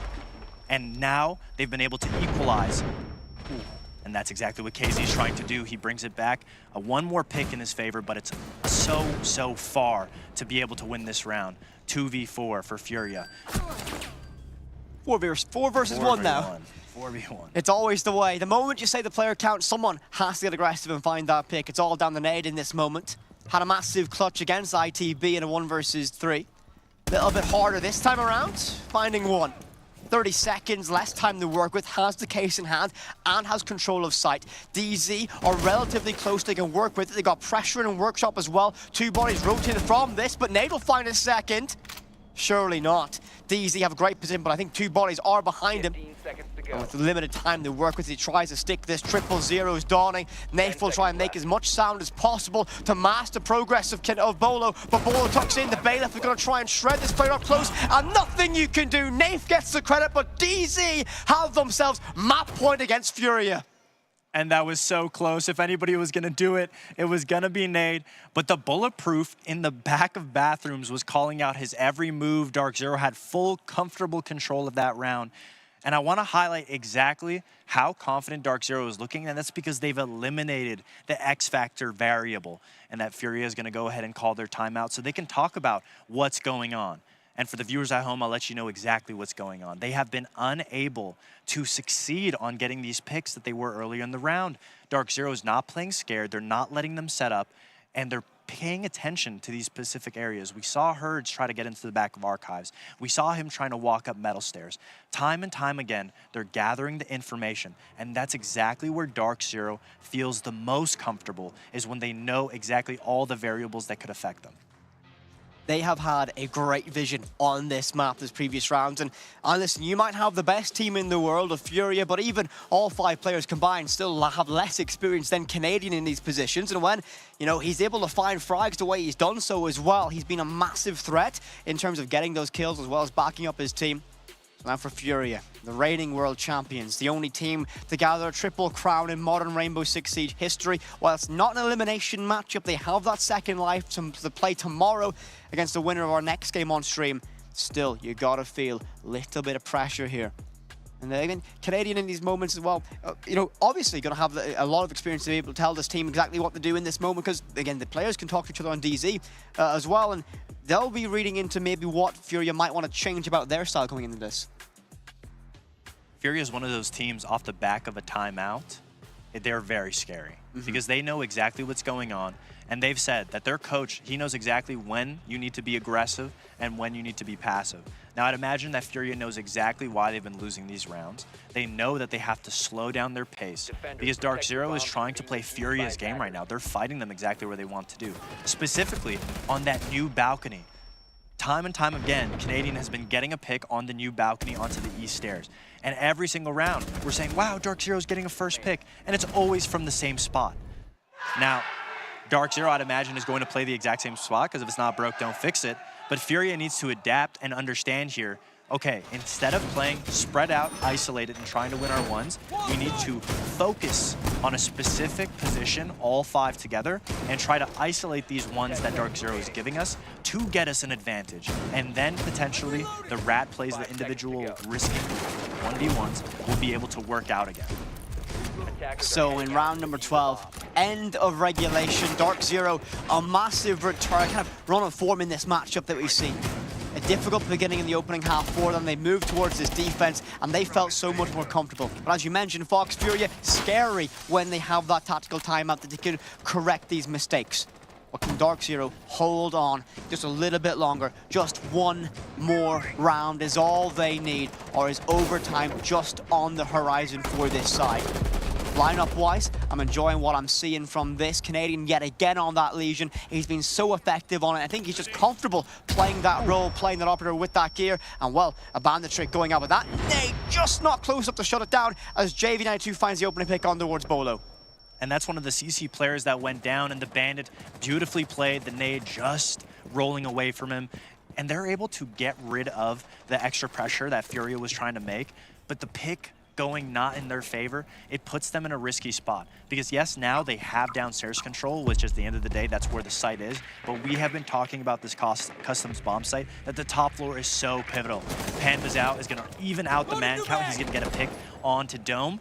And that's again, Furia constantly trying to do these misdirection plays. Take position, limit where DZ is playing. You never know where Furia is gonna attack from, but Dark Zero is not giving up. They have the confidence to win these gunfights against the members of Furia. Pamba's got himself positioned out by Radio Window as well. Here, that player cross out. He's going to go for an aggressive hit. Pamba finding one. Can't quite make it two. So close to almost winning the round there and then. Nade shuts it down. 3 versus 3. Sub 1 minute 20 to work with, but DZ still in this round. Still looking like they have a chance to get this one done, but JV92 gets one more. Canadian falls. Advantage with Furia. What a play from JV92 to walk into break. He gets CC control, but we saw Nafe up here last time, and he unfortunately wasn't able to make anything happen. And now he's in the exact same position. They're waiting for Furia to give them some info. Nafe, unable to make something happen this round again. He's gonna drop down and play for the execute. They want Furia to make the mistake so bad, but they've been so good at isolating these 1v1s. This is exactly what Furia wanted to play for after that timeout. Nafe is separated though from this main execution with that Castle Buyer, forced to make that rotation away. C4 not good enough, and that could have been the lifeline that Dark Zero needed in this round. 20 5 remain. Wounded bodies across the board. Nade on a single point or 2 points of HP. 1 bullet enough to slay him. And no one's dropped down yet, but here they arrive. Furia on towards site. NJR knocked in, left in DBNO. 14 seconds and a dream. Can they find something? A miracle here on border to go get this closed out, or is Furia destined for overtime? Yes, they are. KZ gets it done, and we're going to overtime. It wouldn't be a Dark Zero game if it wasn't going to overtime. That was such a close round. I mean, the playmaking from both of these teams right now is just beautiful. This is beautiful Siege that we're watching. Back and forth, back and forth. We see Panba get the opening pick on Dome. He goes for another one. He did his job. It doesn't matter if he didn't get the third one or not. He did his job. Then JV92, off of those plays, he gets into the couch inside of break room. He's able to get CC control. Nafe gets spotted out because the prior round they knew that he was up there and they misdroned him. So they knew he was going to be there this round.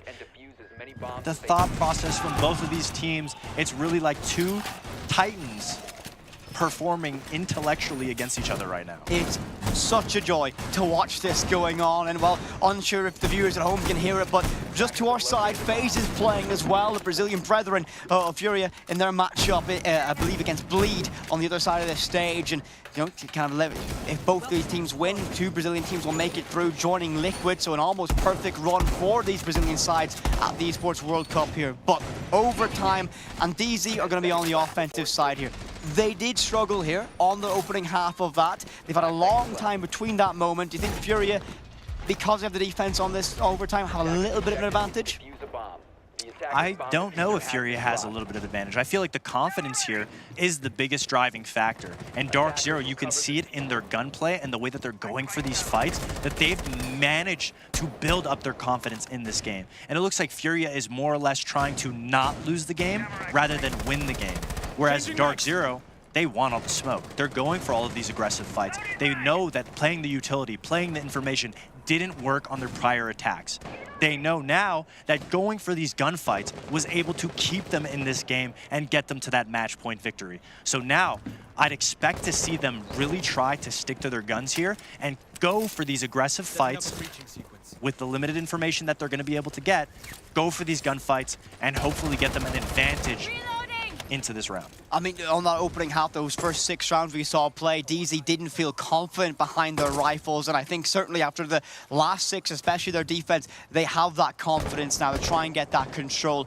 A little bit of a similar story to what we saw in that opening half, though. Furia making it difficult for Dark Zero to get that initial progression in the building, meaning that it is going to be straight down to who can win this opening gunfight. A very critical moment for this in Dark Zero. All that pressure on each side. Bolo's going to be caught, DBNO between that door frame, and a difficult one to try and recover. You can't cross that window, but Pamba finds one, the Philippox, a massive opening. He can walk up these stairs now. Canadian gets one, the Herds, and DZ feels so confident, but Nade steadies the ship, finds Canadian, and gets Furia a little bit of breathing room. That C4 goes down. NJR is knocked in, DBNO as well, so only 2 bodies of DC still standing. It's a 2v2 with 3 people total that are down. They're going to be able to recover KZ, and now it puts the favor into Furia's favor, but they don't know that NJR is down on the east balcony. Nade is trying to bait out this revive to see if anybody from Dark Zero goes for an aggressive play. Both members are going to be able to get one member up, but NJR still on an island downed alone, and they have no information that they downed him. But they know that they want to retake east. We actually see the Legion. KZ's going to drop down, and it looks like they want to retake and re-aggress onto East. As we're going to see Nafe rotate to go pick up NJR. They really want to focus on this man advantage. But you have to pray, if you're a DZ fan, that you have a flank drone right now, because KZ is slowly creeping up the East stairs. You gotta hope to check at the right moment. We don't have that information, but Pamba could be vulnerable to it. KZ, a massive moment in this round. And I feel like it's gonna be foreshadowing that you just mentioned there, Fox. 25 seconds, Dark Zero have that player count advantage. We'll dive into archives, trying to see where this approach happens. You feel this pressure arriving, but Dark Zero are taking their time to make that final decision on what they want to approach. Bolo stuck with the Guma in those final few seconds, slowing down its progression. And DZ, not a lot of time to work with. They'll wait for that last charge, but they've got to go. JV92 and Nafe trade blows, 3 seconds. That case won't go down. Does DZ get the job done? No, the timer does. Furia take round 13 and move on the match point here on Border. Dark Zero was trying to play perfect Siege right there, stall out their time, really use every single element that they needed, and a great read from almost called him W7M. Great read from Furia to be able to understand that, hey, we don't need to go for any aggressive plays. The time is on our side. Let's make DZ, a very slow team, take their time. That was such an early aggressive round, back and forth, 3 people down at once, and none of those down kills were able to get claimed. Everybody got picked up. Nade did such an amazing job to fight up for his team there. And Dark Zero, even though they had the trades in their favor towards the end, the time is what bit them, and because they didn't have enough. Narrow margins in this matchup. DZ, absolutely a massive turnaround for them. Well, hopefully, it's nothing. I think all the players still locked in. So, I mean, you see the tension in these. Best of one, but of course, if you make it in towards this main stage of it, it's a massive bump in prize pool for these teams to make it towards that step. And also, I mean, let's be fair, a massive prize was a massive benefit for the orgs and players coming into it, so they're playing for that. But also, you don't want to go towards that lower bracket. You don't want to risk it. Of course, the loser of this matchup will be playing either GK or ITB. That game will be played later on today. I believe we are stepping into a little bit of a tech pause for this moment. So now DZ, pressure's on them. They're trailing by 1. Furia have the lead. They're on the defense now.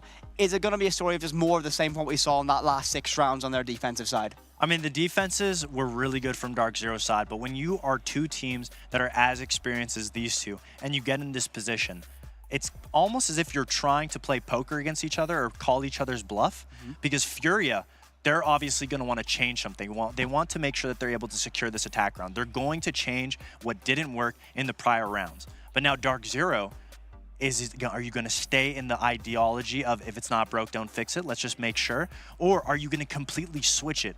And based off of the outcome of the round, when you are a pro player in that position, if you win the round, great. Wow, you're so smart that you were able to think about that. But if you lose the round, the amount of frustration that you feel when the other team stands up and they're cheering and you're sitting there saying, wow, we made the wrong call. And we saw in that last round, Dark Zero made the wrong call.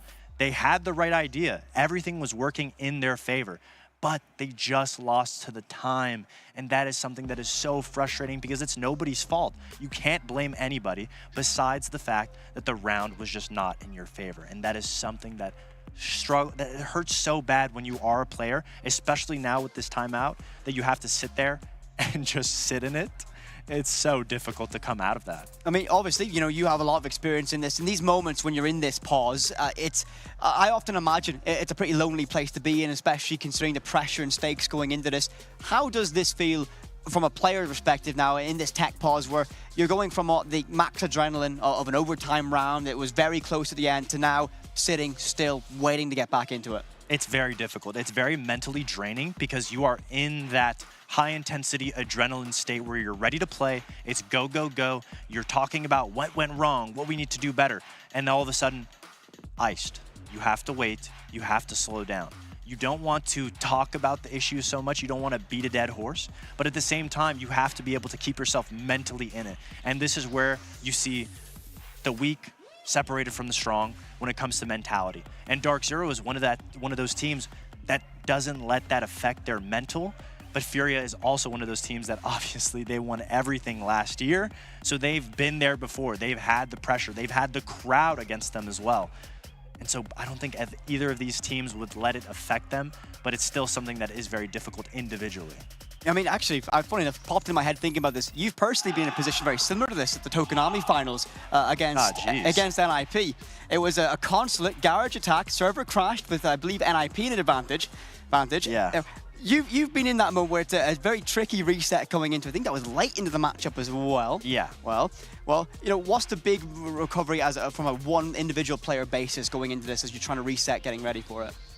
I mean, me personally, when I'm in a position like this, obviously as the IGL for my prior teams, you have to think of these situations as I'm thinking constantly of all of the things that could be going right and the outcomes of it. What are all the possibilities? Kind of like Doctor Strange. You're thinking of every single possibility, what's going to be the best chance of the situation. So if you're Felipox or Troy or Canadian in this position, that's exactly what you're thinking about. So it's time to dive into this one.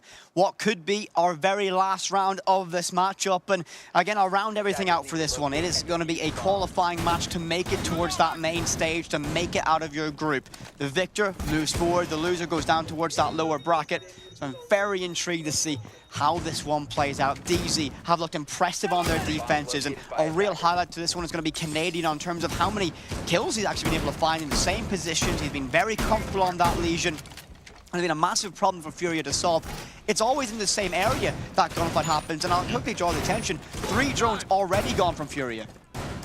It looks like Furia wants to do something fast this round too. We talked about what are they going to bring to this attack, because their attacks weren't working. We see the blitz, we see a lot of drones being scanned out for information early. They want to know exactly what they're going to be looking at from Dark Zero so that they can prepare their attack before they get to the building. They don't want to waste time. And I'd imagine with this blitz, I almost want to say that they're going to go for an aggressive CC take with the blitz off of the back of the blitz, which we haven't. Nope. These back archives. Okay, that is an interesting place to see the blitz come from. He could go through dome window. I think that's where he's gonna go. Nope. It looks to be, yeah. Maybe he stairs. Keeping us waiting for what Fury's actually going to want to do here. Pamba, though, will spot the blitz. I mean, it's going to be a massive fight. Oh my. Pamba's going to get that opening pick. Bye-bye, blitz, and that's going to be a massive blow towards what W7 are. No, Furia. Oh, it's force of habit these times when I see these players after the year we've just had, but we will see that opening pick. Blitz is gone. That's going to be a massive part of that strategy from Furia. Now neutralized so early, it's time to pivot basically the entire vision of this round. That's a massive blunder from Furia. They wanted to use the blitz for going an aggressive pick. They had the drone in the top of dome, but to put yourself alone there with no trade potential just doesn't seem like the right situation. But we're going to see Felipox be able to trade out and take dome, but he's going to go down from the crossfire from NJR. And now Furia is going to have to slow down as the rest of DZ go to hold dome. They don't want to give up this position. They have a beautiful crossfire here on the fountain. It looks like Furia is just going to slow down. They don't want to hemorrhage any more kills. They have to isolate these picks. They have to find them first. Furia need to get aggressive on this moment. They cannot make overzealous risks in this. DZ can play somewhat risk adverse with that extra player to work for on that trade. Nade, Herds, JV92, the player still standing in position, the E-box compromise, but what a read! Bolo gets one trader back on towards Herds, advantage still with Dark Zero.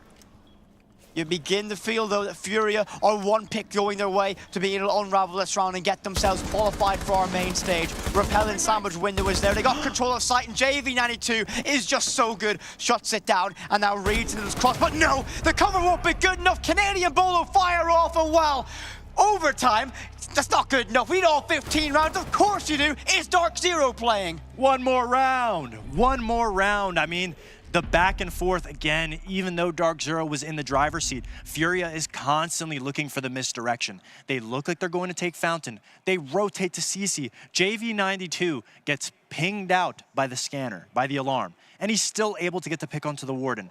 Obviously, when they were put in that 2v2 situation, it was really difficult to find a position to get a safe plant down, and JV92 still was able to find another pick.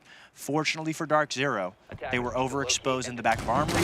Great retake to be able to take CC control, but the back and forth is just, it's so stressful right now. I mean, listen, this is why it's a tough life to be a Dark Zero fan. It's never an easy result. It's always a long, drawn-out endeavor, and that's exactly what we're seeing here. 15 rounds.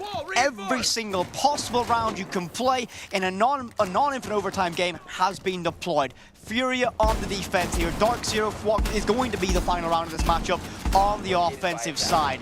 Furia have looked good in every capacity, but JV92 in that last round almost found a way to drag that to victory no matter what. NJR on the glass. We've not seen this over being effective at all so far. Will this be the round? I mean, you'd like to hope so. Obviously, Dark Zero has a plan that they want to use with the glass. Hopefully, they can execute on it. Furia has been so good on the defense. They have to be feeling confident about the last round being in their favor on this defensive side. They're able to lock out information. They're not getting pushed out of these positions. And it's up to Dark Zero to switch something up, to change things. But Vents is one of those sites that you can often go for aggressive plays and do what's called a minimal in Pro League with pro players, because you don't need that much position to win this site.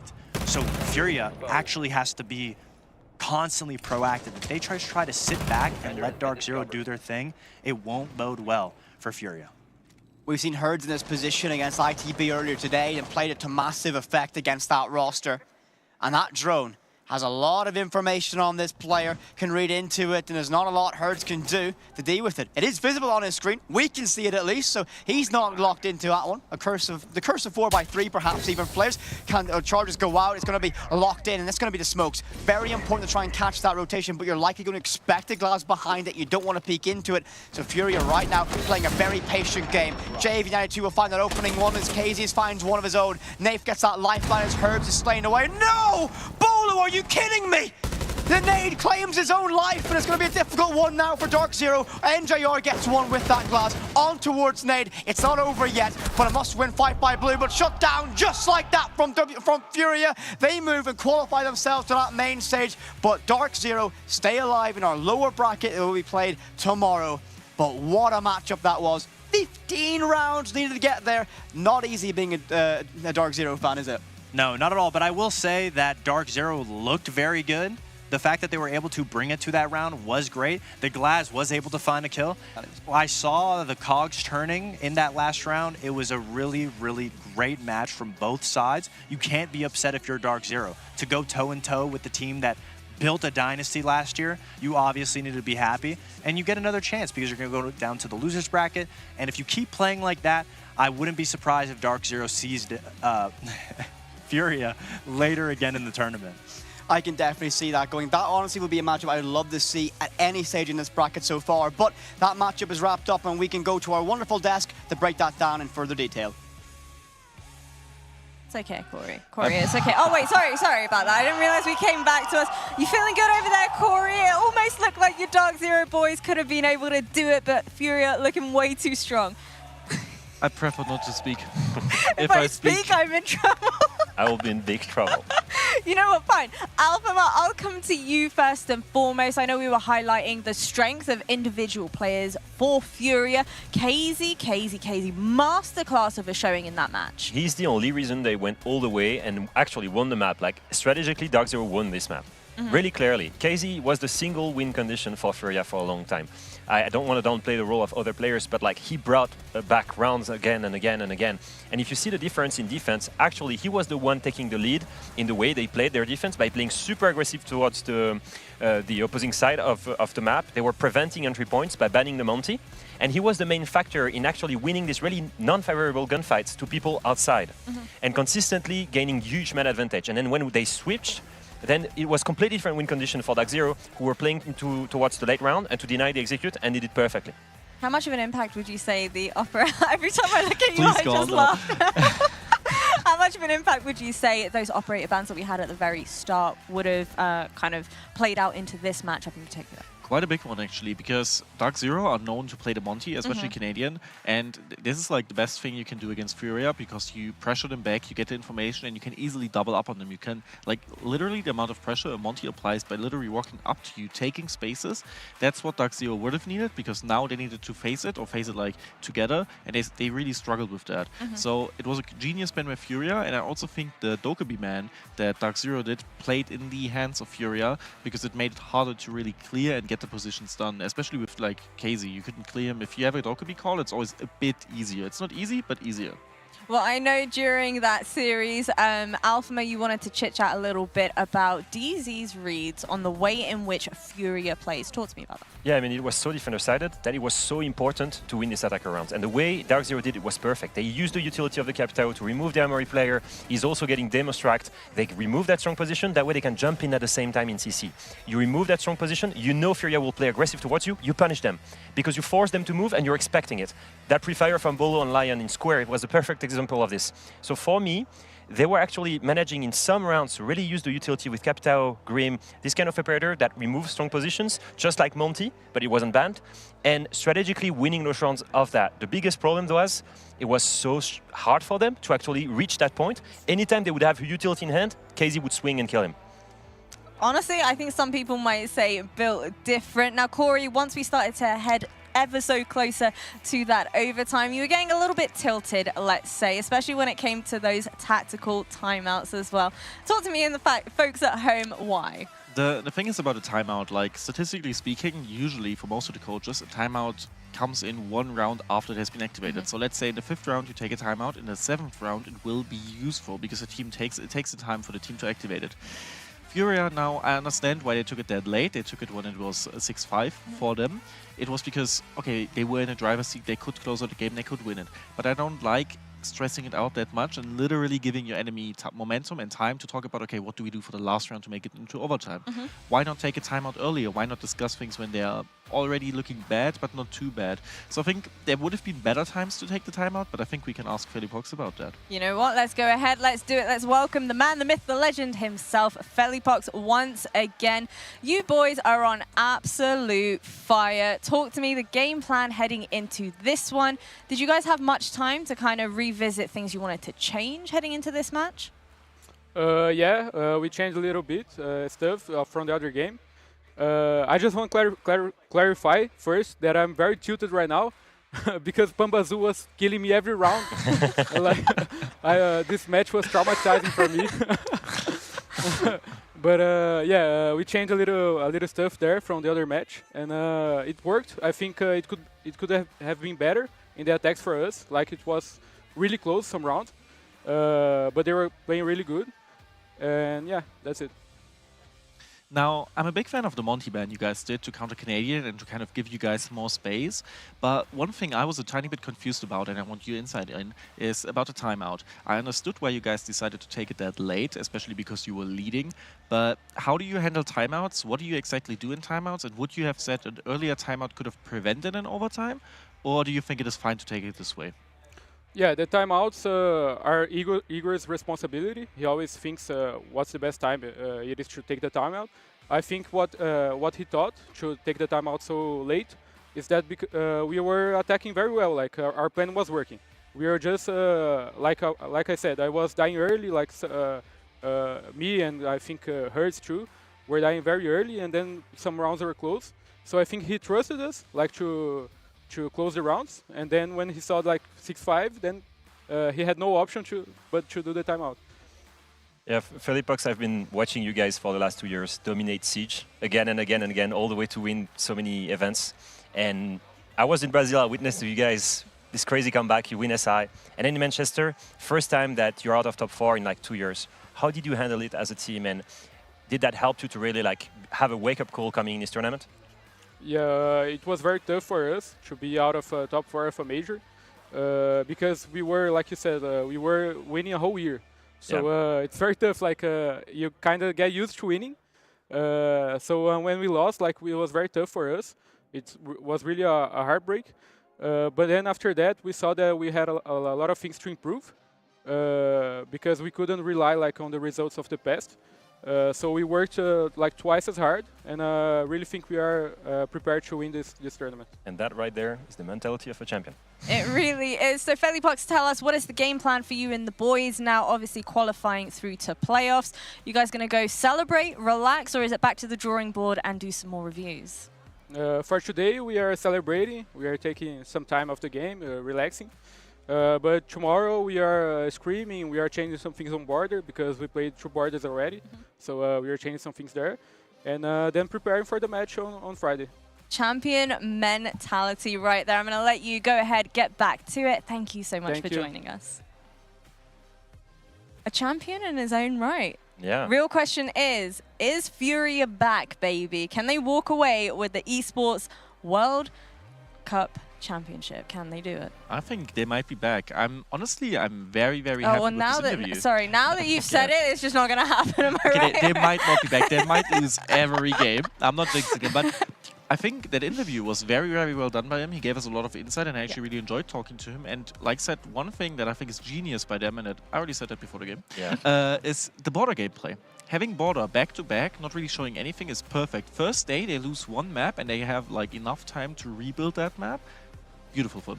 Yeah, now they're safe. They've got like 8 maps that are completely covered. They only need to change some things on border, and it didn't cost them anything. They won everything. They already qualified. They only play on Friday. It's perfect from them. And what I like to see from Felipox, every single interview is so good with him because he has a clear vision on what they need to do and what steps they need to take to be a champion. For me, like the charisma and the leadership this guy has is one of the main reasons. Yes, we say a lot about KZ and Herds and their fragging capabilities, but clearly, like, he's a strong leader. He grew so much as a player in the last years. It's amazing to see. A strong leader, despite the fact that he very honestly mentioned the fact that he was a little bit tilted as well. That's being humble. That's being a great player and a great teammate to say, hey guys, I wasn't good enough this time. I will be better next time.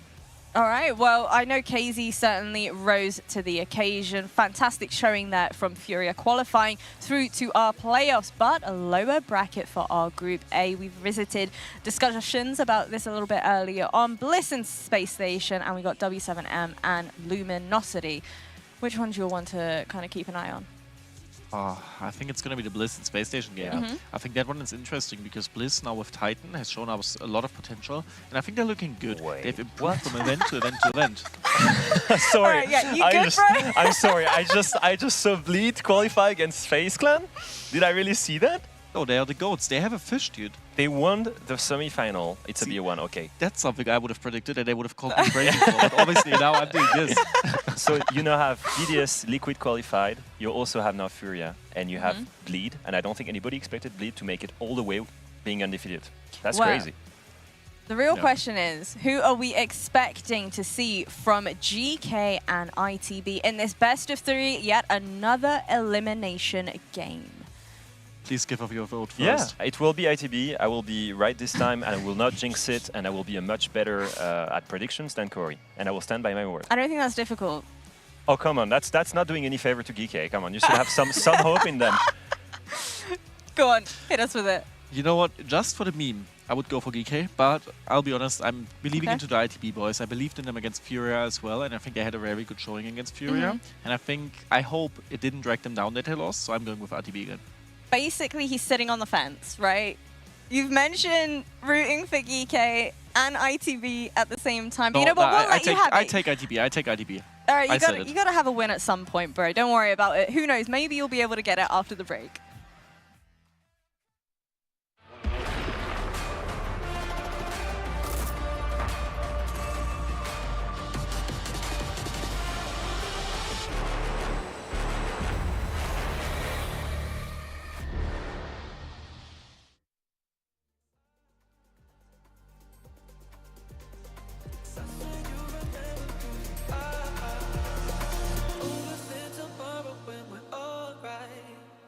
That's when we forget just who we are.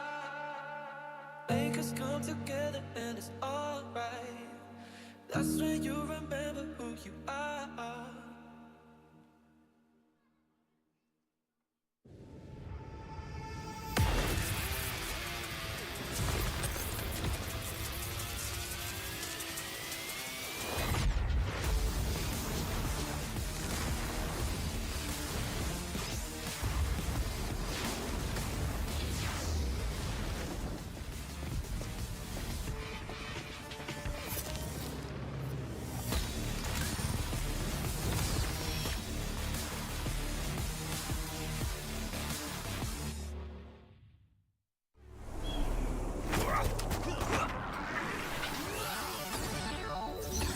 Ready, set, go.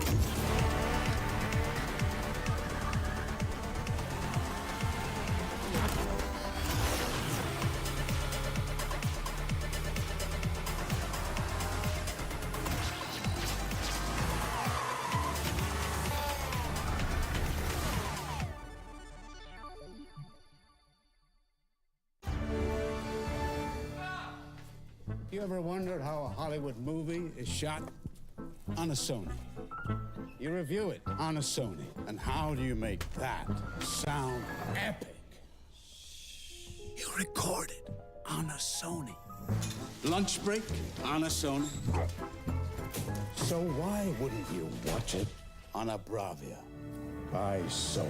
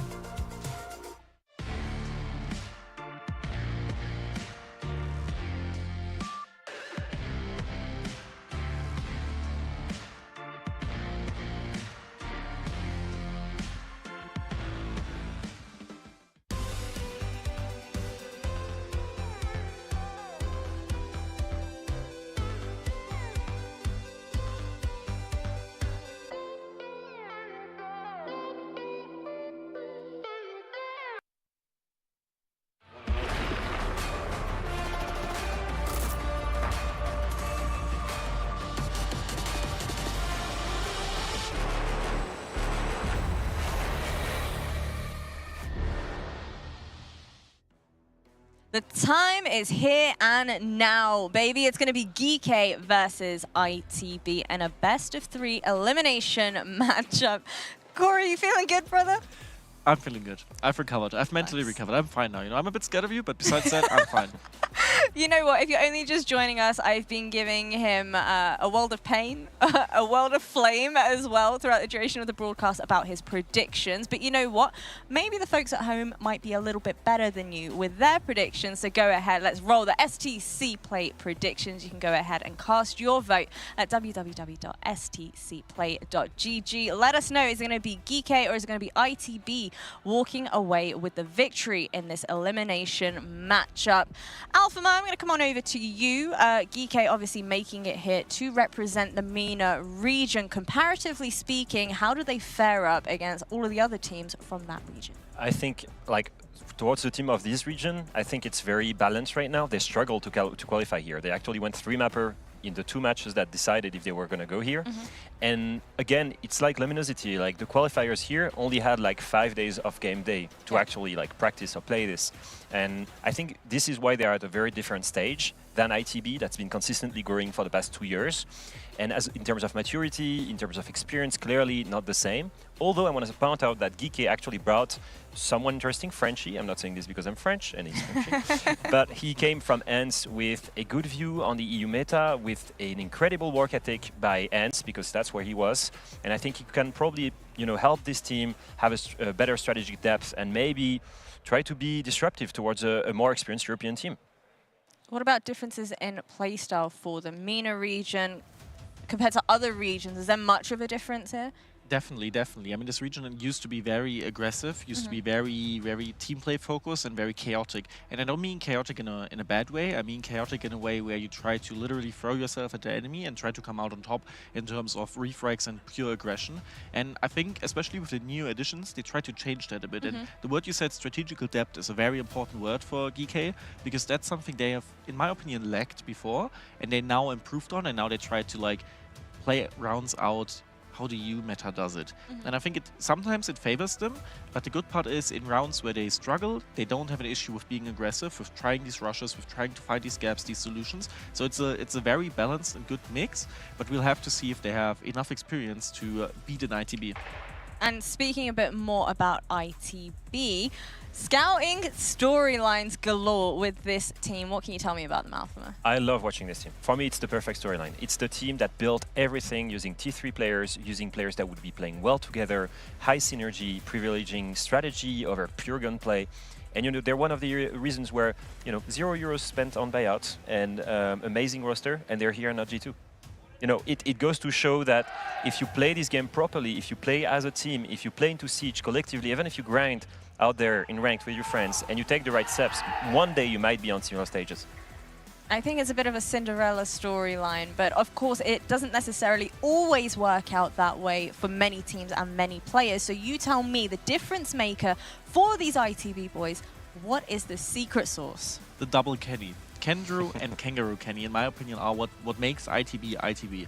Obviously, you picked up these young players, you picked up these gunners. I mean, I've said it about Noah, for example. Noah is really young still. He's 20 years of age. He played in EU League for an entire year. He's played Tier 3 before for an entire year. And he's never really put up the performance he's putting up right now. People knew he's super skilled individually, but people are like, yeah, you know, he doesn't have what it takes.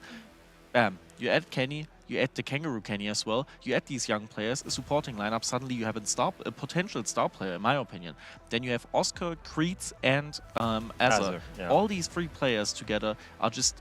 They've been trying as well for a very, very long time. They have a super good work ethic. They try to improve, and the thing is with them, they don't treat this game, they don't lose, and afterwards they're like, yeah, all right, next time we will be better.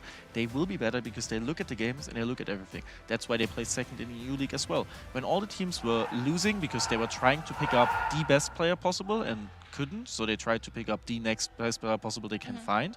These guys worked, and it showed right afterwards. Work. Yeah, no, but it's true. Like it's literally that. Like it's the recipe to success. And whenever I was with them in Manchester and they would lose, like you could see them gather around one team. Nobody goes to the toilets alone or whatever, or goes to do something else. They group up and they take that loss together as a team, and they take the right steps to never lose again. again as a team. And although they lost to Furia, I've got to say, they were really good in that match. They put up 4 rounds, and in general, they should have won more if it wasn't for the crazy gunplay on Furia's side. And clearly here, being so structured and so coherent and having that synergy, they should beat GK just in terms of experience. Well, veto time is finally among us. How reliant is this on ITB? I'm going to come to you, AlphaMo, instead of Corey for this one. No, I think in general, one of the other things that goes with having so much experience and not only having 5 game days of experience is the depth of your map pool. And that matters when you're in a BO3. Yeah. And experience matters in terms of mental also in a BO3. GK is their back against the wall. They're the only representative of this country at this event, and they want to win. Also, they're not expected to win, and it's kind of funny to see this team of formerly Tier 3 players being the favorite here. But overall, like looking at this lineup, one thing that really triggers me, or triggers my curiosity rather, is that ITB picked Skyscraper. Not necessarily a map that they want to play too often. This is actually one that they ban very often, so they might have something prepped here. I think in general, like you look at Chalet as well, like it's the kind of pick that won't be a problem in terms of sides. It's fine if they pick the defense side, they will go the other side and be completely fine, especially in terms of strategy. They're step by step. It's exactly the kind of map where they can thrive. And then for Clubhouse, it makes sense. Huge map for them. Both of these teams have a 70% win rate lately on this map. Corey, I haven't banned you from speaking, by the way. You can interject. I know, I just, have my seatbelt on and it's good. No, overall, honestly, what I want to see from ITB again and what I find really, really beautiful in the Furia game was the way they are going at the mental game of the enemy. 3 rounds, they are super aggressive, super aggressive, trying to contest, trying to get in their heads, even if they lose the gunfights or a pick, completely fine. You just try to dominate the pace of the game. 1 round, suddenly they're completely passive, not doing anything, just waiting. The round following to that, aggressive again, jump outs, spawn peaks, all these things. They're really trying to dominate the pace of the game, and I think they lost it when obviously the clutch happened. That's when they lost the momentum and the pace of the game. But before that, I think they showed us some beautiful siege, and I want to see more against GK. And I hope that they kind of warm up against GK, so the next time someone lands a clutch against them, they won't lose the momentum and they learn from that game. Well, you guys mentioned it best, obviously being former players yourselves as well. The fact that they have this team element about them, the ability to come back after losses, pull together as a team as well. Outside of raw, firepower and team play within the server, outside of that, in terms of management, in terms of ITB support, what do they have that's kind of allowing them to elevate it to another level? I feel like in general, like watching these organizations, even across other esports series or titles, they seem to be really good with scouting good players and building really strong cores and having the right staff behind them. I think Kangaroo Kenny is an amazing staff. He's been praised by all of the teams in T1 EU, although he was not the most known coach, right, coming into this roster. And I think it goes to show that if you have the right vision for things, if you invest in the right players, it can take you anywhere. I've been told about Kenny that he has a degree in psychology as well. And for example, if you remember and you think a couple of years back and you look at Kendrew, for example, he himself said that he had a lot of issues with his in-game, I don't want to say personality, but with his in-game attitude. He was getting frustrated, he was getting tilted, he was suffering with it. And I remember when this team formed, I was like, okay, Kendrew as like the dad of the team, having to take the responsibility, not being allowed to like tilt or get frustrated because all these players are looking up to him. This is a rough job. And I talked to Gibson, for example, and he said, yes, but Kenny is like Kangaroo Kenny, I'm getting confused with the Kennys. Kangaroo Kenny is helping them all to recover it. He knows how to speak to the players. He knows at that player he needs to shout that he can shout that he can take it and he will reach him, and he knows to the other player he needs to be more soft, he needs to be nice, he needs to build him up. And I think to me, just like this mix of the both Kennys honestly, and the way he's treating this team, this is what makes it and or breaks it even sometimes. Well, we focused a lot on the side of ITB, what they need to do to win, all of the support that they've had as well. But for the opposition, GK, win conditions on this. Put on your coaching hats and let me know if you were stood there behind them, what are you saying to the boys? I feel like what Corey said about like the strength of GK and the only times they were really efficient in international play is when they went all in and played super aggressive and confident, because that erases the strategic aspect of this game. At the end, it's still a shooter. So when you throw bodies at people, when you play together, and most importantly, when you go aggressive based off intel, you should be able to overcome anyone. That's the thing. It's not only throwing bodies for nothing, especially against a structured team like ATB. You get punished instantly. But doing it the right way, using intel, is a good way to be disruptive to their game plan. Because if they're not disruptive to their game plan, strategically ITB will win every round. I wanted to interrupt you in there almost because with intel, the important. Yes, the chaotic with intel part is the one I love, because in my opinion you can be as aggressive as possible, pull off rush every attacking round if you see gaps, if you have the intel, if you know what to do it. Because it throws every team off, you tilt teams, you reach teams, and you get into their head. And I think this is what these meta players are really good at. This is some like one philosophy of Siege I really like, and Furia is, I wouldn't say Furia is similar to that, because Furia has a very strategical point compared to the aggressive point that I like, but the information game needs to be on point for GK, and if that is on point, the aggression is on point, and then everything will be on point. Well, there we have it, the final best of 3 over here on the A stream. Without further ado, let's go ahead and dive straight into it. Thank you, Veracity. And here we are for the final best of 3 of the day. One more team to send home here on the A stream before we finish up.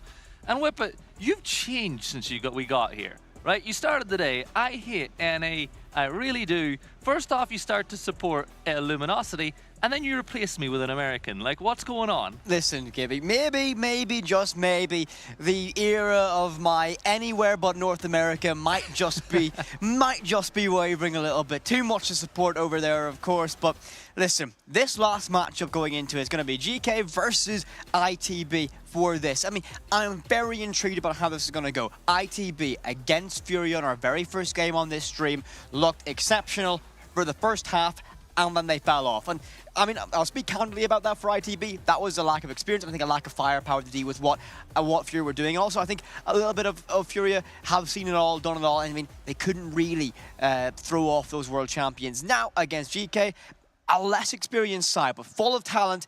ITB, can they deal with it? And it's all down to this. An elimination matchup, best of 3, marathon, not a sprint. And this is the thing, GK are the home team. You know, in the past, this is the first time they've qualified for an event here, and this whole region wants them to perform, particularly in this event. We saw what the Falcons did at Gamers 8 for the last 2 years. Here at the Esports World Cup, this team has invested very heavily. They've proven that they can punch with the best inside of the MENA region. Now they need to beat ITV. And these teams, they've scrimmed against each other in the past. They would have done it over the last few days. These players will know each other very well. They'll know what each team likes to do and what they don't like to do.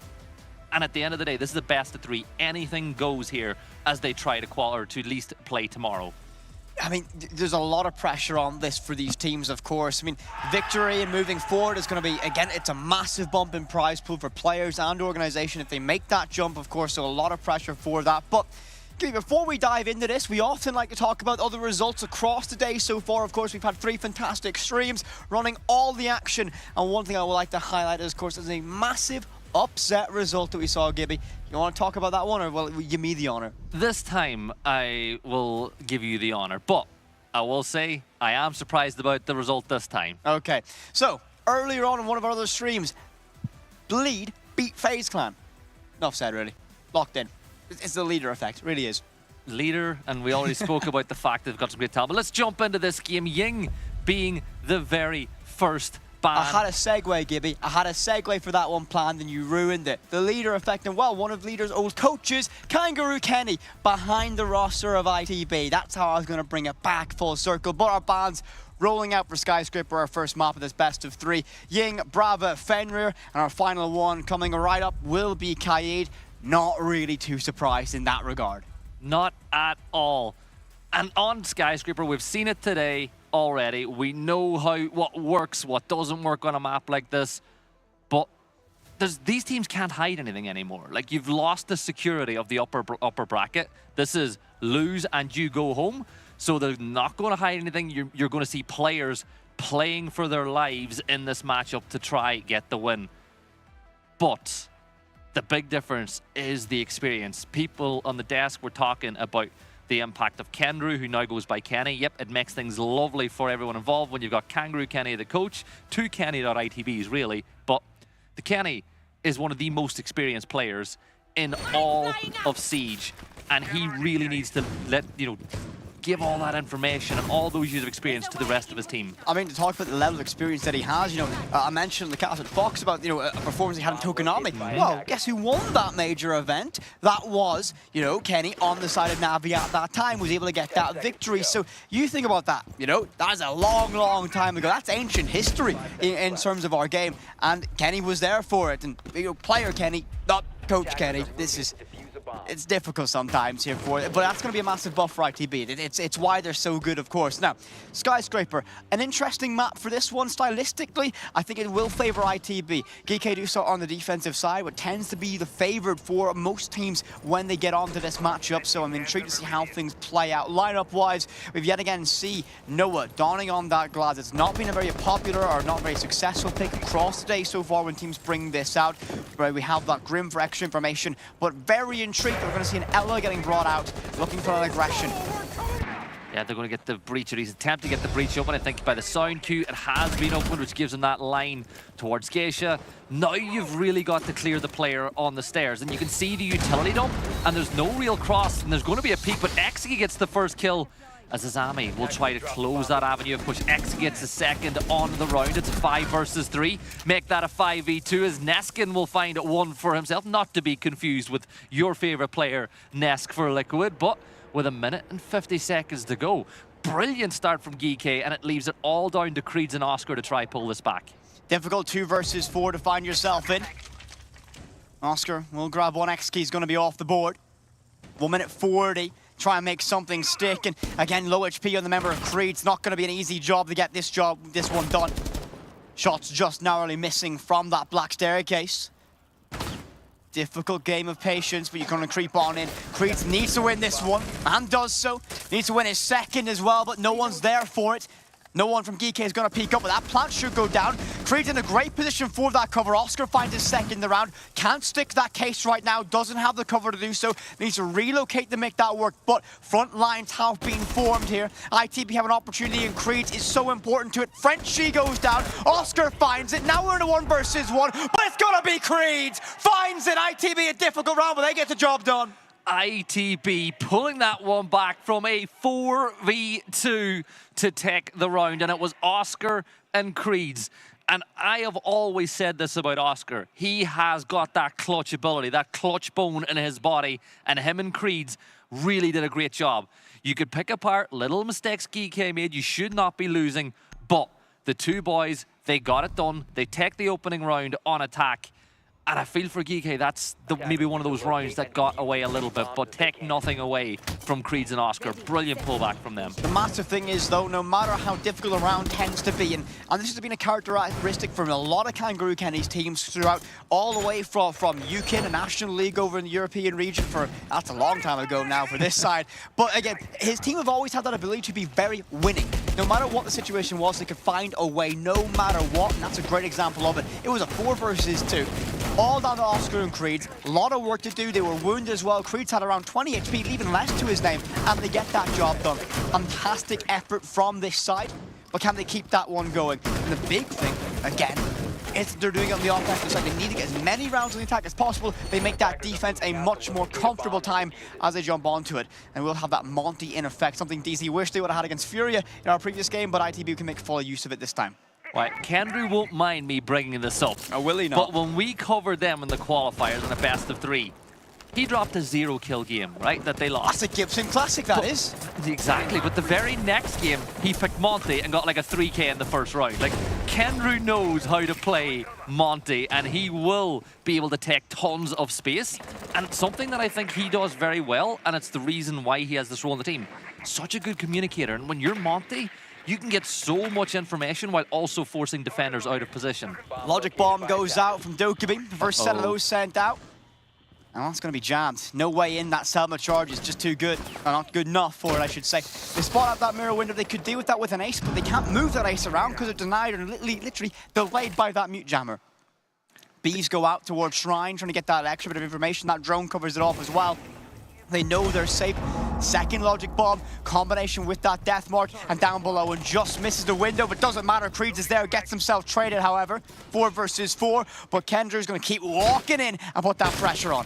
Trix got the trade, but it's still a 4v4, and Monty being slowed down just a little bit, but you can deal with these barriers pretty safely as you move through. Noah's on the window of Shrine as well to try put some pressure on, and Noah does get that kill, as it'll be a 4 versus 3 now for ITB. That will also now allow Monty to move even safer towards the side, closer and closer, as still we're seeing Azure getting tons of information from below. Death Mark failed, caught by that mute jammer. Nothing you could do with that one. Grim gonna be a massive effect to try and get information, but behind Dragon, 2 bodies stacking up, 1 in VIP for that cover. ITB have 1 extra body to make things work. 60 seconds in this round. Rotates around. Monty's going to be a massive factor in this. Kendrew can get so much information, so much space, apply so much pressure, but you need to have a man count advantage to make things really stick. Neskin gets 1. Azur's off the board. 3 versus 3. ITB aren't out of this fight yet, but GK in a great position. 1 more pick, and this might unravel. This is a very big round already. Like, every round in this matchup is big because of the permutations that it leads to. Kendrew wants to push through that rotate to force the player towards house for his teammates to get a kill. Malusi's now moved, and that now means you've got 2 defenders trapped, but Neska's going to get a kill. Trix will get another. Frenchie rounds it out, and GK fire back, 1 apiece. Massive fire back from them, they get it level, and the big thing for GK in this position is going to be able to try and keep themselves close to ITB. ITB are a side that strike me that they can win a good few attacks here on Skyscraper. You can't let them run away with it. You got to keep them close in touching distance because, I mean, it's very uncommon that a Kangaroo Kenny team will win by a massive margin. Not the style of the side, but you got to keep them close as you move towards that second half of this matchup. Diving into it now, ITB, can they keep a good positive turn rolling? Kendrew will don that. Monty still has time to pick away from it. Creed's on that Dokkaebi has been massively successful. Noah swaps onto that IQ. A little bit of extra information will be gathered. We'll spot the mute jammers will be able to see those Banshees as well as Legion Mines. No, not Legion Mines anymore. Correction, they are mechanical now. I always forget that these days. You know, when you've been in the game and playing the game for so long, little changes like that can seem like a while ago. Like you're talking about Tokonami, performances back in the day. I love how much history we have in this game. But little changes like that, the game always does a little thing like, look, you know how bad I feel about what they've done to Buck. Getting rid of the Gone 6 has actually ruined the only operator I use. Right, listen, I've been around since day 1, since beta, and I've seen every version of this game, so sometimes things get muddled in my memory for it. Round 3 that we begin for this ITB, sticking that Monty yet again. I'm a big fan of this coming into it, and I'm always looking at how Kendrew can buy that space. He might not be able to find the most picks with his rifle, but the utility gain he gets here is massive for his side. And they're just putting pressure in towards Geisha once more. You open up that wall, you open up the window. It just gives that defender something to think about. The castle barricades will slow down the push a little bit as well, but they've got operators that can deal with that. You know, if you need to, you can use the Selmas. Monty can deal with them pretty easily as well. But just over 40 seconds gone. Both these teams pretty happy with what's gone through in this round so far. Drone game getting used up as well. 3 drones down. 1 need to work with as well for the side of ITB. GK, on the other hand, a lot of their operators get a lot more value as the round goes on, and the longer you keep Azami up, 2 Kiba barriers to use as well. Those will be used whenever they see the opportunity to do so. Seriously deployed one of those Kiba barriers in pocket just in front of us there. Again, grows in strength over time. It's going to be Noah and Creeds, though, finding 1 apiece. Creeds gets himself traded off. Advantage with player count still with ITB. Can they capitalize on this and find even more? Creed's so good at finding that opening and exploiting any weakness a team might have. No lead as Exki will swing out wide, might look to grab one. The Noah will find that drone at the bare minimum. Tented a few moments for this side of GK. They don't want to overextend. They don't want to lose any more players. And ITB taking their time to regroup and formulate the plan for this mid to late stage of the round. 3v4 is not the worst thing in the world for the defenders, and the longer ITB slow it down, the more it goes back into the defenders' favor. There's XKey leveling the sides with making it a 3v3 as Noah now falls, and all of a sudden the defenders can start changing their positions up a little bit. You've got the number game back the way you want it to be, but there's still a minute to go. They've got the yellow ping. They know there's a player on the window as well, so you're going to hug that wall if you're X-Key all the way down. A little bit of damage being dealt in the kitchen, but Monty is pushed in, and Trix now has his back against the wall, and this should be able to be picked up as Kendrew will work in tandem with Oscar. 3v2, but where is the case? It's in Kendrew's hand, and Kendrew falls at the hands of X-Key as he got a little bit thirsty for a kill. ITB are not in a great position to hold this cover. You got 1 player on that rappel outside of Blackstairs' window. You don't have options if you're ITB in this moment, and well, XKey will take full advantage of that. Azur forced to rappel in and only into the waiting arms of a UMP. Not a lot you can do. Now alone against two. Case in the back pocket with only 17 seconds to make something stick. Oscar has to commit to this. Pros don't fake. That's exactly what he won't do. He gets it done. Now, post-plant. Can he hold the line? A lot of pressure on this young man's shoulders to get this job done. I know it's still early days. The Banshee wails.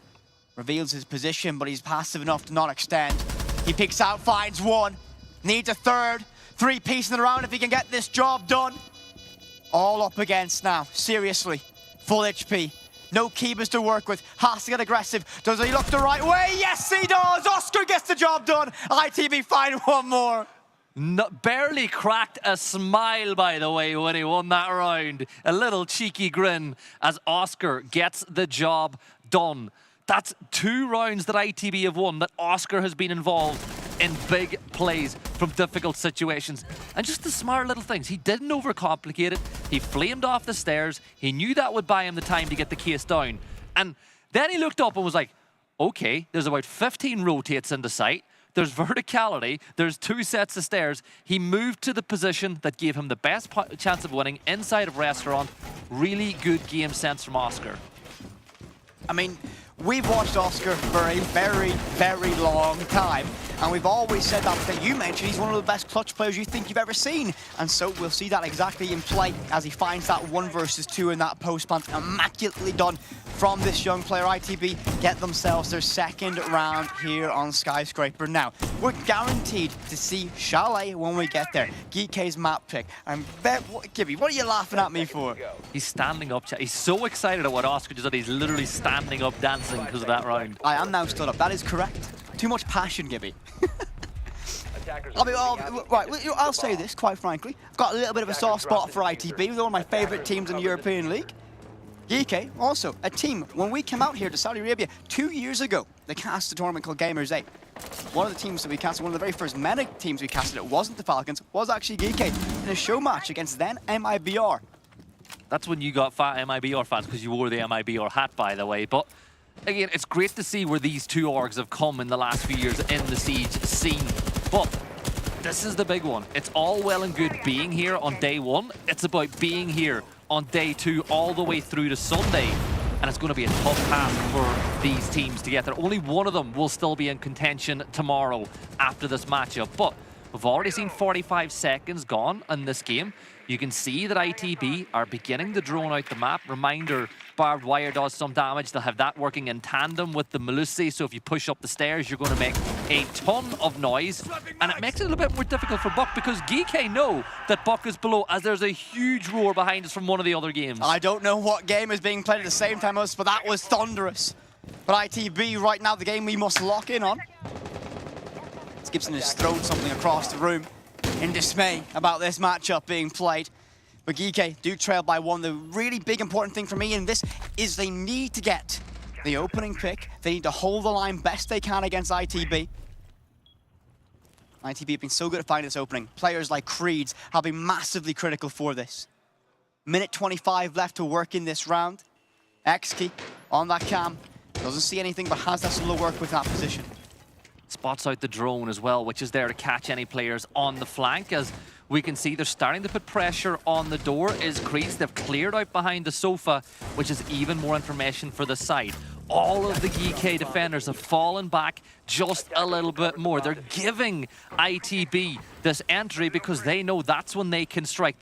They want ITB to make this push. With 50 seconds left, they are starting to run a little bit out of time. We're starting to see the bees go out. Grim's going to get the information on the player inside of Geisha. And there's the repel, and Xkey gets one. Azur gets another. Frenchie and Seriously grab 1 each. It's a 2 versus 2 with 35 seconds to go. Neskin will grab it. Oscar timing, but he's got the case. He's already won a couple of 1vx's.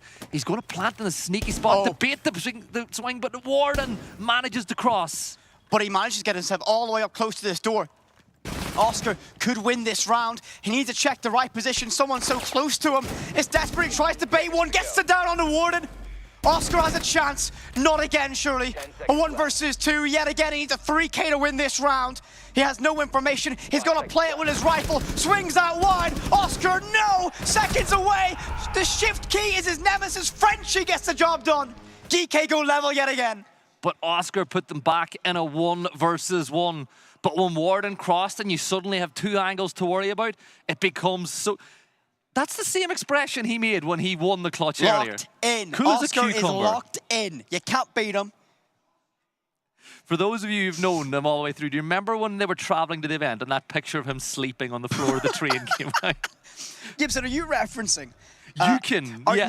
No, you were referencing Rainbow Six, Rainbow Rumble. That's an If you're in chat and you get that and you watch that event, you're an OG, you get some brownie points. But gotta give GK a lot of credit, right? This is a game where every single round has been hard fought between both of these sides. This could be 4-0 to either side. Could be 2-2. It could be 3-1. It's really a slog between both of these teams, which is what you kind of expect on a map like Skyscraper. Mira being brought this time around. But Creeds has 6th picked over to Amaru and has the diffuser in hand. It's not a 6 pick anymore, Gibby. It's attacker repick. Repick. Old habits. Lock in. Lock in, Gibby. It's our last game of the event for us, by the way. So we got last series of the event. So we got to lock in for this. You made me sad now. Why do you have to remind me of that? I go home tomorrow. So do I. Have to endure that flight with you. Oh, God. ITV with the Amaru in the hands of Creeds this time around, and I'm very intrigued to see what their vision of this round is going to be. I would imagine they're considering, perhaps even thinking about that hatch down below. If they can find an opening, that is a massive surprise and a little bit of shock and awe to make something happen. That can opener will open up that Geisha single wall and give that avenue later in the round, but Exki finds one on the Kendrew. That's going to be your Monty off the board early. ITB love to play around that information. That shield buys them. Already gone, and we still have 2 minutes left in this round. Yeah, you lose the one operator that can get you so much space for free. Yes, it's not an active gun inside of the round, but, you know, Kendrew's an experienced player. He has to take up a different role now for his team for the rest of this round, you know, giving suggestions towards Azure on what the best avenue of attack is. But there's the vault in from Creeds. As you said, you think it's going to be up the hatch, and it is a hatch, but it's Geisha. And, well, he's up the hatch, and he's straight down as he'll fall. Yeah, Trix, why not? There's a kill onto Azure as well, through the floor. The logic bomb is deployed. Oscar will get a kill, but once more, it's a 4 versus 2 for ITB to try to turn around. Just over a minute and a half to find something for ITB. Oscar has been left in these low player count situations round after round, but it won't be left upon his shoulders. Noah, the last one standing. DMR in hands, logic bomb in the back pocket, SMG-12 to work with on his sling as well. Not a lot of options for this player, but Neskin gives him a freebie. Troll time's been summoned, and he'll take full advantage of it. Noah gets that pick. 3 more to find. Case is cold, only 8 meters ahead of him, stuck inside a Geisha. Only 1 player detected by that phone call. Only 2 players detected seriously, masked by that mute jammer. An aggressive charge in, Noah finding 1 second in the round for him. Trix falls, 50 seconds, Case recovered. Noah might be on for something, has a little bit of magic in it. 45 seconds to work with. It was a 4v1, now it's down to a 2v1. Noah has isolated the 2 individual players. Now GK got to hold the cross. He's very, very careful about pushing through the bar. You never know where someone's going to be hiding. Steps outside to give himself a rotate. Can use the mirror window to peek through as well, but we can see that silhouette inside of house. And well, if you can see seriously can see you. And that will be a round 1 by GK. But do you know what this has been so far? What? An example of how to stress out your coaches. Both of the coaches are watching this going, please stop. No, listen, if you think this is stressful, you were watching the Furia versus DZ game, right?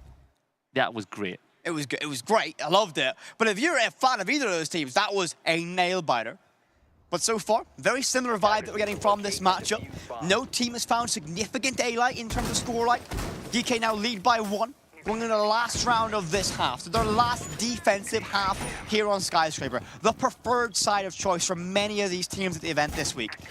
Can ITB bring themselves in level and move towards that favorite side with a massive advantage? This is their map choice, so you'd imagine they've got something in the back pocket for that. Let's see if they can get themselves level. Yet again, keep following the storyline. Kendra is on that shield again. Himelo used so much to the buy space for ITB. They love to play around it. I feel kind of bad because at the start of the game I referenced one that we casted very recently where Kendra got no kills. Yeah, you actually did do that. I'm not going to look at the scoreboard in the bottom right. He has got one, so you've not cursed him. Stats say he doesn't. Have we yet? Sure. No, oh no, we got like a DBNO, I think. You have cursed him. I have. I've done a bad thing. I'm sorry. Of course, you come all the way here to curse poor Kendra. Shocking. Absolutely shocking from you. Early days, though, still in its best of 3. Long way to go until we can see who makes it towards tomorrow, who goes home with us, unfortunately. Oh, no, they get to stay, don't worry. That's true, yeah. They're the cool kids. Yeah, so this round is underway. Is Selma charges being utilized to create some pathways to push through? You'd assume that Kendra would be one of the most likely to walk up through that stock side of the map. What makes you think that? I don't know, it's just something that we've seen him do sometimes. Oh, why was that? Any reason? No. Interesting. Thanks. Yes, you're welcome. Thanks for attending my talk. So, 2 minutes gone, or 2 minutes to work with, sorry, and a little bit of damage now dealt onto Valk. This is a big round for ITV, trying to get the 3-3 half. GK looking to make it 4-2. As you can see, Valk just playing in and around the top floor. They're trying to play this map from above. ITB seem a bit torn between pushing horizontally or trying to take it from above as well. But you've still got loads of time. We're not even halfway through the round yet, and they've still got 5 drones in play as well. They have a lot of vision to work with for this. Massively beneficial. Kendra looks to get aggressive. There's one. There he is. Gets that job done. Seriously, will fall to that. Arash, that will be Creed, has been slayed in reply. So GK keep things close, 4 versus 4. Very quickly, ITB gained the advantage yet again. Azar charges in and slays Frenchie. The Vendetta rings out its shots, but can't find a knock or a kill. Surely now it can, but no, you run out of rounds in that chamber. But lucky you, Oscar is there to save the day. X-Key falls, 4 versus 2. ITB in control on their last offensive round. Can GK find a way to save this one? Neskin and Trick still surviving.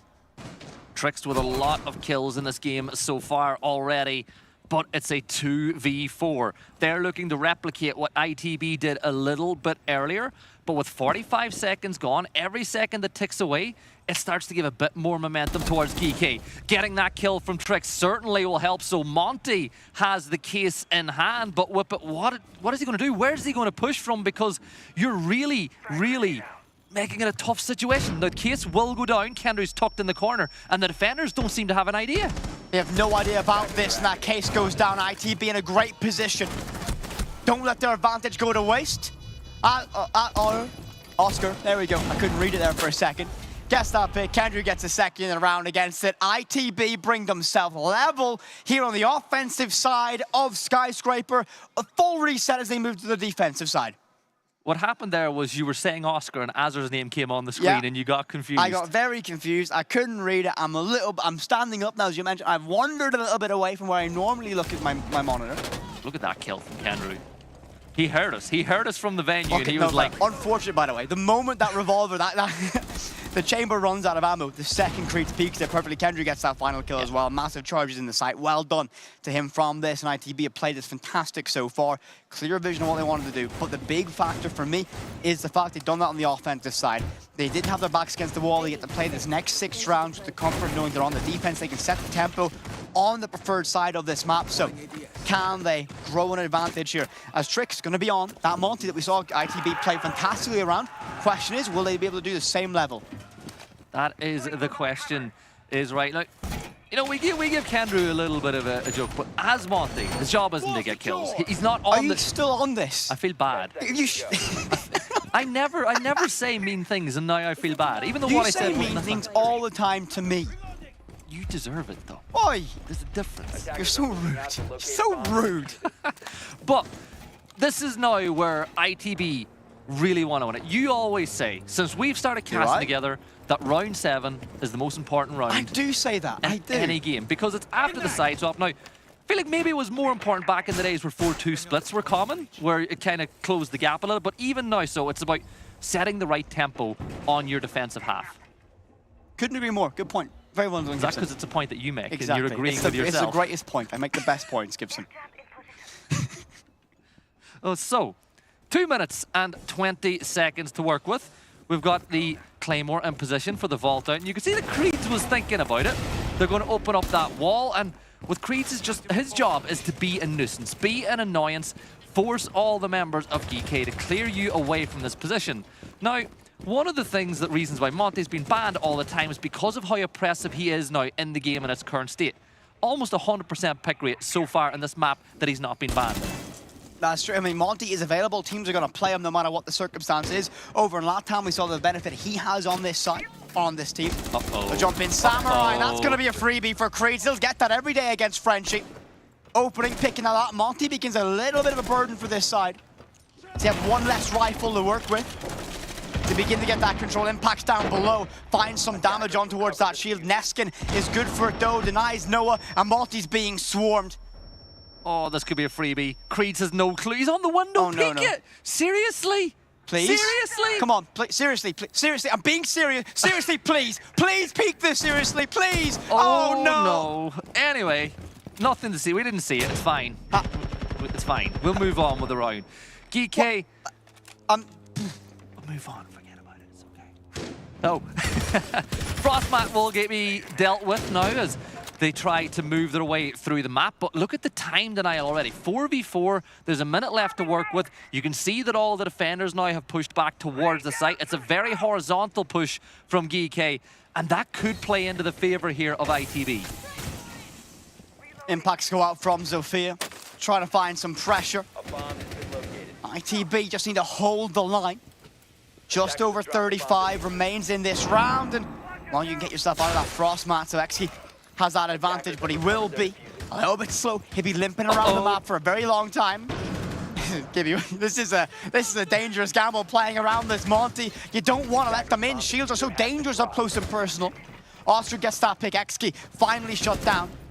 Seriously gets that trade. Oscar's now gone. 13 seconds, 6 players standing. 3 versus 3. Can GK get the job done? Can ITB hold the line? Seriously has a good position to make this cover stick, but they need to find something. That shotgun's going to be good enough on the second try. Kendra goes large with that one as Creeds fires off his own, finding 3 in the round. ITB's very first defense goes their way.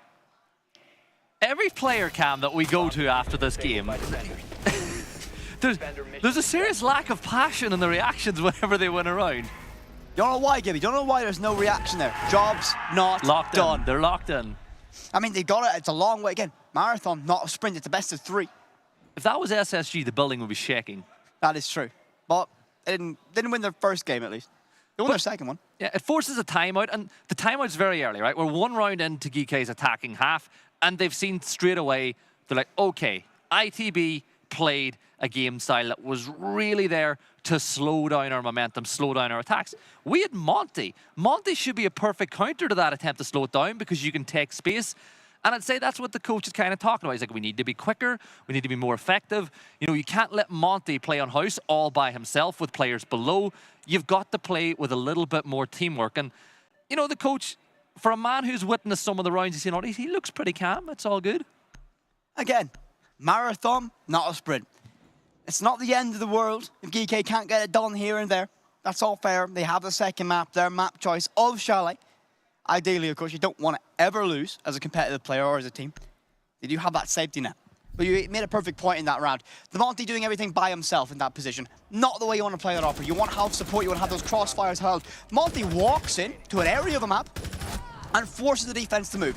And you want to hold that rotate out. You want to catch those defenders as they leave that area or they're put under pressure from that shield. They didn't do that in that round. They give ITB a chance to play around it and find damage. Now the Monty survived to the end game, but still didn't have the impact it could have had and the influence it should have had.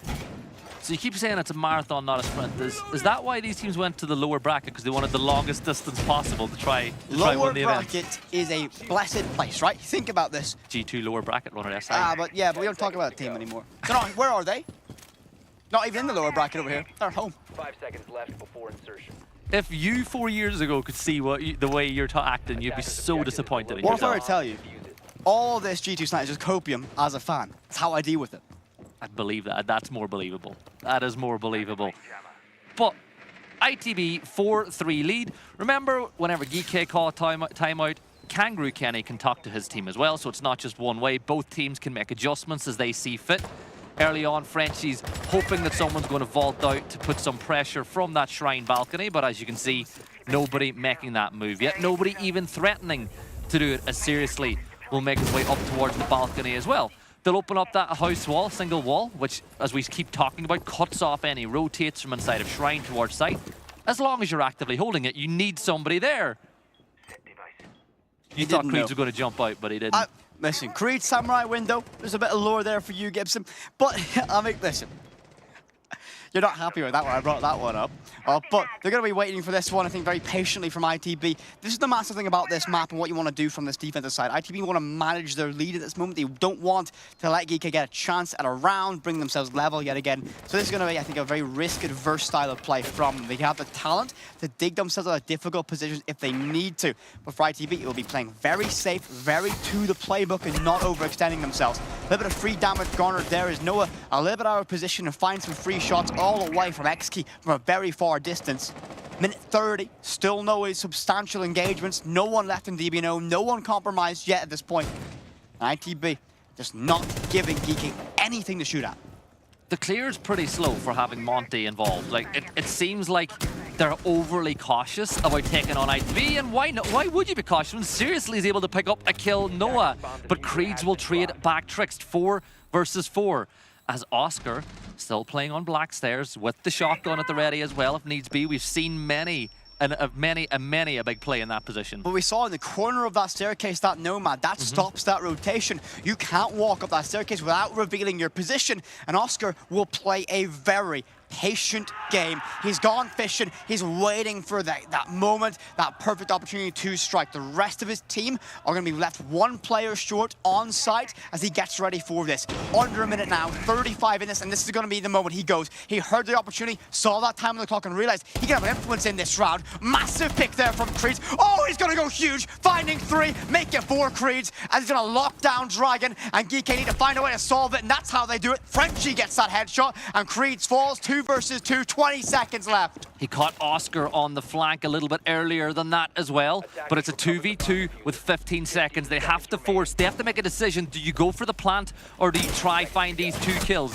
Goo Mines will go. That's information. The kills there from Azur, leaving it all down to Neskin. He peeks, but there's the cover. Kendrew with the kill, and ITB extend their lead here on Skyscraper. Creeds behind Dragon was the roadblock ITB needed. GK walk in and they try and deal with that position, but you're up against Creeds, a very difficult player to beat in a 1, and he finds 2 for his effort. GK, great attempt, but ran into and slowed down. Oscar didn't have an opportunity to make that flank play work for him either. He waited so long very patiently, but again, the air jab denied him making that at a rapid pace and bought a little bit of time for GK to make something stick. And we get hop on board with Creeds. Take one more look at this nice little 2-piece to wrap up that round, finding 3 total in the round.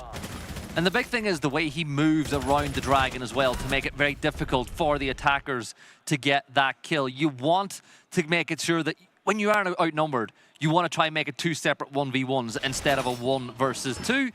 But for ITB, this defensive half has gone pretty much the way they would have wanted. Look, GK started pretty well on their defense too, but this is the site that is the one that's always up on the air when you go to Kitchen Barbecue. This is the site where if you win it on defense, usually you feel pretty confident that you're able to take the whole matchup because it is the tertiary site. So, can ITB take a 6-3 lead, or are GK going to pull it back?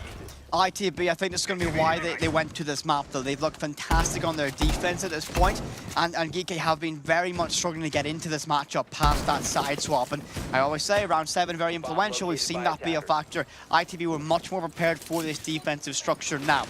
GK have seen these rounds played out. They have an overarching idea of what the defense structure for ITB is, and Creeds, well, everything he touches seemingly turns to gold like that, and he finds a freebie. XKey first to fall in that round, and that's the last thing GK want to start off a map like Sky. 13-6 now for Creeds, who, remember, only has 1 stage of Tier 1 experience under his belt, as does Kenny, the coach. It's pretty much a very rookie team here on ITB, apart from the experience that Kendrew does bring to the fray.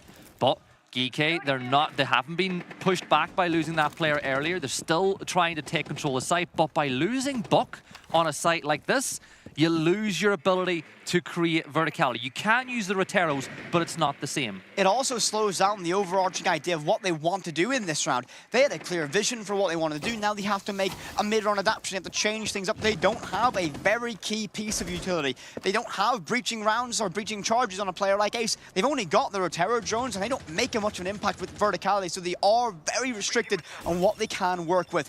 Those Rotero drones, as I mentioned, beginning to go out, the clear away utility, but ITB under some pressure. Noah behind this mirror window has an opportunity to be a massive nuisance for Geeky as he locks down this lane and makes it very difficult to move and egress towards those positions of power that this side wants.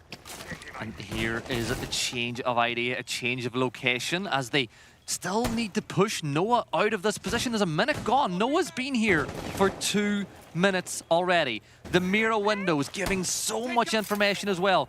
Nades being thrown, not getting any value. They're still trying to get that wall into Geisha open. They're so far behind schedule. Noah is basically immortal in this position. He needs to play reserved behind that window. The Selmas do open it up, but he just needs to stay alive in Geisha. Without that wall open up, he is a nightmare to deal with. Noah's C4 is good. Azure fires up and gets seriously. ITB in a great position. They're now down to a 4 versus 2. Neskin gets that pick onto Creeds.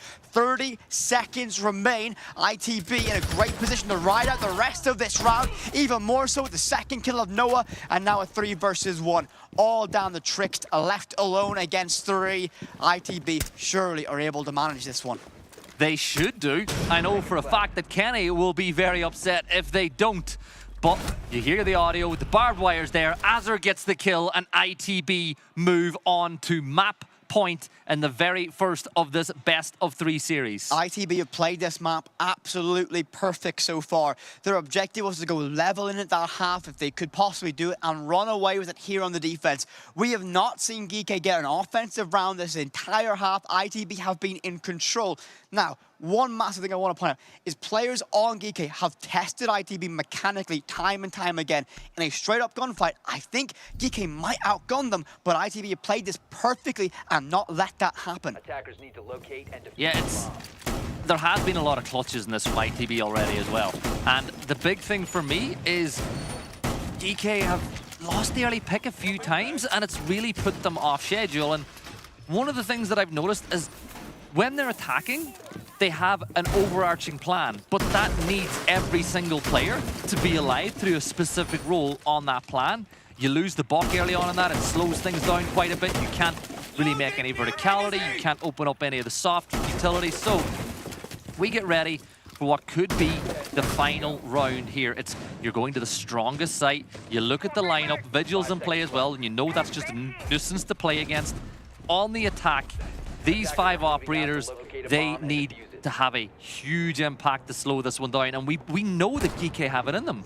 Geeky are a very talented team of players. Now, the real thing I look at this, it's been a side that have made a lot of changes, and this roster has been kind of, chopped up, and players have went different places. Geeky had, Blaz, for example, went out towards G2 as well. So this side's always been in a kind of a perpetual state of a rebuild. They've never had that stable 5, and you begin to feel that here. Very mechanical 5 players in here, all capable on their day. That team player cohesion, just something that's not quite at the same level of ITB, and that's why we see that discrepancy on the defense on a map such as Skyscraper. 6-3, your scoreline, ITB lead by 3.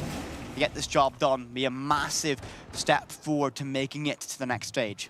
Let's not forget an iteration of this Geeky roster beat, the Furia, XK gets the opening kill on the but beats the Furia roster at a major and made it to the main stage as well. So very true. That they've done things in the past, but this is their region. This is the region that they really want to perform in, defend their home. But ITB, well, they are certainly bringing the fight to them. In this one, you've got that breach open, you got the opening pick on the Creed, who's going 13-8, but as you can see, Azure is still playing below. And we've got one player, DBNO, from the jump out. Nice aggression from Noah off the back of that one, but they will get the res. Did he get stuck by a goo mine there, actually? I heard the sound, and then he was in DBNO, unsure of that one right now. But ITB, they've got that investment on the X key. The player is down to 20 HP. they might be able to find him later on in that round. Now, the big thing is Creed's not being available for this site. A lot of the firepower of ITB does come from this young man, and without that, it's going to be very, very difficult if things get nasty to find that outlet, because he is a very good outlet for those moments of pressure. He can pop up finding 2-3 if they need him to. So, GK, again, it's a best of 3. You don't need to win the first map to still progress. But they just, well, a game has clearly just ended by the noise that we've just heard in the background with massive roars. But there's Oscar, he gets 2! No way does he flick onto that one. He's at, nearly gets the 3rd. He gets put into DBNO though. Azur is there to bring us into a 4v2. One player down. Seriously, down to 64 HP, still trying to take Geisha away from ITB, but Oscar just went huge. I mean, I mentioned how if Creed is gone, sometimes the team can feel flat, but Oscar stood up tall in that moment, finding 2, nearly made it 3rd, left in DBNO, not out of the fight just yet. And GK, a lot of work to do. Can they find something? Not unwinnable. Time's going to be a nightmare for them. They need to win every single gunfight and get control. With only 10 seconds left to go, ITB on the cusp of taking this very first map of the best of 3, and I think that's exactly what we're going to see. 3 seconds remain, and ITB right out the time. Job is done for Skyscraper. Map 1 of the best of 3, locked in. ITB one step closer to our next stage. And it's the first time we see any emotion from ITB in this matchup whatsoever. They really did a great job of taking map number 1. They win on Sky, but as you said, job's not done for either of these two sides. The players going to get a quick drink of water, get ready to go again, but Whip it. This is a great opportunity for ITB. ITB in a great position for this, but we can throw it to the experts on our desk to break down what we just saw on Sky. You know what, boys? Throughout the duration of that match, ITB were absolutely cool as ice. Until it came to the winning moment. Finally, we're getting some emotion. Finally, we're seeing some firepower as well. But what did we think of the action that took place on the server? I loved it. I loved it. I'm a fan. Look at how the tables have turned. How the turntables. How the turntables. In my opinion, the strategic depth that ITB had at this moment and their awareness of the game was absolutely amazing. You've seen Oscar with the clutch, an absolute beautiful read on the situation. The attacks in general, they were about baiting GK in like thinking where they attack from and then pressuring them with a Monty. And they got a free attack split on Skyscraper, which is amazing because usually Skyscraper is like a 4-2 or 5-1 split, and they got a free split where I was already very convinced of them. And then in the first defense, GK made it down to a plant, had a Monty as well, and I was like, oh, okay, maybe this is going to be an attacker side at Skyscraper, but no, ITB was patient, ITB was just sitting back, ITB was ready for a retake, communicated it well, and no one was rushing anything. They were cool, level-headed, won that round, and like Oscar was in the clutch, not even moving. Yeah. And you know what? In that same round, the actual win condition was at the beginning of the round, they had Creeds all the way lurking in Expo. He faced 2 drones, 2 entries, 1 Monty, and he still burned like around a minute and got away with it. And they even got a trade. And then they fell back and played for the late round execute and retook it perfectly. I think it goes to show like the biggest difference for me was in attack they had a clear game plan, and obviously it was easily readable. So GK was able to win some attacks, but in general strategically they were the one that controlled the pace. But in defense, stellar performance, always ahead of GK, and GK had no idea how to problem solve. Again, maybe round 13, they have a mirror, they have a bandit trick. They lost so much time, 2 entire minutes, and by 1 minute they had the top floor but couldn't go to the bomb site. So again, strategically, ITB is winning this, and it's great that they're using utility to punish the lack of cohesion in GK. Why do you think it was, though, that GK was struggling so much? I mean, it's clear to me that it's a young team that just brought in Frenchie that maybe doesn't get the same scream quality that EU teams do, and maybe they don't face the same problems. So it's harder for them to problem solve on the spot, especially because maybe leadership isn't as clear for them right now, or maybe they don't have the strategic depth to understand really what was going on. I think also their information gathering wasn't the best. They lost a lot of drones. Like these elements back to back make it that it was very clear that ITB was in control the whole map. Well, they might not be able to problem solve on the fly, but they do have a little bit of time before heading into their own map pick. Now, question is, what do they fundamentally need to address before we head into that? It's a lot of small things, in my opinion. It's not one big thing. It's first of all the information gathering game you picked up on. I said at the beginning, it's like who gathers the best information will win, and they couldn't really risk anything on Skyscraper. Now moving into Chalet, it's a map where you can take way more risks, where you can play completely different attacks and completely different defenses, so they can be more aggressive and more chaotic, which will favor them. And on top of that, I think the leadership part was good, but how can you expect leadership of a team that hasn't played that many international stages yet? They are a young team. They don't have that experience. They need to pick up on these threats. And I remember, like, just imagine back when we played the first time, you get confused when you played such comprehensive threats. And one thing that worries me, their pick is Chalet. In Chalet, you can get a lot of stuff done in attack from outside, and you can set up your attack perfectly step by step, exactly the game plan that ITB had on Skyscraper, and a 3-3 split was fine. They converted in defense. The same exact scenario can happen on Chalet right now. I'm going to be honest with you guys, I'm a little bit scared that we're going to see another kind of Talon situation unfolding before our very eyes. You know, they looked kind of decent to begin with, and then the nerves got the better of them. Then the inconsistencies really started to shine for them as well. Do we think that might be the case for them heading into this next game as well? Do we think GK might be looking a little bit nervous? How are they going to look to reset between first map and now second? I think they have their back against the wall, but like weirdly enough, I don't think they have a lot of pressure. They were seen as a dark horse. Only MENA rep though. Of course, that has to play something. But for me, like it's one of the teams that has like less international experience. ITB had a good run at the Manchester Major. Everybody saw them as favorite in that matchup.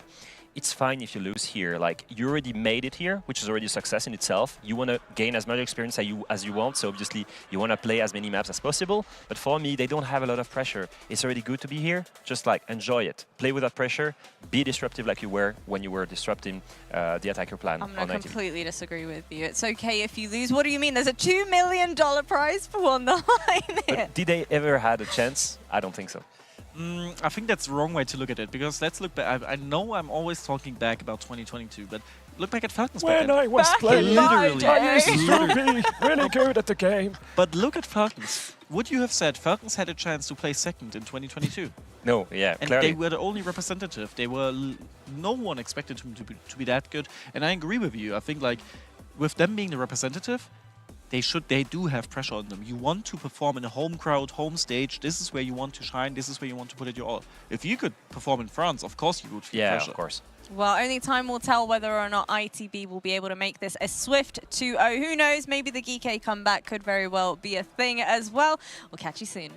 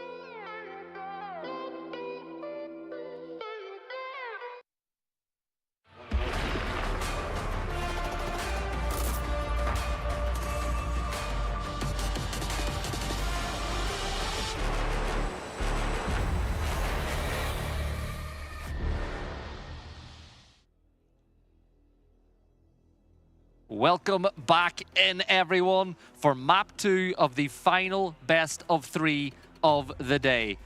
Whippet, is this the last map of the day, or do you see... Yes? Yes. That quick? Yes, ITB 2-0. I'm calling it right now. Wow, that was quick, but what a day. It's regardless of what the result goes, what a day it's been. I don't mean that in a disrespectful way to the GK in this Oh, at no, all. you feel bad. You feel bad I after do what you feel said. bad about that. I was very quick at it. Listen, I love a lot of these meta teams. I've got a massive amount of respect for this region coming up, right? You do. To be fair, we did fall in love with it whenever we worked Gamers 8 and Exactly. what I mean, Falcons listen, were able to do. What Falcons done, the runs both Falcons and GK have made on international events have been something I massive respect for on this side. But I feel like ITB, right now, after the map they just played and the way they're all coming together at this one, I think this side is going to make a little bit lower bracket run. I do think it's going to be very difficult to beat them on a map like Chalet. Now, GK opted to go to this map, of course, so we can only see how things play out when we arrive at that destination. Operator bands, Gibby, what are you thinking as Maverick's first to go? Yeah, Maverick gone. This is, of course, Chalet, so we know how impactful Maverick can be, particularly when attacking that basement side.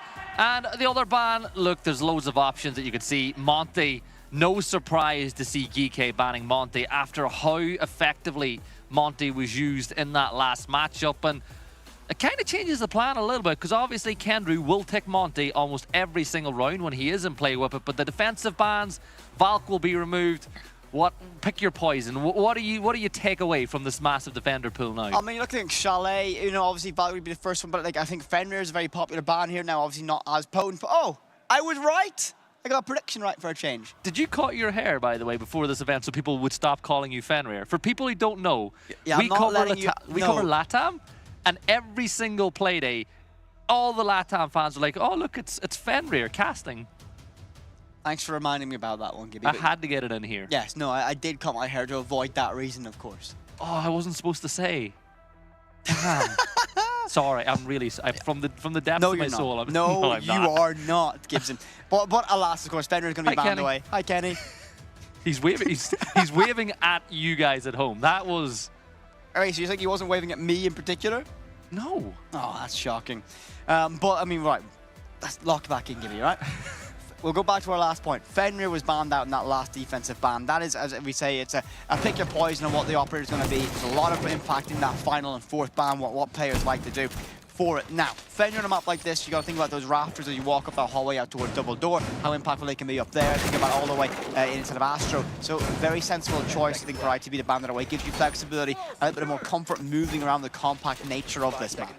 It definitely does, and you look at the way that this is being set up here from ITB, there's obviously a lot of emphasis on keeping control of library from top mez. You've got the mute jammers in there to prevent information being gathered. That is, of course, also so maybe the opportunity to, you know, fake having a player inside of kill box in the corner so that you slow down time even more. The standard attack when you're up against this weapon is usually to move over from that master bedroom side, open up that wall, looking towards those library stairs, those blue stairs to clear the shield. But on the attacking side, they don't really have a ton of utility that will be useful for that particular push. Very intrigued about how they're going to be able to solve this. Again, I mean, you made a valid point. The utility that's not got necessarily the lineup I'd expect to see going into this one. Ivy stairs will be very difficult to clear with what they have to work with. The only sets of nades that they bring are going to be on recruit, and that will be seriously daunting that. Position still held. Corner deep library locked in. Very slow approach so far from GK, but ITB, they're more than comfortable to let that clock drown out. They're a patient side. I think these first few rounds will be a very, very slow matchup, as ITB don't want to extend themselves too early. Yeah, and it's a lot slower, it's a lot more methodical from the side of GK here, as they're just being very cautious. They don't want to give away that opening pick. You can't give momentum away on the first round of the second map when you're one down. So it's slow, it's methodical, there's a lot of information being gathered here by the side, and now we're getting the starts of that utility dump. Now, that nade will get rid of some utility, but interestingly enough, with shields in hand, never mind, Noah gets the first kill, and Kendrick's just going to walk back up to the top blue. Great pick there from Noah, relieves a lot of pressure from ITB. Ivy Stairs will remain as a fortress from this body stacking of two members of GK outside of Library, looking for an avenue in towards the building. Now, ITB have basically made this a no-go zone. You can't get in the building without a significant amount of resistance for this. The Grim Bees go out, and that's going to be a difficult position. However, oh my God, Noah, what a shot to Neskin. Finds a second, quickly shut down by XKey, but ITB in a great position to rest out the rest of this round. And hold on. 40 seconds to go. 4 versus 3. Position of Kendrew is known on the stairs, and XKey will find Oscar to level the sides. 3 versus 3 now, and they're getting ready to make a push. You've got a player on the door to bar as well, getting ready for that swing. You still haven't cleared stock, though. There's still a defender in that position. You know that Legion is there, but you're not going to get an angle from above. You need to force some form of execute. A cross is allowed to happen, which could be detrimental for the side. But look at this. Frenchie takes down Azur, but we have a trade. Kendrew will trade with Trixt, and it's a 2v1. Frenchie getting the case down. He's got to find... There's the head. Hit the head. Come on, Creeds. You can't miss those. He does get the DBNO. He'll get the stat pad with the 2 kills, and ITB will also get the lead. ITB get themselves the lead here on Chalet, and well, as you mentioned, it's an uncharacteristic, lack of accuracy, windy day in the office maybe for Creeds, and that one gets the job done. Now Gibson, another score update. Are you ready for this one? We've heard lots of very emotive teams behind us, and we're unsure about who it was. And all of a sudden now, I've just realized, looked at my monitor, Scars have beaten Wolves 7-5 on Nighthaven Labs. Now, I'm waiting to know what that was and if that was the last match of the series, but a massive result from the Japanese side. Big on that one, so I'm very impressed with what we've seen from Scars so far. Yeah, and they were very good in that previous matchup that I did alongside Corey. In fact, the only time they started to play badly was when they had a real chance of winning, when they started to play more standard Siege. I think they were like, oh, we're going to win. Let's do the basics right, but that's not what makes Scars great. I know Scars, it's that kind of, I think that the lot of teams that come from Japan are very, I would say, unique in their approach to the play style. Is, I would say, a lifelong fan of Cyclops. I could say that with confidence. Ever seen a kite flag at an event? Yeah, you're welcome. We done that. In this broadcast today alone, you've said you're a fan of about 12 different teams. Wow. Is there a team you're not a fan of? I don't think I can say that on a broadcast, actually, so no. I like every team equally. 2 minutes and 50 seconds to work with in the round. You look at that lineup. Buck will be able to get a lot of soft breach utility, Nomad to stop any sort of flanks that could be attempted by ITB. You've got Hibana, obviously great for hard breach. The weapons ain't bad in the back pocket as well. But the other two really execute heavy operators that they have is the Dokkaebi and the Grim. Both excellent for clearing space, and Trixt and Neskin really need to work well. I'm going to just say, that roaring you hear, it has to be Scars. It has to be. Whatever's going on, and the other team's playing, I absolutely love this, by the way, being able to hear the teams right behind us. But I think Scars, if that wasn't the last map, they're definitely doing well against Wolves so far. Of course, we don't have the other streams up above us, so chat if you do know. Of course, enjoy those games. Of course, variety streams across everything so far, all the games being covered today. Variety, check your social media at this field, find where you can watch them so far. But a minute 55 left in this round. ITB versus GK. All 10 players still remaining. Don't think for much longer. Both players blinded on solar stairs, and XKey will get one. A very scrappy encounter, but Azur will come out worse for wear. He falls in that. And ITB lose one player early on this defense. GK, great start from them. It wasn't pretty, but it worked for GK in that situation. It's now the 5 versus 4 that you spoke about, and it gives them a little bit of space to work with. There's still players up on top. They're going to stun out the top of Blues. They've got some presence on the roof, as Seriously is trying to bait the peek from Oscar, who is holding his nerve pretty well. He'll see the shadow as well as it passes, giving him more information, as it just seems like GK are... They're playing it smart. They've got the numerical advantage. They're not throwing caution to the wind. They're going to drone everything out, but this could be a problem.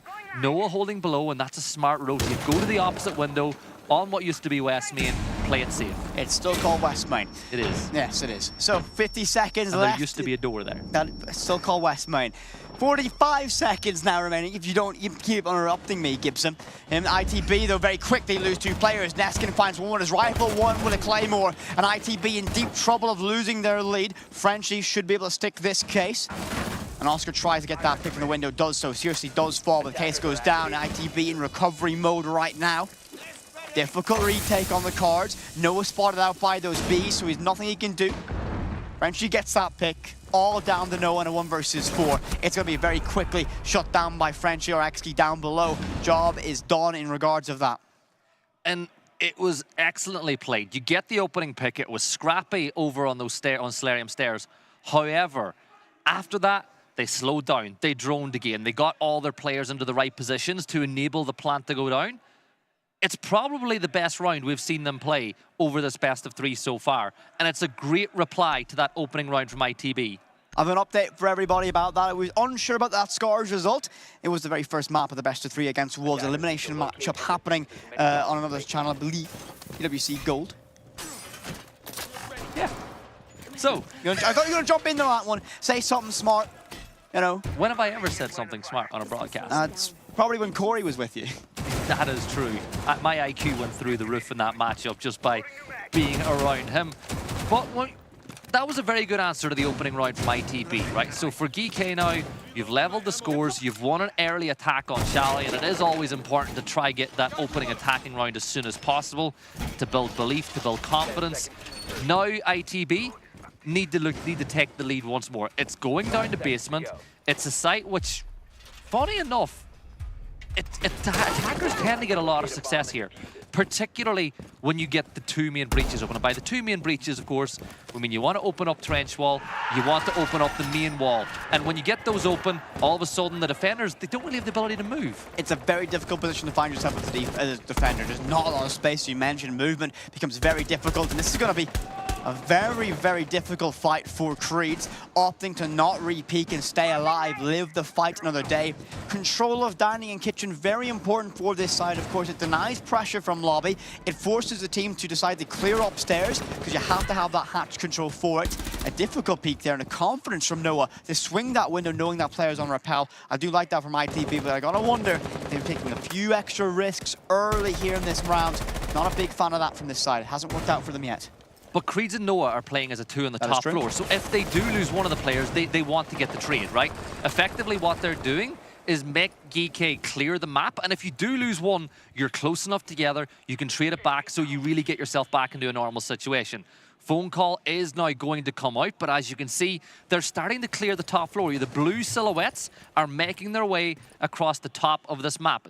They don't want to move any further forward until they deem this roaming presence. Stun grenades, flashes being thrown inside of the bathroom, but they're not in position. They're going to try to get the pre-fire through the soft wall, but you're still not going to find Noah. You're still not finding Creeds. The rappel comes in, both players go DBNO, but whip it, that is a big trade. But where's Noah? Noah's not there to find that, and the flashbang shut him down. Trick's going to find himself a second, and that roam duo, as you mentioned for ITB, completely off the boards early. Now, there's still 60 seconds in this round, so a lot of time for GK to do the rest of the motions for this. But still, difficult day for ITB's roam. GK, can they get this job done? 60 seconds, 2-player advantage. A lot of patience there from Oscar.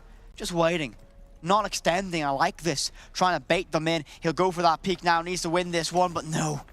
They just miss each other like ships in the night. They rotate away. Sub 1 minute left in this round. ITB hold on. 2 players down, of course.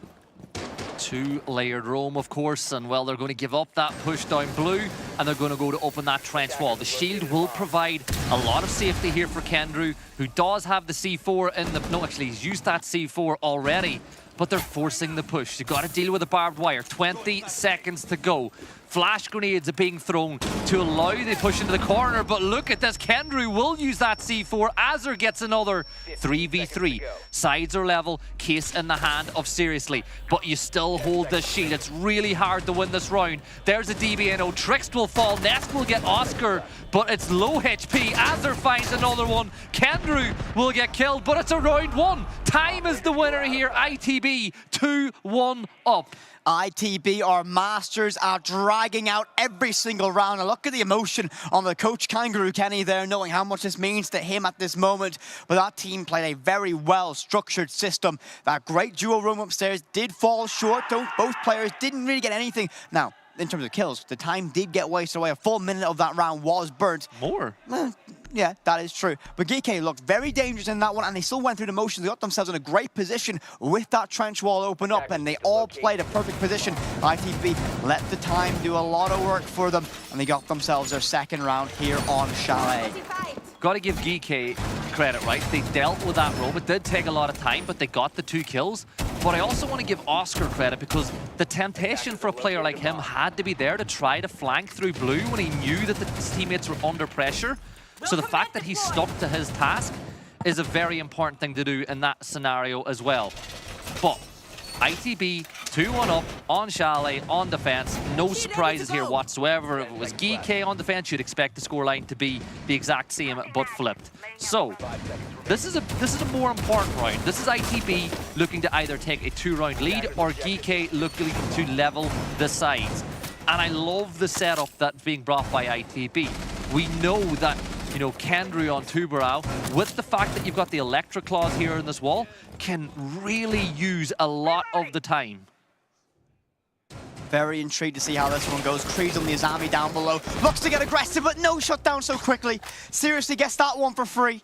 I like the ambition from Creed, but denied very quickly.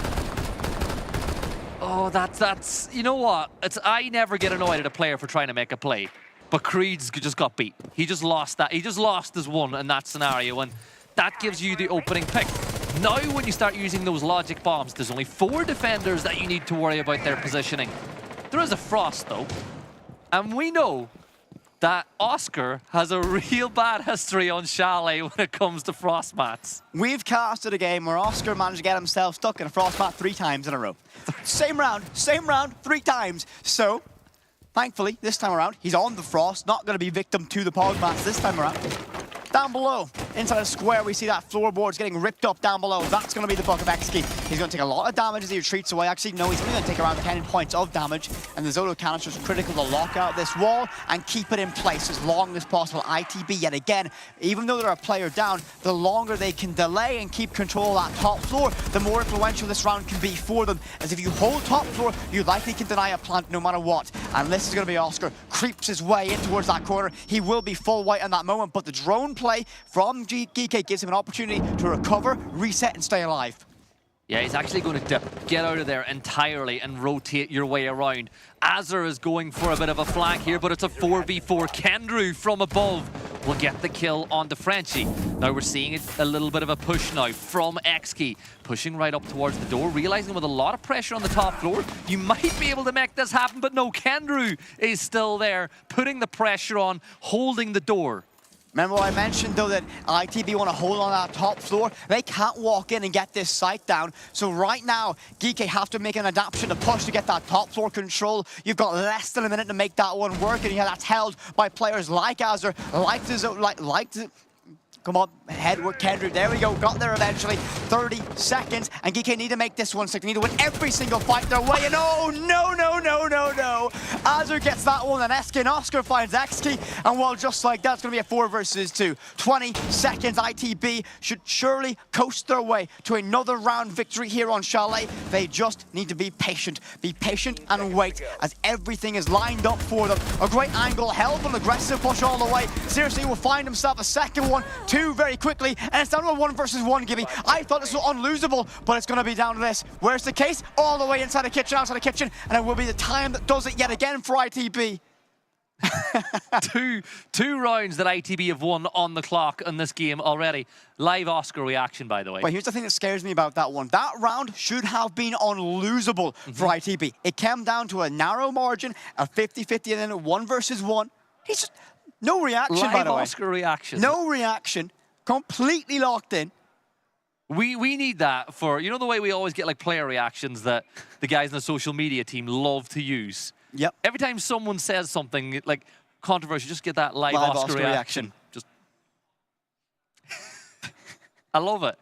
And it's such a contrast. One of the things that I love about getting to LAN events and seeing players is just the difference in body language and styles between, you know, different countries, different regions, and the way players react. Like those ITB players, you wouldn't think that they're winning rounds in a best of 3 that they need to win to stay inside the tournament. So it's just a very different style of play, but Oscar's always been like that. On the other side of things, it's kind of the same for GK. They're very calm and cool and collected as well. They are. I mean, I think for GK at this moment, it's going to be a position where it's very early into the stage. You're going to call a timeout for them.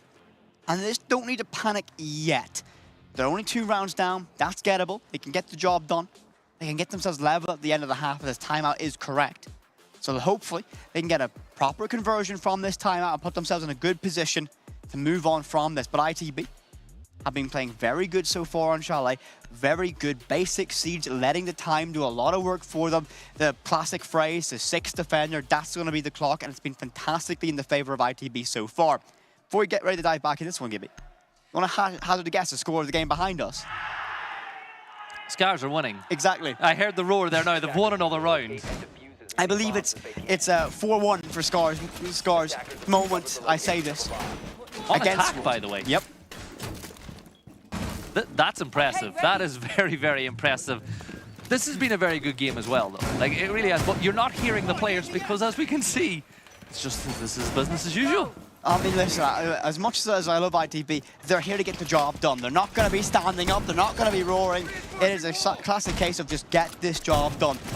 I don't think, again, it's the duality of this one. They're not a very particularly emotional side. They won't emote like we would see. There's no Canadian on that roster, for example. There's no Ashen on the roster for ITB. But maybe Kenny might be that role. Yeah, Kangaroo Kenny. I love that we have to make that distinction every time we talk about those two people. But we're now into round 5. ITB started very strong, but this is Chalet. This is a map that we know that this roster does like to play from time to time. And, well, Creed's, he likes to play anywhere, anytime, as he gets the headshot onto Frenchie. And that puts us into a 5v4. But here's the thing, right? GK are 2 rounds down in a very important matchup, and they send a player down below completely by himself. No trade, no one, I believe, droning ahead of him for that. Creed gets a freebie. Instantly, GK are starting this round 1 player down. You've lost your Lion, so those E1Ds, that's going to be your 3-2-1 go. They don't have that very important tool for an execution. They have great utility still with the 4 remaining players, but it's always a detriment to go 1 player down. And yet again, ITB, one of the worst sides to let them get that early advantage. They will play this as an agonizingly slow matchup, as every second becomes a resource for ITB to burn away. Yeah. Interesting wrinkle as well, by the way, to the way that ITB are playing this in top mez. They've not made the head holes in towards library. Gibby. See that picture-in-picture? That was Garage wall. Now, funny enough, where did that first fight happen? Creed's wall bind him. Oh, no. He went to shoot the default camera and Creed's read it perfectly. Oh, no. Yeah. And then, as I said, they've got no head holes at the library with the wall soft, so it's being used more as an information barrier, which allows the player on Mez to focus on helping Kendrew here on blue stairs as well. I like the way they're doing it, but yeah, you know what? If you're Frenchie, you're fuming there, as you were a little bit earlier.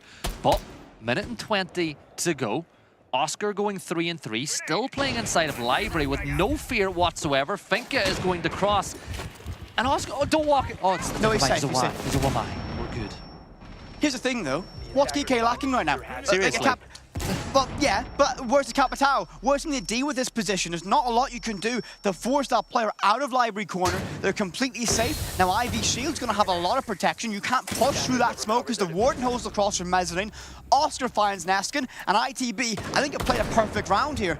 5 versus 2, 40 seconds left in this round. Very, very likely we'll see a flawless round. ITB absolutely shut down GK. Nothing they can do from that early moment, and well, 4-1, so destined to be. Not flawless, but it will be a 4-1. Yeah, and it's all down to Trix now, who has had some very big moments in both maps so far. With the DMR, he's certainly got the firepower that he needs to do damage to ITB, but if there's one thing this team is good at, it is playing for the trade. The shield is still in position on top blue, so that avenue of access is gone. You got to either take that one or change your mind and push somewhere else. So go to the high ground. Trix will get the kill, but there's the trade. That's exactly what ITB wanted.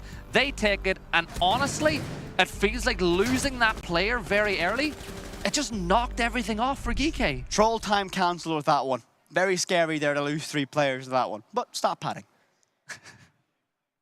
I saw enough of it with DZ. DZ were the masters of getting a 1v5 down to a 1v3. Every time. Stat pads against Furia. But ITB now lead 4-1. They're in a great position now. End of the half. If Furia... Sorry, no. ITB. Comparable teams for a reason, right? They're in the same folder in my brain. If ITB can get themselves in at the end of the first half, 5-1 up, you have to say GK have a very long road ahead of them. It's a horrible spot to be. Even at 4-1 down, like a 4-2 half on a map like Chalet, where we do see attackers get a lot of favor, it's not what they would want. And you know, I can understand why you keep talking about that DZ Furia game, because it was entertaining, and KZ is him. I did say at the start of last year that he is one of the most important players in the world, and he really is. You know, everyone talks about Herds, but KZ is nuts. But we'll talk about that many more times going forward. This round has now begun, and as you pointed out, I don't think GK will have a more important round in this series. They need a 4-2 half. If this goes 5-1, it's over. Realistically, it's somewhat like breaking the serve at this moment. They need to shut down this momentum going into towards that second half. The defense might be more favorable for them. Their map choice, of course, coming into this one, but ITB playing with high confidence, and just look at that. Creed's down below in trench, rips down the barricade, peeks out, Trix has fallen, and that's going to be your Deimos off the board. No more death marks for the entirety of this matchup. Massive blow early for GK. Even when he whiffs, he gets the kill. That's the way Creeds is playing right now. He gets it. It's a 5v4. Once more, Creeds knocking the whole tempo for GK off. Azure almost, there we go. Azure gets another one as they lose 2. They've lost 2 players and they've not fired a bullet yet. We're getting close to terminal velocity here, I have a feeling. I think ITB are feeling themselves, are confident, and I think the way they're imposing themselves on this match is going to be very difficult for GK to get back into. This round is going to be a very long and arduous journey if GK want to get themselves all the way back in terms of player count or even get the round victory itself. ITB will fall back towards site. They'll play reserve. Perhaps I speak too soon. Oh, I think Creed might see that as an invitation. If that opened up, you know he's straight out that window. He's still not moving. That being open slightly will give him a ton more audio as well as to what's going on outside. But I think GK, they still have a chance in this round. You've still got great operator in the hands of Seriously with Grim to identify where some of those defenders are and give yourself a real chance to win those fights. But even more importantly, a minute and 20 seconds, and as you can see, all these operators have drones that they can utilize as well. So they can set up a highway of information. They can get so much info, but then they got to work off the back of it. And as we always say, it's one thing having the info, it's another thing actually using it. Majority of the way through this round, the GK have yet to find a reply against those early picks of ITB. Now it's going to be a game of patience. ITB so good at this as they've all fallen back out towards site. Look at the task ahead of these players from GK. You've got to walk down blue and you have to win this fight. The Banshee goes out, the EMP will buy you a little bit of space to make something work here. A difficult fight as you want to get lobby control, but there's someone in Dining making this a nightmare for you. A tap fight as everyone's looking for anything. That's going to be Noah, one of the best aimers on this roster, as many of them are, but he might get caught here. He might get caught, and he does. But look at the cross being held in basement here by Kendrew and Azure by that bookshelf as well. They're playing to catch this player moving down the stairs. Creeds will find Frenchie. It's a 2v4. And yeah, okay, Creeds, 3 in a row at the end of a round, as this is the Creeds show. ITB with a 5-1 half. This kid, one stage at tier 1 level, and this is what he's doing on LAN. Creeds is such a talented player on this side. Listen, the firepower he brings to ITB when he's playing hot like he is in this map is exceptional. He wraps up that round with a 3K. You look at the confidence to take this. And it was a windy shot as well, as you mentioned. Not the cleanest aim, but that's not what Creeds is about. He's not here to get the most flashy, the most clippable moments. He's there to get kill after kill after kill and find success and space for his team. And he's doing a great job so far on this map. ITB leading 5-1 going into the second half now. Side swap is here. They're on the offense. GK need to find success on this defense, otherwise their run at the Esports World Cup is over on Chalet. We had another live Oscar reaction there too, and that is it kind of distracted me a little bit. But as you said, this is as bad as it gets for GK, right? They're on defense now. This is a It could be 6-1, not worse. It could be 6-0. worse. Could be worse. 6-0. But at this point now, it's one round at a time. You know, don't let ITB get any momentum. You can't be thinking about the scoreline at this point. You have to play every single round like it is match point. You got to win. If you need to get more aggressive, get more aggressive. One thing's for sure, you'd like to think now that they're on the defensive side, they're not going to lose players outside the building in the first few seconds to wall bangs. ITB. Very curious to see what they do on this one. The Ram being brought out for this roster this time around, combination with that Lion and the Grim. A lot of potential to make this a very difficult defense for GK. Again, I like the lineup so far from GK right now on that defense. They have a lot of utility to help shore this up. Azami a massive benefit. Nexki will find that opening. Kendrew first to fall. Massive pick there, and it looks like they're going to try and press the advantage as soon as they possibly can. Trix will find it. ITB dive on in. It's going to be an absolute brawl between both these teams. GK come out better forward. They're leading to the player count 4 versus 2. Make that a 3 versus 2 as Noah gets 1. But Exi gets that trade. Noah finds a second in this round. He's now all alone. 2 more to go. 4K clutch on the cards if he can get this job done. And very quickly, this round's unraveled. Still a minute 45 left to go. It feels like we've only just started round 7. Yeah, we're already at the end. Flank drone's been thrown, and what we'll see now is a push maybe to try it down. As you said, half the round to work with, but it doesn't matter. GK get the kill. But that was so much better. They were the aggressors that time, and it just goes to show, when you play with a bit more confidence, you can win rounds, and that road that seemed really long is getting a little shorter. 1 round at a time. That's what GK need to do. And I'm very impressed with the tempo of that one. They get that early pick aggressively. ITB try to bound in and kind of almost shock and awe GK to get that advantage back. And both teams engaged in a very nasty brawl out. GK with the better off from it. And Gibby, are you ready for this one? I have another live score update. And are you ready for this one? We heard it happen just moments ago behind us, but Scars, representing Japan, have beaten the European side of Wolves 2-0 in a best of 3. They send Wolves home on the opening day of the Esports World Cup. What a result. And there's going to be one person I was like, you should have said spoilers first. Come on. Sorry. Look, we couldn't let that information sit. Big win for Scars, and it's huge for them, right? They're so entertaining, they're so fun to watch, and all we can do is wish them luck tomorrow as they continue their journey at Esports World Cup. And well, for Wolves, it wasn't great for this time, but there's always going to be other chances. Listen, for Wolves, it's 2 new players coming in the roster as well, so again, it's going to be growing pains for them. They only had these players for the quals, for example, stepping in, but diving back into the game here in the A stream, ITB 5-2 they lead by. Real question is if they can keep that pressure up on the offensive side. Sight down below, barring game. Very big question how they want to approach this. The Capitão's in play, so it's going to be a way more default, way more basic round from into the breach. They're likely going to use that Capitão to clear that position, and we already seen that player drop away. Mira was stuck upstairs. That was Exki. Falls down, leaving Library only covered up by that 1 mirror window, but you have a 1 eye behind it, so it's pretty safe for the time being. 30 seconds is all the time that they spent in that position as we see one of those Ash charges go off and doesn't really do anything for the side whatsoever.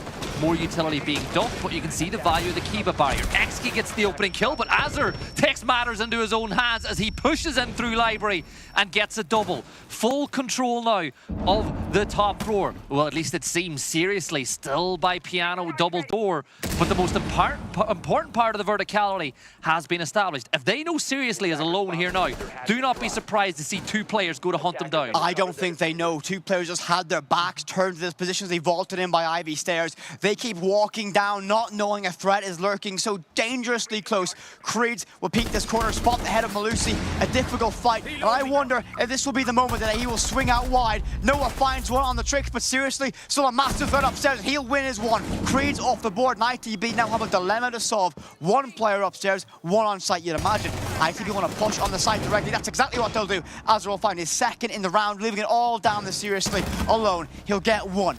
But can he stop this case going down? No, of course, again, he's too far away. And this cover will be good. The Lion scan goes out, he gives away his position, and he can't catch that player vaulting out the window. ITB in a great position. GK need to find something magical, but Azur shuts that one down. Seriously falls, and ITB are 1 round away from eliminating GK from the Esports World Cup. Entry IGL Azur at it again. He took matters into his own hands, vaulted in the window, won the gunfight, got the kill on Deneskin as well, and finishes off with the final kill in the round. Honestly, Azur, one of the most criminally underrated players that has come through the scene in the last while. He's been with Kenny for years and years. And here they are together, about to win a game against GK at the Esports World Cup to stay in the tournament. Massive result for ITB. This is where GK need to find every bit of energy they have left to make a beginning of a comeback. They gotta look at this as 1 round at a time. Long way to go. I think ITB, again, just look absolutely on top of things right now. They have to let a massive fumble occur, let GK back into this matchup. Not saying GK can't take rounds from this point. ITB look to be in complete control here on the offense. Repicks coming out from Oscar and Azur onto Rao and Lion respectfully. The pick, I think Kendrew is also dropping on towards that Thermite to begin. Look how they can get this one done. Seriously looking for a spawn peek out by pool table. You gotta wonder, ITB, do they know? One player might wander in, not quite be aware. Siege timing can be a nightmare sometimes, and seriously will firm this. He'll stay and extend his hold. I think it's a wise choice. You don't want to hold this for too much longer. Players repel on up to library, and he falls off that spawn peak. Yeah, I think it's curious that XG is still in this position, though. That seriously was once that he tried to maybe do the bait and switch, but Creeds will get the kill. Frenchie trades it back, but it's a 4 versus 4. GK's EWC, their Esports World Cup, is in the balance now in this round. You got rid of, you know, the Creeds and the impact that he can have on that IQ, but you've lost the Zama, you've lost the ability to get those Kibas in later inside the round. Is it a trade that's worth getting? Only time will tell. They're still pressuring over by Bar. They still think that there's some players there, but they don't have the benefit that we do of those silhouettes to know that that area is clear. Very good lineup for ITB for going for late round execute, but still look at this Malusi. Those traps can be a nightmare to deal with. Kaid is there, Mute is there. They've still got the operators they need to slow down this ITB push. There's a minute and a half left. Are GK going to fight for another round, or is it all going to be over in the next 90 seconds? Frenchie on that Solace can play a massively important role to stopping ITB's progression towards it. He can see when that case goes down, he can see what his flank drones are. And he's managed to slip past the watchful gaze of Oscar. He will wait and hold his position and play very passive as 2 members of ITB will descend that staircase. But Frenchie will lose his one. Oscar finds that, and ITB begin to put more and more pressure on the side of GK. That nade goes out, and a massive retreat now. Trix can't hold his position, and Azur is going to aggressively take that one.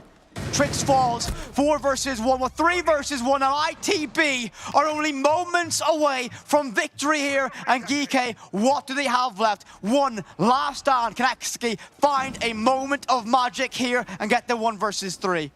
He doesn't have a lot. He doesn't have a C4. He's got the shotgun. He's got the SMG-11. But he's got 3 ITB players to deal with. 30 seconds left. Can he buy enough time? He gets rid of the drone, but that will feed the information on where he's playing. They're hunting him down inside blue. And there you have it. Noah gets the kill. ITB will play tomorrow. GK are going home. But what a performance from this side. Massive props to them. You got to give props to GK as well. But ITB, they're going to be playing tomorrow. ITB played a fantastic series from start to finish. They were in complete control. I think the map ban went perfectly as well. Skyscraper was an expert display of how to hold that defense, and they made GK, they punished them at every single corner. They move forward onto tomorrow, and you know what? I think a very well-deserved result from this side.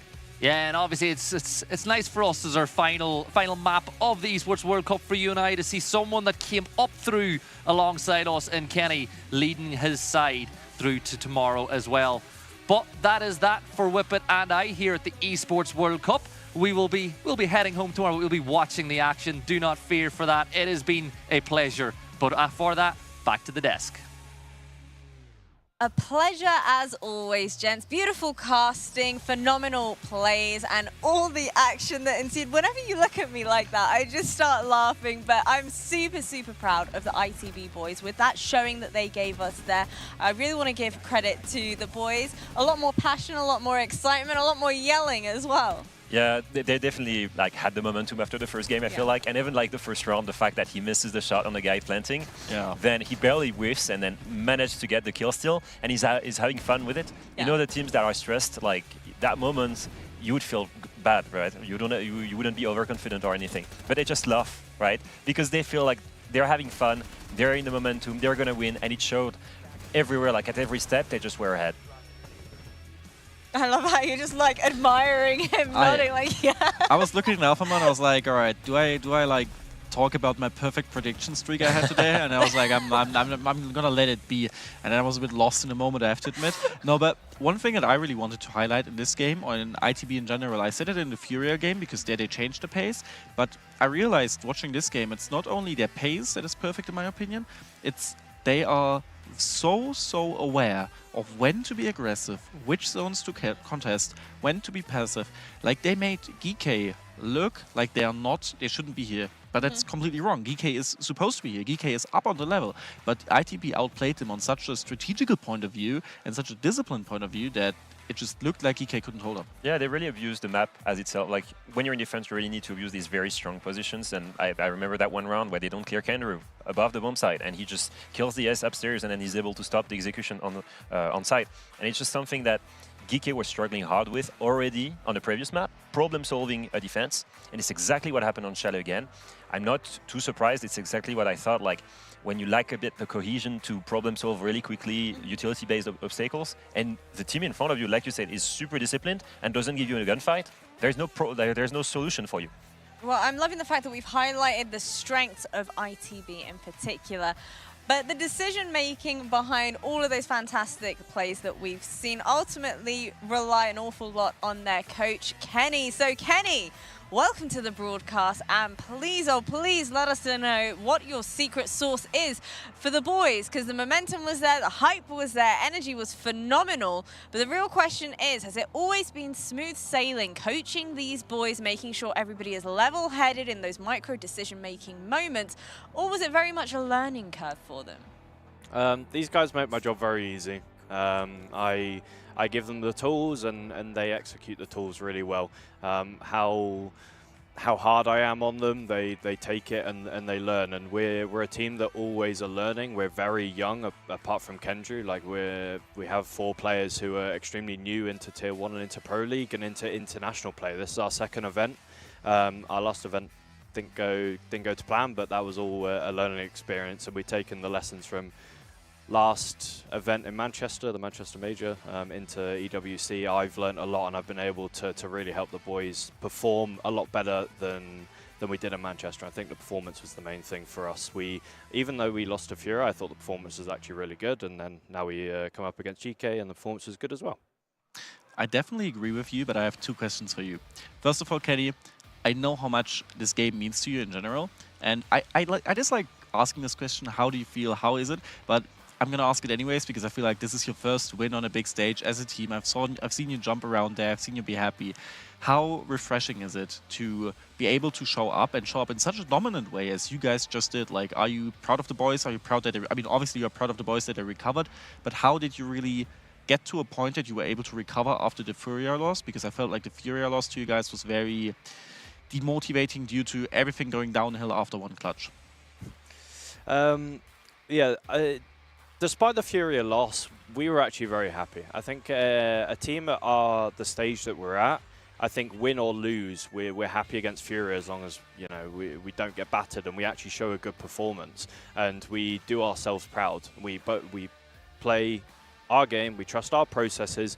We obviously look at how they adapt to us, and Fury are a very counter-heavy team. They countered a lot on what we did, and that's why you saw us really struggle on the attacks on border. We had a very clear game plan on defense, which we executed nicely. Got 3 defense on border, which was always good, but they really countered us so going into our attacks. And obviously the 5v2 loss, that was tough, and it's something that we've been heavily working on. It was a shame that, you know, the man advantage loss kind of bit us in the behind, if I'm staying PG here. But we took the lessons, we brought them into this game. So we always take a positive spin on no matter what negatives we encounter. Speaking of taking lessons, I feel like that's exactly what you've been doing with this roster. You know that they're young, you know that you need to grow them, and like it's amazing to witness how quickly you're progressing, but most importantly, you're never regressing. You're always improving. And I feel like you were harsh on yourself when you said like in Manchester it didn't go to plan. I think you guys already did a good job. It was a good first step. You upset people, and it's exactly what you're looking for with young players. And now you're going forward in this tournament and you're going to have even more international experience. Can you walk me through maybe like what's the plan for you? What are the steps that you take to consistently make sure every step you get higher? Well, it's everyone in the team being held accountable and responsible for mistakes that they make, and them understanding that a mistake isn't a bad thing. Like, everyone makes mistakes in life. You're in such a technical game that mistakes happen. At the end of the day, a lot of games are just down to who makes less mistakes. So mistakes are going to happen, but as long as you learn from them, and all 5 players on the team are highly aware, self-aware of themselves, what mistakes they're making, how they can adapt their play style in game. You know, if they're playing too aggressive, if they're playing too passive. We have a unified identity of how to play the game, and that just means that because we're such a tight-knit group and we enjoy playing together, we all understand how we want to play the game. It means the mistakes that we make are all just lessons, and everyone just goes from strength to strength to strength with everything we learn. So I love this team, and I wouldn't want any other team to play on a stage with. I think that's a beautiful sentiment. Now, Kenny, my final question for you is, you mentioned the fact that, you know, as long as you didn't get battered by Furia, it would have been great either way for you guys, win or lose. Now you're going to be facing FaZe. Are we still sharing that same sentiment, or have you elevated the kind of expectations for the team now heading into that next game?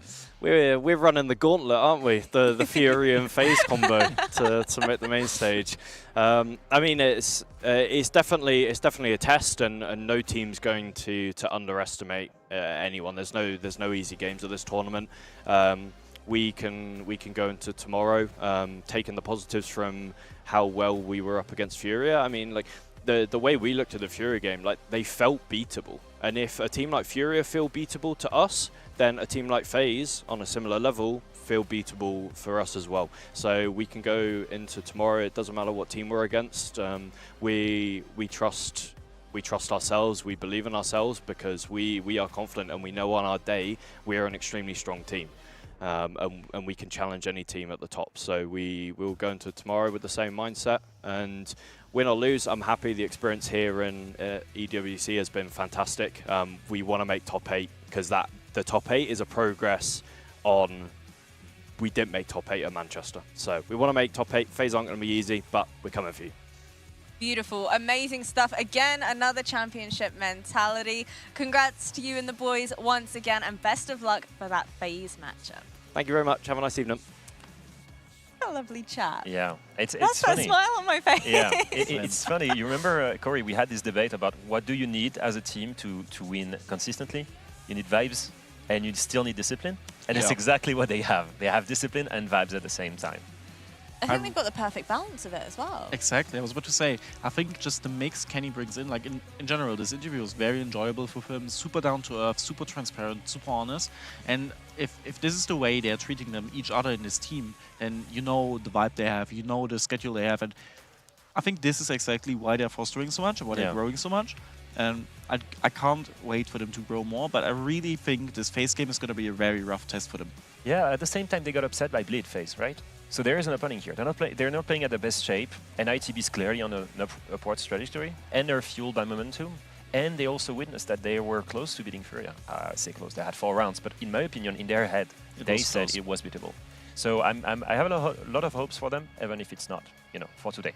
Anyone can plead, no pun intended. Sorry. There we have it. We have our qualified teams. We've got Team BDS, Team Liquid as well.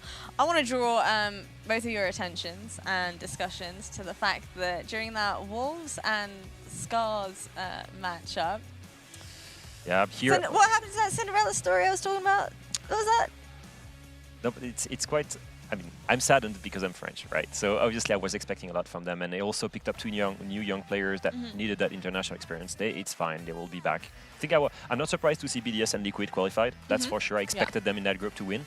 And then when it comes to this, like Bliss Space Station Gaming is going to be a really interesting game, high strategy, and W7M Esports LG. That's got to be W7M, right? They were so strong today. LG, I think, suffered a bit of a big loss and then recovered, but I think clearly on paper they were the one who played the better. I don't think you can afford to say they should be the team. I think EWC might be a bit of a roller coaster journey. We have Bleed Esports being the qualified team as well, as opposed to FaZe. That was definitely not on your prediction. It was. It was? Honestly, Oh, really? Okay, listen to me. The thing I value the most about Bleed is I don't want to say they troll, because that's a funny way of saying it, but they're having fun, they're enjoying their time. They literally bring a fish to their stage every time, and they're just there for the vibes. They're good boys. They're still working hard and they're trying their best. But in my opinion, especially, like we talked about it with FaZe Clan, they've had so many moments where they failed and where they come close, and one question you always need to ask yourself is how many losses can you take as a team? And for Bleedits, they can take so many, because even if they're losing, they're having fun, they're enjoying their time. And I think it's such a great value that sooner or later they will consistently cause upsets. What about for Scars versus Dark Zero? I think it's the perfect team to stop Scars, because Scars is very chaotic.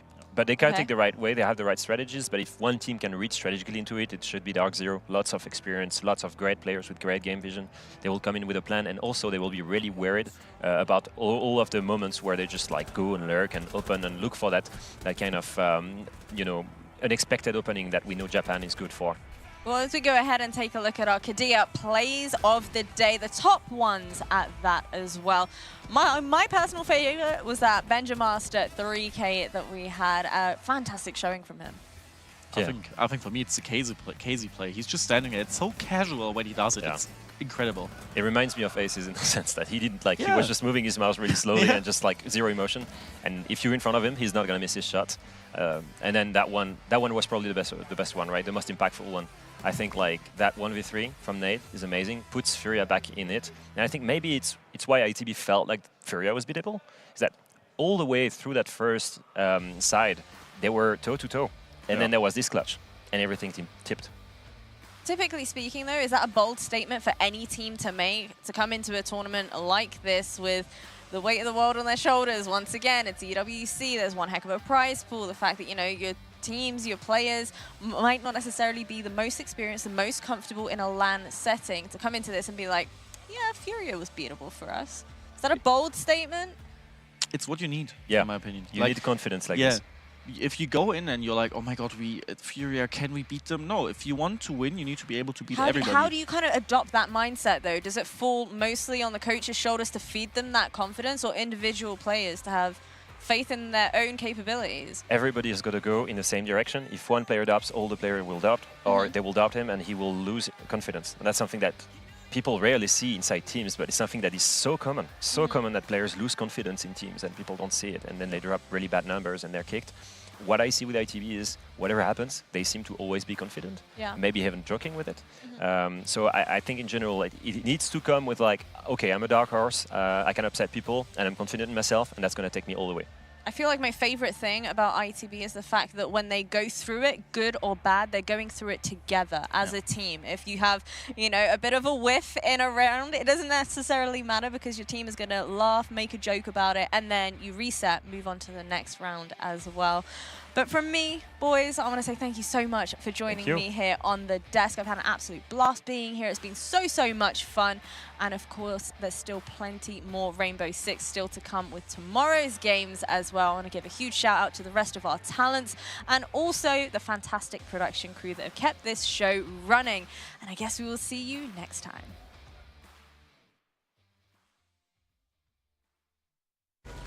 Attackers bomb defused. Defender exposed.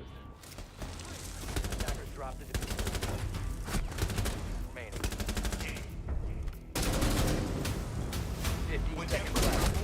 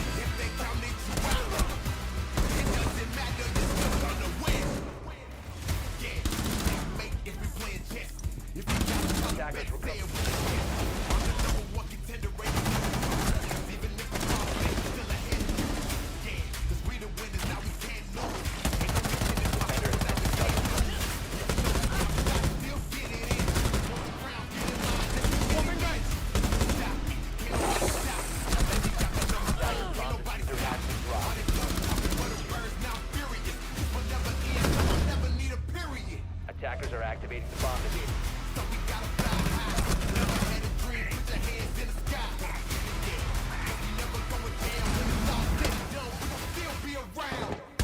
Attackers dropped the diffuser.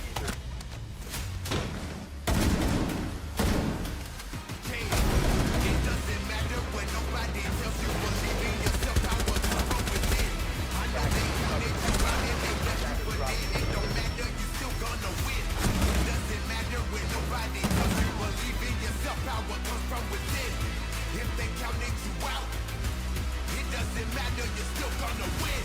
It doesn't matter when nobody tells you believe in yourself.